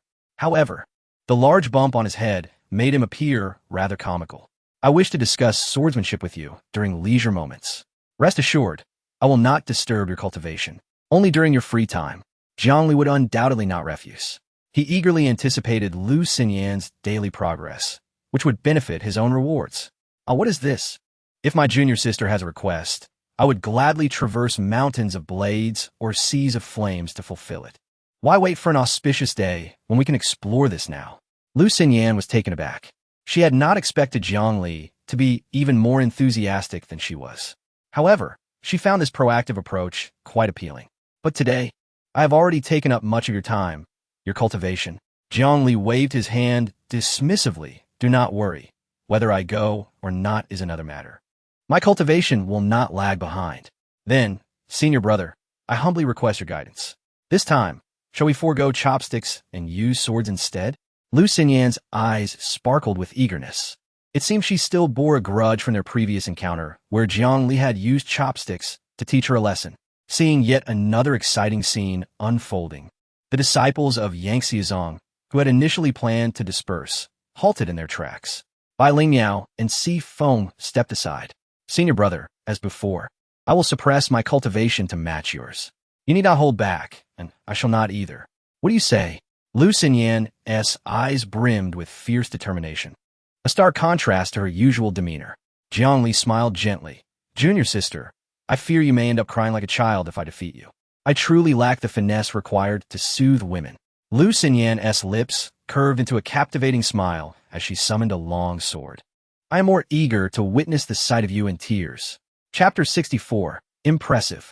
Senior brother, unleash your full power and let me witness the gap between us. The fire of battle ignited in Lu Xinyan's eyes. She was eager to see just how formidable Jiang Li could be when he fully harnessed the quintessential spirit sword technique. I cannot ascertain the extent of our disparity, but junior sister, I fear you may become a tragic tale shortly. Jiang Li chuckled lightly, forming a sword gesture with his hand, producing a sound akin to a dragon's roar as the blade sang. In an instant, a beam of sword light cleaved through the air, aiming directly at Lu Xinyan's brow. So swift, Lu Xinyan barely had time to think this thought before instinctively raising her hand to block. Yet, Jiang Li denied her this opportunity. A glint of divine insight flickered in his eyes as he immediately discerned the flaw at her shoulder. He promptly activated his innate skill, flaw detection. The sword, which Lu Xinyan nearly managed to deflect, halted abruptly, twisting in an uncanny manner to pierce her shoulder instead. A flicker of astonishment crossed her gaze. She was acutely aware of the vulnerability at her shoulder. When she lowered her guard to block, it would sag slightly, causing a momentary delay, an unconscious habit she had failed to amend over the years. However, she had never considered it a concern. Firstly, her garments concealed that minor movement, which would hardly attract notice. Secondly, no one could exploit that fleeting moment to defeat her. She could not discern whether it was mere coincidence or if Jiang Li had intentionally targeted her shoulder, but she was taken aback by the directness of his assault. Lu Xinyan hastily attempted to adjust her stance, seeking to rectify her error. Given Jiang Li's profound understanding of the quintessential spirit sword technique, he could intuitively predict her next move. He offered no chance for her to continue, swiftly executing an illusory maneuver. Though Lu Xinyan successfully parried the strike aimed at her shoulder, Jiang Li's sword now rested against her throat. Junior sister, that makes 3 moves. Jiang Li smiled faintly, retracting his sword. The entire exchange transpired in the blink of an eye, far swifter than she could have anticipated. She had expected at least a contest of equals. It transpired with astonishing rapidity. Lu Xinyan found herself momentarily stunned. She had hardly managed to sustain her focus longer than a thought. The training arena fell silent, all onlookers holding their breath. They could accept if Si Feng had lost. After all, no matter how exceptional the talent of a child, they remained just that, a child. But Lu Xinyan was a veritable powerhouse at the Emperor's realm. Although she had suppressed her cultivation level, she was still an emperor. Is it over already? A female disciple murmured in disbelief. Wait, did I just witness Elder Zhang's sword poised against Elder Lu's neck? Surely I must have misjudged. 3 moves? A fleeting moment. If this were a genuine life-and-death clash, it implied. The unspoken words hung in the air. Yet all present comprehended the implication. In a contest of equals, Lu Xinyan could not endure even a breath against Jiang Li. Gasp! The disciples collectively inhaled sharply, grappling with the enormity of the revelation. They regarded Jiang Li with the awe reserved for a monster. Bai Ling Miao could not help but exclaim, "Thank goodness his cultivation speed is slow. Otherwise, would anyone stand a chance?" Lu Xinyan glanced at the sword in her hand, then at Jiang Li, who wore a smile. Was she feeling wronged? Resentful? Lu Xinyan herself could not discern her emotions. They were simply too convoluted. Junior sister, noticing her peculiar expression, Jiang Li hastened to offer words of comfort. Senior brother, once more. Without waiting for a response, Lu Xinyan wielded her sword, channeling the quintessential spirit sword technique to transform her blade into a streak of radiant light, slicing toward Jiang Li. Oh wait, why is she still so fired up? Jiang Li could only respond reluctantly. However, the outcome remained unchanged. 3 moves, a heartbeat. Once more, Jiang Li's sword found its place against her alabaster neck. Retracting his sword, Jiang Li began, "Junior sister, allow me to explain." "Senior brother, once more." Lu Xinyan interrupted, this time charging directly at Jiang Li, sword in hand. Seeing no alternative, Jiang Li prepared to meet her attack. Yet, as anticipated, it ended in a familiar manner. 3 moves, a heartbeat. Again, Lu Xinyan found herself with Jiang Li's sword poised at her throat. "Junior sister, as for our quintessential spirit sword technique, there are a few key points to note once more." Lu Xinyan was entirely unresponsive. After being bested by Jiang Li's chopsticks that night, she had spent 3 nights contemplating strategies. Yet, the result was even more disheartening than before. The previous defeat could be attributed to carelessness. But today, Lu Xinyan, who shared Si Feng's lofty pride, could scarcely tolerate being so easily vanquished. However, Jiang Li grew increasingly frustrated with her relentless attacks. He had hoped to seize this opportunity to offer her guidance and lay the groundwork for future endeavors. Yet, this stubbornness was merely wasting his time. Indeed, once the proud are breached, they become all the more difficult to manage. This time, Jiang Li would not indulge her further. As soon as Lu Xinyan uttered the words once more, he thrust forth a blade, swift as lightning, providing her no chance to react. Faced with this strike, Lu Xinyan felt utterly helpless. No matter how she responded, it proved futile. Before she could even raise her sword, Jiang Li's blade was already across her path. This time, she did not even manage to execute a single move. Junior sister remained calm. Jiang Li's eyes narrowed as he exerted pressure on his sword hand. The razor-sharp blade grazed Lu Xinyan's exquisitely slender neck, creating a delicate incision. Crimson blood trickled down the blade, cascading toward the hilt. Gazing at that droplet of blood, clarity returned to Lu Xinyan's eyes. She slowly stepped back, cradling her sword, and bowed her head slightly. "I apologize for causing you trouble, senior brother." Jiang Li beamed upon seeing her response. "Was I not impressive just now?" Lu Xinyan also smiled brightly, her beauty accentuated at that moment. The small wound on her neck lent an air of fragility to the young empress. Bai Ling Miao seized the opportunity to approach, seemingly admonishing, yet truly concerned. "Junior sister, how did you lose your composure?" Lu Xinyan cast an apologetic glance her way. "I have worried senior sister." Taking a deep breath, she turned solemnly to Jiang Li. "Senior brother, please enlighten me." Jiang Li nodded with a smile. "It is only fitting." The previously tense atmosphere dissipated instantly. The training arena buzzed back to life. As the surrounding female disciples chattered excitedly about the breathtaking duel between Jiang Li and Lu Xinyan. "Hey, did you see Elder Jiang's final strike? Absolutely stunning." "Indeed, I saw it. No wonder Elder Lu fell for Elder Jiang at first sight. I used to think he was merely living off her fame. But it's clear now, he conquered Elder Lu with sheer prowess. From this day forth, Elder Jiang shall be my idol." Wow, what a sight. 2 exceptional talents fell before my idol's sword. Anyone who dares to claim Elder Jiang's cultivation is low will have to answer to me. Low cultivation? No. He is merely granting the talented a chance to survive. Low emotional intelligence. Elder Jiang's cultivation is so low. High emotional intelligence. He is so exceptional. He can only leave room for others to breathe. Chapter 65. Is this also possible? While everyone marveled at Jiang Li's extraordinary prowess, Lin Wanwan, standing amidst the crowd, furrowed her brows slightly. During the sparring match between Jiang Li and Lu Xinyan, her position faced Jiang Li. From his gaze, she perceived a strikingly familiar scene, one that manifested only when she wielded her innate abilities. Could it be that he too possessed such a capability? Lin Wanwan pondered. Though her talent paled in comparison to the likes of Shi Feng and Lu Xinyan, it was still rare. Observing Jiang Li's earlier engagement with Lu Xinyan, her conviction grew stronger. Jiang Li must also be able to discern the flaws in others. However, the aura he exuded was incomparably more potent than her own. Her ability had a dishearteningly low success rate, while Jiang Li seemed to unravel the intricacies effortlessly. Did he possess some extraordinary training method?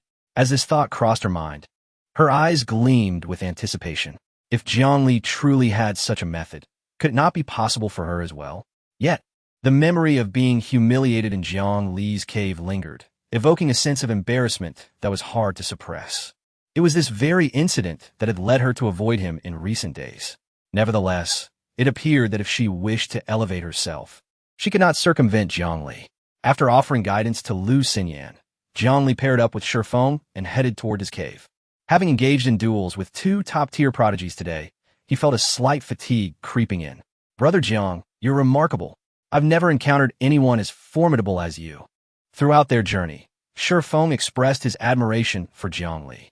If he had felt somewhat disheartened by his own setbacks, the presence of an already accomplished Lu Xinyan made his troubles seem trivial. Consequently, his admiration for Jiang Li intensified fervently. Under the flattery from Shi Feng, Jiang Li's vanity was greatly appeased. "Haha, let's keep a low profile. Moderation is key." In his exhilaration, Jiang Li resolved to treat himself and his younger companion to something special. "Come, today I shall let you witness my extraordinary talents." "Oh, Shi Feng, slightly taken aback, was unsure of Jiang Li's intentions. Soon, Jiang Li led him to the back mountain. Before long, they had procured an ample supply of wild game. They then ventured to the apothecary, gathering various spices. In no time, they set up a grill in the open space before Jiang Li's cave. "Ah, Brother Jiang, is this your extraordinary talent?" Shifeng was astonished to discover that Jiang Li's prowess lay in culinary skills. "What, do you look down on it?" Shifeng hastily waved his hands.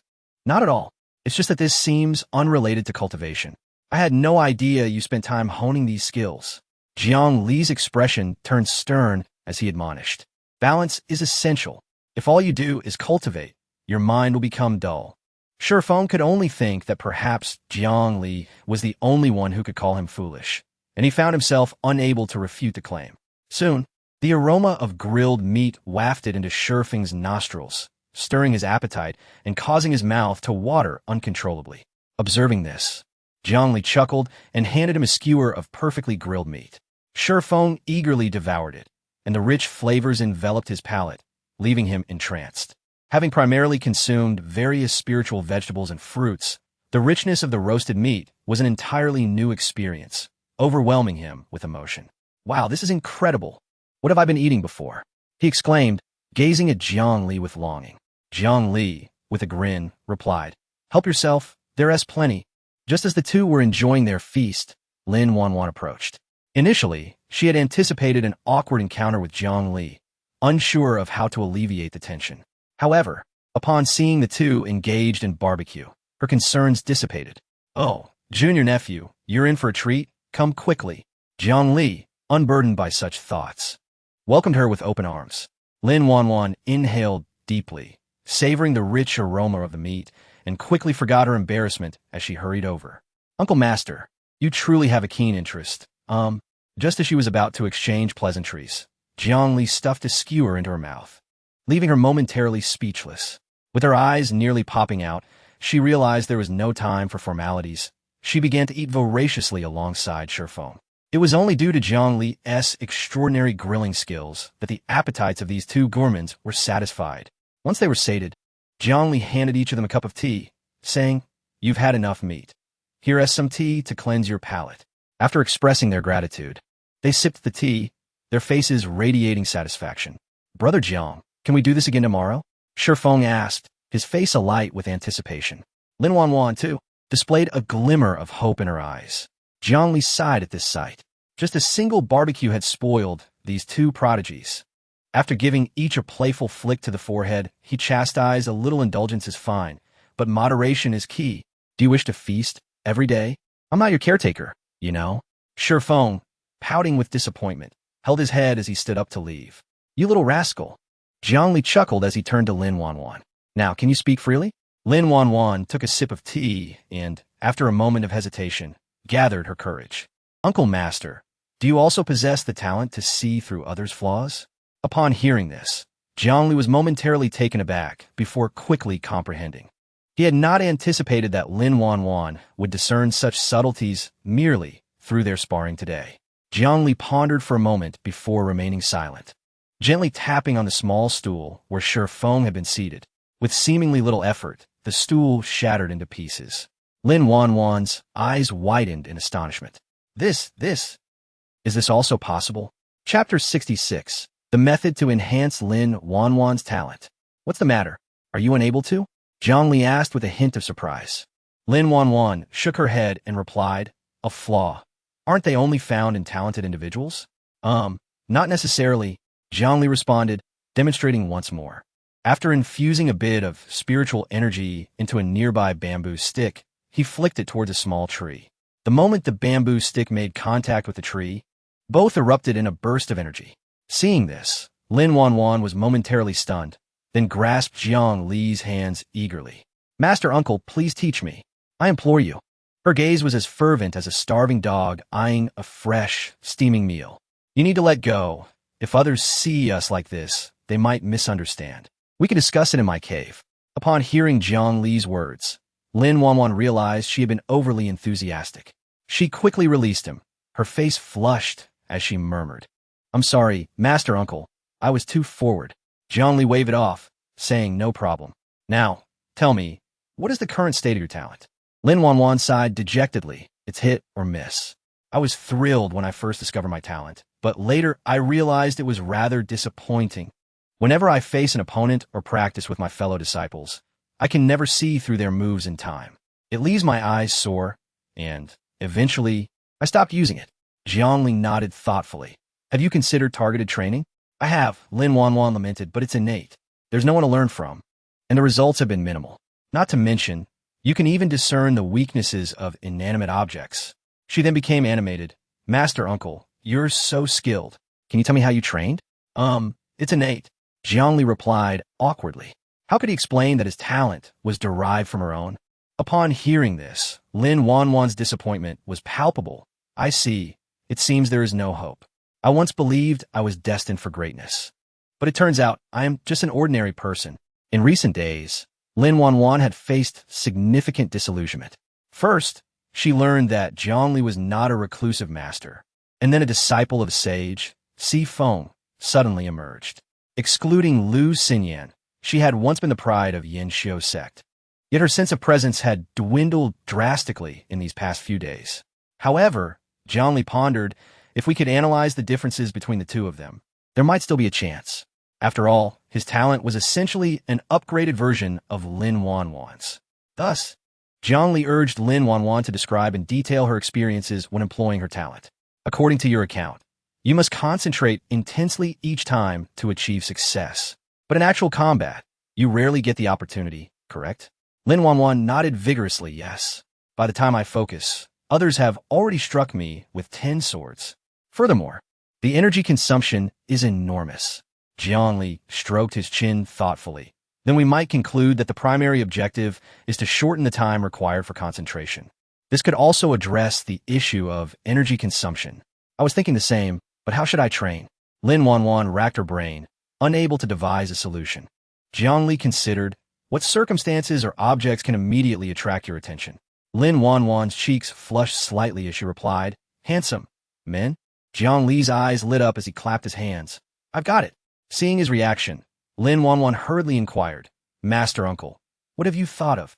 With a mischievous grin, Jiang Li replied, I can't say just yet. After the lecture tomorrow, I will take you somewhere. Lin Wanwan raised an eyebrow. Are we leaving the sect? Jiang Li nodded, indeed. To capture your attention, this is the only method. Can you tell me where? I need to ask Master for permission. Jiang Li shook his head. Leave that to me. I'll speak with your senior sister. If I tell you now, it will lose its effectiveness. With that, he stood up, stretched, and said, well, it's been a long day. The sky is darkening. I shall rest now. You should tidy up before you leave. Without giving Lin Wanwan a chance to refuse, he dashed back to his cave. Lin Wanwan gazed at the mess and leftover scraps scattered around, shaking her head in distress. Why had she ever done such chores? Upon returning to his cave, Jiang Li immediately drew the rewards from several divinations that had come to fruition that day. Unfortunately, they yielded no valuable items, merely enhancing a decade of an ordinary disciple's cultivation, barely worth mentioning. The next morning, Jiang Li arrived early at the lecture hall. Following the customary routine, he began with fortune-telling, assessing auspiciousness and divining.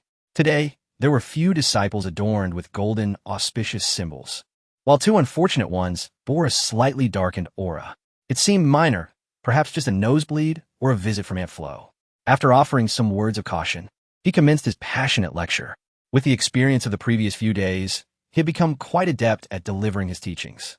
After concluding the lecture early, Jiang Li noticed Lin Wanwan approaching with dark circles under her eyes.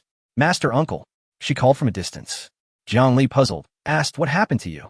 I was so excited that I couldn't sleep all night, nor did I practice. I stayed awake until morning, then managed to doze off for a bit. Jiang Li, Spaculas, formed a water spell with his hand. A stream of clear water sprayed from his palm, splashing Lin Wanwan's face. I noticed you didn't attend the lecture this morning. Wake up. After all, you're the most outstanding beauty in Ningzhou. Don't embarrass your master uncle. Lin Wanwan shivered, her senses sharpening immediately. With a slight adjustment to her cultivation technique, she felt her fatigue dissipate. I have already spoken to your master. We can leave now. Oh, and you should change into different attire. It's not appropriate. Lin Wanwan glanced down at her vibrant dress, which suited her well. What is wrong with this? Change into something more suitable, Jiang Li commanded without elaboration. All right, Lin Wanwan replied, brushing off his comments as she hurried to change. In the brief moment she turned, Jiang Li noticed that her aura, typically a plain white, now bore a hint of dark red, perhaps a sign she was about to face some adversity. He called out, "Disciple, your luck seems to be waning today. You might experience some bloodshed." Lin Wanwan, concerned, asked, "Is it serious?" "Not to worry. Let me draw a divination for you." Upon hearing this, Lin Wanwan relaxed slightly, extending her hand toward Jiang Li. He grinned as he prepared to grasp her hand, but was interrupted by a cold voice from nearby. "Keep your hands to yourself." Chapter 67. Accompanying the young lady to the brothel, Jiang Li turned around and discovered that Lu Xinyan had appeared behind him without him noticing. Lin Wanwan promptly greeted, "Master Uncle." Lu Xinyan shot Jiang Li an annoyed glare and said to Lin Wanwan, "Don't let him take advantage of you again." "But Master Uncle Jiang said my fortune is lacking. Shouldn't I check my palm?" Lin Wanwan explained. Lu Xinyan scoffed. He is quite adept at face reading too. "It is not necessary to strictly examine palms, right, Jiang Li, senior brother? Actually, bone reading is even more accurate." Jiang Li muttered. "What did you say?" "Nothing, Wanwan. My disciple merely has a minor misfortune. Indeed, face reading will suffice." Though reluctant, Jiang Li could only concede. After all, there would be plenty of opportunities in the future. Missing 1 or 2 times was inconsequential. With Lin Wanwan's consent, a luminous screen materialized before Jiang Li. Due to the minuscule nature of the divination, the indications on the screen were almost explicit. Recalling the destination he intended to take the girl, Jiang Li felt a twinge of embarrassment. "Wanwan, you must prepare yourself. Today might indeed require a little bloodletting," Jiang Li said awkwardly. Lin Wanwan exclaimed, "Master Uncle, can't you resolve it?" Jiang Li replied, feeling somewhat awkward. "I believe that shedding a little today would be more beneficial for you. Don't worry, it is merely a minor disaster. There's no need to resolve it. We shall endure it directly." Upon hearing this, Lin Wanwan dismissed it as trivial. However, Lu Xinyan became intrigued. "I heard from senior sister that you plan to take her out." "Where to?" "Oh, just a wander around Ningzhou City. I have been out for a while. It's time to return and take a look." Jiang Li Kazwali Ramarka. "Then take me along," Lu Xinyan insisted. Jiang Li's face immediately reflected his dilemma. "What do you intend to do there? If you both can go, why can't I?" Lu Xinyan questioned, puzzled. "Ah, we're going to attend to serious matters. How could it be a bother for someone of my stature as an emperor? Besides, you two are merely at the golden core stage. Should you offend someone in Ningzhou City, I would be unable to assist you in time. It is better for me to accompany you." Listening to Lu Xinyan's reasoning, Jiang Li was left speechless. He could only say, "Let me make it clear. I can take you along, but once we arrive, you must not turn hostile or strike anyone. Understood?" Lu Xinyan nodded eagerly. "Rest assured, I, the dignified empress, am not so unreliable." Saying this, she eagerly dragged Lin Wanwan away to change clothes. Shortly after, 2 dashing young men appeared before Jiang Li. He circled around them, marveling, "Everything else is fine? But what happened here? Why is there lack?" Following Jiang Li's gaze, the 2 women looked down at their chests, both unable to suppress a blush, and spat, "Pervert. Big brother Jiang, take me along." Just as the 3 were about to set off, Si Feng approached, his eyes gleaming with anticipation. "Adult matters are not for children to meddle in. Ensure you complete the tasks I assigned you. I will be checking upon your return." Jiang Li brushed him aside and departed with the 2 women from Yangxizong.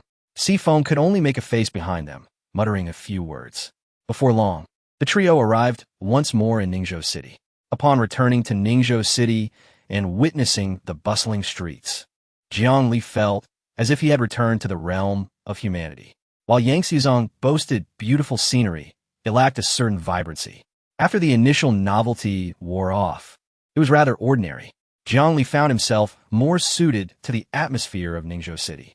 Leading the way, Jiang Li had the 2 women following closely behind. However, a young man clad in Daoist robes, flanked by 2 elegantly dressed young men, appeared somewhat incongruous. "Hey, this direction isn't the street where I previously encountered you."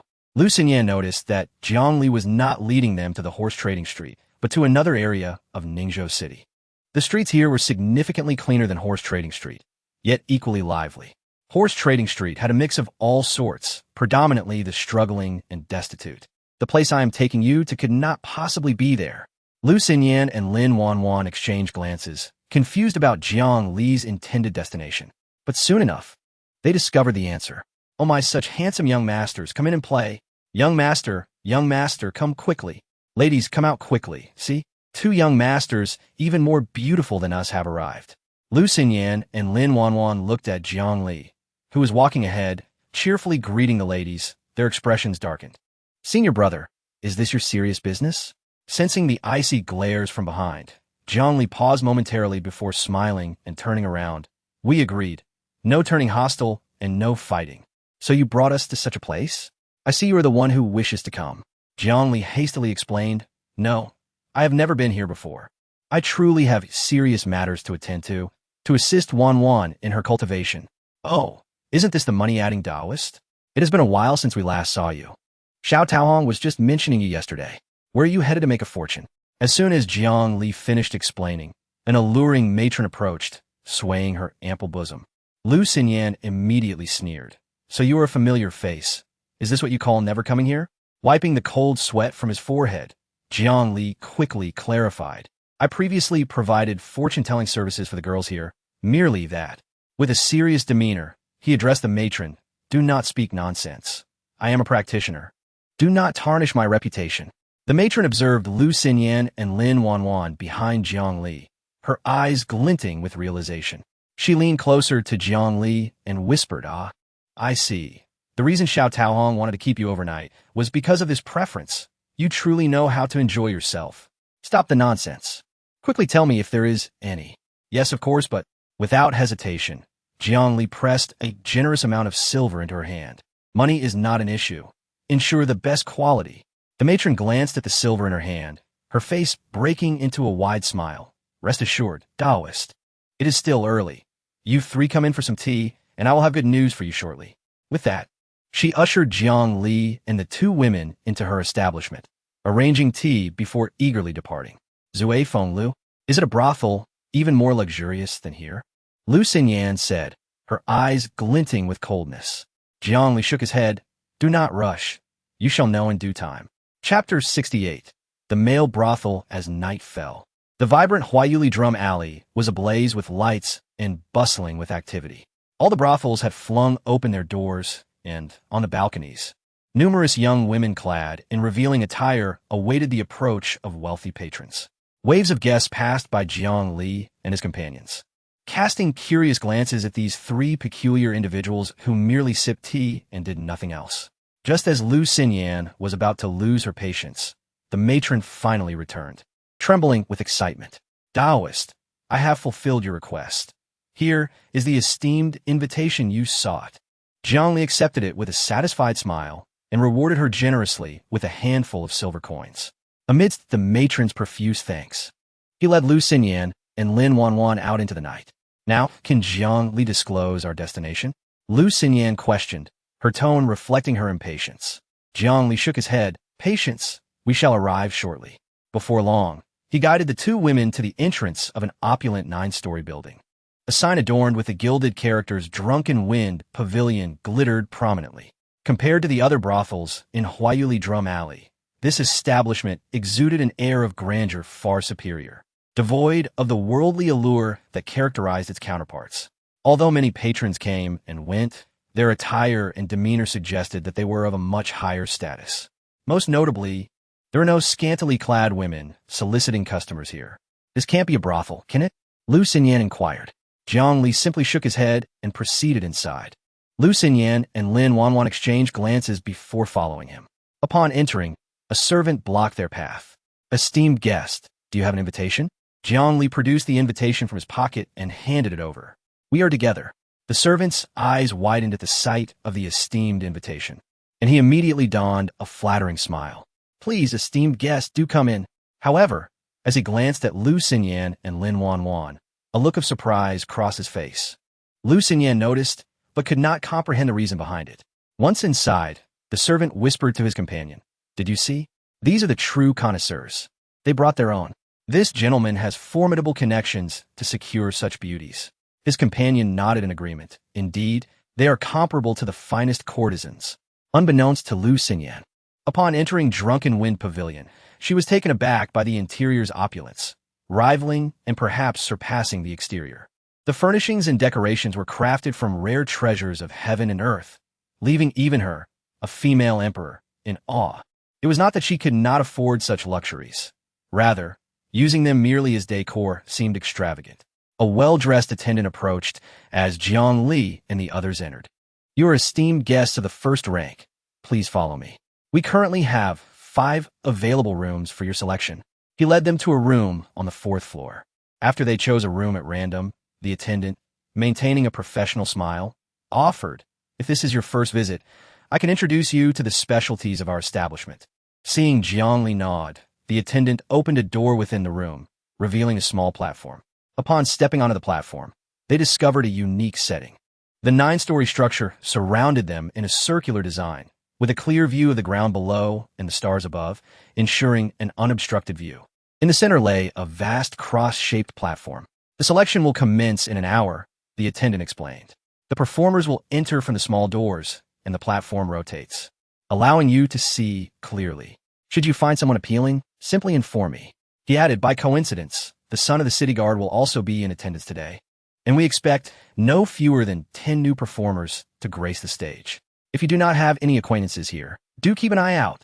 As he finished speaking, several servants entered, carrying an array of fruits, pastries, and beverages, setting them on the table within the room. "Would you like these served inside or here?" Jiang Li contemplated briefly before responding, "Just place them here, and you may leave. There is no need to return unless I summon you." The attendant, still wearing a warm smile, remained silent and did not move. Realizing this, Jiang Li chuckled sheepishly, retrieved a silver ingot from his pocket, and tossed it to the attendant. The attendant deftly caught it and vanished it with a flick of his wrist. Casting a knowing glance at Lu Xinyan and Lin Wanwan, he exited the room. Once alone, Lin Wanwan began to survey her surroundings, asking, "Master, what exactly is this place? Can it help me hone my talents?" Jiang Li nodded. "I chose this venue based on your circumstances. It should prove beneficial." Lin Wanwan's face lit with anticipation at his words. However, Lu Xinyan furrowed her brow. What did that man mean by performers? Jiang Li chuckled. He mentioned that the selection would begin in about an hour. "You will soon find out." He then turned to Lin Wanwan. "Soon, it will be your time to shine. Do not disappoint me, for I have spent my last bit of silver for you." With determination in her eyes, Lin Wanwan replied, "Rest assured, master." Thus, the 3 settled onto the balcony, enjoying fruits while awaiting the selection. Meanwhile, in one of the rooms on the 9th floor, 2 young men emerged. Their vantage point allowed them to look down on any balcony below. "Brother Su, I have already spoken with the owner of Drunken Wind Pavilion. If you find someone appealing, do not hesitate to express your interest." Though Lu Zichuan's words brimmed with enthusiasm, a flicker of disdain passed through his gaze. As the son of the city guard, he found it humiliating to accompany such a person to a male brothel. Yet, he felt powerless, as this individual had a powerful father. How could such a waste of space be the offspring of the illustrious General Su Lai, a prominent figure in the realm? Su Lin Ran laughed heartily. "Brother Lu, you need not trouble yourself. I shall not hold back today. Since we are here, let us begin." Lu Zichuan nodded and instructed the attendant behind them. "Inform your master that we are ready to commence. There is no need to wait." The attendant acknowledged and swiftly exited, only to return shortly with news. Simultaneously, every lantern outside Drunken Wind Pavilion burst into brilliant light, illuminating the establishment as if it were midday. Melodious music began to play. Lin Wanwan, still munching on fruits, paused. "Hasn't an hour yet passed?" Chapter 69, Talent Training. As Lin Wanwan's voice fell, the cross-shaped platform below began to rotate slowly. Subsequently, a series of small doors on the 1st level swung open, and a procession of exceptionally handsome men stepped forth onto the platform. Lu Xinyan remained unfazed, as she had little interest in such superficial beauty. However, Lin Wanwan was utterly captivated. Though prodigies are mere mortals with their own preferences and flaws, Lin Wanwan harbored a little-known quirk. She was enamored with handsome men. In her words, it was appreciation.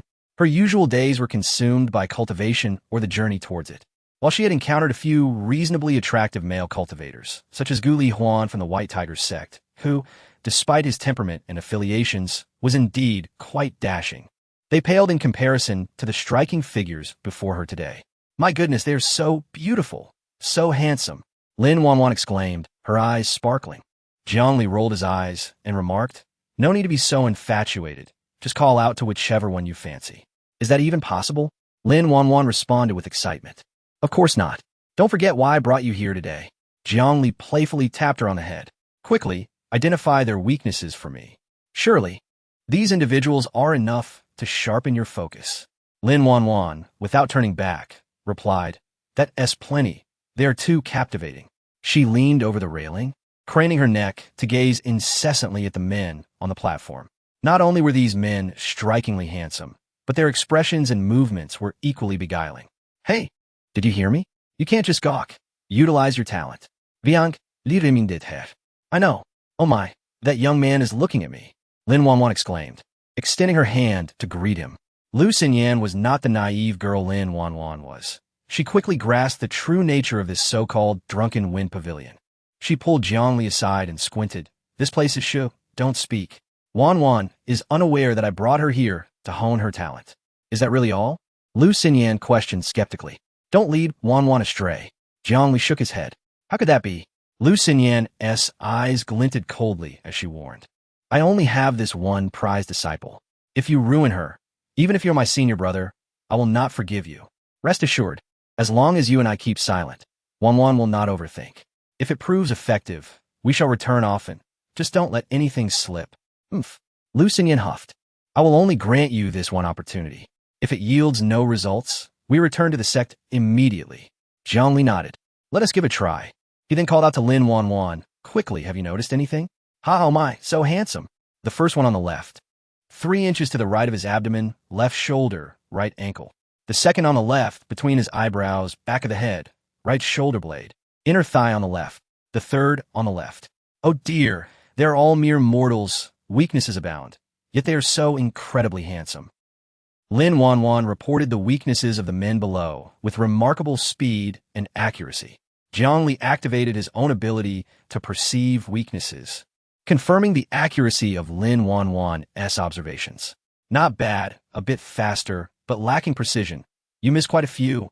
Jiang Li nodded in satisfaction, turning to Lu Xinyan. It's effective. Upon hearing this, Lu Xinyan scoffed. Wanwan, look at me. Lin Wanwan instinctively turned to Lu Xinyan and, after a moment, furrowed her brow. I can't see anything. All right, that's enough. Lu Xinyan sneered. A group of mortals. Even without her talent, one could discern their flaws. Is this your strategy? Jiang Li, however, smiled slightly. At least her speed has improved. Progress is made one step at a time. Lu Xinyan, unable to refute this, remained silent for a moment. Senior brother, can't we think of another method? The environment here is corrupting. Wanwan is innocent, and I worry junior sister, after a year. Among the candidates for the Xiantian sect, besides myself and Sifeng, it will undoubtedly be Wanwan. If she cannot enhance her strength within this year, let alone bring back opportunities, what are the chances of her returning alive? Do not say that the Xiantian sect is without danger. Lu Xinyan frowned in silence, before saying, this mundane world easily corrupts one's resolve. Wanwan possesses exceptional talent in cultivation, and while she is perceptive, her knowledge of worldly affairs is limited. I fear she may become lost in this. Do you find these men appealing? Jiang Li inquired. Lu Xinyan merely glanced before frowning. Empty vessels. How could they capture my attention? Precisely. This girl merely enjoys admiring beauty, akin to gazing at vases. Trust her. The fact that she can still remember to exercise her talent indicates she has not lost her way. With that, Jiang Li turned to Lin Wanwan and asked Wanwan, how about choosing one to be your husband? Without looking back, Lin Wanwan replied, just a bunch of aces. They are unworthy to be my husband. Jiang Li shrugged. See? I knew it. At this, Lu Xinyan had nothing further to say. We must return, but you must inform me first, and I will accompany you. Lu Xinyan considered. Jiang Li was taken aback. Aren't you supposed to be cultivating? This is quite a waste of time. You can expend so much time for Wanwan and the sect disciples. As an elder, why can't I? Lu Xinyan argued. I'm not like you. Jiang Li replied helplessly. You're still at the golden core stage, while I am at the emperor stage. One must discern the appropriate audience, senior brother. Lu Xinyan emphasized the title with intensity. Jiang Li, unfazed, shrugged. If you don't mind, what can I say? With that, he resumed Lin Wanwan's special training, continually asking questions to encourage her to observe and respond as swiftly as possible. The handsome men on the cross-shaped platform were replaced periodically, which facilitated Jiang Li's efforts to hone Lin Wanwan's talent, preventing her from memorizing the answers. Meanwhile, unbeknownst to Jiang Li as he trained Lin Wanwan, others had already set their sights on them. Brother Su, have you found anyone appealing? Lu Zichuan inquired with a smile, noticing that Su Linran's gaze was not on the men below. Brother Lu, look over there. Two stunning beauties. Following Su Linran's gaze, Lu Zichuan quickly spotted Jiang Li and the others on the fourth floor. Brother Lu, could you assist me in bringing those two beauties over? Upon hearing this, a flicker of anger crossed Lu Zichuan's eyes. It was one thing to bring a companion to the Drunken Wind Pavilion. Now he was expected to request male companions for others? How could Lu Zichuan maintain his reputation in Ningzhou City after this? However, considering the other party's identity and his father's instructions, Lu Zichuan reluctantly waved his hand, summoning a servant. Inquire about the backgrounds of those individuals on the fourth floor. Chapter 70, Witnessing a Nosebleed. Ah, so many handsome men. Lin Wanwan had completely succumbed to infatuation, drooling as she admired the beautiful men on the platform below. Jiang Li and Lu Xinyan, however, sat calmly to the side, savoring their tea. It must be said that while the invitation to Zui Feng Lu was indeed a tad expensive, it was truly worth it. The tea and fruits served here were exquisite, easily justifying the ticket price. Clearly, Zui Feng Lu did not rely solely on ticket sales for profit. Their earnings came from commissions. However, they would earn nothing from Jiang Li, as he had no intention of ordering any of the entertainers to come up. That's enough for today, junior sister. We should head back now, Jiang Li declared. Lu Xinyan turned to Lin Wanwan, who was thoroughly enjoying herself. Wanwan rarely gets so happy. Shall we stay a little longer? Jiang Li shook his head. We mustn't linger any longer. If we do, we'll be discovered. If Wanwan learns the true nature of those below, it will be challenging for her to find a place to hone her talents. Lu Xinyan nodded in agreement. Very well, let us leave. With that, Jiang Li patted Lin Wanwan on the shoulder. It's time to go, my dear disciple. Lin Wanwan, clearly still longing for more, protested, Uncle Master, just a little longer. I feel that my talents have indeed improved. Patience is key. Opportunities abound. Progressing step by step is the way to go. Let us return and digest what we've experienced. We can always come back when you're ready for practical application. Reluctantly, Lin Wanwan nodded in acquiescence. However, when she turned around, Jiang Li and Lu Xinyan were both taken aback. Is it really happening? To their astonishment, Lin Wanwan was blissfully unaware that blood was trickling from her nose. Lu Xinyan slapped her forehead. Let us go, we really should leave. She then stood up and headed for the exit. Jiang Li chuckled as he handed Lin Wanwan a handkerchief, gesturing towards her nose before following suit. Only after Lin Wanwan wiped her nose did she realize that her admiration for the handsome men had caused her nose to bleed.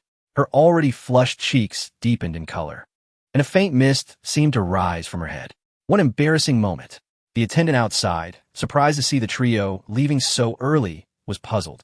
Although he suspected Jiang Li wouldn't choose any of the entertainers, their early departure still caught him off guard. Esteemed guest, there's more excitement to come. Why depart so soon? Jiang Li replied with a smile. There's always another day. You've been splendid. I hope you'll be here to welcome us next time. With that, he tossed a silver ingot to the attendant. The attendant, receiving the silver, beamed even more. If the guest had chosen any of the entertainers, he would have earned a corresponding commission. However, he preferred generous guests like Jiang Li, who caused fewer troubles. He looked forward to their next visit. The attendant escorted the trio to the door and watched as their figures disappeared down the street, before he finally retracted his smile and returned to Zui Feng Lu. What an unusual guest. He shook his head, and just as he returned, another attendant called out to him. Third brother, a nobleman seeks you. Nobleman from where? Third brother inquired, curiosity piqued. The ninth floor, room Tion. The other attendant said no more, but third brother understood well. The ninth floor had only 2 rooms, and today only one was open. It had to be the son of the city guard. What business could such a distinguished person have with him? Could it be that he was interested in him? Such occurrences were not uncommon in Zui Feng Lu, but he never expected to encounter one himself. With a sigh, he resigned himself to follow the attendant to the door of room Tian. Third brother, don't forget us when you strike it rich. Third brother shot a glare at him, inhaled deeply, and knocked on the door. Enter.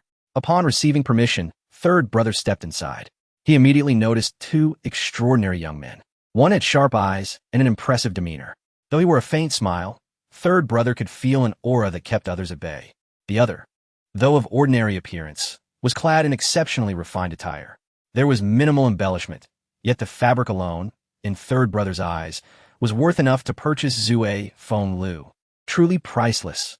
However, compared to the sharp-eyed young man, his presence was significantly less commanding.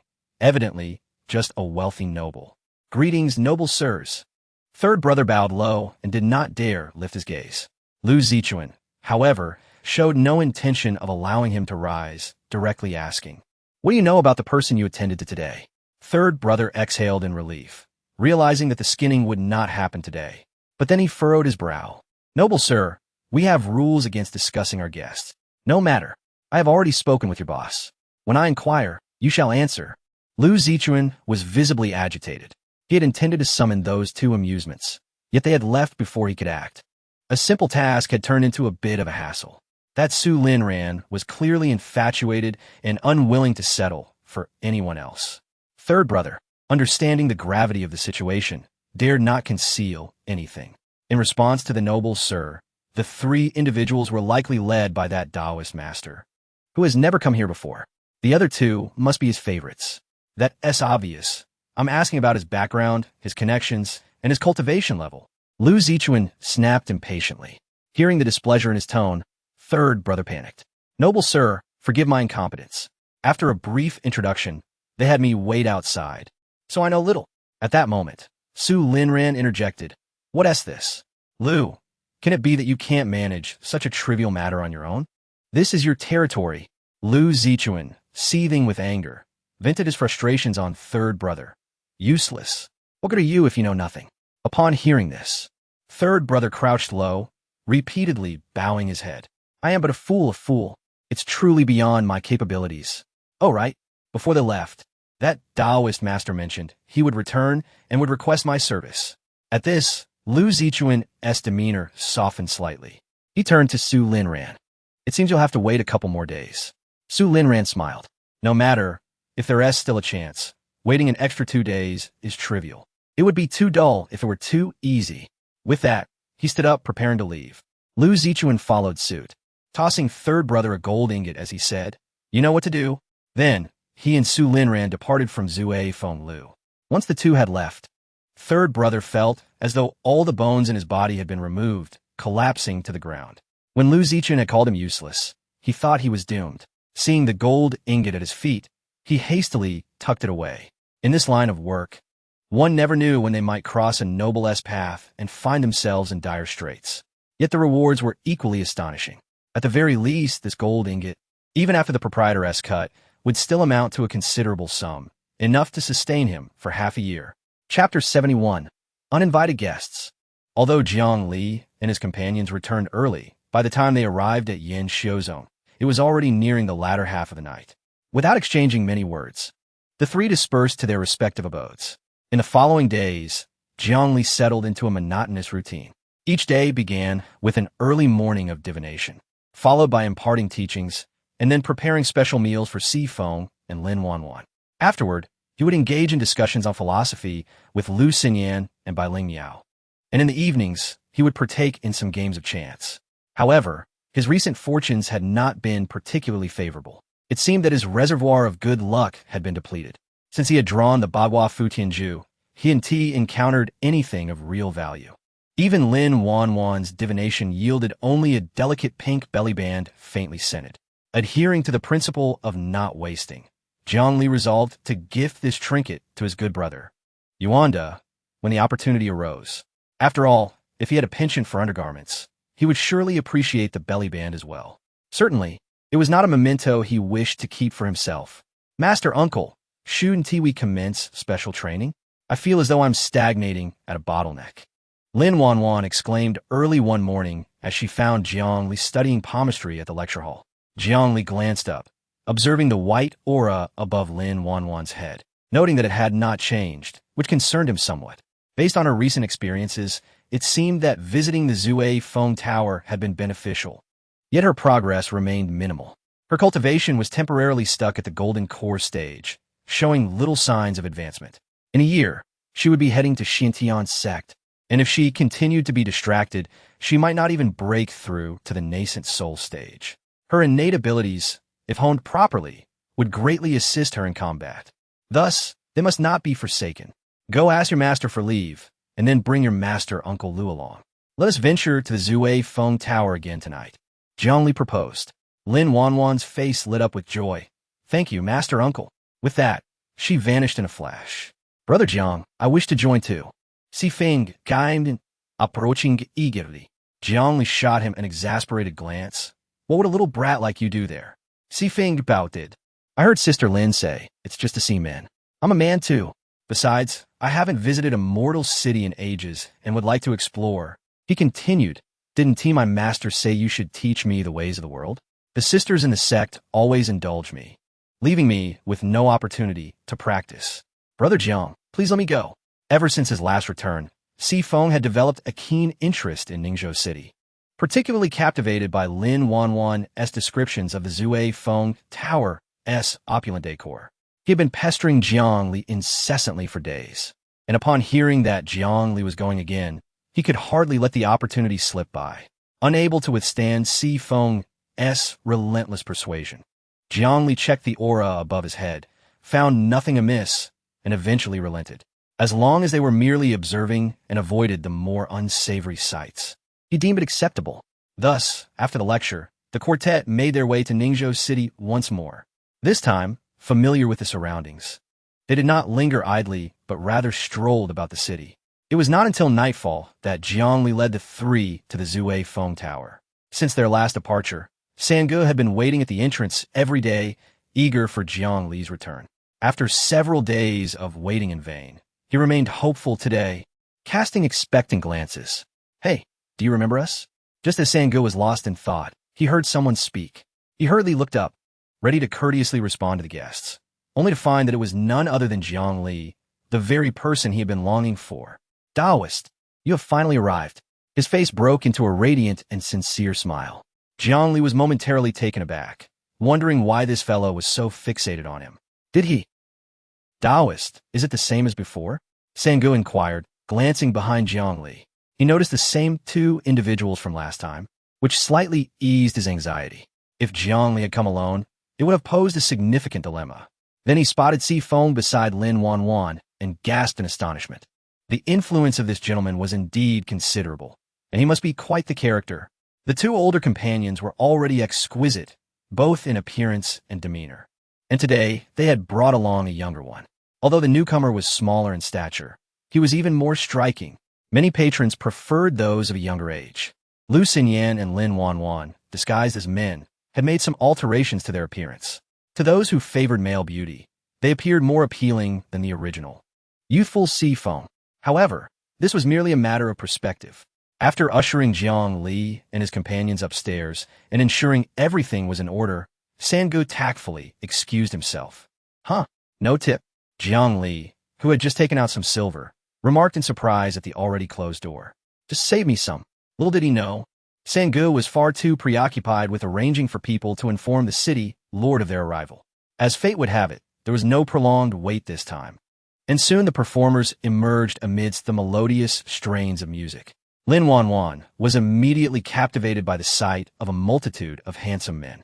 In contrast, Si Feng, upon seeing them, expressed his distaste. Brother Jiang, does Sister Wanwan really enjoy looking at these men? Doesn't she find it revolting? Why do I feel like punching them? Jiang Li smiled gently at this reaction. This is merely a normal response for a man encountering such sights. Everyone has their preferences. Sister Wanwan simply appreciates beauty. He explained, I can't accept it. I just want to fight. I thought there would be something worth watching. I want to come again. It's boring. Si Feng declared, growing impatient after only a brief observation and resorting to munching on fruits in boredom. However, Lin Wanwan appeared to be making notable progress. Just as Jiang Li believed that Lin Wanwan might have an epiphany today, a knock sounded at the door. Daoist, young Master Lu wishes to see you. Jiang Li frowned slightly at this. He did not recognize any young Master Lu.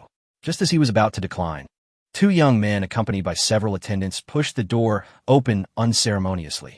Jiang Li's brow furrowed deeper as he regarded the uninvited guests. Chapter 72. Lu Qingyuan. Jiang Li furrowed his brow and addressed the newcomers in a low voice. Gentlemen, is there something you require? The two young men who entered, surprisingly, both possessed the cultivation of the nascent soul stage. They appear to be in their 20s, perhaps nearing 30. Such prowess undoubtedly indicated that their backgrounds were substantial. Lu Zichuan, too, swiftly assessed the cultivation levels of the individuals present. Jiang Li, being at the golden core stage at his age, was considered acceptable, though nothing remarkable. However, the presence of a child of such youth already at the golden core stage startled him, evoking a sense of trepidation. Such exceptional talents are not typically nurtured by ordinary mentors. As for the other two, they appeared to be mere commoners, albeit possessing extraordinary beauty. If he were not certain of his own preferences, he might have felt a stir of desire. Lin Wanwan, disguised as a man with the assistance of Lu Xinyan, successfully concealed her cultivation, preventing Lu Zichuan from discerning her true abilities. After a brief inquiry from Jiang Li, an unusual silence enveloped the group as they weighed their thoughts. With Jiang Li remaining silent, Lu Xinyan and her companions naturally followed suit. However, the atmosphere was distinctly different on Lu Zichuan's side. Upon observing Lu Xinyan and Lin Wanwan closely, Su Linran was instantly captivated by their beauty. In terms of appearance and demeanor, the commoners outside paled in comparison to these two exquisite women, rendering any comparison moot. As his gaze swept over to Sifeng, his excitement intensified. Yet, he paid no heed to Sifeng's golden core cultivation. Ha ha ha, splendid. Today is indeed a fortuitous day for me, he exclaimed, producing a pouch of coins from his pocket and tossing it toward Jiang Li without a glance, declaring, Daoist, take the money and leave swiftly. These beauties are mine. Jiang Li did not accept the pouch, allowing it to fall to the ground. With narrowed eyes, he regarded Lu Zichuan, stating, Friend, your companion bears ominous signs. At this moment, Lu Zichuan felt a wave of distress wash over him. It was evident that this individual was not to be trifled with. Esteemed Daoist, there may be some misunderstanding here. Allow me to explain. Why are you still lingering? Depart at once. Su Linran shouted, noticing Jiang Li's indifference. Jiang Li, upon hearing this, merely smiled and replied, Friend, it seems this is not a misunderstanding. Moreover, your companion is enveloped in a malevolent aura, dark with crimson streaks, dense and unyielding, a harbinger of grave misfortune. He is unlikely to survive the night. Lu Zichuan's countenance shifted dramatically. Friend, do you know who he is? The audacity of two nascent soul cultivators to threaten him suggested that Jiang Li either possessed an impressive background or was genuinely formidable, unafraid of them. Lu Zichuan leaned toward the latter possibility, for in all of Ningzhou, only the Empress of the Yin Xiu Zone could rival Sifeng's age and golden core cultivation. Regardless of their identities, he would not escape this calamity. How absurd a toy with Lu Xinyan. The last person to do so was Hu Sanqing, an emperor-level expert from the Baihu sect, whose reputation has since soared. These two were hardly worthy of her notice. Most crucially, Lu Zichuan was not mistaken. The fortune swirling above Su Linran's head was now a menacing dark crimson, almost dripping with blood. Based on his experience, there was no need for further divination. Death was imminent. Jiang Li glanced back at Lu Xinyan, who maintained a serene expression. Yet, those familiar with her understood this to be merely the calm before the storm. Brother Lu, why waste words with him? Break his legs and throw him out. Do not squander my precious time with these beauties. Solindran declared, disregarding Jiang Li as he stepped past him toward Lu Xinyan. Witnessing this, Lu Zichuan's complexion paled. Su, do not, he implored. But Su Linran was already lost in his desire for the enchanting beauty before him. With a lecherous grin, he reached out to caress Lu Xinyan's face. Ha ha, only I can appreciate such stunning beauty, he boasted. Lu Zichuan instinctively moved to intervene, but Jiang Li stepped forward, blocking him. Friend, sometimes it is better for certain acquaintances to meet an early demise. It could be beneficial for you. In a moment of desperation, Lu Zichuan seized Jiang Li, attempting to push him aside. In his urgency, he even resorted to using his nascent soul power. However, he was astonished to find that he could not budge Jiang Li. A physical cultivator? Lu Zichuan felt both alarmed and enraged. He had not anticipated that this Daoist was a practitioner of body cultivation. Do you realize who he is? He is the son of General Su Lai from the Imperial Escort. He began, but his words were cut short as an overwhelming and terrifying pressure engulfed the entire Zue Feng Tower. An emperor! Lu Zichuan gasped, staring at Lu Xinyan in horror. With a mere gesture, she suspended Su Linran by his neck, lifting him off the ground. Su Linran flailed helplessly, as though drowning. I am Su Lai's son. I am Su. He gasped before a spray of blood erupted from his mouth, his eyes glazing over until they lost all luster. Despite the method of his demise, Lu Xinyan disdainfully shook her hand as she cast Su Linran's lifeless body aside. Upon witnessing this, Lu Zichuan felt as if all vitality had drained from him, collapsing to the ground in despair. He is dead. It's over. All is lost. In the next moment, a powerful aura surged from the city lord's mansion of Ningzhou, racing toward them. Yet, it paled in comparison to Lu Xinyan's presence. The voice of Lu Qingyuan, the city lord of Ningzhou, resonated above Zue Feng Tower. Is it the esteemed Daoist who graces Ningzhou? Lu Qingyuan pays his respects.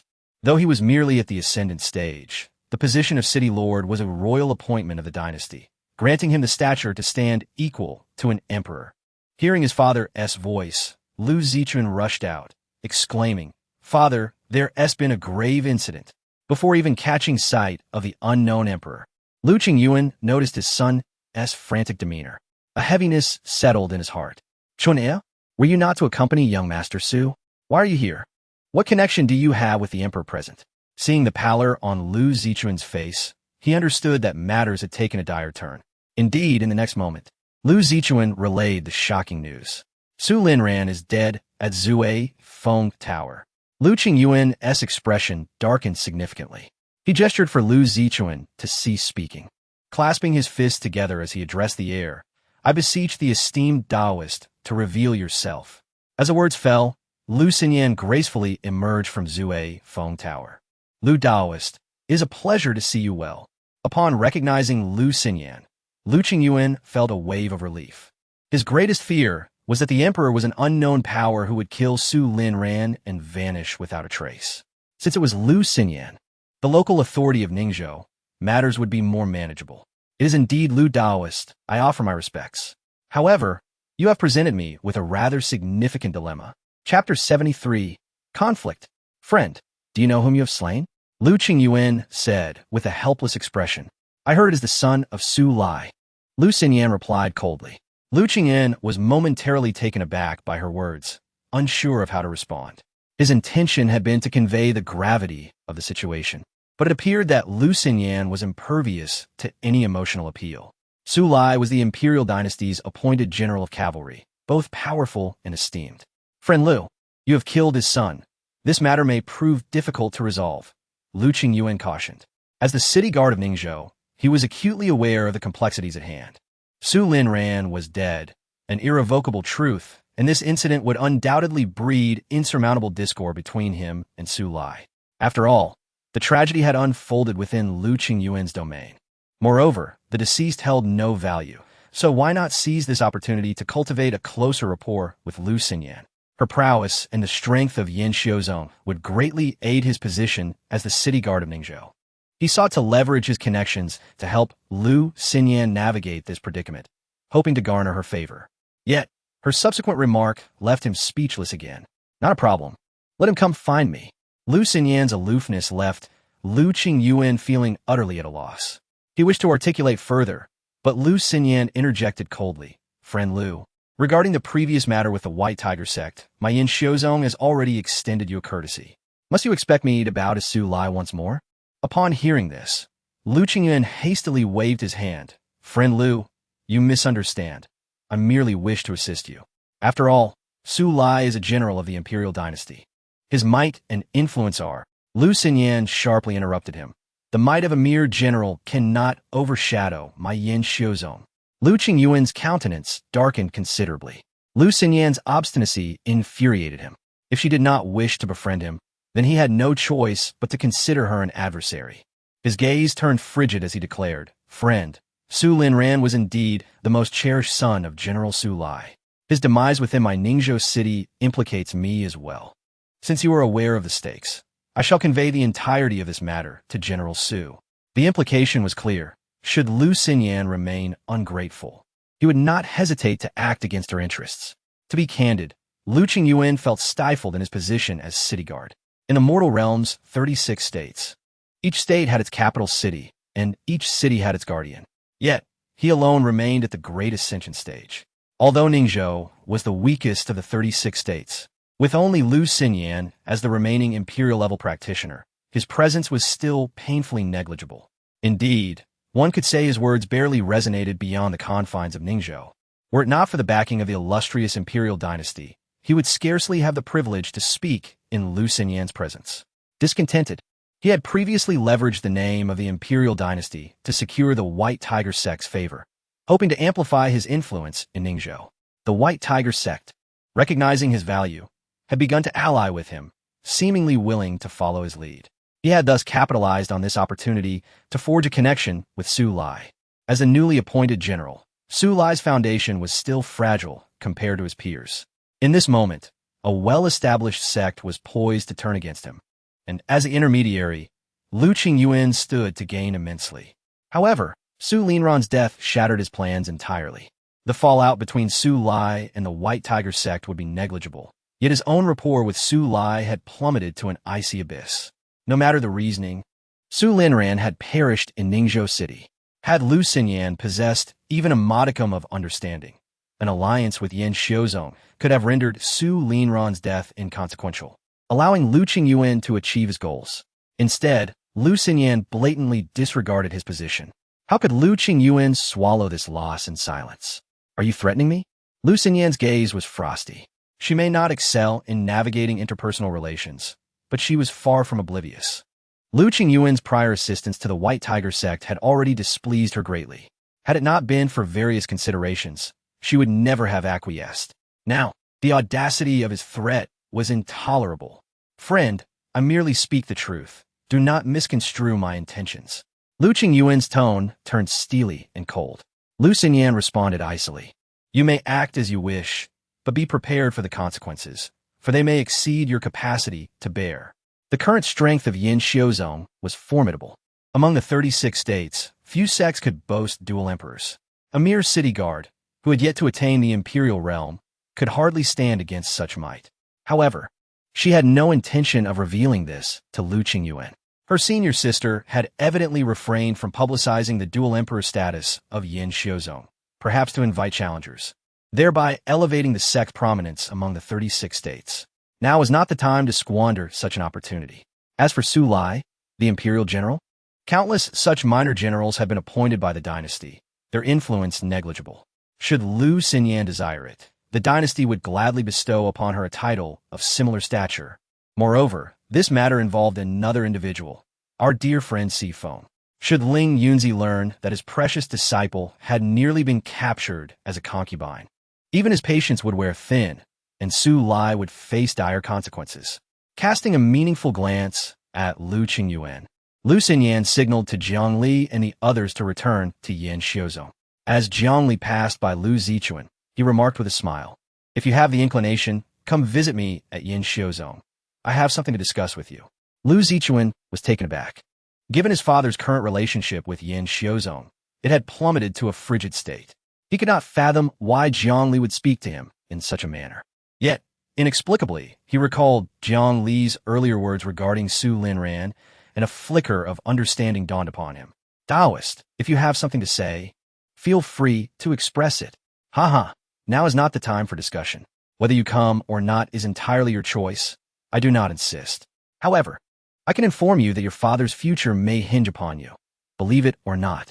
With that, Jiang Li turned and followed Lu Xinyan away. Lu Zichuan gazed at his retreating figure, a sense of bewilderment washing over him. An instinct told him that this Daoist was far from ordinary. Chapter 74. The profound intent of Jiang Li father.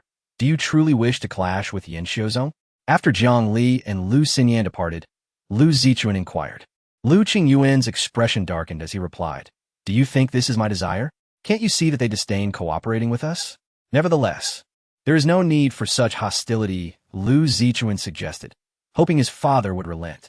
"Father, we need not compete for superiority. It is not disgraceful to temporarily bow low." After a moment's contemplation, Lu Zichuan voiced his thoughts. "Bow low? Why should we bow low? I am the appointed city guardian by the dynasty, holding dominion over a state. Among the 36 states, which city guardian would bow to a sect?" Lu Qingyuan retorted, his eyes wide with indignation. Lu Zichuan wanted to argue that in the other 35 states, no one bowed to the sect either, yet none of those city guardians possessed the great ascendance realm. Ultimately, he could not utter those words. "Father, this is merely temporary. Enduring for now will lead to future triumph." Lu Zichuan urged, My son, you do not comprehend. If we yield a step, we will yield further. This time, it was Su Linran who perished in Ningzhou. What about next time? And the time after that? If this continues, who would collaborate with us? Only by adopting a firm stance and inflicting pain upon Lu Xinyan and her ilk can our Lu family truly establish our foothold in Ningzhou. Upon hearing this, Lu Zichuan pressed on, but the rationale is not on our side. Su Linran was audacious, attempting to toy with the Empress Lu Xinyan. "Father, you have no reason to defend him." Lu Qingyuan dismissed this. "What of it? I offered her an opportunity, considering our shared path in resisting Su Li's pressure. It is she who is ungrateful. What more can I do? Yet, our Lu family could simply observe from the sidelines. Strengthening ourselves is the true path. Seeking alliances merely treats the symptoms, not the root cause. Moreover, aiding the outsider Su Li against the strong of Ningzhou would not bode well for our reputation." Lu Zichuan shook his head. "When to act and how to act is for me to decide. You need not concern yourself," Lu Qingyuan declared, turning back toward the city lord's estate. Lu Zichuan watched his father's departing figure, momentarily uncertain of how to proceed. In his view, his father's actions were neither right nor wrong, but rather ill-suited given the circumstances. Su Linran had been disrespectful, offending an empress. Most crucially, his offense was of an egregious nature, treating the other as mere plaything. In such a context, there was no escape from disaster. Lu Zichuan had not been implicated in this matter, a testament to Lu Xinyan's magnanimity. Yet, his father seemed intent on leveraging the situation to coerce her further. Even if his approach was relatively mild, it still constituted an insult to the imperial realm. However, he understood his father's fixation. Among the 36 appointed city guardians, he was the only one with a great ascendance cultivation. Yet, due to reasons of talent or other constraints, Lu Qingyuan had never reached the imperial realm and could only seek alternative paths to solidify his position in Ningzhou. Must he truly seek out that Daoist? Lu Zichuan recalled Jiang Li's words before his departure and ultimately resolved to visit Yanxiuzong, eager to hear what they had to say. "Brother Jiang, why did you say those words to Lu Zichuan?" On the return journey, Sifeng queried, perplexed. That young master Lu appears far more astute than his father. Crucially, he is the sole candidate for the position of Ningzhou's city guardian. Jiang Li elucidated. What do you mean? That Lu Qingyuan has already made an enemy of us. Even if it is not a life-or-death rivalry, we cannot bear to see him again. Why do you suggest he is the best choice for Ningzhou's city guardian? Would it not be better to have Lu's sister slay that fellow and replace him? Sifeng asked, confounded. In Sifeng's words, he naturally regarded himself and Jiang Li as allies, which brought Jiang Li great satisfaction. Not at all. Not in the slightest. Lu Xinyan and Lin Wanwan also cast him puzzled glances. Such matters had always been managed by Bai Ling Miao. She found it difficult to contemplate deeply, as it often led to headaches. Did I come across as too forceful today? Jiang Li smiled at Lu Xinyan. You performed splendidly, junior sister. The dignity of the imperial realm must not be tarnished. If any random cat or dog could bully you without consequence, who would not want to trample upon Yanxiuzong? Observing their bewildered expressions, Jiang Li continued. The existence of Lu Qingyuan and Lu Zichuan is more advantageous than detrimental for Yanxiuzong. Firstly, Lu Qingyuan's cultivation is merely at the great ascended stage. No matter how he struggles, that fact remains unchanged. For a sect with two emperors like Yanxiuzong, Dealing with Su Lai and displacing Lu Qingyuan from the position of city guardian would be no challenge. But what follows? If Lu Qingyuan departs, even if the dynasty does not create trouble for us, they will certainly dispatch someone of greater capability and strength to replace him. At that time, it would not bode well for Yin Xiuzong's development in Ningzhou. Conversely, retaining Lu Qingyuan, a city guardian of the Great Ascendance realm, allows us to handle him with ease. Furthermore, Lu Zichuan is far more intelligent than his father. You may not have noticed, but when he burst into our room, he immediately assessed the situation correctly. Had it not been for Su Linran's incompetence, today would have ended peacefully. Perhaps we would have even enjoyed a free meal, courtesy of young Master Lu. After pondering for a moment, Lu Xinyan remarked, "If that Lu Zichuan hadn't intervened to stop Su Linran, I would not have let him off so easily." Jiang Li chuckled. "You see, that is his cleverness. At that juncture, he was unaware that you were the empress of Yin Xiuzong. This time, we shall seize this opportunity to firmly reign in Lu Qingyuan. I will employ some subtle means to ensure Lu Zichuan shines before his father, showcasing his capabilities, thus enhancing his standing. At least in the short term, we need not worry about Lu Qingyuan's covert machinations." Lin Wanwan contemplated briefly before asking, "Master, if Lu Zichuan is indeed much brighter than his father, are you not concerned about raising a tiger that may turn against us? Moreover, hearing your words, it seems we still intend to collaborate with them. If that is the case, why not initiate cooperation from the start instead of taking such convoluted steps?" Jiang Li smilat. "As the appointed guardian of Ningzhou, it is absolutely impossible to subdue him. We can only collaborate. However, collaboration must be hierarchical. First, we must teach him a severe lesson to make him aware of who the true leader is. Any ulterior motives during cooperation must be weighed carefully. Lu Qingyuan possesses limited abilities and is of average cunning, yet he delights in causing trouble.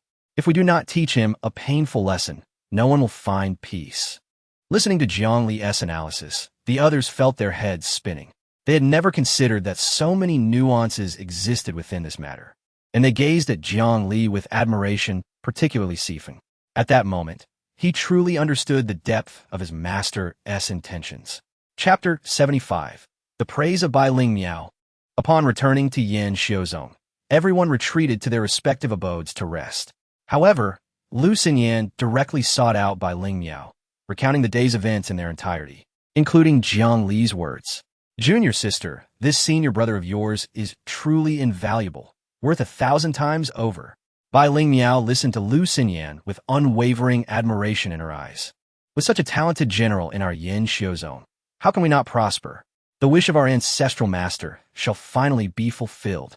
Lu Xinyan, puzzled, inquired, "What wish of the ancestral master?" Bai Ling Miao replied with a smile, "When our ancestral master established Yin Xiuzong, he fervently wished for its influence to extend beyond Ningzhou. Unfortunately, none of the successive sect masters possessed such power. You, the most gifted disciple in the history of Yin Xiuzong, have dedicated yourself solely to cultivation, showing little interest in these matters. It falls upon me to uphold the mantle of sect master. It would be a jest if the sect's foremost expert is not its master. Fortunately, I have also reached the emperor realm. Otherwise, Yin Xiuzong would have become the subject of ridicule for many years." As Bai Ling Miao spoke, a sigh escaped her lips. Lu Xinyan, feeling somewhat embarrassed, clung to Bai Ling Miao's arm and said, "I simply lack the ability. I apologize, my dear elder sister. Enough of these trivialities. The wisest decision you've made in recent years is bringing Jiang Li back to the sect. Mark my words, starting today, you must sincerely regard him as your senior brother." Bai Ling Miao's expression turned serious. Lu Xinyan pouted. "Have I not regarded him as such? Don't think I can't see through your little thoughts. You have feelings for him, yet you deem his power insufficient, leaving you conflicted. Even if he has perfected the great reversal technique and the pure spirit sword art, you still believe that cultivation level is the essence of a cultivator. You are unlike Sifeng. While he shares your talent, he is still a child with low cultivation, which is why he wholeheartedly recognizes Jiang Li. You, however, may acknowledge him verbally, but deep down, you still harbor a degree of contempt. Perhaps you are unaware of it. Even after Jiang Li accomplished extraordinary feats, your first thought was to follow him to Ningzhou City for training, deeming him unreliable. All of this stems from your inherent pride. However, Junior's sister, Bai Ling Miao, grasped her shoulders, gazing intently into her eyes. I may not possess your cultivation talent, but I have seen countless people and have some insight in this regard. Based on recent events, I am confident that Jiang Li's future achievements will surpass yours. If not already, your pride is your greatest weapon on the path of cultivation, but it may also be the source of your entanglement. Open your heart and acknowledge that Jiang Li excels in certain aspects. This is not a flaw. Just in terms of generosity, he surpasses you by far. Compared to him, you seem like a mere golden core cultivator. Lu Xinyan, hearing Bai Ling Miao's words, began to defend herself. Elder sister, is that really how you see me? Am I truly so lacking? Bai Ling Miao lightly tapped her forehead. Let us not stray too far. Take today's incident in Ningzhou City, for instance. Your handling of it was merely adequate, while his was nothing short of perfect. Even I could not have foreseen his depth of thought. But he only spoke a couple of sentences to Lu Zichuan at the end. Lu Xinyan protested, perplexed. His analysis and ideas were impressive, but surely they do not warrant such high praise from you. Bai Ling Miao, who had once single-handedly upheld Yin Xiuzong with her cultivation at the Great Ascension stage, now seemed to downplay her own merits. Lu Xinyan found it hard to believe she could be overshadowed by Jiang Li. Your belief that Lu Qingyuan is still fit for the position of Ningzhou City's guardian reveals your limitations. In that situation, I would never have thought to say such things to pique Lu Zichuan's curiosity. Are you suggesting that Lu Zichuan will seek out Jiang Li? Lu Xinyan exclaimed in surprise. Indeed, and he will come tomorrow. Bai Ling Miao affirmed confidently. That's impossible. I thoroughly humiliated Lu Qingyuan today. As his son, how could Lu Zichuan swallow his pride and approach Jiang Li? Lu Xinyan expressed her disbelief. Just a reminder, you must address Jiang Li as senior brother here. You haven't even begun to establish that relationship. Bai Ling Miao teased. Oh, elder sister, what are you saying? Lu Xinyan's face turned as red as a ripe apple. Upon seeing this, Bai Ling Miao let out a cold snort. Don't blame me for not warning you. Do not underestimate Jiang Li's potential, even if his cultivation is currently low. Your pride may prevent you from lowering your stature. The female disciples in the sect are all watching closely. Do not regret it later. Lu Xinyan proudly retorted. Humph, I will not regret anything. It's you who clings to vanity and suffers for it. Not to mention, that girl Wan Wan is far more generous than you. Had it not been for your status as her elder, she might have taken the initiative herself. Lu Xinyan gasped in astonishment. In recent days, she has mentioned Jiang Li more frequently. You know how attentive he is toward her. Is it truly just the concern of an elder for a junior? Upon hearing this, Lu Xinyan's hands clenched tightly within her long sleeves. That's impossible. Jiang Li is genuinely concerned about the cultivation of all disciples in the sect. She countered. Thus, you should realize how many rivals you have, Bai Ling Miao teased. Oh, elder sister, you're trying to provoke me. That is not what I meant. I don't have any feelings for him. Lu Xinyan averted her gaze, unable to meet Bai Ling Miao's eyes. If that were true, it would be fortunate. I wonder what charm Jiang Li possesses that captivates you all in such a manner. Thinking of the deep pool at the back mountain, Bai Ling Miao's cheeks flushed slightly. Jiang Li's little tricks could hardly escape her notice. Let us steer back to the topic. Lu Zichuan will certainly seek out Jiang Li tomorrow. I cannot intervene at this moment, so you must cooperate with him and apply ample pressure. Bai Ling Miao, realizing her thoughts had wandered, quickly redirected the conversation. Elder sister, you are so certain he will come? And tomorrow? I merely trust Jiang Li's judgment.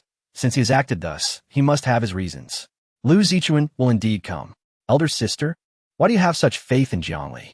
Lu Xinyan suddenly asked.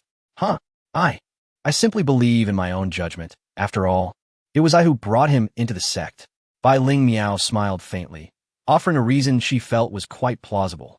Oh, I see. So how should I apply pressure on Lu Zichuan tomorrow? Lu Xinyan, not doubting her, inquired with a slight lift of her head. You can adapt as necessary. Just make it clear that Yin Xiuzong is indifferent to the existence of the Lu family. Lu Xinyan nodded thoughtfully, and after chatting for a bit longer, she returned to her own cave to await dawn. Jiang Li and the others naturally enjoyed a restful night, but Lu Zichuan, on the other hand, was not so fortunate. After a restless night, contemplating how to articulate his thoughts, Lu Zichuan set off early from Ningzhou City to Yanxiuzhou.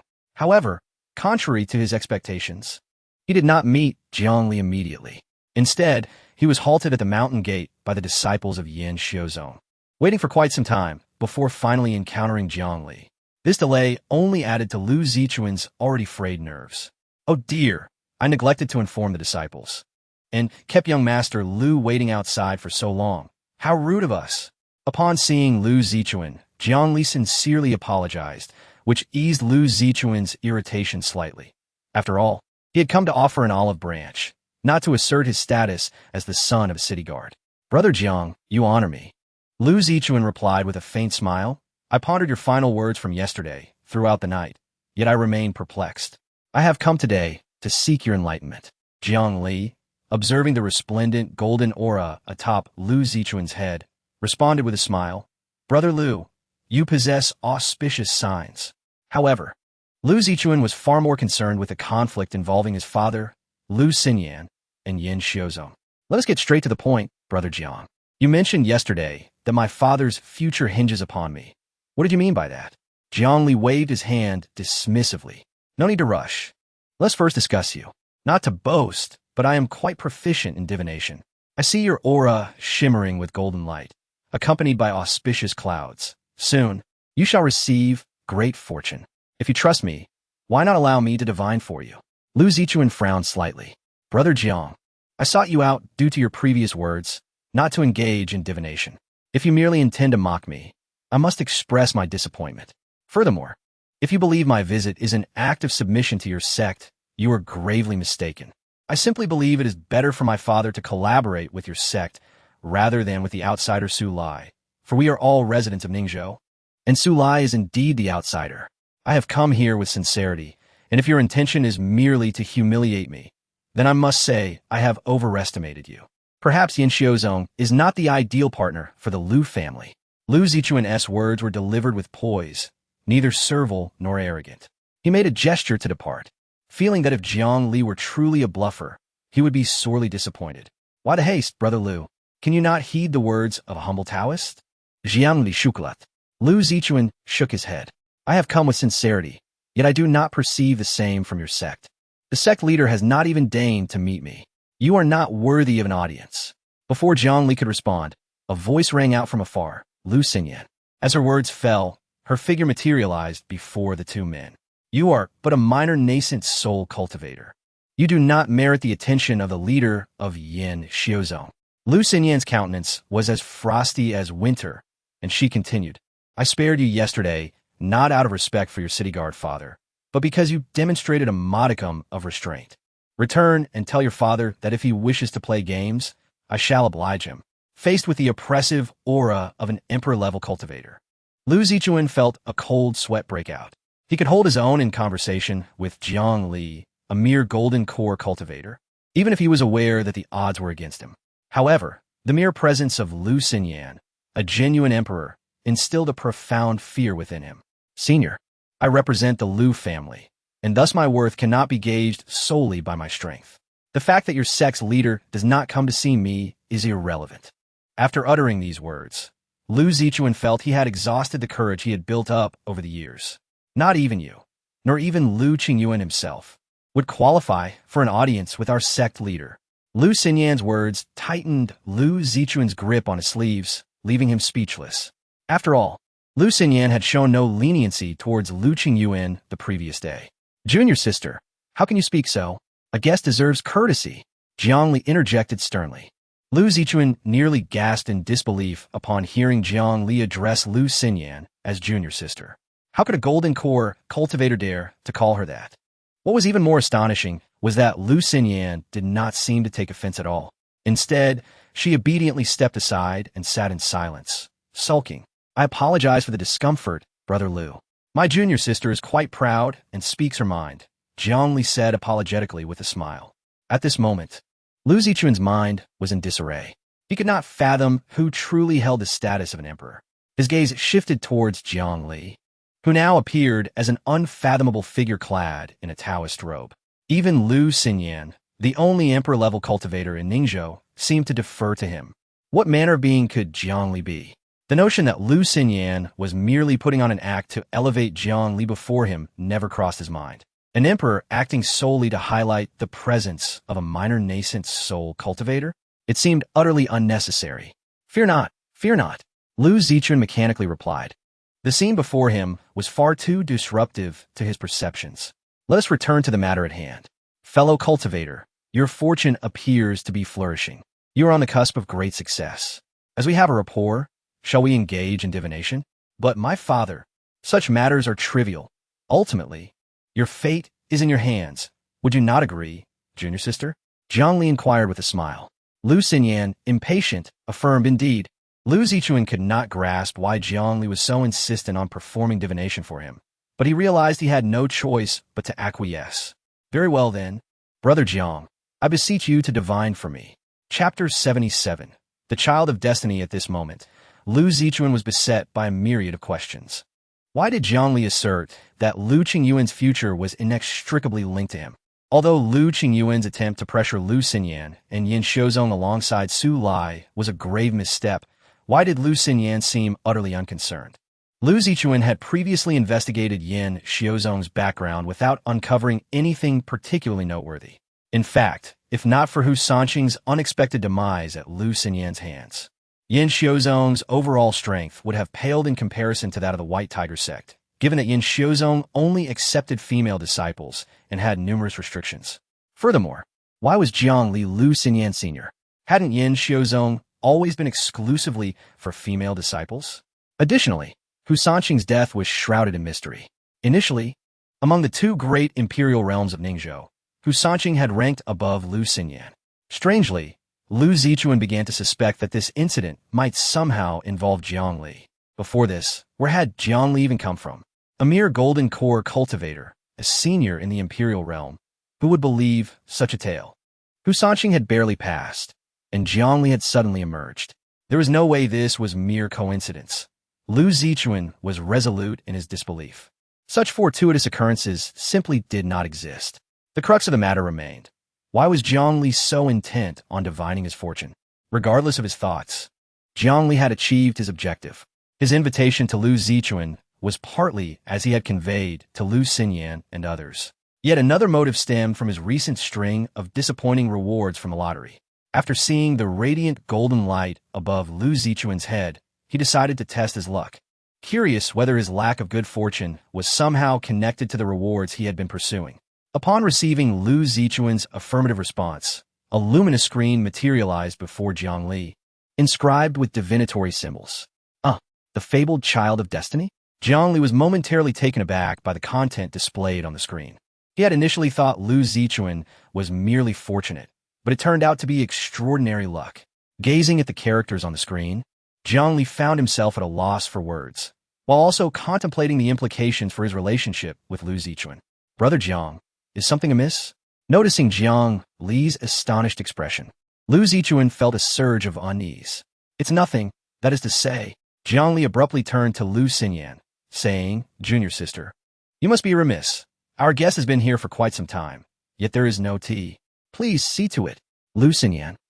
Seeing Jiang Li was not jesting, Lu Xinyan appeared puzzled. Hadn't they agreed she would play the role of the good cop? Why was the script deviating from what they had planned? Why are you still standing there? Hurry, Jiang Li urged once more. Oh, though confused, Lu Xinyan complied, stepping out to instruct the servant disciples to prepare tea for Lu Zichuan. With a demeanor full of cordiality, Jiang Li urged Lu Zichuan to take a seat, saying, Brother Lu, you are about to experience great fortune. Taken aback, Lu Zichuan sat down and inquired, Brother Jiang, please speak plainly. I am not adept at riddles. After a moment's contemplation, Jiang Li replied, Brother Lu, it is quite literal. You are on the brink of remarkable fortune, indeed, a truly monumental stroke of luck. However, one must remember, good fortune often comes with trials, if not handled properly. Listening to Jiang Li's fluctuating tone, Lu Zichuan's heart raced.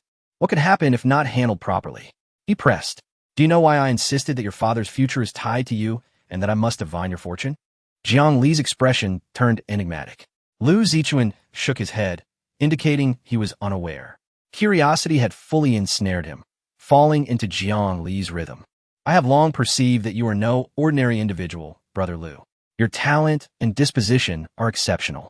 However, the most critical aspect is your profound luck and fortune, far surpassing that of ordinary folk. One might say you are the child of destiny. Jiang Li's eyes widened with excitement. Is that truly so? Observing Jiang Li's exaggerated demeanor, Lu Zichuan found himself believing to a degree. Indeed, it is. The divination reveals that you are destined to encounter an individual or perhaps an object that will transform your life. Jiang Li spoke with an air of mystery. An individual? Could it be? He glanced at Jiang Li, thinking it wouldn't be him, would it? Jiang Li quickly waved his hand. Do not overthink it. It is not me. This person will not only assist you in your cultivation, but will also enable you to defy fate and ascend to the pinnacle of life. Regrettably, I must offer 3 pieces of advice. If you disregard them, this opportunity may slip through your fingers. Lu Zichuan, upon hearing this, urged, Brother Jiang, please share them. It was not that Lu Zichuan was gullible, believing every word Jiang Li uttered. It was simply that Jiang Li's words were too enticing. Being the child of destiny, though he considered his talents commendable, he had never dared to think of himself as such. Setting aside the formidable Lu Xinyan, the foremost figure in Ningzhou, he had never claimed to be the child of fortune. Even with his reservations, upon being addressed in such a manner for the first time, Lu Zichuan felt his skepticism diminish to a mere fraction. Brother Lu, words alone are insufficient. You might find it hard to believe me, but you must remain vigilant of Su Lai. He harbors ulterior motives, and should your father choose to cooperate with him, the outcome will be unfavorable. You must be exceedingly cautious. Whatever Su Lai proposes, you must resolutely refuse. Act in direct opposition to his wishes. Jiang Li cautioned earnestly. Lu Zichuan frowned. Is this the first piece of advice? Jiang Li nodded, affirming, indeed. If your father heeds his counsel, your fortune will surely elude you. However, there is no need for concern. This matter's impact is minimal, and you can easily alter it. You will understand my words when the time comes. Lu Zichuan contemplated this, then nodded. Very well, I shall be vigilant. What is the second piece of advice? At this moment, Jiang Li shook his head. The secrets of fate must not be revealed. I possess 2 strategies concealed within these pouches. Once the first piece of advice comes to fruition, you may open them in order. As he spoke, Jiang Li produced paper and ink, inscribing 2 notes, which he placed into 2 pouches before handing them to Lu Zichuan. Having never encountered such an experience, Lu Zichuan carefully stored the pouches away. Brother Lu, you must also be mindful of your father. Jiang Li continued, to speak candidly. Your father, when compared to you, is somewhat. Well, let's not dwell on that. Such words may harm the bond between father and son. Regarding your father's inclinations, I shall refrain from elaborating. I can only advise that sometimes setbacks may not be entirely negative. Upon hearing this, Lu Zichuan pondered. I would appreciate Brother John's clarity. If you trust me, we shall proceed thus and so. Jiang Li chuckled. Ah, that seems inappropriate. After all, he is my father. Chapter 78. The sword-casting pool of the White Tiger sect. Where did everyone go? When Lu Xinyan returned, Lu Zichuan had already departed. Isn't it customary to stay for lunch after discussing everything? Jiang Li remarked nonchalantly. Lu Xinyan pouted. I didn't even hear what you all were talking about. Nothing much, just imparted some wisdom on being a rebellious disciple. Jiang Li chuckled. Without further explanation, Jiang Li shifted the topic. Junior sister, what exactly is the sword-casting pool of the White Tiger sect? This was information he gleaned from Lu Zichuan's divination. Lu Xinyan clapped her hands, a look of realization dawning upon her. I've been feeling forgetful lately, and now I recall. Thanks to you, we can freely use the sword-casting pool of the White Tiger sect. As they settled back down, Lu Xinyan took a moment before continuing, speaking of which, the origins of the White Tiger sect are intricately linked to this sword-casting pool. The pool existed long before the sect was founded. Its origins remain a mystery, and no one knows how long it has been here. Upon discovering the pool, the founding ancestor of the White Tiger sect established the sect around it. The aura of pure metal within the pool is incredibly dense. With the sword energy lingering for ages, it's extraordinarily perilous. A sword is a weapon of slaughter, resonating with the fierce nature of the White Tiger in the 4 symbols. Thus the name White Tiger sect. Anyone capable of enduring the sword energy within the pool can absorb it using their sword to enhance their own capabilities. Jiang Li, intrigued, asked, "Absorb the sword energy from the pool?" Indeed, the sword energy is formidable, and when harnessed within a sword, it can unleash destructive power exceeding one's own strength by more than double. The closer one is to the center of the pool, the more profound the effect. However, the sword energy contained within a sword is not limitless. Once depleted, one must return to the sword casting pool for replenishment, and the amount one can absorb depends entirely on their cultivation level and the quality of their sword. Lu Xinyan explained. Thus, the reason the White Tiger sect was able to stand toe-to-toe with us in Ningzhou, even surpassing us at times, is largely due to this sword casting pool. So, it's akin to a power bank. Jiang Li contemplated, stroking his chin thoughtfully. A power bank? Lu Xinyan was puzzled, not grasping the concept. After a brief explanation, she chuckled. That analogy is somewhat fitting, though perhaps calling it an inflation device would be more appropriate. An inflation device? Jiang Li internally scoffed. But given that it is called the sword casting pool, it cannot merely serve the purpose of absorbing sword energy, as that seems inconsistent with its name. Lu Xinyan nodded in agreement. Precisely. Absorbing sword energy is merely the most basic function of the sword casting pool. However, if one can forge a fine sword within the pool, that sword can achieve the same effects without needing to draw energy from it. Wow, that is terrifying. Over double the destructive power? It's no wonder we managed to withstand the White Tiger sect for so long. Jiang Li gasped in astonishment. Lu Xinyan sighed, shaking her head. It's not that simple. First, a sword forged within the pool can only be wielded by the forger. If one uses a regular spirit weapon to absorb the sword energy, there's a significant risk of fracturing. The lower the quality of the sword, the higher the risk. Even if it doesn't fracture this time, the chances increase exponentially the next time one attempts to absorb energy until the sword is rendered completely useless. How many people can afford to bear the cost of continually damaging their weapons? Then why not just forge a sword directly in the pool? Jiang Li shrugged nonchalantly. Lu Xinyan shook her head helplessly. Senior brother, do you know how to forge a sword? Of course not. Lu Xinyan retorted. Do you think becoming a swordsmith is a simple task? To forge a qualified sword involves numerous processes, from selecting materials to forging, grinding, and sharpening. There are dozens of steps in between. The higher the quality of the sword, the more intricate the process, and the longer the required forging time. Take your golden core cultivation as an example. Being able to remain in the pool for a day is a rare feat. A common person would be fortunate to survive the sword energy long enough to forge a sword. Since the establishment of the White Tiger sect, those who have personally forged swords in the pool can be counted on both hands. What about you, junior sister? With your cultivation, you should be able to withstand the sword energy and forge a sword, right? Jiang Li inquired. Lu Xinyan shook her head. It's not that simple. To forge a sword suitable for the Emperor's realm, one must venture deep into the sword casting pool. Otherwise, even if a sword is forged, it won't achieve the desired effect and would be better off as a regular spirit sword. The sword energy deeper in the pool is not easily withstood. Among those who have forged swords in the pool, the highest cultivation level is only at the great ascension stage. Otherwise, the White Tiger sect would have unified Ningzhou long ago. If Hu Sanqing had also forged a sword in there, it would be much more challenging for me to deal with him. As she recalled the previous awkward moments, Lu Xinyan felt her cheeks flush, especially in the presence of Jiang Li, the sole confidant of her secret. She cautiously glanced at him, only to find him oblivious to her discomfort, which stirred her irritation. It seems there must be some extraordinary secret or opportunity hidden within the sword-casting pool.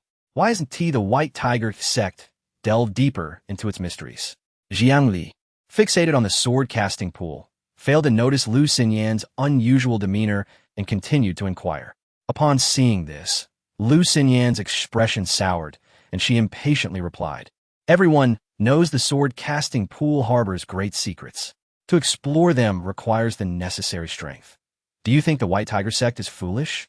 The sword energy at the deepest part of the pool is not something I, or even a Saint Realm cultivator, could easily withstand unless they're exceptionally powerful. Otherwise, it's impossible. With that, Lu Xinyan lost interest in the conversation and didn't bother to ask Jiang Li about his discussion with Lu Zichuan. She stood up angrily and strode toward the exit. Hey, we're not finished yet. I still have questions. Jiang Li called out hastily. Ask a ghost. Don't ask me, I don't know. Lu Xinyan retorted without looking back, swiftly vanishing from Jiang Li's sight. What else with this woman? Jiang Li scratched his head. Yet his thoughts remained fixated on the sword-casting pool of the White Tiger sect. Chapter 79, Sulie. The reason for Jiang Li's drastic change in attitude towards Lu Zichuan lies in the extraordinary sword-casting pool. It is evident to any discerning individual that the pool harbors remarkable opportunities. Yet, due to various constraints, no one has been able to glimpse the fortunes concealed within. Lu Zichuan, however, is clearly the destined child capable of seizing these opportunities. The specifics of what lies within remain unknown to Jiang Li. He has merely deduced from the omens that what Lu Zichuan acquires will resemble a personal guardian spirit. This realization is a crucial factor in Jiang Li's belief that Lu Zichuan is indeed the chosen one. After all, the protagonist's standard equipment must not be too unfamiliar to Jiang Li. Jiang Li's intentions revolve around this elder figure, or more precisely, the vessel that contains this elder. According to conventional narratives, the personal guardian of a fated child not only imparts extraordinary techniques, but also possesses an invaluable treasure that ignites envy. At the very least, it should be something capable of transforming one's life. Such a living entity as the elder cannot be acquired by him. However, the coveted treasure is well within his grasp. All he needs to do is assist Lu Zichuan in claiming this opportunity that rightfully belongs to him. Even if he fails this time, there will always be future chances. As long as he maintains a good relationship with Lu Zichuan, casually reading his fortune from time to time, he cannot believe that he won't succeed. With dedication, even the hardest iron can be ground into a needle. Nevertheless, Jiang Li senses something peculiar in this matter. The so-called imperial-appointed General Su Lai seems to harbor an interest in the sword-casting pool of the White Tiger sect. Logically speaking, given the enmity between the White Tiger sect and Yin Xiuzong, and Yin Xiuzong's retaliatory act of slaying Hu Sanqing, the White Tiger sect should have yielded to Yin Xiuzong. However, due to the presence of Lu Qingyuan, the city guard of Ningzhou, Yin Xiuzong refrained from annihilating the White Tiger sect entirely. Ultimately, they merely compensated with a secret realm controlled by the White Tiger sect. Nonetheless, even in this circumstance, any outsider scheming against the White Tiger sect must first consider Yin Xiuzong's disposition. This is an unwritten rule within the cultivation realm across the 36 states of the mortal realm. After all, the territory was won through their efforts. It is unreasonable to expect them to allow others to reap the rewards without a word. Yet, inexplicably, Su Lai has chosen to act in defiance of this order. Even if he has just been appointed as the imperial general, eager to expand his power, this rationale does not hold water. Coupling this with the omens surrounding Lu Zichuan, Jiang Li concludes that Su Lai must be privy to certain knowledge. At the very least, he must possess some understanding of the sword-casting pool. Otherwise, how could it be mere coincidence that he seeks out Lu Qingyuan immediately after Hu Sanqing's demise? It is only Lu Qingyuan, the foolish city guard, who would scurry to curry favor with Su Lai, failing to consider the reasons behind Su Lai's visit. Moreover, the omens indicate that if Su Lai's ambitions come to fruition, he will surely silence Lu Qingyuan and his son. Yet, it must be said that while Lu Qingyuan may not be remarkable, he has indeed sired an exceptional son. Lu Zichuan not only possesses a temperament that far surpasses his father's, but also enjoys an extraordinary fortune. In the incident at the Drunken Wind Tower, Lu Qingyuan had an opportunity to escape. Had Lu Zichuan not handled the situation adeptly, he would have met a fate akin to that of Su Linran. Son. It is fortunate that he faced no issues when confronting Lu Xinyan, a true imperial figure. Jiang Li finds this almost surreal upon reflection. Despite Lu Xinyan's demeanor when with him, she is an authentic imperial being, the only one in Ningzhou. Her status cannot be overstated. It is precisely because of this that Lu Qingyuan had the chance to distance himself from Su Linran's death and to shift all blame and conflict on a Lu Xinyan and Yin Xiuzong. Yet, he failed to seize this opportunity. Not only did he refrain from doing so, but he also attempted to leverage the situation to pressure Lu Xinyan, a major ascension cultivator threatening an imperial being. Only he could conceive such a notion. Lu Xinyan's decision not to kill him on the spot was a concession to the imperial face. Yet, This fool seems intent on courting disaster, openly declaring his intent to ally with Su Lai against Lu Xinyan. Truly, had it not been for Lu Zichuan, Lu Qingyuan would have undoubtedly met his demise. He fails to realize that the conflict between two imperial beings is beyond the ken of a mere major ascension cultivator. In such matters, being a pawn in someone else's game could lead to death, and the empire would hardly shed a tear, only muttering curses at his foolishness. Yet, it is Lu Zichuan's existence that captures Jiang Li's attention. With the subsequent divination, Lu Qingyuan narrowly escapes certain death. Jiang Li cannot decide whether to credit Lu Qingyuan for having a good son or to attribute it to sheer luck. Ultimately, he can only attribute Lu Zichuan's astonishing fortune to his remarkable luck. On the other hand, upon returning to Ningzhou, Lu Zichuan secludes himself in his chamber. Avoiding all company, he meticulously sorts through his thoughts. After the initial excitement has faded, he begins to contemplate the potential traps hidden within Jiang Li's words. He is not the sort to recklessly charge ahead like his father. Truthfully, he has never been particularly supportive of Lu Qingyuan's collaboration with Su Lai. Now, after Jiang Li's divination and reflecting on certain matters known only to himself, he is even more convinced that Su Lai harbors ill intentions. His father, the city guard, has been disregarded by nearly everyone. Had Yin Xiuzong not been a member of Ningzhou, he would never have spared Lu Qingyuan in such a simple manner. Reflecting on the time when his father shamelessly played the mediator, Lu Zichuan feels a wave of embarrassment. Respect is mutual. When one party grants you respect, you must reciprocate. A rational person, aware of the events that transpired, would never approach Lu Qingyuan to confront the White Tiger sect, understanding that Lu Qingyuan would be foolish to offend Yin Xiuzong. Yet, inexplicably, Su Lai has come forward. Even more bizarrely, Lu Qingyuan has consented. One is scheming in the shadows, while the other is acting foolishly. An impeccable match.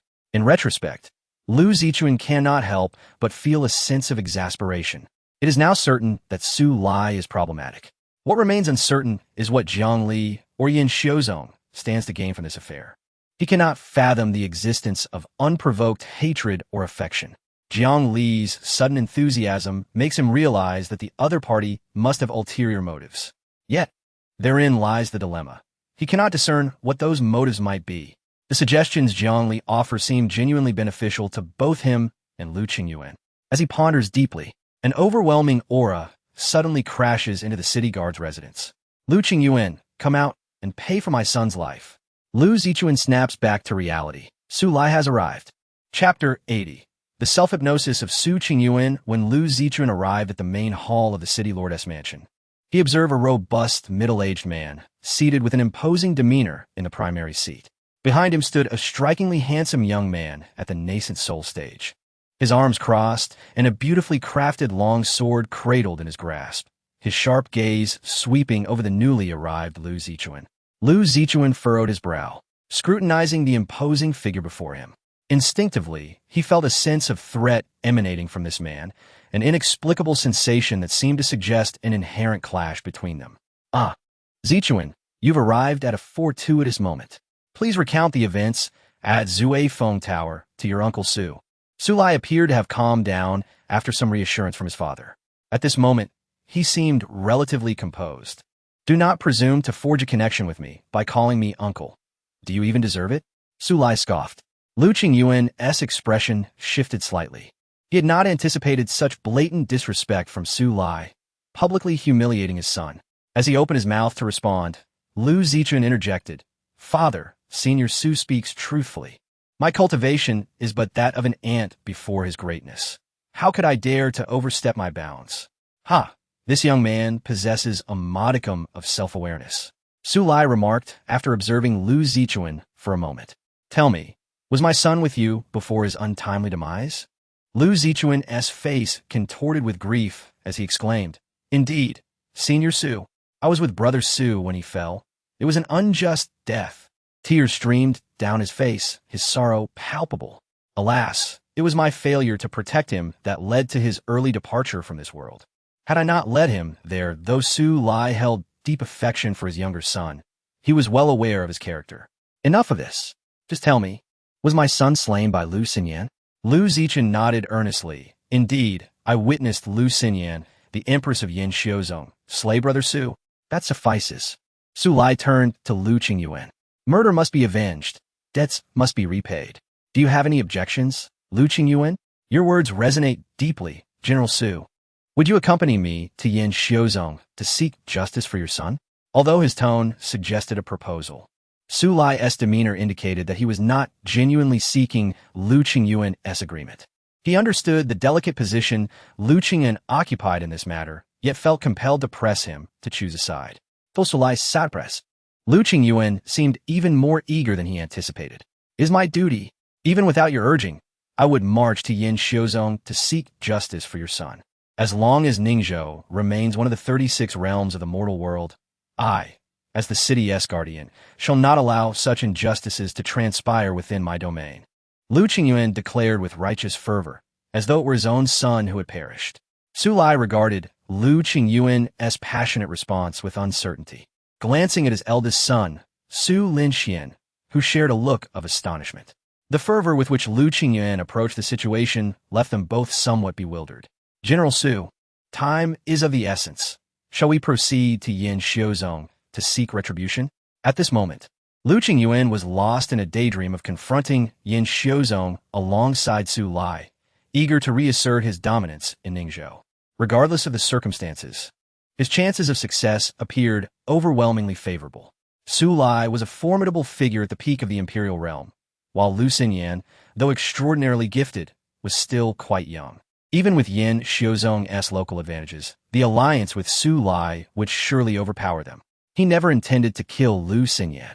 He merely sought to compel Yin Xiuzong to relinquish its interests in the White Tiger Gate, allowing Su Lai to take control without resistance. Brother Lu, perhaps we ought to deliberate further on this matter. The peculiar turn of events made Su Lai cautious. After all, his allies seemed excessively eager. General Su, do consider that Lu Xinyan, as the sole imperial figure in Ningzhou, has been quite arrogant and dismissive, leading to your son's unjust demise under baseless accusations. Surely, a man of your son's intellect would not provoke an imperial being without cause. This is undoubtedly a ploy by Lu Xinyan to undermine your ambitions regarding the White Tiger Gate. Upon hearing Lu Qingyuan's reasoning, Su Lai suddenly realized that Lu Xinyan's actions, when viewed from this perspective, appeared entirely defensible. After all, he had indeed arrived in Ningzhou with intentions to encroach upon the White Tiger Gate without prior introductions, placing him in a position of culpability. Why then did Lu Qingyuan seem so eager to engage in a life-and-death struggle with Yin Xiuzong and Lu Xinyan? There must be ulterior motives at play. Patience, patience. Let us observe and reassess. With that, Su Lai rose, signaling an end to the discussion. Arrange accommodations for the two of you. We shall determine our course of action tomorrow. Without awaiting Lu Qingyuan's response, he treated the place as his own and exited. Lu Qingyuan, left with no choice, instructed his subordinates to make the necessary arrangements, puzzled by Su Lai's unexpectedly nonchalant demeanor. Wasn't he Su Linran his most cherished son? Initially, everything seemed normal, but why had Su Lai's fervor suddenly waned? Amidst their confusion, only Lu Zichuan, observing from the sidelines, recognized the underlying issues. His father was indeed overzealous, while Su Lai harbored ulterior motives, causing him to tread carefully around Lu Qingyuan's enthusiasm. This aligned perfectly with what Jiang Li had suggested and what he had surmised. Originally, Jiang Li had hoped to subtly influence the two men, encouraging his father to take the initiative, thereby facilitating Lu Zichuan's opportunity to demonstrate his superior judgment. However, it appeared that such efforts were no longer necessary. His father's enthusiasm surpassed his expectations, compelling even Su Lai to question his approach. Nevertheless, it was evident that Su Lai was not the naive individual Lu Qingyuan assumed him to be. With a clear intention, a single night would suffice for Su Lai to discern Lu Qingyuan's true motives. Ultimately, everything would unfold according to the plan devised by himself and Jiang Li, requiring minimal effort on his part as he observed the situation evolve naturally. With a sigh, Lu Zichuan reflected, even if Su Lai were to be driven away, could his father truly contend with Yin Xiuzong? Simultaneously, he began to understand Jiang Li's choice to cultivate a friendship with him. likely banking on his father's simplistic outlook. Zichuan, did you see how I overshadowed Su Lai today? Did you notice his demeanor? There was no trace of him coming to confront us. This is the essence of cooperation. That Lu Xinyan, a mere woman, so arrogant and self-righteous, cannot dictate the fate of Ningzhou. It is time for her to face the consequences. Lu Qingyuan proudly boasted to his son, reveling in the realization he had recently come to. Lu Zichuan's lips twitched slightly, a smile that did not reach his eyes as he remarked, "Indeed, my father is both wise and formidable, exuding an extraordinary presence. Even a powerful figure like Su Lai, at the imperial realm, must temper his arrogance in your presence." Ha ha, this is certainly true. Ha ha. Lu Zichuan. Chapter 81. The Su family father and son father. We have thoroughly investigated the matter regarding Lu Qingyuan. It appears that our assumptions may have been somewhat misguided, Su Linxuan remarked with a peculiar expression. Seeing this, Su Lai furrowed his brow and said, "Speak plainly. Your brother's body is still warm. We cannot let anyone connected to his death escape justice." Su Linxuan nodded and continued. Lu Qingyan is not the individual we presumed him to be. He is rather cunning yet ultimately incompetent, unable to perceive the true situation. He then recounted the various actions of Lu Qingyuan that he had uncovered. Even Su Lai, with his profound cultivation, felt a surge of fury upon hearing of Lu Qingyuan's deeds. He was utterly taken aback. "Are you implying that we have been engaging in a battle of wits with thin air?" Su Linxuan awkwardly replied, "That seems to be the case. This fellow merely seeks to use us to reclaim his dignity from Yin Xiuzong and Lu Xinyan." With a loud clap, Su Lai slammed his palm onto the nearby table, shattering it into fragments. "To think we were outmaneuvered by a fool." Su Linxuan chuckled wryly and said, "Father, to be fair, it is we who have overthought the situation. It is not entirely his fault." "Sooner, you are sharp-witted. What do you suggest we do now?" Su Lai inquired. Su Linxuan lowered his head, stroking his chin in contemplation before articulating. Though Lu Qingyuan may be somewhat foolish, his position as city guardian is a valuable asset. Since he aims to assert his authority in Ningzhou at Yin Xiuzong's expense, we shall turn his ambitions to our advantage. We shall claim the sword-casting pool of the White Tiger sect as well, and if he wishes to establish his reputation, we will assist him in doing so. Let us eliminate Lu Xinyan. He made a gesture across his throat. Su Lai's expression shifted to one of concern. "We are outsiders. If we kill a local emperor-level expert shortly after our arrival, it may provoke a backlash from the cultivators of Ningzhou, jeopardizing our control." Su Linxuan shook his head. "Father, what I mean is perhaps we need not kill Lu Qingyuan." Su Lai frowned. "Are you no longer seeking vengeance for your younger brother? Although Lu Xinyan was responsible for his death, the Lu family bears equal culpability.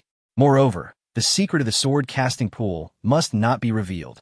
Su Linxuan smiled. "Father, keeping Lu Qingyuan alive may prove more beneficial than killing him. First, his existence might divert suspicion away from us regarding Lu Xinyan's murder, preventing backlash from the Ningzhou cultivators. Secondly, as you are a general of the dynasty, if you were to kill Lu Qingyuan, even if executed flawlessly, it would be difficult to justify to the dynasty, which only cares for outcomes, not methods. After all, Lu Qingyuan is a city guardian appointed by the dynasty. His death would carry significant consequences. I believe Lu Xinyan must have considered this, which is why she refrained from dealing with that fool. Otherwise, given his actions, he would deserve death 10 times over." Su Lai fell silent, closing his eyes. The frantic twitching of his eyelids revealed that he was weighing the pros and cons. After a long pause, he opened his eyes and declared, "Lu Qingyuan must die, but this can wait. Once you attain the opportunity within the sword-casting pool, and I have transformed Ningzhou into our Su family's garden, then it will be time for Lu Qingyuan to meet his end. Your brother's spirit must be appeased." Su Linxuan exhaled in relief. Thankfully, his father had not completely lost his composure due to Su Linran's death. "Father, your thoughts are indeed prudent. However, I have one lingering question. How did someone as incompetent as Lu Qingyuan ascend to the position of city guardian in Ningzhou? Even if it is a small place, the dynasty would not appoint such a talentless individual." Su Lai's eyes glimmered with disdain as he replied, "It is simple. He has a sister of notable influence." "A sister?" Su Linxuan pondered before realizing. "You mean the favored Rugu A Fei in the imperial harem?" Su Lai nodded. Precisely, Ru Guifei is Lu Qingyuan's cousin. Su Linxuan felt a twinge of unease. Father, if Lu Qingyuan has Ru Guifei backing him, how can we scheme against him without incurring her wrath? Do not fret. Lu Qingyuan has exhausted all favor with Ru Guifei to secure his position as city guardian. Otherwise, do you think that fool would openly flaunt his connection to her across 36 states? He lacks the courage. Should we eliminate this impoverished relative on behalf of Ru Guifei, she might even express her gratitude. Su Linxuan remained apprehensive, but they are still kin. What if? There is no what if. I am certain of this. Upon hearing this, Su Linxuan ceased his inquiries, placing his faith in his father's judgment. Father, lest we linger too long, let us first resolve the issue with Lu Xinyan tomorrow. Then proceed to the White Tiger sect.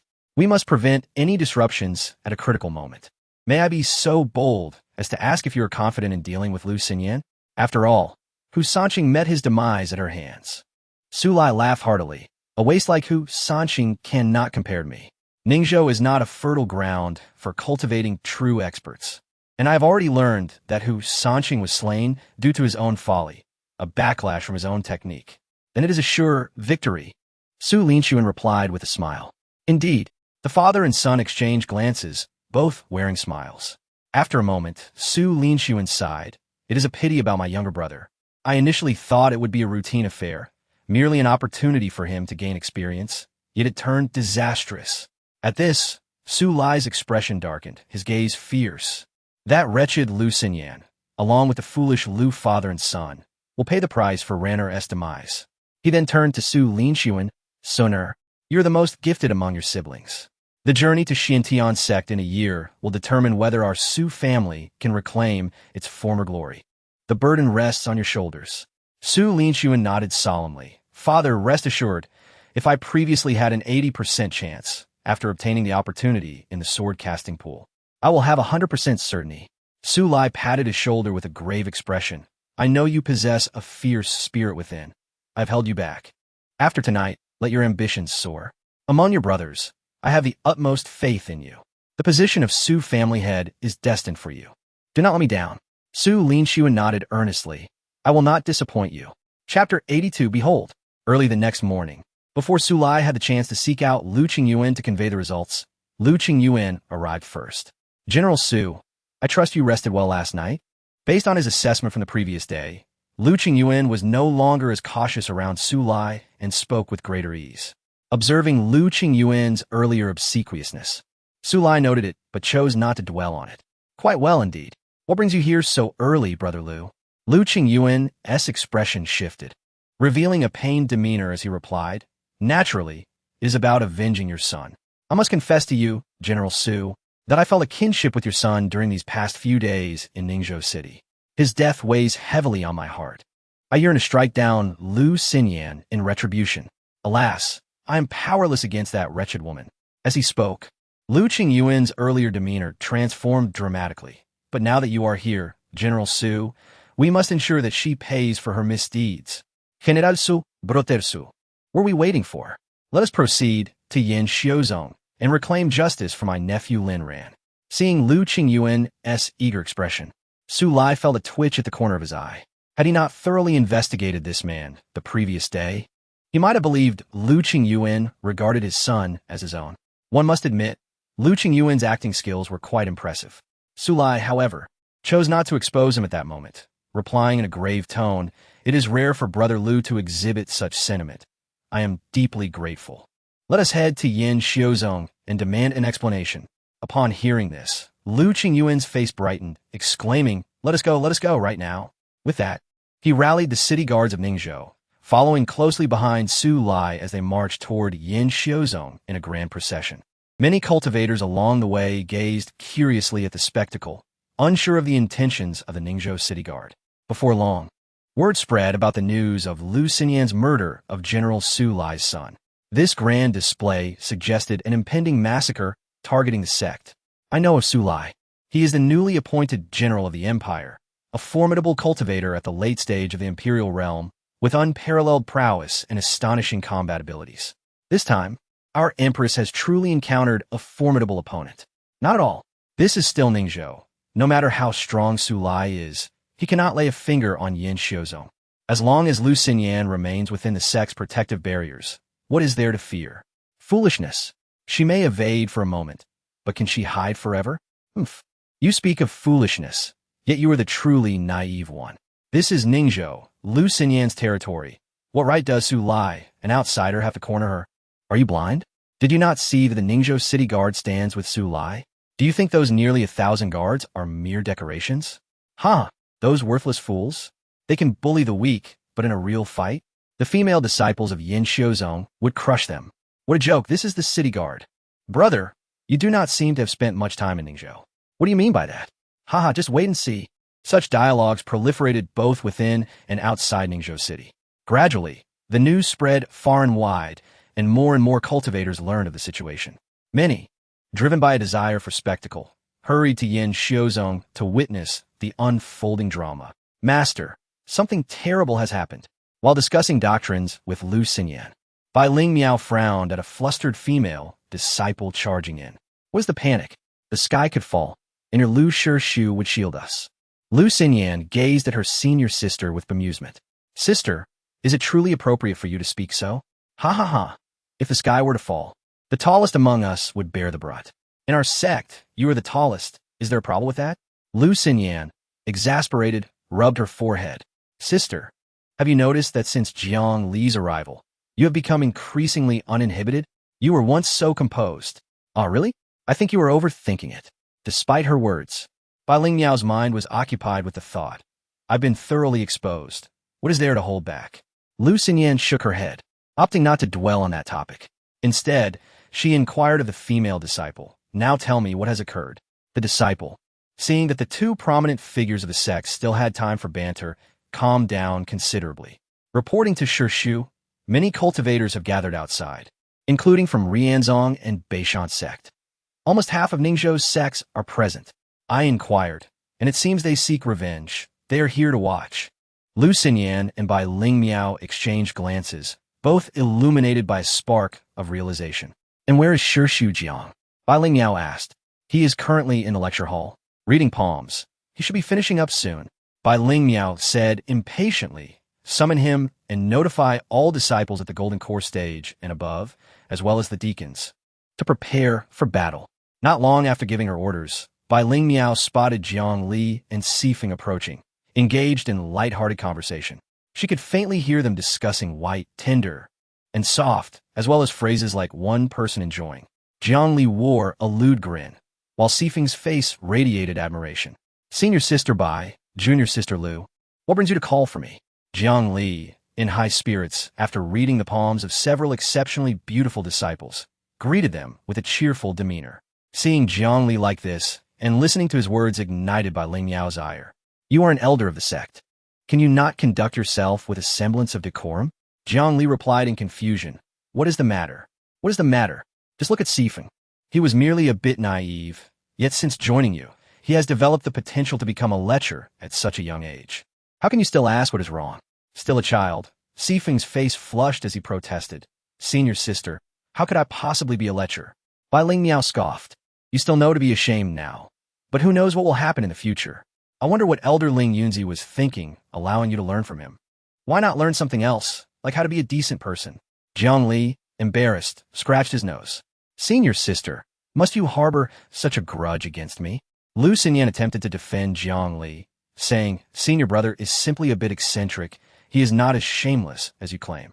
At the same time, she was curious as to why her senior sister, who had just praised Jiang Li for his many virtues, was now so irate. What could Bai Ling Miao say?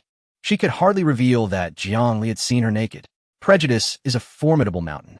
Senior sister, your words wound me deeply. Jiang Li feigned griyabansa, speaking in a low, raspy voice. Go to hell, lecher, Bai Ling Miao retorted. Jiang Li disregarded her reprimand, interpreting it as dissatisfaction over his interactions with the female disciples of the sect. With his thick skin, he completely ignored her ire.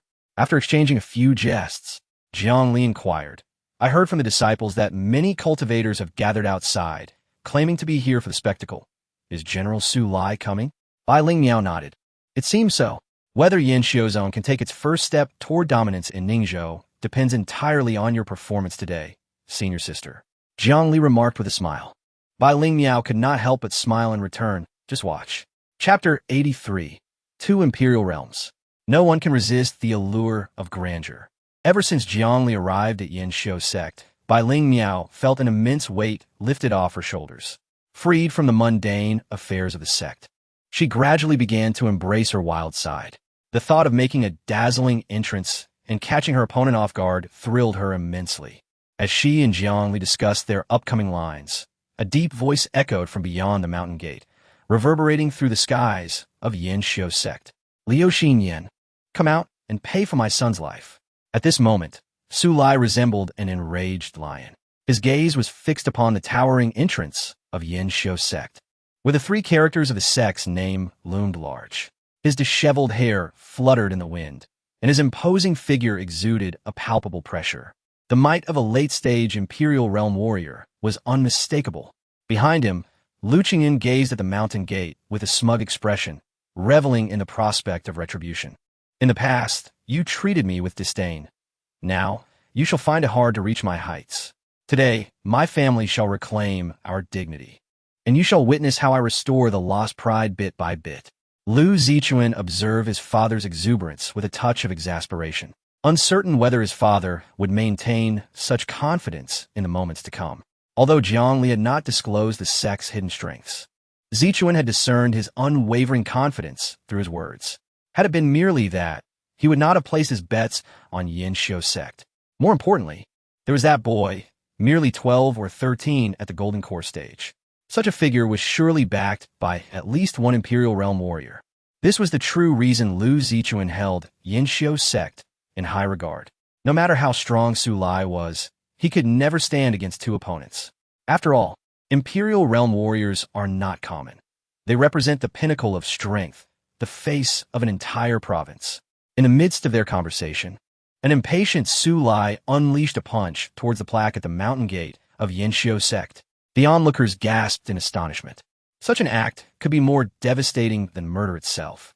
This was a declaration of absolute enmity. To destroy a sect's mountain gate was akin to desecrating an ancestral grave.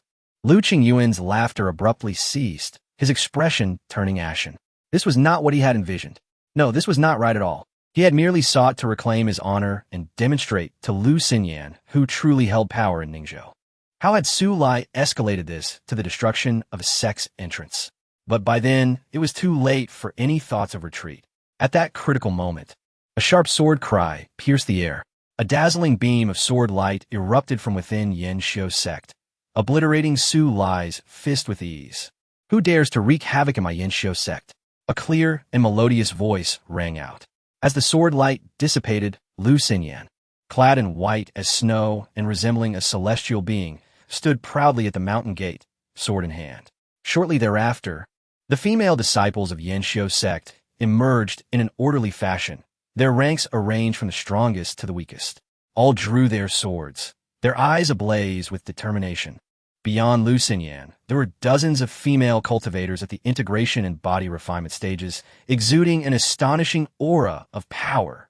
Over 100 were at the transformation stage, with countless others at the nascent soul and golden core stages. The gathered cultivators were taken aback. Was this the strength of Ningzhou's premier sect? Truly extraordinary. The fierce determination in the eyes of these female disciples signaled that they were not to be trifled with. Observing them, the city guard's troops appeared rather lackluster. Unlike the well-coordinated and fervent female disciples of Yanxiu sect, the Ningzhou city guard seemed like an unorganized assembly of mismatched forces. When they had surged forth from Ningzhou city, it had seemed impressive, with over 1,000 cultivators marching together in this otherwise uneventful locale. Yet upon arriving at Yanxiu sect, their true nature was revealed. They stood awkwardly as if on holiday. Brother, do you see the difference now? How can the city guard be so inept? It was said that those who served in the city guard merely drew salaries and wasted their days. How could they possibly compare to the disciples of Ningzhou's foremost sect? Moreover, how much investment do you think Lu Qingyuan would make in the city guard? Su Lai, as the appointed general of the cavalry, though merely a title, had some understanding of military formations. Even without that, his Imperial Realm cultivation allowed him to discern the strength of cultivators at a glance. Observing the disciples of Yanxiu sect, and then the city guard behind him. A surge of frustration welled within him. These worthless soldiers were more a liability than an asset, serving only to bring embarrassment. Yet, he had never regarded Lu Qingyuan seriously and certainly did not see the city guard as a support. "Lu Xinyan, did you kill my son?" Su Lai demanded directly. "If you refer to that perverse individual who favors men, then indeed, I did," Lu Xinyan replied with a cold smirk. "You."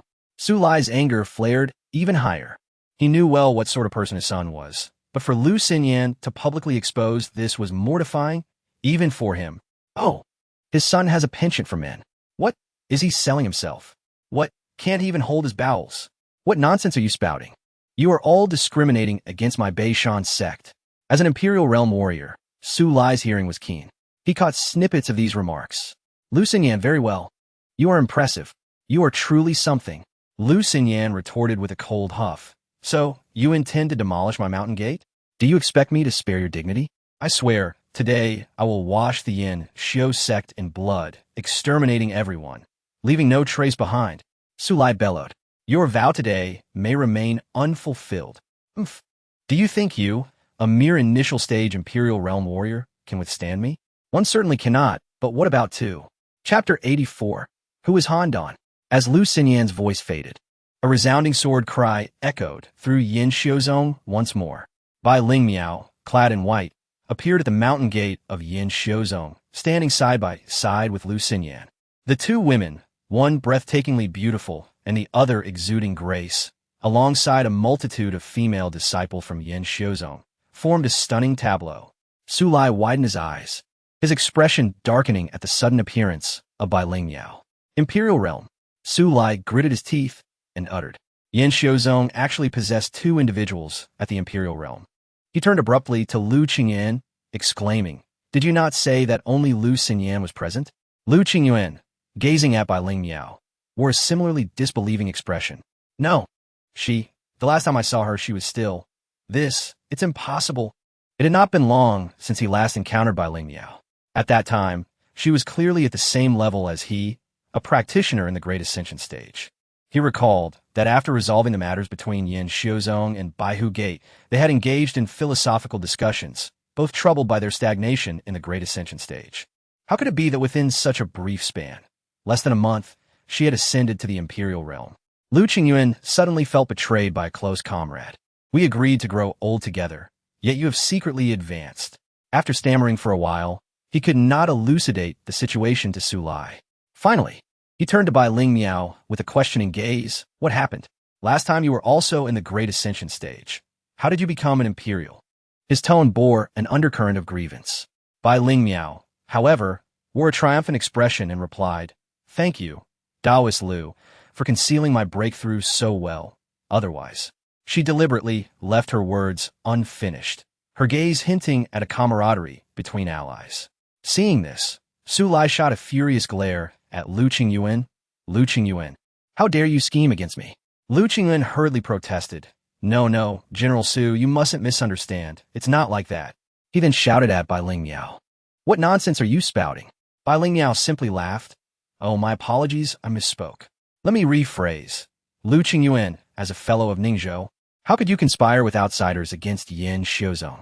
Is that permissible?" At her words, Lu Qingyuan felt like crying without tears. "No, General Su, it's truly not as you think." If Bai Ling Miao had not added that last remark, he might have genuinely believed that Lu Qingyuan was colluding with Yin Xiuzong against him.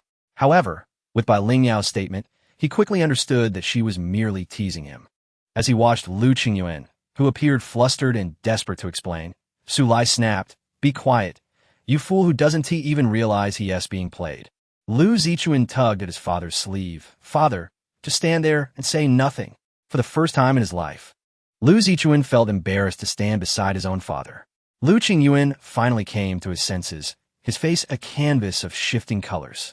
He opened his mouth, wanting to retort with something sharp, but ultimately refrained. The onlooking Ningzhou cultivators, witnessing the scene, felt a mixture of desire and trepidation, their faces flushed. After all, while Yin Xiuzong might disregard Lu Qingyuan, they could not afford to. Nevertheless, the crowd was astonished by Ling Miao's sudden elevation to the Imperial Realm. The prospect of a sect possessing 2 emperors was no trivial matter, even in the vast expanse of the 36 states. After berating Lu Qingyuan, Su Lai found himself at a loss, neither able to advance nor retreat when faced with 2 imperial realm cultivators. Lu Xinyan, observing his predicament, coldly remarked, "Su Lai, what your earlier oath? Will you not fulfill it?" With a disdainful snort, Su Lai stammered, Today. The words slaughter the sect, exterminate the clan hung in the air, yet he could not utter a single syllable. General Su, show those 2 women what you're made of. Strike them down. Suddenly, a somewhat lewd voice emerged from the crowd. Su Lai turned sharply toward the voice, yet he could not identify the speaker. Almost immediately, another voice, this time a sultry female tone, chimed in. General Su, what a man. I adore your type. I've long disdained those 2 vixens of Yin Xiuzong. General Su, quickly strike them. Su Lai again sought the source of the voice, but found no woman in sight. Before long, a chorus of similar taunts arose from the crowd. General Su, have you lost your nerve? Weren't you just proclaiming your intent to slaughter the sect? We're all waiting to witness it. Oh, it seems you're just a pretty face, all show and no substance. Scatter. You're even less formidable than a local mutt. Su Lai trembled with rage, utterly helpless. There were far too many spectators, and he was firmly locked in place by the imposing auras of Lu Xinyan and Bai Lingmiao. He did not dare recklessly pursue the voice's owner. Yet, his reputation had taken a severe blow. Fight? What a laugh. While he was indeed at the pinnacle of the imperial realm, he was not a fool. His opponents were not only 2 imperial cultivators, but evidently well prepared for confrontation. Engaging now would yield no advantage. Even if he fought fiercely and managed to kill one, he would still emerge in a dire state. As he found himself in a quandary, Jiang Li had quietly circled back to Yin Xiuzong, grinning as he covertly observed Su Lai's discomfiture from outside the mountain gate. His expression one of distaste. What do you think? Jiang Li beamed at Sifeng. Sifeng gazed at Jiang Li in admiration. Brother Jiang, I never imagined you could mimic voices so flawlessly. I couldn't detect your original tone at all. Truly remarkable. Haha, just a minor skill. I possess many such talents. After spending several days together, Sifeng's admiration for Jiang Li had swelled like a relentless river. He had never envisioned anyone could be so extraordinarily talented. He realized there was hardly anything Jiang Li could not master, from cooking to composing poetry, from playing the lute to singing. He excelled in all. He had even witnessed Jiang Li mending clothes. He had once inquired how Jiang Li found the time to learn such diverse skills. Wondering if all his focus were placed on cultivation, he would undoubtedly surpass others. Jiang Li merely chuckled, patting his shoulder. In a world of wandering, diverse skills are invaluable. But do not attempt to emulate me. I am naturally gifted and can absorb knowledge effortlessly. For others, it would merely be a futile endeavor. He added, by the way, don't ask me who Han Dan is. He is simply a fool. As Su Lai's chest heaved with rage, unable to contain himself, Su Linchuan approached and whispered beside him. Father, you must not fall for their provocation. You cannot confront them now. They are wary of your status and would not dare to strike. Hearing his son's words, Su Lai gradually calmed. He cast a cold, steely gaze at Lu Xinyan and Bai Lingmiao, declaring, very well, today I, Su Lai, concede this matter. However, regarding the death of my son, you must provide me with an explanation. Otherwise, while I may find myself unable to act against you today, do not think your disciples will escape unscathed. For every one that escapes, I shall take a life. For every 2, I shall take 2. Do not doubt my resolve. Since you have brought disgrace upon me today, I shall pursue this to the bitter end. My son fell at your hands. I am capable of anything. Upon hearing his words, Bai Lingmiao sneered, Su Lai, with such declarations, you shall not leave here today. Su Li laughed heartily, declaring, I admit that I cannot possibly contend with the 2 of you. But if you wish to keep me here, that is utterly impossible. Do not forget, I have Lu Dao Yu and his city guards behind me. If you do not believe it, let us put it to the test. It is not fools like Lu Qingyuan that one fears, but rather madmen like Su Lai. Bai Lingmiao understood that since the opponent dared to speak such words openly, they were prepared to shed all dignity and abandon their sense of shame. Jiang Li, concealed within the mountain gate, couldn't help but applaud Su Lai. If not for their differing allegiances, he would have held great admiration for Su Lai. With just a few words, Su Lai had decisively turned the tide and regained the initiative. Yin Xiuzong wielded considerable power, yet as far as Su Lai was aware, aside from a few sons, he possessed little influence. This was one of the reasons why the opponent had set their sights on the White Tiger Gate. Engaging with such a person, if Yin Xiuzong failed to deliver a lethal blow, would be a considerable disadvantage. Bai Ling Miao and Lu Xinyan were not the type to be cold-blooded or indifferent to the disciples within their sect. As for face, as Su Lai had stated, it had already been lost today, so what did it matter? Were Jiang Li in their position, he would have acted similarly. Indeed, Bai Ling Miao wore a conflicted expression, uncertain of how to proceed. Keeping Su Lai around, she believed she and Lu Xinyan could contend with him, but the price would undoubtedly be steep. However, the thought of letting him go left her feeling reluctant. She did not want someone like him constantly watching over Yin Xiuzong. Master, we are not cowards seeking to preserve our lives. We need not concern ourselves. Suddenly, a disciple from Yin Xiuzong spoke up, emboldening Bai Ling Miao. Upon hearing this, warmth surged through her heart, and her eyes glistened with unshed tears. After years of hard work nurturing Yin Xiuzong, this moment seemed to offer her a reward. Her gaze hardened, and she looked resolutely at Su Lai. In contrast, Su Lai felt a twinge of panic. He had not intended to engage in a life-or-death struggle with these two women. Su Lai, your insolence is intolerable. Remaining in this world is a calamity. Since you seek an explanation today, I, Yin Xiuzong, shall offer you one. From this day forth, we are sworn enemies. Bai Ling Miao declared fiercely, drawing her long sword with a clang. Disciples of Yin Xiuzong, prepare for battle. In an instant, the sound of swords unsheathing echoed throughout. The female disciples of Yin Xiuzong raised their swords, aiming them at Su Lai, as well as at Lu Qingyuan and the city guards behind him. Observing this fervent scene, Sifeng felt no stirrings of emotion, for it was Jiang Li who had spoken just moments ago. Brother Jiang, why did you say that? Are you not afraid Su Lai will escape, or that he might truly harm the sisters of Yin Xiuzong? Jiang Li chuckled. Firstly, that old fellow will not die today. There is no need for us to expend our energy unnecessarily. Secondly, he would never engage us in a fight to the death. Why is that? Sifeng inquired, puzzled. Because I can read fortunes. This old scoundrel's demise is not imminent. And do you truly believe he fears nothing, being a lone wolf? He is cunning beyond measure. Soon, he will be the one to yield. Do you believe me? In Jiang Li's eyes, although the aura above Su Lai was dark, it did not bear the ominous red indicative of bloodshed. This suggested that while Su Lai would face significant setbacks today, his life was not in jeopardy. A clash between the two sides was unlikely. Moreover, from the divination regarding Lu Zichuan, he understood that the old man had ulterior motives and would not squander time on Yin Xiuzong. Wait here. I will go speak a few words to the city guards. Just as Jiang Li prepared to ignite the situation further, someone from the city guards had already taken the initiative to speak, causing him to halt abruptly. Did we not agree to a mere formality? Why is this becoming serious? No, this will not do. It is not as if my son has died. Why should I engage in a life-and-death struggle? Whoever wishes to fight may do so. I can always resign from the city guards. Indeed, I can always walk away. If someone has died, it is justified for me to seek vengeance. If I perish, who will care for my poor blind mother? Let us leave. They were a family of dual emperors, and the disciples beneath them were all elite. As for our ragtag group, it would be wise to return home for a bowl of thin porridge. Jiang Li, upon hearing this, chuckled. It appears that our dear Lu Zichuan is quite a valuable ally. To speak so boldly before Su Lai, these city guards would not dare without Lu Qingyuan's consent.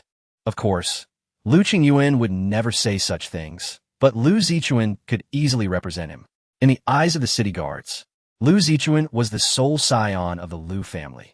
What he said bore the same weight as Lu Qingyuan's words. Upon hearing these remarks, Su Lai's face darkened as he glared at Lu Qingyuan. He understood that these words could not have been spoken without Lu Qingyuan's approval. So, you are in cahoots with them. Su Lai gritted his teeth. Lu Qingyuan, however, looked utterly bewildered, lacking understanding of the situation. Moreover, those under his command likely harbored such sentiments, though they would never voice them. Yet, he had no time to ponder this now and hurriedly attempted to explain himself to Su Lai. However, Su Lai shot him a glare and turned away. Finally, he sighed heavily. By Dao Yu, let us sit down and have discussion. Seeing Su Lai genuinely softening his stance, Sifeng's eyes widened in astonishment as he gazed at Jiang Li, his admiration reaching new heights. Brother Jiang, you truly are remarkable. It is just as you said. Jiang Li crossed his arms with pride. Learn from me. Just learn. Chapter 86. Negotiation. The rather anticlimactic outcome left many onlookers among the cultivators feeling somewhat dissatisfied. They were not interested in mere discussions. They craved the thrill of a genuine clash.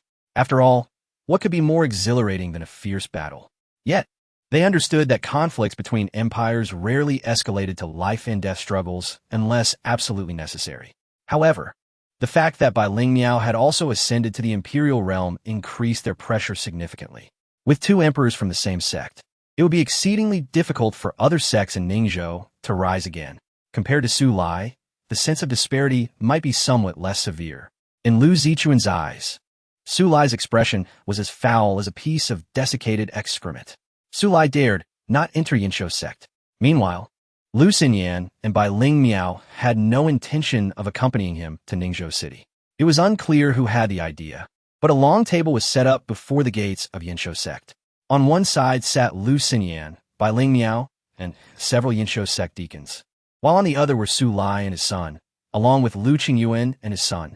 With a resounding slap, Su Lai slammed the table and declared sternly, "You must provide a satisfactory explanation for my son's death." Bam! Bai Lingmiao struck the table as well, her aura unyielding. An explanation? Who will explain to Yinshou sect? Your son brought this upon himself by daring to harass my junior sister. He deserved his fate. Nonsense. It was clearly your junior sister who seduced my son. Preposterous. Who doesn't know that your son is infamous for his inability to control himself? Concealed within the mountain gate, Sifeng watched the two emperors hurling insults at one another without restraint, feeling as though his worldview had collapsed in that instant. Brother Jiang, is this normal? Jiang Li chuckled. They aren't going to come to blows. A few insults can relieve the tension, can't they? Since they're negotiating, it's merely a matter of whose presence is more commanding. I didn't expect Sister Bai to be so foul-mouthed. I never noticed that before.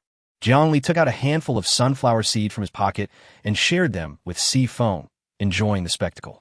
Ultimately, Sulie, Aman, could not match Bai Lingmiao's verbal prowess. It wasn't long before he found himself at a disadvantage. Angrily, he shot a look at Su Linxuan, silently urging him to speak up and regain some dignity. Meanwhile, Bai Lingmiao discreetly tugged at Lu Xinyan's sleeve, encouraging her to vent her frustrations as well. However, Su Linxuan and Lu Xinyan both lowered their heads, nearly burying them onto the table. Their resolve was not as solid as that of Su Lai and Bai Lingmiao. Lu Zichuan gazed at Su Lai and Bai Lingmiao with admiration, feeling a surge of eagerness, realizing that his father had no room to interject. He couldn't help but sigh. He understood that it was his time to step in. Ahem, esteemed seniors, may I have the audacity to interject? The simultaneous scrutiny from the two emperors made Lu Zichuan's breath hitch, but he pressed on. Continuing this exchange of insults will lead nowhere. Everyone is watching. He gestured subtly to the other cultivators from Ningzhou, who were observing the unfolding drama. Upon seeing this, both parties huffed in unison, falling silent. With a sigh of relief, Lu Zichuan continued, "The origins of this matter are best left unfathomed. Senior Su, please accept my condolences, and Senior Bai, I urge you to temper your anger. As the saying goes, it is better to resolve enmity than to foster it. I believe it would be wise for both of you to demonstrate sincerity to mend this grievance, lest you both suffer in a conflict that leaves you vulnerable to opportunists, which would tarnish your respective dignities. Why not share your demands?" After a brief silence, Su Lai finally spoke with a grave tone. "Regardless of my son's faults, he is still my son, Su Lai's son. I may overlook his transgressions, but you must provide me with an explanation. I demand the White Tiger sect. You, Yinshou sect, must support me in this matter." Bai Lingmiao scoffed. "Dream on. Let us not forget that your son sought his own demise. That worthless life is not entitled to the entirety of the White Tiger sect. It is evident to me that you are intentionally pushing your useless son into trouble to covet the White Tiger sect, which was established by Yinshou sect. Even if I currently lack the time to claim the White Tiger sect, I will never relinquish it." Su Lai gritted his teeth. "Are you implying that my son died in vain? He sought his own death, which makes it all the more senseless. I have already shown great magnanimity by not pursuing your son for offending my junior sister. Does that mean there is nothing to discuss? Su Lai's fury radiated as the pressure of his late-stage imperial aura surged toward Bai Ling Miao. Unfazed, Bai Ling Miao countered with a fierce glare, emanating her own imperial might. Lu Xinyan, who had remained silent until now, also exuded her imperial presence, standing alongside Bai Ling Miao to confront Su Lai. While neither could individually match Su Lai, together they posed a formidable challenge. Do not think that the two of you can intimidate me. I, Su Lai, have roamed the human realm for centuries. Do you think I lack friends? If it comes to that, I would not hesitate to pay a price to annihilate your Yinshou sect. I was raised to be fearless. Come at me if you dare. Do not presume that you're the only one with allies. Very well, let us see. As both sides prepare to clash once more, Lu Zichuan interjected hastily. Esteemed seniors, let us cool our tempers. How about we each take a step back? The two exchanged glances and ultimately nodded in agreement. Given the current state of affairs, a fight was impossible. Su Lai was seething, but recalling his true objective, chose to relent first. All right, I can forego the White Tiger sect, but I demand the sword forging pool. Bai Ling Miao immediately retorted, impossible. The sword forging pool is the heart of the White Tiger sect, and it cannot be relocated. If you claim the sword forging pool, how is that different from taking the entire sect? Nothing is acceptable, is it? Do you take me for a fool? Su Lai erupted in fury. He had made such a significant concession, yet Bai Ling Miao remained obstinate. Do you believe you have a way to seize the opportunities within the sword forging pool? Bai Ling Miao suddenly inquired, a glint of cunning in her eyes. Su Lai hastily denied. You overthink it. Surely, you know that the Xintian sect is about to open. I merely wish for my son Lin Xuan to forge a sword within the sword forging pool before that. Bai Ling Miao, however, chuckled coldly. You need such elaborate schemes just to forge a single sword? Believe it or not, I simply wish to ensure my son is not disturbed while forging.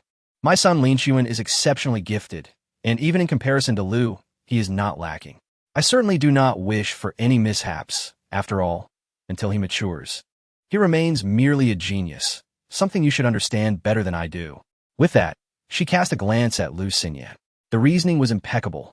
Before ascending to the imperial realm, Yinshou sect had doted on Lu Xinyan, fearing any misfortune would cut her life short. Bai Ling Miao then remarked, how pitiable is the heart of every parent. In that case, if I persist, it would appear that Yinshou sect is being unreasonable. Then I shall yield as well. Your worthless son is already dead. We have suffered no loss. Let this matter end here. As long as you do not covet the White Tiger sect, you may use the sword forging pool once. Su Lai snorted, remaining silent but nodding in agreement, thus accepting the terms. Chapter 87, Consensus. However, Bai Ling Miao suddenly changed the subject. What else do you wish to do? Su Lai retorted angrily. You should understand that every time the sword casting pool opens, it remains sealed for a decade to restore its sword energy. Therefore, it is impossible to allow your son to enter alone this time. Su Lai immediately shook his head, saying, no, I have already lost one son. I cannot allow the fate of my remaining son to rest in your hands. Su Lai mistakenly believed that Bai Ling Miao intended to enter the sword casting pool as well. If that were the case, Su Linxuan's attempt to seize the opportunity within the pool would undoubtedly be thwarted. Seeing Su Lai's misunderstanding, Bai Ling Miao smiled and reassured him. Rest assured, I will not enter. I have several disciples who wish to enter and absorb some sword energy. Upon hearing this, Su Lai contemplated and replied, their cultivation must not exceed my son's. They can only be at the nascent soul stage or below. Bai Ling Miao responded with a smile. That is acceptable. However, the number cannot exceed 3. Bai Ling Miao nodded again. Very well. Still feeling somewhat uneasy, Su Lai scanned the surroundings before finally fixing his gaze on Lu Zichuan. You shall enter as well, to protect my son. Lu Zichuan was taken aback and pointed to himself. Me? Indeed, Su Lai did not afford Lu Zichuan the opportunity to refuse, turning directly to Bai Ling Miao to inquire. Is there a problem? Bai Ling Miao shook his head. No problem. When will the sword casting pool open? Tomorrow. Good. With that, Bai Ling Miao raised his hand towards Su Lai, declaring, after this matter is settled, all grievances between us shall be erased. You, Su Lai, shall no longer covet even a fraction of the White Tiger sect. Once this matter is concluded, our enmity will be resolved. But you must swear that your disciples will not resort to deceit within the sword casting pool, to interfere with my son. Su Lai replied coldly. Once a word is spoken, it cannot be taken back. With that, the two clasped hands, signifying their agreement. At this point, both men breathed a sigh of relief. Thus, this affair concluded rather anticlimactically, leaving the cultivators of Ningzhou somewhat disappointed as they had not witnessed the anticipated battle of the imperial realm. In the Ningzhou city, at the city guard office, Su Lai glared at Lu Qingyuan. Do you dare play tricks on me? Lu Yuan, feeling uneasy, explained, General Su. This is all a misunderstanding. A misunderstanding? Is what your city guards said also a misunderstanding? Su Lai retorted coldly. This. Lu Qingyuan was momentarily at a loss for words, unsure of how to explain. However, Su Lai did not pursue the matter further, but instead turned his attention to the quiet Lu Zichuan. You are quite impressive, far better than your inept father. Lu Zichuan forced a smile and replied, Senior, you flatter me. I am not as capable as my father. I say you are good, and thus you are good. However, I am very displeased with the events concerning you and your father today. Before Lu Zichuan could explain, Su Lai continued, I shall not dwell on past matters. Fate is unpredictable. I shall assume you truly did not know that Bai Ling Miao has broken through to the imperial realm. But that does not imply that I, Su Lai, am a fool. Today's events reek of suspicion. Lu Zichuan, Su Lai suddenly called out. Yes, senior. Lu Zichuan appeared obedient. I want you to assist Lin Sun wholeheartedly within the sword-casting pool, remaining by his side. However, you must not absorb any sword energy from the pool. Upon hearing this, Lu Zichuan was slightly puzzled and was about to inquire further. Su Lai interrupted him. You need not ask why. Simply comply. Once inside the sword-casting pool, you will follow Lin Er's commands. After this matter is concluded, our two families shall have no further entanglements. Listening to Su Lai's words, Lu Qingyuan immediately felt relieved. He had been anxious that Su Lai would seek revenge after today. Who would have thought that Bai Ling Miao had actually ascended to the imperial level? He not only failed to establish authority, but almost became a laughingstock. Fortunately, he had kept his mouth shut today. Otherwise, he could have faced a great loss of face. Seeing that Su Lai was not intent on pursuing the matter, he quickly assured, General Su, rest assured, Zichuan will definitely heed the commands of young Master Lin Sun. Su Lai glanced at him, snorted coldly, it better be so. With that, he led Su Linchuan back to their temporary residence at the city guard office. Dad, there are no outsiders now. Su Linchuan spoke softly. Today's events seem somewhat amiss. Bai Ling Miao appears to have been an emperor for some time, yet she chose to reveal herself just when we arrived. It seems someone has plotted against us well in advance. Su Lai replied sternly. Who else could it be but Lu Qingyuan? Could it truly be him? Su Linchuan questioned, somewhat unconvinced. After all, the intel he had gathered indicated that Lu Qingyuan was indeed quite incompetent. He is the local tyrant of Ningzhou. Can he really remain ignorant of the happenings in this place? He confidently claimed that there was only one imperial level in the Yanxiu sect, which led to my embarrassment today. We have underestimated this person. Initially, he genuinely sought collaboration with us, but your brother's death was likely an accident. This incident forced him to ally with the Yanxiu sect. He must have anticipated that we would take action against him, prompting his response. We have all been deceived by him. Hearing his father's words, Su Linchuan began to believe. However, it mattered not. Despite the unexpected twists, we may have lost the chance to seize the White Tiger sect, but the opportunity within the sword-casting pool will still be ours. As long as you can retrieve that object from the Xintian sect, our Su family can rise again. The White Tiger sect will merely be an embellishment. Su Linchuan nodded. Father, rest assured, I will do my utmost. Su Lai smiled. You need not worry too much. Lu Qingyuan and Bai Ling Miao think they have outsmarted us. Yet they are unwittingly playing into our hands. With a narrowed gaze, Su Lai coldly declared, tomorrow, Bai Ling Miao will certainly send her strongest disciples at the nascent soul stage into the sword-casting pool, along with Lu Zichuan. I was just concerned about finding suitable offerings. They are now delivering themselves to us. We shall first collect interest from them, and once the affair with the Xintian sect is concluded, I shall settle accounts with them. Bai Ling Miao likely believes we are genuinely afraid of them. What naivety. Su Linchuan chuckled. They are probably celebrating your misfortune right now. Let them revel for a while. Once I break through to the sacred realm, it will be their demise. At that moment, An endless fury seemed to blaze in Su Lai's eyes. "Fear not, my son. I shall ensure that you return with that object from the Xintian sect to aid me in stepping into the sacred realm, restoring the glory of our Su family." Su Linxuan replied resolutely. Su Lai patted Su Linxuan on the shoulder. "Get some rest. Tomorrow, we shall first collect our interest." Chapter 88. The Unwanted Spectre. At dawn the following day, Su Lai accompanied Su Linxuan and the Lu father-son duo to the White Tiger Gate. However, upon encountering Bai Ling Miao and her 3 disciples from Yin Xiuzong, an odd expression surfaced on their faces. "Friend Bai, are these the disciples from Yin Xiuzong who are to enter the sword-casting pool?" Bai Ling Miao smiled indeed. Behind Bai Ling Miao and Lu Xinyan stood none other than Lin Wanwan, Sifeng, and Jiang Li, 3 young cultivators at the Golden Core stage. "This, friend Bai, these 3 can only move at the periphery of the sword-casting pool. Allowing them inside would merely squander an opportunity." The sword-casting pool required a decade to recover each time it was opened. He had anticipated that Bai Ling Miao would send the most outstanding disciples from Yin Xiuzong. Yet here were merely 3 nascent younglings. While he worried that Su Linxuan may not handle those with higher cultivation, he also feared that with such lowly offerings, they would be unable to seize any opportunities within the pool. Su Lai narrowed his eyes and said, "Friend Bai, the next opening of the sword-casting pool will be in 10 years. Shouldn't you select more suitable disciples?" Bai Ling Miao laughed. "They are indeed the most suitable. Furthermore, I am merely alleviating your concerns. These 3 will certainly pose no threat to your precious son." Su Lai was momentarily taken aback by Ling Miao's words, rendering him speechless. Just yesterday, he had insisted that no one above the nascent soul stage accompany Su Linxuan into the pool. And today Bai Ling Miao had deliberately chosen 3 at the Golden Core stage. Could it be that she was aware of his intentions and was acting with purpose? Yet, Su Lai quickly dismissed that notion. If she knew his intentions, it was uncharacteristic of Bai Ling Miao to permit her disciples to walk into certain doom. He scrutinized the trio behind Bai Ling Miao and soon discerned their exceptional qualities.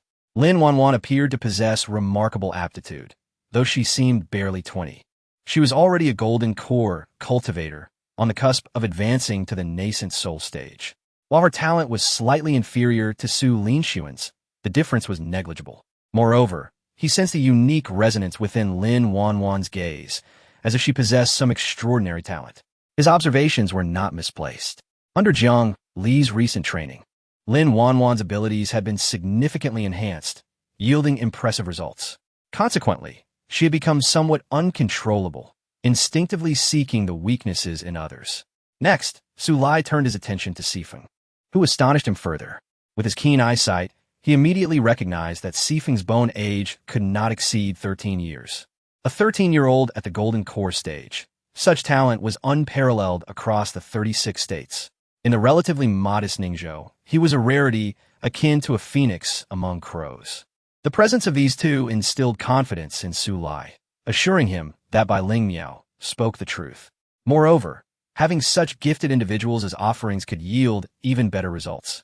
Su Lai's heart swelled with joy, reflecting on the inexorable fate that governs the world. Every small occurrence is predetermined. If he were to seize the White Tiger Gate for himself, finding such excellent offerings would indeed be a challenge. Yet now, they had appeared before him with such eagerness. His gaze shifted to the final individual. With the first 2 being so exceptional, the last one must surely be commendable as well. However, upon seeing Jiang Li, who appeared disheveled and donned an ill-fitting robe, Su Lai frowned slightly. Although having achieved the initial Golden Core stage at his age was commendable, he still paled in comparison to Lin Wanwan and fell even shorter against Sifeng. Most troubling was Jiang Li's lack of vitality. He seemed lethargic, yawning as if he were a specter of illness. He seemed to be merely a filler. Nonetheless, with the pleasant surprises presented by the first 2, coupled with Lu Zichuan's commendable talents as a genuine nascent soul prodigy, it was likely sufficient. At that moment, Jiang Li wore dark circles under his eyes, displaying an expression of utter disillusionment. Anyone subjected to a night of torment by 2 emperors would hardly fare better than he. He had no desire to participate in this so-called sword-casting pool. Instead, he would rather spend his time within Yin Xiuzong, engaging with the female disciples. No, he meant to read palms and discuss doctrines. Wasn't that far more enjoyable? He deeply regretted revealing the matters from the divination to Bai Ling Miao and Lu Xingyan. He had told them that the opportunities within were destined for Lu Zichuan. Yet they had insisted that Lin Wanwan and Sifeng must also join in the endeavor.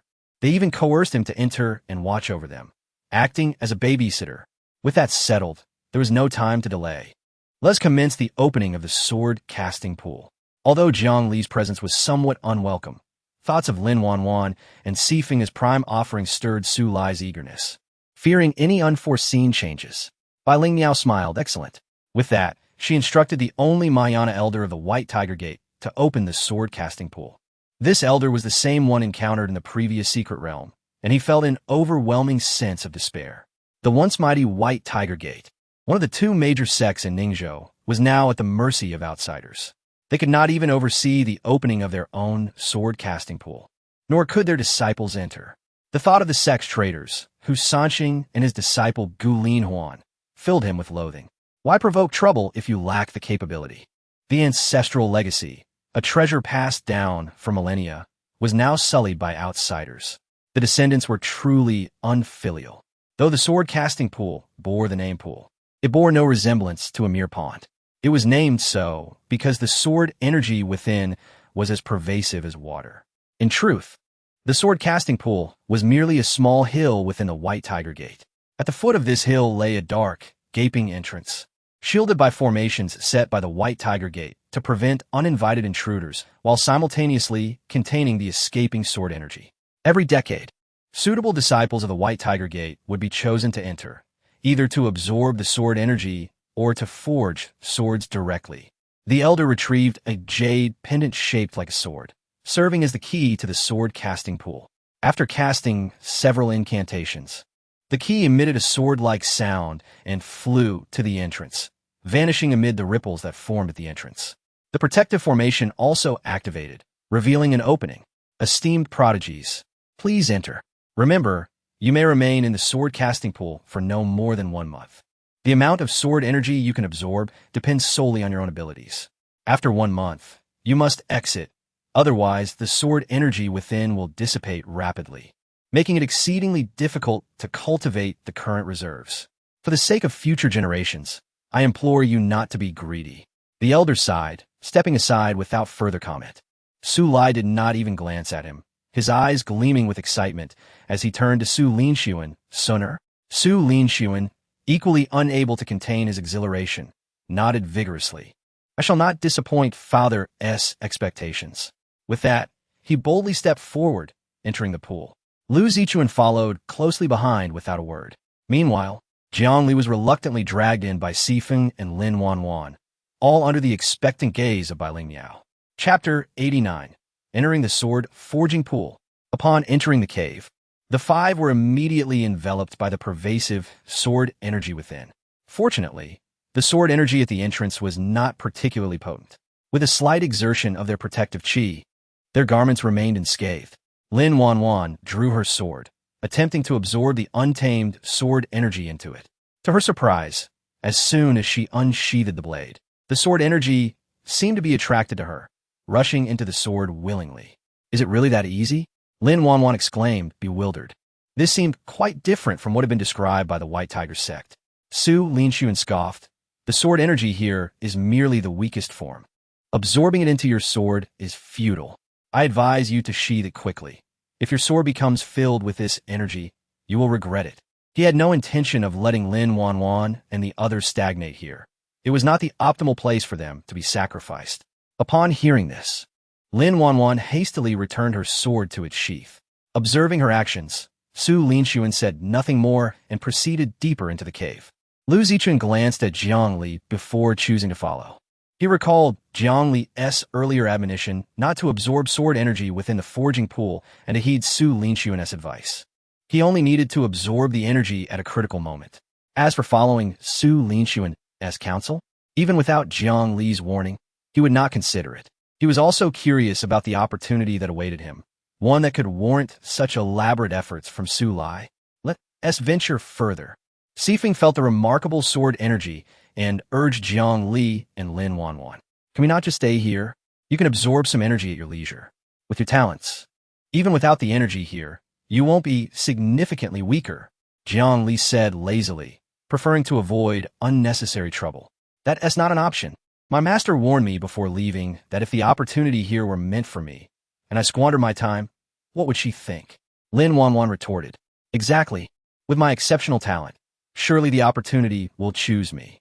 Sifeng chimed in. Jiang Li glanced at their heads and sarcastically remarked, your luck appears rather mediocre. With a hint of darkness. Don't even think about opportunities. The sword energy here 1T belonged to you, so it's best to rest early. Uncle Master, you're just being lazy. Please stop making excuses. Lin Wanwan protested. I'm merely speaking the truth. Believe it or not. Don't blame me for not warning you.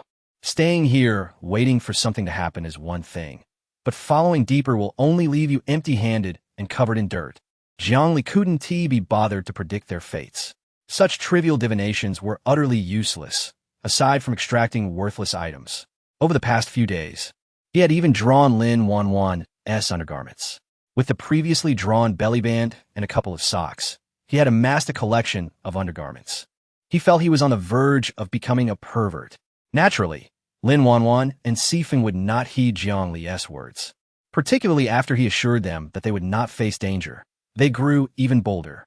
Then you could stay here while we go explore. With that, the two curious souls ventured deeper into the cave. Jiang Li shook his head and leaned against the stone wall, drifting into a light slumber. After being worn down by Lu Xinyan and by Ling Miao for an entire night, he was utterly exhausted. On the other side, as they delved deeper into the cave, the sword energy intensified. Gradually, both Su Linxuan and Lu Zichuan lost the ease they had previously felt. Considering the distance and the observed size of the forging pool, they had barely traversed half the way to its center. Press on, Su Linxuan commanded. Until he understood Su Linxuan's intentions, Lu Zichuan would not act rashly, obediently following him further. After traversing a bit more distance, they estimated they had covered about 2/3 of the way. Yet, the sword energy had escalated to a level where they could only defend against it. Lacking the strength to discuss absorption, let alone stop to forge a sword. Brother Su, I fear we may not endure long if we attempt to forge a sword here. In my opinion, it would be prudent to retreat, Lu Zichuan suggested. It seemed Lu Zichuan's well-meaning words had an effect. Su Linxuan, shedding his earlier cold demeanor, replied, Thank you, Brother Lu, but this place is just right. I have my methods. Lu Zichuan shrugged, remaining silent. Su Linxuan closed his eyes, seemingly attuning to something. After a moment, he suddenly opened them, a glimmer of joy in his gaze. He then produced a formation plate and some materials for setting up a formation. Soon, he arranged a formation around them. However, Lu Zichuan could not comprehend this formation, but it was certainly unrelated to sword forging. Before he could inquire, Su Linxuan retrieved a sword embryo and placed it in the center of the formation. Noticing the skepticism in Lu Zichuan's eyes, whether to reassure him or for other reasons, Su Linxuan explained, if it were a common method, I truly could not forge a sword here. But with this formation and a prepared sword embryo, it becomes much easier. Do not ask me for specifics. This is a secret of the Su family. He added a further explanation. Naturally, Lu Zichuan was not convinced and grew increasingly cautious. Do not be overly anxious. As long as you assist me in protecting the formation until my sword forging is complete, it will suffice. Not allowing you to absorb the sword energy is also to ensure you can help me resist the onslaught of the energy without disrupting my forging. Once the forging is successful, both my father and I will express our gratitude to you. As Su Linxuan explained, he placed what appeared to be fragments of a sword sheath around the formation. Once everything was set, he turned to Lu Zichuan with a smile. Brother Lu, just stand behind me and help fend off the sword energy from the rear. It's not difficult, right? Lu Zichuan looked into his eyes and smiled lightly. Of course. It was an oversight that my family could not aid General Su. If I can make amends now, I shall give it my all. Su Linxuan nodded. I appreciate your assistance. Brother Lu. Lu Zichuan nodded and positioned himself behind Su Linxuan, facing away from him, fully committed to resisting the omnipresent sword energy. Meanwhile, Su Linxuan began to form hand seals, activating the formation. At that moment, Lu Zichuan understood why Su Linxuan had asked for his help in resisting the sword energy. The instant the formation activated, the previously passive sword energy became wildly aggressive, surging towards the formation in a frenzy. While the formation held, the one manipulating it had to face the relentless tide of sword energy. For a time, Lu Zichuan felt the pressure multiply. He had to consider his own safety while also shielding Su Linxuan, leaving him with little time to think, forced into a state of passive defense. When Lu Zichuan first entered the forging pool, he had not regarded the sword energy within as a significant threat. Though it had affected him to some extent, its power was indeed formidable, yet he perceived it as mere inanimate force. With a cautious approach, he believed he could delve deeper without issue. However, now, Lu Zichuan had completely abandoned such unrealistic notions.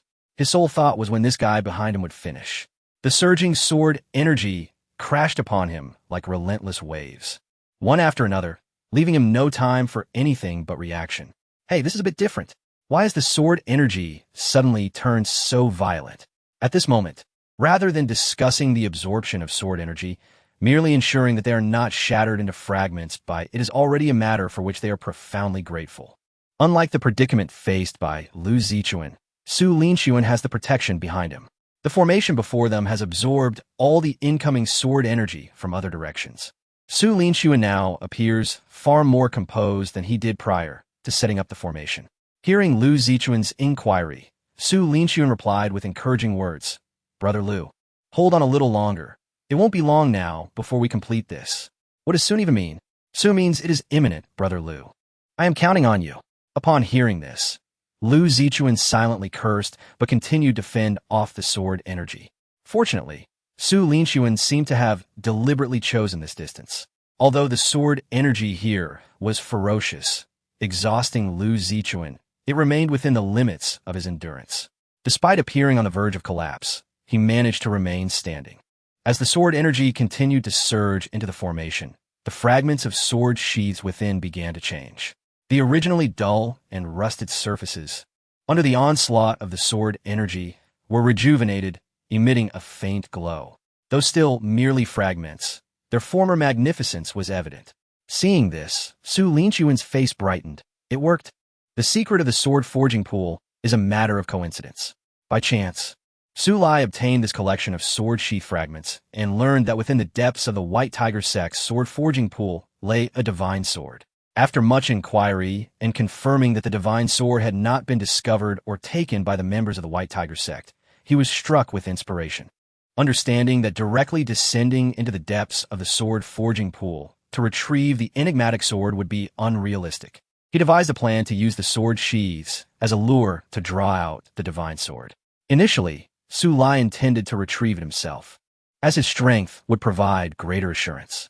However, with the imminent opening of the Xintian sect and recalling the legendary artifact within, he ultimately decided to send his most gifted son, Su Linxuan, to seize this opportunity. As for the value of Lu Zichuan and the others, the emergence of the divine weapon, using their blood to restore its edge, would be ideal, as the shattered sword sheaths regained their luster under the relentless sword energy. A mysterious pulsing sound resembling a heartbeat echoed within the sword forging pool.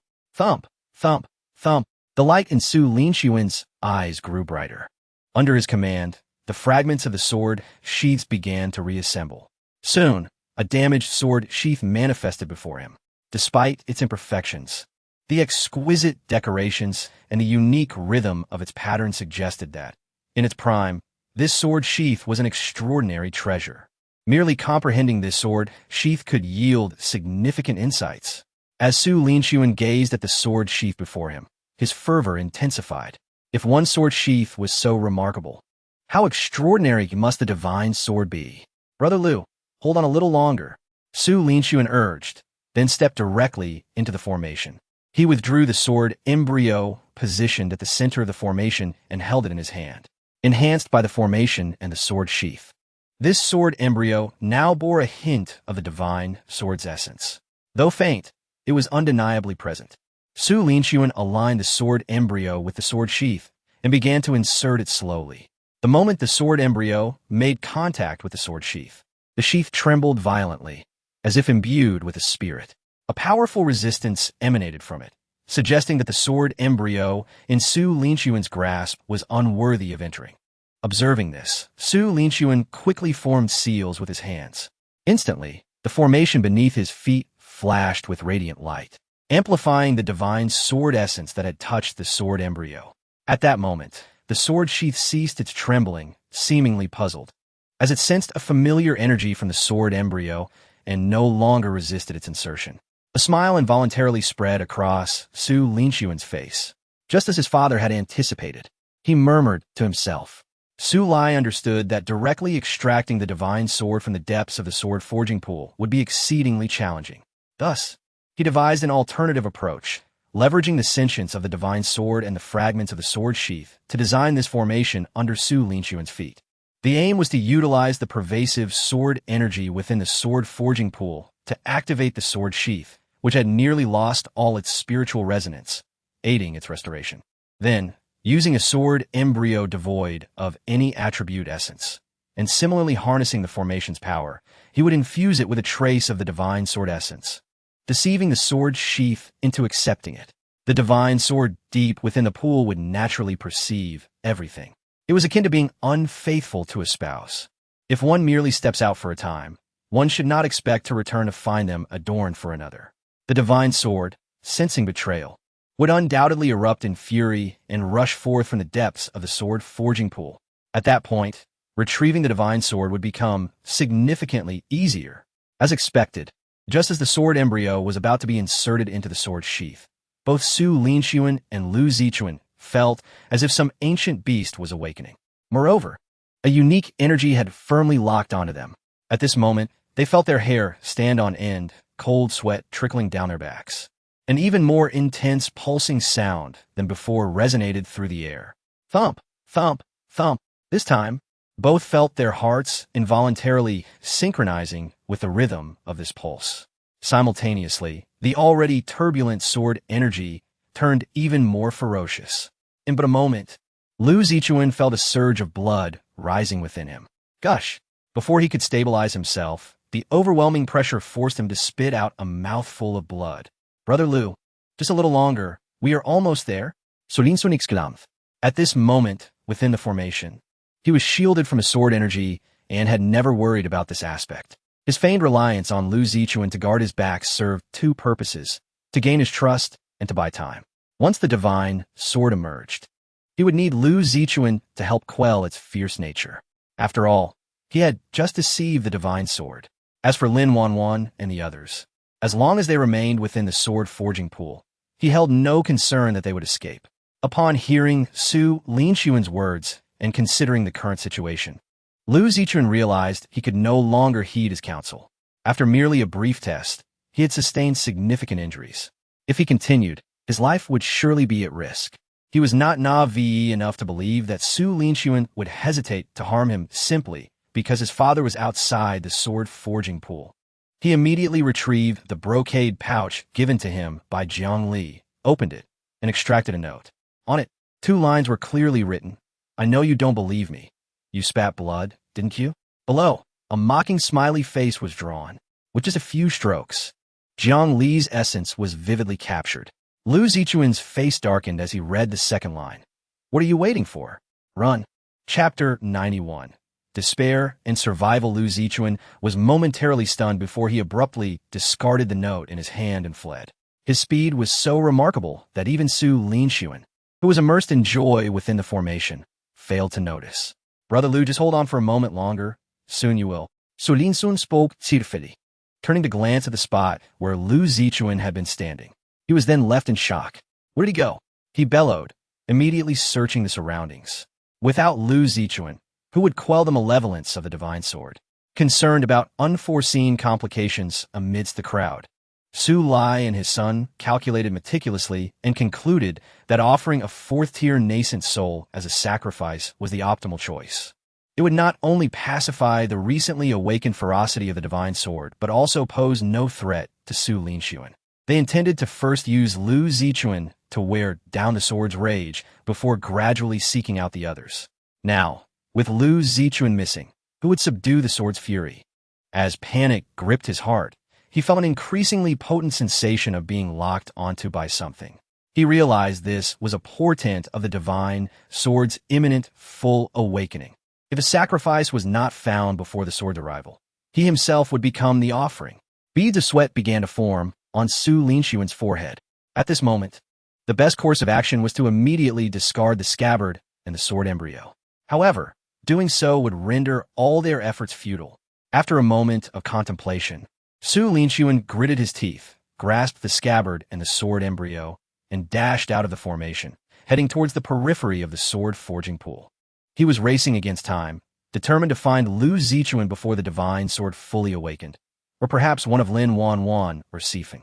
Yet, after only a few strides, the beads of sweat on Su Linxuan's forehead became even more dense.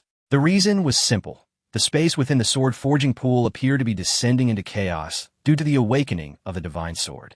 What was once an ordinary, dimly lit cave was now distorted, although visibility was somewhat hindered by the dim light and sword aura, allowing him to see only within a radius of 3 meters. The area within this small hill was not particularly vast, nor did it contain any convoluted paths. However, after running for a considerable time, he found that the potency of the sword aura surrounding him had only intensified. This meant he was heading deeper into the sword-forging pool. In the midst of this, he attempted to run in several directions, experiencing moments where the sword aura diminished. Yet ultimately, he had to accept one undeniable truth. He was lost. The space within the sword-forging pool had completely descended into chaos and overlap. At this juncture, despair enveloped Su Linxuan, crashing upon him like the darkness and sword aura surrounding him. After all the meticulous planning, and having lost a brother, was the only outcome to abandon the divine sword? Reluctance gnawed at him, yet he felt utterly helpless. He knew that discarding the scabbard and sword embryo might afford him a chance at survival. Otherwise, he faced a path of certain death. After a moment's hesitation, sensing the speed of the sword's awakening, Su Linxuan resolved to make one final attempt. This time, he charged deeper into the sword-forging pool, prepared to gamble everything for survival. Fortune seemed to smile upon him, as he soon spotted a figure leaning against a wall. Su Linxuan's heart leaped. Whether it was Lu Zichuan, Lin Wanwan, or Sifeng, if he could find any one of them, it would be sufficient to mitigate the divine sword's waking rage. Then he could pacify the sword temporarily and search for the others to fully reforge the divine sword. However, as he approached the figure, seeing their pallid and emaciated appearance, his heart sank. He recognized the individual as Jiang Li. With such a frail demeanor, could he truly be of any assistance? Su Linxuan couldn't help but question. Yet time was of the essence, and he had no alternative but to gamble on a desperate measure. It's unfortunate that fate has dealt you such a hand, Su Linxuan muttered under his breath, preparing to subdue Jiang Li, ensuring he wouldn't flee like Lu Zichuan had. Ah, so being here is worse than those two fools? Jiang Li opened his eyes with a hint of resignation. He was utterly exhausted. He had no idea whether the divine sword was angry, but he certainly was. Why did Bai Lingmiao and Lu Xinyan trust him to lead Lin Wanwan and Sifeng into this perilous venture? Beyond Jiang Li's ability to discern fortune and misfortune, they were equally intrigued by his own strength. After numerous tests, they concluded that Jiang Li, despite only being at the golden core stage, could easily rival those at the nascent soul level. They even suspected that Jiang Li had yet to reveal his true prowess. As Jiang Li observed Su Linxuan, who was now rushing towards him with a battered scabbard and a sword embryo in hand, he felt a surge of irritation. All I wanted was a decent nap, he exclaimed, a strange glint flashing in his eyes. In that fleeting moment, Su Linxuan felt an overwhelming fear emanating from Jiang Li's gaze, as if all his secrets had been laid bare. Suddenly, he felt a lightness in his right arm, followed by a warm liquid splashing across his face. In the next instant, an excruciating pain overwhelmed him. Ah! Su Linxuan's screams echoed throughout the sword-forging pool. Jiang Li's eyes glinted coldly as he regarded the pale-faced Su Linxuan, who had collapsed to the ground, yet clung desperately to the tattered scabbard. Do you understand? I haven't slept a wink all night, you fool. After severing Su Linxuan's arm, Jiang Li regained some composure. He looked down at Su Linxuan, whose aura was dark and ominous with disdain. You're a short-lived ghost. He then stepped forward, squatting down before Su Linxuan. Su Linxuan, in a state of bewilderment, lay half reclined on the ground, clutching his severed arm and using his feet to push himself backward. Do not come closer. My father is Su Lai, the Grand General of the Imperial Cavalry, a figure of the late Emperor's stage. If I die, he will avenge me. Jiang Li's question about life and death fell on deaf ears. Su Linxuan merely continued to retreat. The terror from Jiang Li's earlier strike had shattered his courage. He had not even had a moment to react before his arm was severed. Such power was beyond anything he had ever encountered. This person was undoubtedly not merely at the golden core level. I ask you, do you wish to live or die? Jiang Li delivered a sharp slap to Su Linxuan's face, which finally brought him back to his senses. Su Linxuan, clutching his severed arm and gazing into Jiang Li's eyes, with a strange glint still lingered, swallowed hard before responding, I wish to live. Who could be so heartless as to leave young Master Su in such a state? Jiang Li's expression shifted dramatically as he looked at Su Linxuan's severed arm, his face filled with shock. For a fleeting moment, Su Linxuan forgot his pain, incredulous at Jiang Li's sudden change of demeanor. Isn't it you who did this? He weakly protested. Jiang Li smacked his forehead, realization dawning upon him. I see now. It must be the result of my awakening rage. I have a habit. If someone calls me while I'm asleep, I tend to strike. My apologies. Come, let me help you stitch it back on. Su Linxuan, upon hearing this, looked on in disbelief. Stitch it back on. Jiang Li bent down, picked up the severed arm from the ground, and pressed it against Su Linxuan's shoulder. Then, he truly took out a needle and thread from his bosom and began to stitch. Su Linxuan stood there, momentarily stunned by the scene before him. Who would have thought that this skill would find its utility one day? Jiang Li quickly finished stitching Su Linxuan's arm, nodding in satisfaction. Such small skills were indeed abundant on him.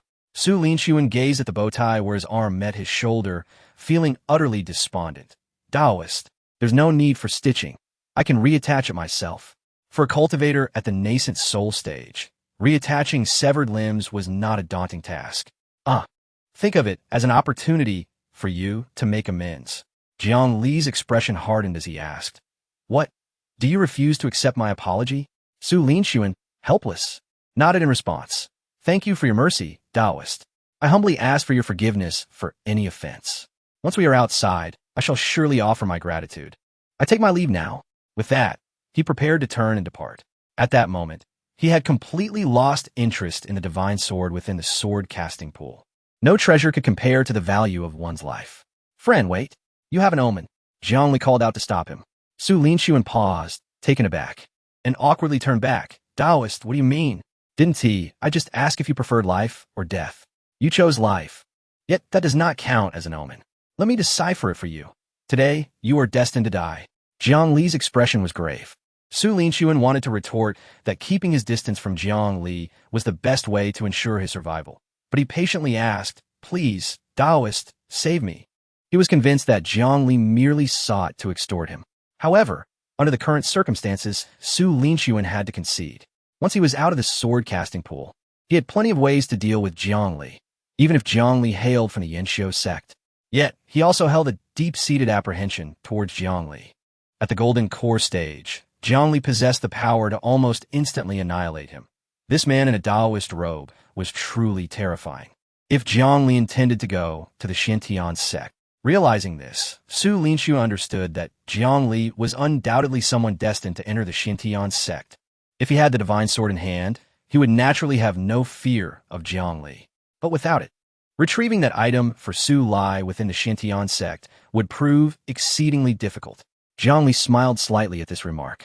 Su Lai was just outside. Su Linxuan could not die yet. It would be hard to explain.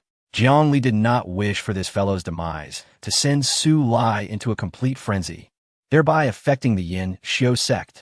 He pretended to calculate with his fingers, adopting a knowing expression as he observed the omens, saying, Su Daoist, if my calculations are correct, you did not enter here merely to forge a sword. Su Linxuan's eyes flickered with surprise at his words. Before he could respond, Jiang Li continued, If I were you, I would discard that thing immediately. Otherwise, you won't even know how you met your end. Upon hearing this, Su Linxuan recalled Jiang Li's earlier sword strike and became convinced that Jiang Li possessed a unique and formidable ability. He found himself believing Jiang Li's words to a certain extent, and a glimmer of hope ignited within him. Daoist, is there a way to break this curse? If there was even the slightest possibility, how could he possibly relinquish the divine sword? Jiang Li shook his head. Let me be frank. Even if you were to throw it away now, whether you can preserve your life is still uncertain. Do you dare to be greedy? Su Linxuan gritted his teeth. Even if there's a 1 in 10,000 chance, I must take the risk. There is none. Not even the slightest chance. Jiang Li asserted firmly.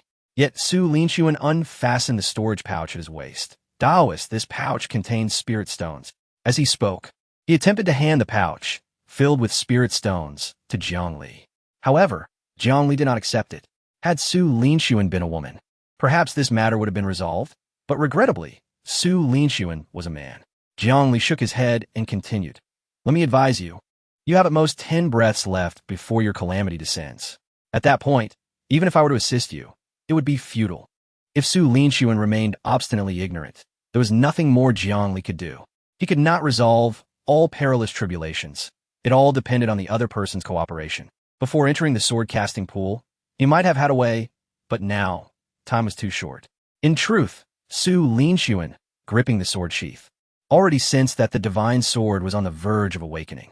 With no means of locating Chun and the others, and unable to contend with Jiang Li, the divine sword would undoubtedly turn against him first. 8 breaths. Jiang Li's voice echoed ominously in his ears. Su Linxuan glanced at the sword sheath in his hand. Feeling the fluctuations emanating from the sword-casting pool, his eyes filled with indecision. 5 breaths. Jiang Li even began to slowly retreat, creating distance between them. 3 breaths. Clang. A sudden sound of a sword ringing out echoed from the depths of the sword-casting pool. It was this very sound that ignited Su Linxuan's survival instinct. Suppressing his greed, without a moment's hesitation, he hurled the sword sheath away. Due to the chaotic space within the sword-casting pool, the sheath vanished after flying a short distance, lost his sight. Su Linxuan, clutching the arm that had just been reattached, gasped for breath. The weight of this choice was not easy for him to bear. Just as he was about to rejoice in his narrow escape, he felt the unsettling sensation of being watched still linger. He sprang to his feet, eyes wide with horror as he stared at Jiang Li, Daoist. Jiang Li quickly reassured him. I know, it's all right, you can still be saved. As he spoke, a formidable sword intent erupted suddenly. The sword energy within the sword-casting pool began to surge wildly, indiscriminately attacking everything around. Fortunately, the sword energy where they stood was relatively weak, causing them no harm. However, both men could feel that the entire space was shifting from its initial chaos toward a state of overlap. A grave expression appeared on Jiang Li's face. He was not worried about Lin Wanwan and Sifeng. Judging by the fortune above their heads, they were unlikely to encounter any mishap. As for Lu Zichuan, his fortune was so radiant that it was almost blinding. But this fellow before him? His fortune was darkening, as if it were bleeding red. From the omens, it seemed this man could still be saved. But what about himself? He could not perceive his own fortune, and, standing beside such an ill-fated individual, felt akin to being next to a lightning rod. Saving him would equate to removing the lightning rod. If the rod fell, it would not be struck by lightning, but who would the lightning ultimately strike? In that moment, cold sweat began to bead on Jiang Li's forehead. Alas, those 2 women were indeed the source of calamity, causing no small amount of trouble. Chapter 93. The Art of Balance. At this moment, Jiang Li found himself in a state of hesitation. Should he save or not? Ultimately, he resolved to act. The rationale was simple. Should he choose an action, he might become collateral damage when danger approached. Conversely, if he intervened, there might still be a glimmer of hope. Quickly, remove your clothes, Jiang Li urged urgently. What? Su Linxuan responded, utterly perplexed. However, he observed Jiang Li already loosening his garments. This, Daoist, is this truly necessary? Is this the only way to survive? Su Linxuan felt conflicted. He was certainly not like his inept brother, Su Lin Ran. His inclinations were decidedly conventional. Why are you still hesitating? Hurry up and undress. Do you think I wish for this? Jiang Li pressed. Shouldn't we perhaps cultivate some rapport first? I mean, are we to engage in that sort of activity? Su Linxuan stammered, anxiety evident in his tone. Forget such nonsense. I provided the method. Whether you choose to live or die is your own affair. Jiang Li raturta. The divination indicated that the only way for Su Linxuan to escape death was to strip bare, although Jiang Li himself was uncertain as to why. He believed that following this course of action might yield results. In a swift motion, Jiang Li disrobed entirely, even casting his storage bag far away. He then shielded his modesty with his hands, crouching in a corner. In that moment, he could feel a terrifying sword intent, as if it were a gaze scrutinizing his every movement. Realizing Jiang Li's actions, Su Linxuan understood he had misjudged the situation. He quickly followed suit, stripping off his own clothes and crouching at a distance from Jiang Li. Upon witnessing this, Jiang Li snorted disdainfully but remained silent. Almost instantaneously after Su Linxuan settled down, the sword energy in their vicinity abruptly halted, then surged violently towards a singular direction. In mere moments, the area was devoid of sword energy, falling into a profound silence, as though the threat had dissipated. Yet, Su Linxuan's countenance was fraught with concern. He understood that the divine sword had fully awakened and was now alarmingly close. The sword energy they had felt was merely a response to the sword's reversion to its original state. Indeed, the next instant, both men felt what seemed like sharp, invisible barbs piercing their skin. Then, a venerable, long sword manifested within their space. An intangible pressure enveloped them as the ancient sword appeared, intensifying the prickling sensation. Blood began to seep from their bodies. Jiang Li sensed a scrutinizing gaze sweep over him, and in a moment of daze, he seemed to hear a feminine voice state, "Commoner, no threat." With that, the ancient sword vanished from sight. Though the sword had departed, neither dared to move. Concurrently, a crisp notification echoed in Jiang Li's mind. Ding! Upon hearing this sound, Jiang Li exhaled deeply. This was an indication that the divination concerning Su Linxuan had borne fruit. He glanced at Su Linxuan, noting that the fortune hovering above him had transformed into an unremarkable shade of milky white. The danger appeared to have been averted. Yet, Jiang Li remained still, waiting a full 15 minutes to ensure there was no lingering threat before he slowly rose and donned his clothing. "Rise, it's safe now." Jiang Li spoke solemnly to the still crouching Su Linxuan. As Su Linxuan stood, still somewhat dazed, he was met by a shadowy figure, Jiang Li tossing his clothes back to him. "Put this on quickly. Do you really have the audacity to remain exposed?" Feeling embarrassed, Su Linxuan hastily dressed and expressed his gratitude. "Thank you, Daoist, for saving my life." This was a sincere sentiment. At the moment the divine sword materialized, his heart had nearly leapt into his throat. With the sword's disappearance, his heart slowly returned to its rightful place. Knowing more about the sword's origins than Jiang Li, Su Linxuan was acutely aware of the peril they had just faced. Jiang Li waved dismissively, signaling that it was of no consequence. "What do you tell me about that sword?" he inquired. Su Linxuan took a moment before responding. "The specifics are unclear, but it is said to be a sword that fell from an ancient battlefield, a genuine supreme weapon, albeit damaged." He succinctly shared what he could without undue concealment.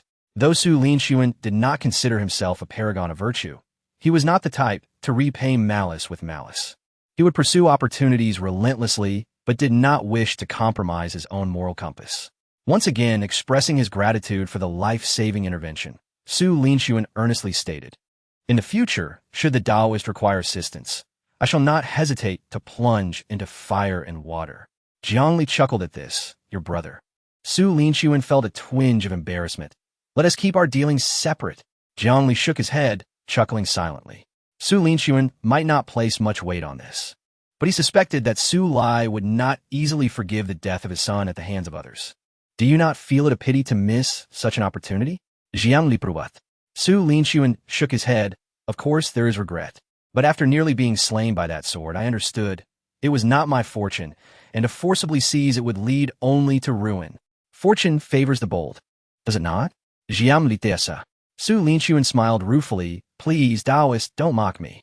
If this opportunity were to fall into the hands of another, Jiang Li inkira tantativeli, then it would belong to them. I would have no fortune to claim it, and the virtuous ought to possess it. And what if that person were Lu Zichuan?" Jiang Li's eyes glimmered with intrigue. After experiencing the sword's might firsthand, he felt a growing apprehension. From the perspective of Yan Xiuzong, he could tolerate the continued presence of the Lu family in Ningzhou City, as it aligned with their interests. Controlling the foolish Lu Qingyuan would not pose a challenge. Lu Zichuan was clever and of modest cultivation. Collaboration would be feasible.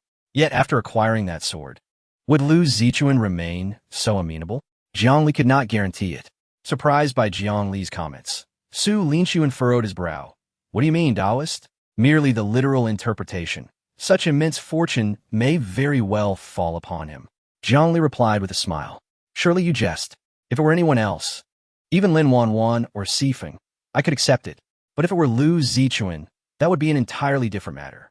As thoughts of their previous humiliations at the hands of the Lu family resurfaced, a flicker of murderous intent flashed in Su Linxuan's eyes. Little did he know, the architect of their woes was none other than the benefactor before him. I possess a modicum of insight into fortune-telling. His luck far surpasses yours. Sufficient to bear that sword without backlash. Django li spoke na contemplativeton. In that case, upon our exit, I shall certainly prepare generous gifts to congratulate young Master Lu. Su Linxuan declared through gritted teeth. With the goal achieved and understanding the perils of excessive discourse, Jiang Li chose to remain silent. Chapter 94, Performance. Su Linxuan remarked on his ill fortune, for he encountered Jiang Li and ultimately evaded a deadly calamity. Lu Zichuan, on the other hand, considered himself fortunate, as he inadvertently stumbled into the innermost depths of the sword forging pool due to its chaotic and convoluted space, a place where none had trodden save for the first-generation ancestor of the White Tigers. However, here, apart from witnessing a dilapidated formation covered in intricate runes and a gash in the center that resembled a sword's piercing, he found nothing else. The silence enveloping him was unsettling. Kneeling at the heart of the formation, Lu Zichuan touched the gash and mused aloud. This must be where a sword was thrust. Pondering, he retrieved a sword from his storage pouch. Not being a swordsman, he had merely procured it for this visit to the sword forging pool, anticipating unforeseen circumstances. Compelled by an inexplicable force, he plunged the sword into the gash. To his astonishment, the formation beneath him inexplicably activated. Shocked, Lu Zichuan's eyes widened in horror. The occurrences had been exceedingly bizarre. Just as he intended to flee, he suddenly found his grip on the sword's hilt inexplicably tightening. A surge of malevolent energy erupted, enveloping him completely. Before he could react, darkness clouded his vision, and he lost consciousness. A cacophony of battle cries echoed in his ears as he regained his senses, only to discover he was amidst a battlefield. Before him loomed a monstrous beast he had never encountered, its gaping maw dripping with menace, poised to devour him. The creature's might surpassed even that of the likes of Su Lai and Lu Xinyan. Its massive jaws dwarfed him entirely, and the aura it exuded threatened to shatter his very soul. He yearned to flee, yet he found himself immobilized. In the next instant, a flash of cold light sliced through the air, and the beast was cleaved into a heap of flesh. Subsequently, Lu Zichuan realized he was moving at an astonishing velocity, a pace that was almost unfathomable. It dawned on him that he was merely an observer, inhabiting another's body and experiencing their actions. As the figure wielded the sword, he caught a glimpse of himself reflected in its polished blade. While there were resemblances, this other self bore a far colder demeanor, with an expression devoid of warmth. As the individual continued to dispatch formidable beasts, Lu Zichuan gradually calmed, recognizing that the person he had temporarily possessed was an extraordinary powerhouse, safe from immediate peril. Thus, he began to curiously survey the battlefield. However, the more he glanced around, the more he encountered unimaginable sights, colossal giants, soaring dragons and phoenixes, and mythical beasts that only existed in legends. Tao Tai, Yinglong, Xianglu. Pitted against them were beings capable of shifting the very fabric of the cosmos with a mere gesture, wielding devastating techniques that could obliterate the world. The clash between the two sides wrought chaos upon the heavens, upending the sun and moon. Initially believing he had assumed the form of an unparalleled warrior, Lu Zichuan now recognized that he was merely a pawn amidst titans. One fateful encounter revealed that even a single glance from these legendary beings could obliterate him entirely. As anticipated, He was soon swept into the tumultuous aftermath of a battle between a Ying Long and a golden-armored war god, with no opportunity for resistance. He was hurled backward, darkness consuming him once more as he lost consciousness. When Lu Zichuan regained his senses, he found himself back atop the formation, still clutching the sword hilt, though the blade had vanished.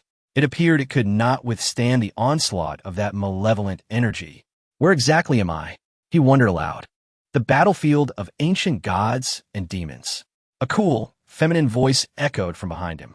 Startled, Lu Zichuan spun around, bracing himself, only to discover a time-worn long sword behind him.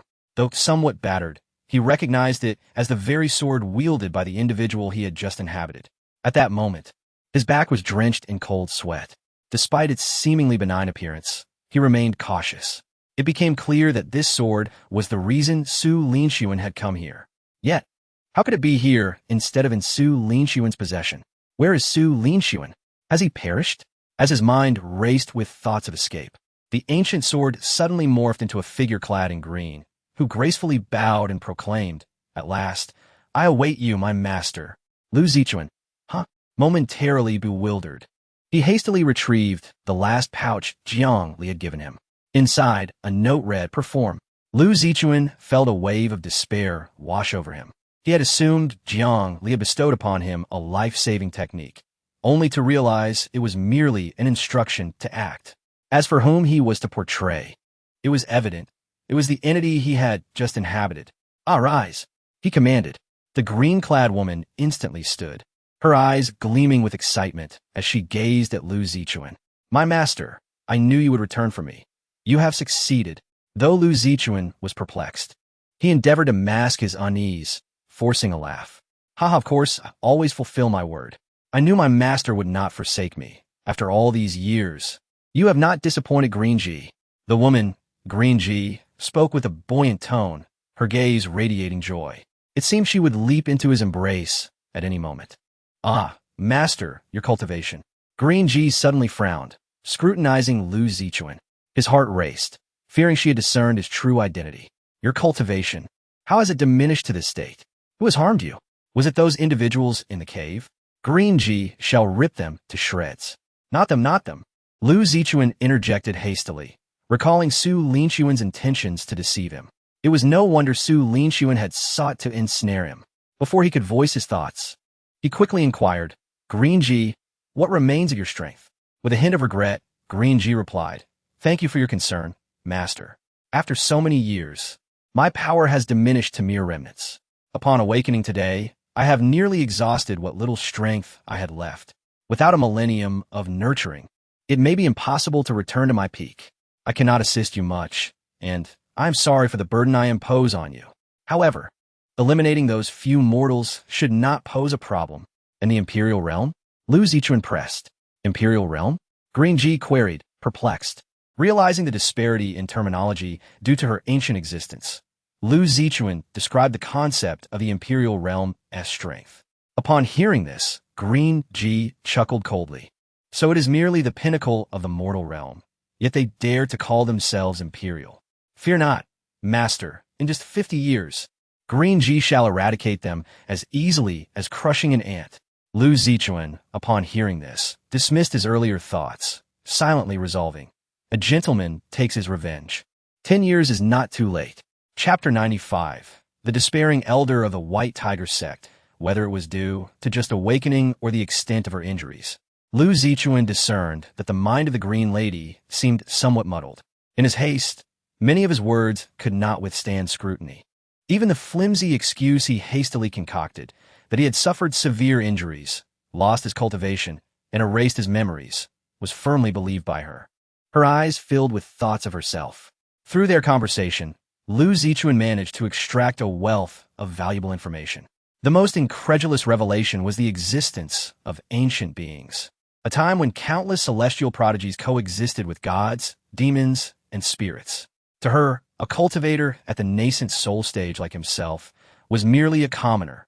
However, Lu Zichuan found little interest in such bygone eras. Instead, he was captivated by the extraordinary techniques and secrets she spoke of. Using his amnesia as a pretext, He could elicit many unparalleled cultivation methods from her. This, after all, was the true value of the Green Lady. As for Su Lai and Su Linxuan, he would spare them for now. Master, my sword sheath is within the cave. With its presence, my recovery will accelerate greatly. Please retrieve it quickly. Lu Zichuan had no hesitation. Once the Green Lady returned to the sword, he held it firmly and proceeded in the direction she indicated.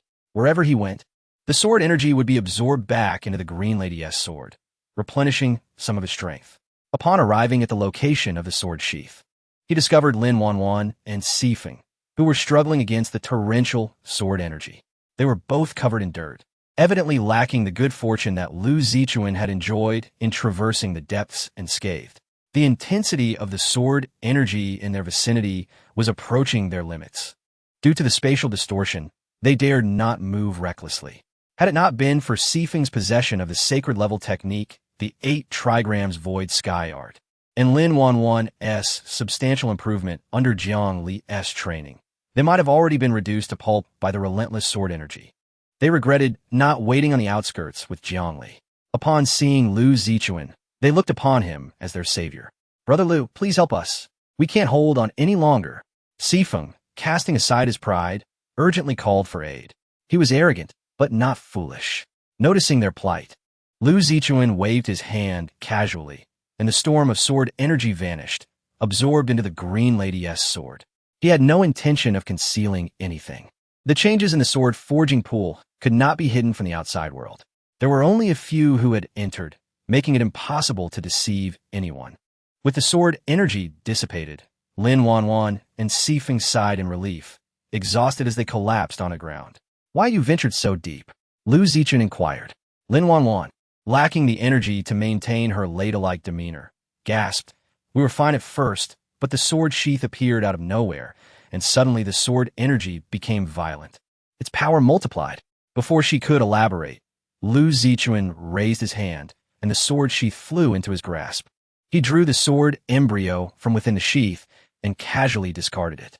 Then, before the eyes of Lin Wanwan and Sifeng, he inserted the Green Lady into the sheath. The two, not foolish, exchanged knowing glances, quickly grasping the situation. Although they were somewhat envious of Lu Zichuan's fortune, they harbored no intense jealousy. For their own talents far surpassed this. Apologies, my friends, but some things must be returned, Lu Zichuan said with a smile. As his words fell, the sword energy that had been absorbed into their swords automatically surged forth, merging into the Green Lady's sword. Seeing this, the two appeared as wilted as frostbitten eggplants. Deflated, just as Jiang Li had said, they had emerged from the ordeal with nothing but dirt on their faces. As the Green Lady reclaimed her master, the space within the sword forging pool began to gradually restore itself. Soon, everything returned to its original state. After retracing their steps, the trio encountered Jiang Li and Su Linxuan at the entrance. Lu Zichuan's expression changed when he saw that Su Linxuan was unharmed and standing upright. However, he quickly regained his composure and approached them with a greeting, Daoist Jiang, Brother Su. Su Linxuan glanced at him, huffed coldly without speaking, and instead turned to Jiang Li, saying, Daoist, it seems this gift from Su must be prepared. Jiang Li chuckled softly, shaking his head without a word, and nodded at Lu Zichuan as a form of acknowledgement. He then turned to the weary Lin Wanwan and Sifeng. How about you two? Did you gather a bountiful harvest? The two pouted in silence, prompting a hearty laugh from Jiang Li.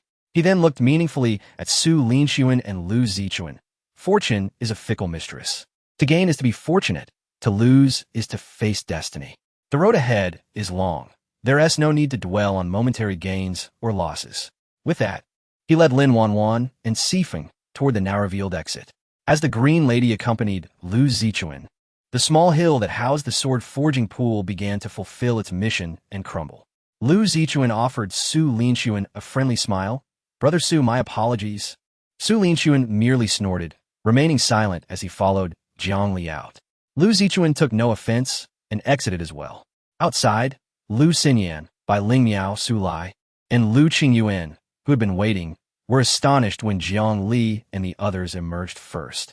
It was astonishingly swift, taking less than a day. Before they could inquire, Su Linxuan and Lu Zichuan stepped out. Shortly thereafter, The small hill known as the sword-forging pool collapsed before their astonished eyes, crumbling into rubble. Ah! The elder of the White Tiger sect stared wide-eyed at the scene before him, speechless. He trembled, pointing at the ruins, glancing helplessly at those around him, emitting involuntary cries of despair. He seemed to hope that someone could provide an explanation. Yet, unfortunately, neither Su Lai, who was privy to everything, nor Lu Xinyan and Bai Ling Miao, nor even the bewildered Lu Qingyuan could offer him an answer. Observing Jiang Li and the others emerge unscathed, no one could fathom what had transpired within, especially Su Lai, whose heart sank. The survival of Jiang Li and his companions made it clear to him. The plan had gone awry. Chapter 96. The plans of the Su family, father and son. No one paid heed to the lamentations of the elder from the White Tiger sect, much like no one would listen to the wails of the vanquished. The attention of the masses is eternally captivated by the resplendent victors. Yet at this moment, whether it be Lu Xinyan and Bai Ling Miao or Su Lai and Lu Qingyuan, none discerned who the ultimate beneficiary of this forging pool would be. Jiang Li, are you all right? Bai Ling Miao inquired anxiously upon seeing Lin Wanwan and Sifeng in disarray, their faces marred by exhaustion. Jiang Li casually replied with a double entendre. What could possibly be wrong? There's nothing at all. However, it indeed seemed there was nothing amiss, merely a futile journey for the pure-hearted. Lin Wanwan and Sifeng lowered their heads in awkwardness at his words. Observing this, Bai Ling Miao felt a flicker of suspicion arise within her. While she trusted Jiang Li's judgment, as the leader of a sect, there were matters that must be contended for, even if the outcome was known to be unattainable. Such was the attitude required. It's good that nothing is amiss. After a meticulous examination of Lin Wanwan and Sifeng, Bai Ling Miao realized that aside from some fatigue and minor injuries that left them looking rather disheveled, they were otherwise unscathed, allowing her to breathe a sigh of relief. As her disciple, Lin Wanwan's injuries would surely pain her, and as the prodigy entrusted to Yinshou's sect by Lin Jianzi, Sifeng's wounds would also weigh heavily upon her heart. Casting her gaze at Jiang Li, who bore dark circles under his eyes and yawned incessantly, Bai Ling Miao felt an irate frustration rise within her. While others had ventured forth to fight valiantly, he appeared as though he had merely taken a nap. I instructed you to watch over them. How is it they ended up like this while you are perfectly fine? Bai Ling Miao chided. In response, Jiang Li protested. I told them not to run around. What more could I do if they wouldn't listen? Bai Ling Miao opened her mouth, ready to respond. But Jiang Li interrupted her once more. I warned you repeatedly not to come. It was of no use. What else could I do? Taken aback by Jiang Li's words, Bai Ling Miao found herself at a loss for words. Senior sister, when are we returning to the sect? You two were simply too fierce last night. I truly cannot endure any longer. May I return to rest for a while? Jiang Li covered his mouth and yawned again. Both Bai Ling Miao and Lu Xinyan, simultaneously blushing and exclaiming, Don't speak nonsense. Sifeng, suddenly invigorated, glanced between Jiang Li and the two women, grinning broadly. Jiang Li playfully smacked the back of his head. What are you thinking, you little rascal? Sifeng innocently touched the back of his head, casting a pitiful glance at Jiang Li, unable to voice a word. You have such lascivious thoughts. It's evident even without you speaking. Jiang Li scolded. Sifeng, upon hearing this, felt even more wronged. Meanwhile, Lin Wanwan narrowed her eyes, observing her master and senior aunt, then Jiang Li, her heart racing with alarm. Was it only Lu Xinyan? Why was her master? Lost in thought, Lin Wanwan's lips involuntarily pouted, her curiosity about the events of the previous night intensifying. In stark contrast to the playful banter, the Su family father and son, alongside the Lu family, presented a completely divergent scene. One side wore expressions so grim they seemed ready to weep, while the other was lit with joy as if flowers had bloomed upon their faces. Could it be that the opportunity was seized by Lu Zichuan? Su Lai's gaze was fixed upon the Lu family, his tone icy. After all the turmoil, and having lost a son, it felt as though he had labored in vain. At that moment, his animosity towards the Lu family surpassed even that directed at Lu Xinyan and Yinshou sect for the death of Su Linran. He even suspected that the death of Su Linran had been orchestrated by Lu Qingyuan, all for today's gain. As for how they had learned of his intentions regarding the forging pool, he cared not. He focused solely on the outcome. For now, it sufficed to know that among the three factions, himself, Yinsho's sect, and the Liu family. The ultimate beneficiary was indeed the Liu family. Su Linxian nodded. Indeed. It must be him without a doubt. I have failed to fulfill my father's expectations, and I ask for your punishment. Su Lai sighed. You have done nothing wrong. You performed admirably. Had it not been for your timely intervention, I would likely have lost another son today. Despite his dissatisfaction, Su Lai held Su Linxian, the most capable among his sons, in high regard. This humiliation shall be avenged, father and son together. Su Linxian nodded before inquiring, Father, should we not take action against the Liu family now? Su Lai shook his head. For the time being, there is no opportunity. With Liu Zichuan having acquired such a great fortune, he will undoubtedly seek the aid of Liu Gufei. Unless they are foolish, they will not hesitate to do so. Upon saying this, Su Lai felt a profound sense of defeat. He had once believed that this small Ningzhou would serve as a stage for his ambitions, but instead, he discovered that its inhabitants were obstinately resilient and cunning. Truly, he had lost both his wife and soldiers in this endeavor. However, direct confrontation was not an option. Instead, he would pursue a more clandestine approach. There is a saying, a thief cannot remain a thief forever. I shall ensure that the Liu family comprehends the consequences of provoking Su Lai. Su Linxian nodded in agreement. He too could not swallow this bitter pill. Yet, Father, our disadvantage arose from our lack of a home ground. How do you intend to deal with them? Su Lai replied with a cold smile. Previously, with the forging pool, Yinsho's sect would never have willingly relinquished the White Tiger sect. But now that the forging pool is gone, the value of the White Tiger sect has diminished significantly. This presents a prime opportunity for us to infiltrate the White Tiger sect. Upon hearing this, Su Linxuan's eyes brightened. The White Tiger sect's ability to stand toe-to-toe with Yinsho's sect in Ningzhou was largely due to the forging pool. In terms of martial arts legacy, it paled in comparison to Yinsho's sect. Otherwise, how could the mid-stage Emperor Realm expert Hu Sanhang have been slain by Liu Xinyan, who was merely at the early stage? Now that the forging pool was lost, the value of the White Tiger sect had plummeted.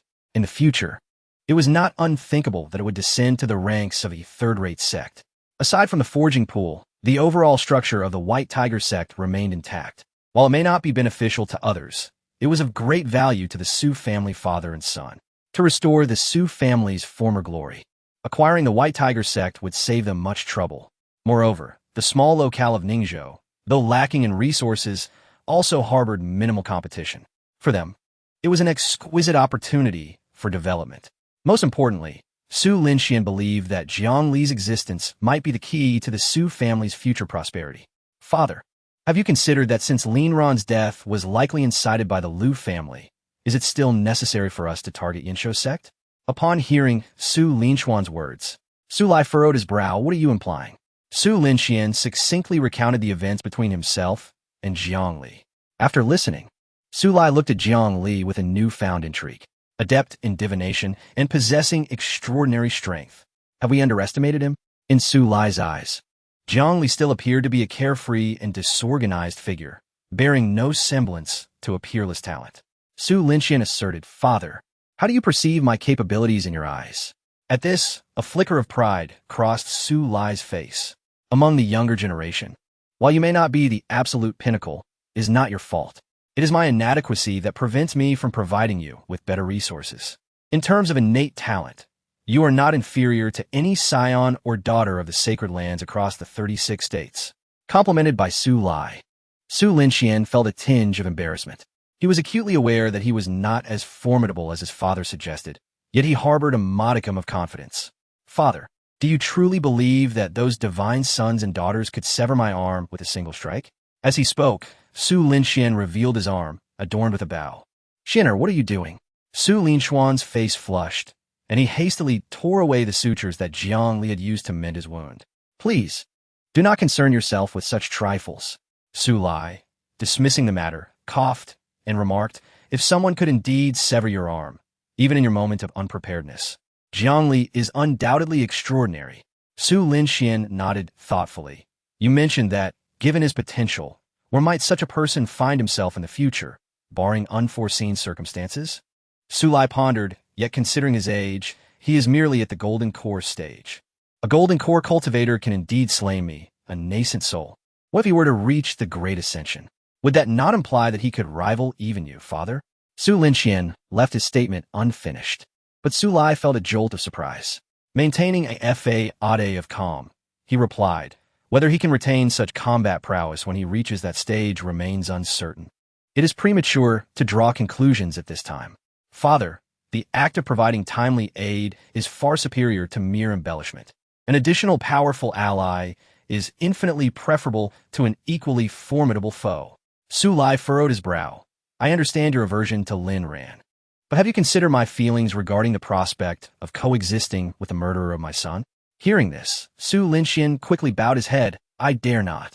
Su Lai gazed at his son, sighed, and said, without a significant opportunity, my path forward is likely bleak.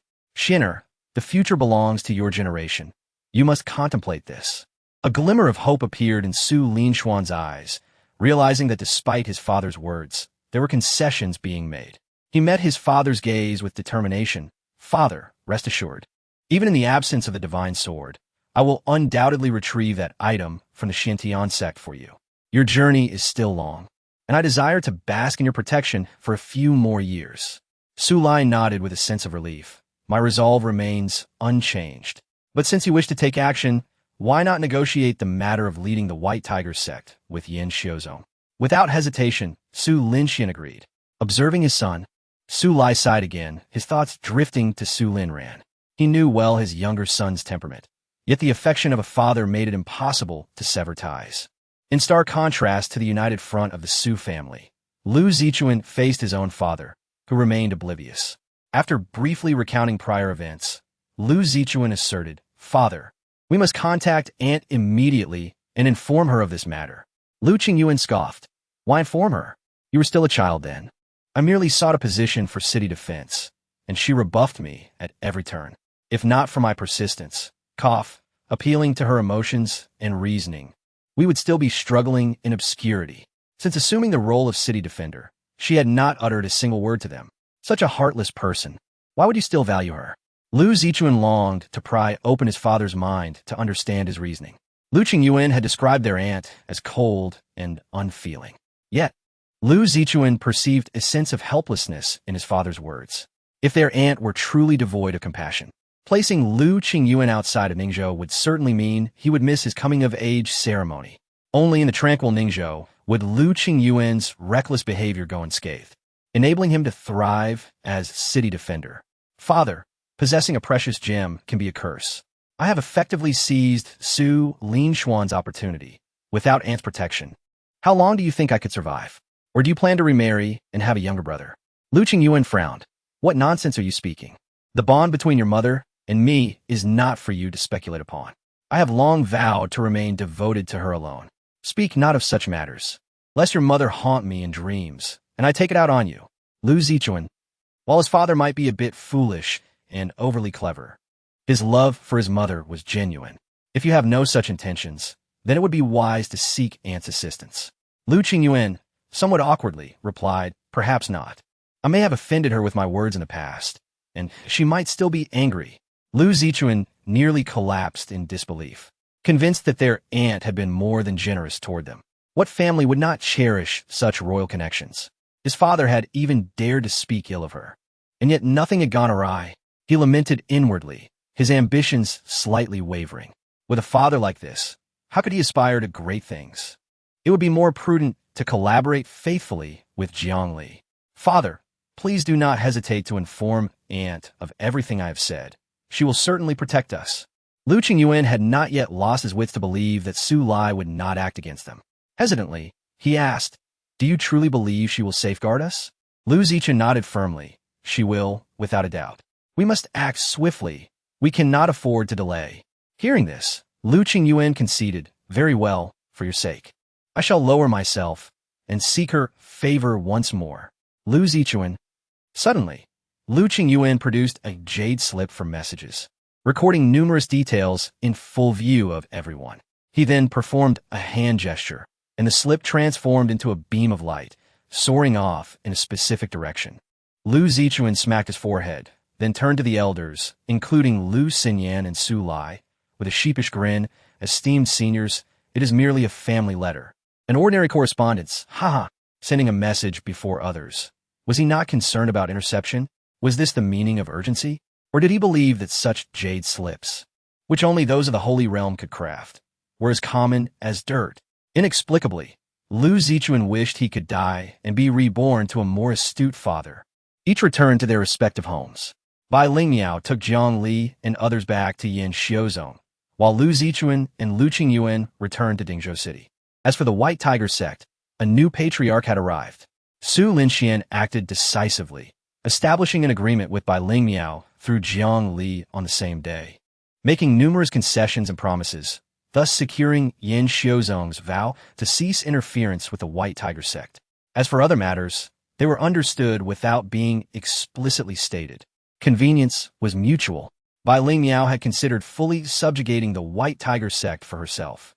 However, given that Yin Xiuzong comprised solely female disciples, merging them proved exceedingly difficult, potentially resulting in a scenario where 1 + 1 equaled less than 2, especially considering the enmity between Yin Xiuzong and the White Tiger sect. Furthermore, since Jiang Li's arrival, the overall strength of Yin Xiuzong had surged tremendously. The female disciples' cultivation speed exceeded that of their counterparts in other sects, inspiring Bai Lingmiao to adopt an elite approach. Consequently, merging the White Tiger sect became even less feasible, as she regarded many of its disciples with disdain. Jiang Li had also analyzed the current situation in Ningzhou for her. Before Yin Xiuzong had fully developed, it was essential to have Lu Qingyuan, the city guardian of Ningzhou, standing in the forefront, with Su Lai beside him to maintain a mutual check. After all, the opportunities that originally belonged to the entire Baihu sect had now fallen solely into the hands of Lu Zichuan. The outcome of this singular possession remained uncertain. At present, the situation in Ningzhou was characterized by a tripartite balance, which was far more favorable than a singular dominance by Yin Xiuzong, whether internally or externally. Bai Lingmiao had once questioned whether indulging the Su and Lu families might lead to unforeseen consequences, but she received a striking response from Jiang Li. I fear they may not grow strong enough. The brilliance in Jiang Li's eyes at that moment left Bai Lingmiao astounded. The overwhelming confidence emanating from him made her feel as though she beheld an insurmountable mountain. She could not fathom the depths of strength within this handsome young man capable of such assertions. Yet his aura captivated her. Upon returning to Yin Xiuzong, Jiang Li greeted others briefly before retreating to his cave abode. Though fatigue lingered, his spirit soared with excitement. At last, he had the chance to draw for superior rewards. One was from Su Linxian, and the other, the one he anticipated the most, was from Lu Zichuan. Before him manifested 2 radiant lottery screens. Despite both individuals representing high-quality rewards, he was limited to choosing one due to his current strength. Jiang Li was prepared for this eventuality and felt no disappointment. He rubbed his hands together, exhaled into his palms, and chanted, "Spirits of heaven and earth, may the Grand Master reveal his power, swiftly as the law commands." Upon finishing, a gleam of light flashed in his eyes as he selected the central card from Su Linxian's reward. Suddenly, golden light erupted, illuminating his face as if dusted with gold powder, and a smile involuntarily crept upon his lips. Upon unveiling the card, it depicted a seated figure resembling the one he had drawn, but below it inscribed the word talent. Joy surged within Jiang Li's eyes as he realized he had drawn yet another talent. So far, he had acquired 3 talents. One for sword control from Ran Xinyan, another for discerning weaknesses from Lin Wanwan, and the last, a mimicry talent from an ordinary disciple of Yin Xiuzong. The first 2 talents were immensely valuable, exceptional for both cultivation and combat. As for the mimicry talent, though somewhat trivial, it proved unexpectedly useful in specific situations, as evidenced during Su Lai's previous inquiry into Yin Xiuzong. Now, with another talent in hand, how could Jiang Li not rejoice? To him, the rewards of talent were far more enticing than any others. Su Linxian's talent was named Spirit Recovery. As the name suggests, his internal spirit would recover at an extraordinary speed, proving invaluable in wheeled battles, evenly matched fights, and large-scale skirmishes. Jiang Li was unaware of how this talent would manifest in Su Linxian, but his own test showed that with the system's enhancement, his recovery speed was doubled. Alas, it was regrettable that it lacked the potential for growth like Lin Wanwan's talent. However, considering that a twofold recovery rate was already astonishing, any further growth to 3, 4, or even 5 times would render others obsolete. With this newfound talent, Jiang Li's joy intensified. He rubbed his hands once more, directing his gaze toward the reward from Lu Zichuan. After muttering a similar incantation, he tapped the central card with anticipation. Given Su Linxuan's generous contribution, surely Lu Zichuan would offer something equally remarkable. Although the sword appeared somewhat damaged at the time, Jiang Li still hoped that the system could restore it to its original glory. While uncertain of the sword's quality, he believed it would at least suffice for use at the imperial level. Giddy with anticipation, he even covered his eyes to shield them from the expected dazzling light. Yet, the awaited golden brilliance did not materialize. The card merely flashed with a brief white light before falling silent. Instead of the sword he sought, it depicted a child's wooden sword. Jiang Li, where's my sword? System, have you taken kickbacks? Why has my divine sword turned into a wooden plaything? Speak, why don't you? Jiang Li roared in frustration, yet the system remained unresponsive. A full hour passed before he finally accepted reality. The individual he had anticipated the most, Lu Zichuan, had only granted him a child's wooden sword.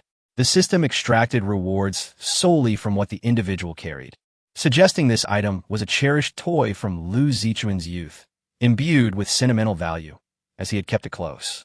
However, how was this of any use to him? Jiang Li found it too small, even for chopping firewood. With a huff, he tossed it aside and climbed into bed. Perhaps weariness had truly set in, for soon, the cave echoed with his soft snores. It wasn't until the early hours of dawn that his snoring ceased, only to be replaced by murmurs of song in his dreams. Do you know the many regrets I bear and the hopes I cherish? Chapter 99. The Return of Ling Yunzi. The anticipation of last night fell flat.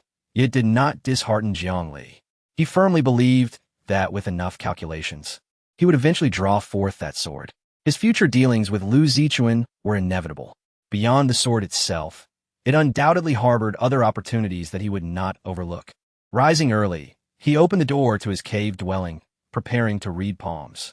As Jiang Li was engrossed in palmistry, a peculiar figure suddenly appeared before him, startling him greatly.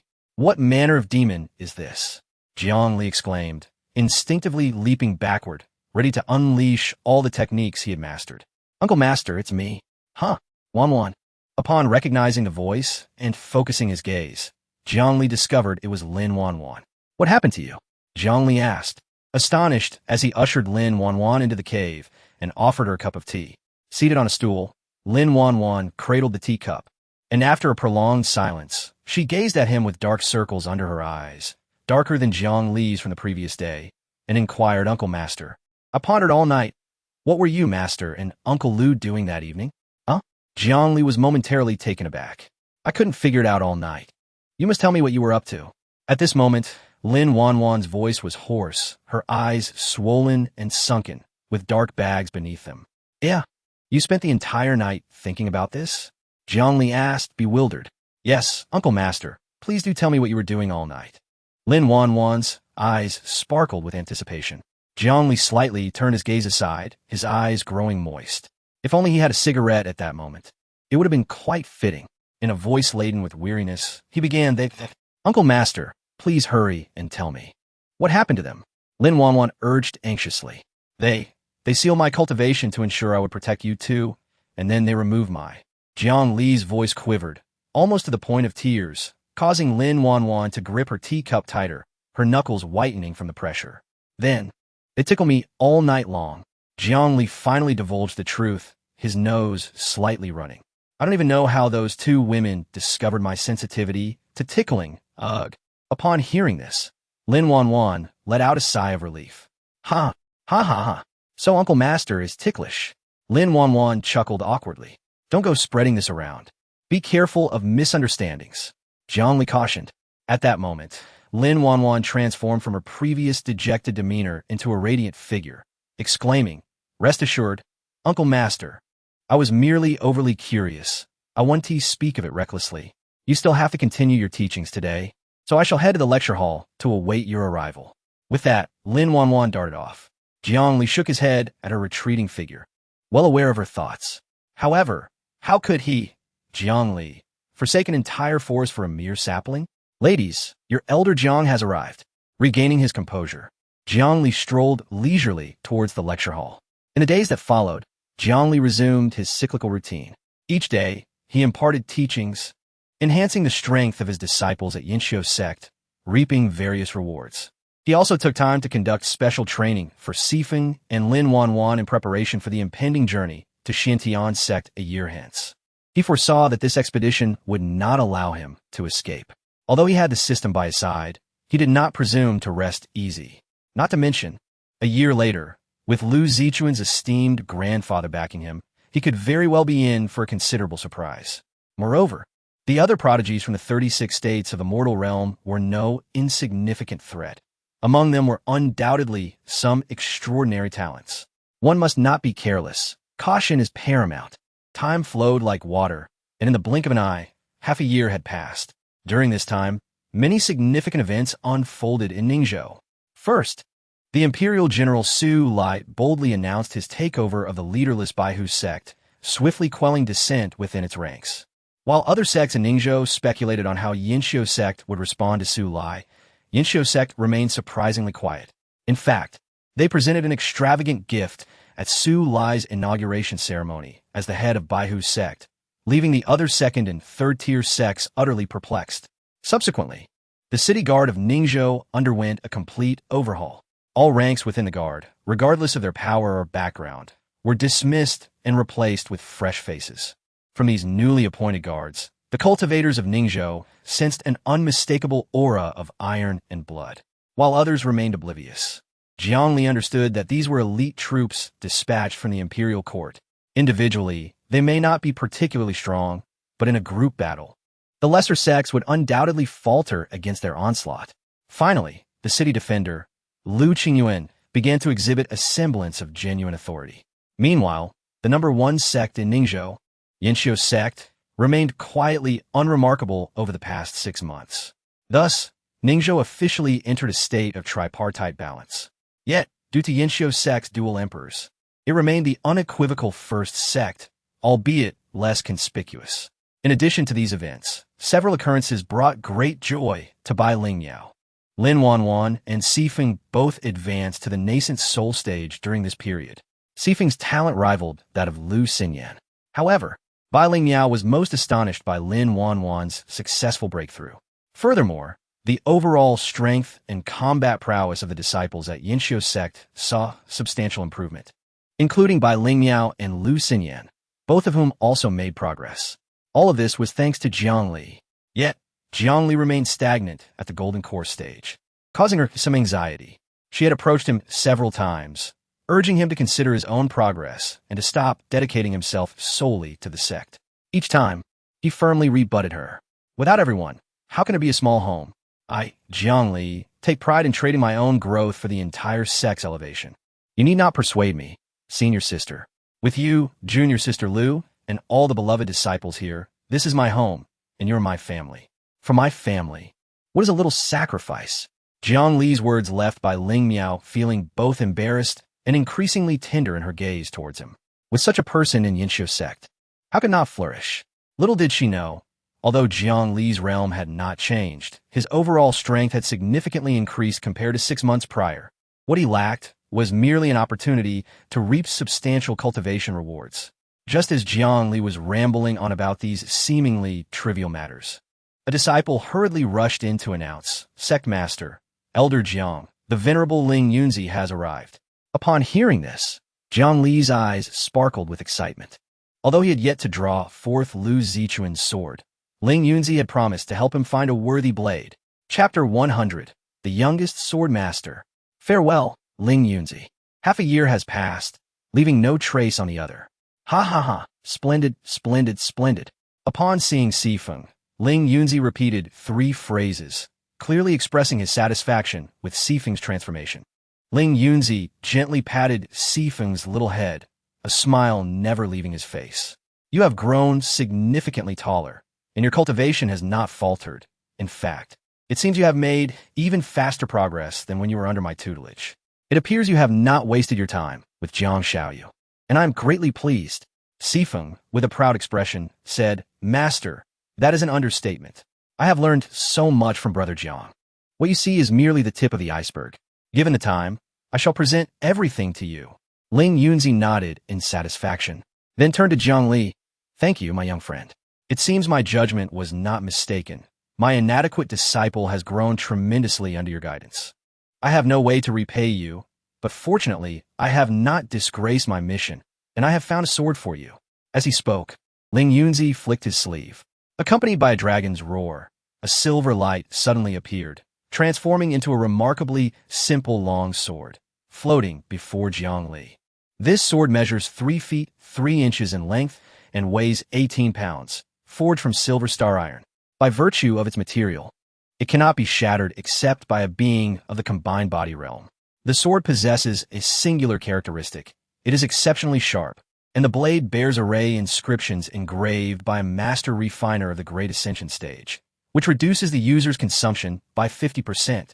From this moment on, this sword shall belong to you. Upon hearing this, Jiang Li's joy was palpable. He was no longer a novice in cultivation, not to mention the sword's remarkable sharpness. The mere fact that it could not be destroyed by anyone below the combined body realm spoke volumes about its power. Just its mere presence would prevent any being of that realm from shattering it. With the addition of the user's strength, it would only become more resilient. It could be said that this sword would remain with him even until he reaches the Emperor realm. Furthermore, the reduction of consumption by 50%, while it may seem modest in Ling Yunzi's eyes, was a significant enhancement for Jiang Li. After all, with the talent drawn from Su Linxuan, his endurance in battle would only grow stronger when utilizing sword techniques. Jiang Li glanced at Ling Yunzi, and upon receiving a nod of approval, eagerly reached for the hilt. As he grasped the long sword, a refreshing chill surged through his palm, providing immense comfort. The hilt felt exceptionally pleasing as well. Clearly, this sword was well suited for combat. Its design resonated deeply with Jiang Li's preferences. He adored such straightforward and unassuming weaponry. After imprinting his consciousness onto the blade, it would completely belong to him. In his delight, he smiled apologetically at Ling Yunzi and began to demonstrate the Qingling sword technique before the gathered onlookers. Initially, they could discern his movements. However, as Jiang Li's speed increased, all that could be seen were flashes of silver light and the echoes of dragon roars, while his figure became elusive. The intricacy of his swordsmanship and the ethereal nature of his sword intent left spectators in awe. After witnessing this, Lu Xinyan felt that her practice of the Qingling sword technique resembled a child's clumsy swings. It was almost unbearable to watch. She nudged by Ling Miao beside her and remarked, "Sister, does he have another hidden skill? When he taught me, he was not this formidable. In comparison, I feel as if I have just learned to wield a sword. I have practiced this Qingling sword technique for a full 18 years. Bai Ling Miao gasped in disbelief. "My goodness, your talent for 18 years of practice equates to just beginning with a sword? What about me? Have I been practicing worthless techniques?" On the side, Sifeng, who had also spent half a year at Yinshuo's sect, had already witnessed Lu Xinyan's swordplay. Although he had never formally learned the Qingling sword technique, he certainly did not disdain it. "Sister Lu, Sister Bai, why does Jiang Ji's sword technique seem different from yours? It appears stronger." Bai Lingyao shot him a sidelong glance and retorted, "Little brat, if you can't articulate your thoughts, just keep quiet. It doesn't make you seem insightful." Ling Yunzi, witnessing the scene, burst into laughter. "Although I am not well versed in your sect's sword techniques, all swordsmanship in the world ultimately converges. I also know a few rudimentary techniques. Jiang Xiaoyou's swordplay, in terms of skill, has reached the pinnacle, rivaling any sword master." Upon hearing Ling Yunzi's high praise for Jiang Li, both Lu Xinyan and Bai Ling Miao were taken aback. Bai Ling Miao questioned, "Senior, while this Qingling sword technique may be considered a supreme art in Ningzhou, it hardly deserves such acclaim across the 36 states, does it?" Ling Yunzi shook his head. "What I refer to is not the technique itself, but the one who wields it." "Oh, Jiang Shidi is worthy of such praise from you?" Bai Ling Miao asked in disbelief. After all, Ling Yunzi was a sage, a peak existence across the 36 states. Even an imperial dynasty would show utmost respect to someone of his stature. Ling Yunzi stroked his beard and said, "The one who understands any technique most profoundly is often its creator. Even those with extraordinary talent, like the two of you, cannot transcend this limitation unless your cultivation far surpasses that of your ancestors. However, Jiang Xiaoyu, with his golden core cultivation, executes this sword technique flawlessly, perhaps even surpassing it. Such talent is rare indeed. It would not be inappropriate to regard him as a sword master. Hearing Ling Yunzi's words, Lu Xinyan and Bai Ling Miao exchanged incredulous glances. They had always known Jiang Li was exceptional, but to receive such high praise from a contemporary titan left them feeling almost unreal. If Jiang Li possessed the same Emperor Realm cultivation as them, it might not have seemed so hard to believe. Yet at this moment, Jiang Li was merely at the golden core stage. Indeed, even 13-year-old Sifeng was superior. Suddenly, a resounding sword cry echoed as Jiang Li, using his sword control technique, commanded the long sword to soar skyward, instantly transforming into a silver dragon, dancing and twisting through the air. In his exhilaration, Jiang Li practiced with all his might for an entire hour, showing no signs of fatigue, moving with effortless grace. Even Ling Yunzi was somewhat astonished by this endurance. Withdraw, Jiang Li softly commanded, and the long sword swiftly returned to its original form, flying back into his hand. Thank you for bestowing this sword, Senior. I am deeply grateful. Jiang Li clasped his hands in a deep bow to Ling Yunzi. The preciousness of this sword rivaled even that of the sword Lu Xinyan possessed. Such a generous gift illustrated Ling Yunzi's sincerity. Jiang Li, no longer hesitant, solemnly assured, Senior, rest assured, during my journey to Xiantian sect, I shall do my utmost to protect Sifeng. Upon hearing this, Ling Yunzi's smile grew even brighter. He patted Jiang Li's shoulder, expressing his satisfaction. Excellent. In this way, my efforts to find you a sword have not been in vain. Chapter 101. The view of Ling Yunzi on Yin Xiuzong as adults. Sifeng might perceive his master as a benevolent individual. However, Jiang Li harbored a different opinion. Ling Yunzi's assistance in locating such an exquisite sword was not solely due to his appreciation for Jiang Li. Rather, he primarily wished to enable his disciple, Sifeng, to benefit during their expedition to Xiantian sect. It is common knowledge that one must be cautious when accepting favors, particularly from someone as formidable as Ling Yunzi. The latter could easily exert his superior strength over Jiang Li, and the fact that he refrained from doing so was already a significant display of respect. Ling Yunzi's candid approach to communication left Jiang Li feeling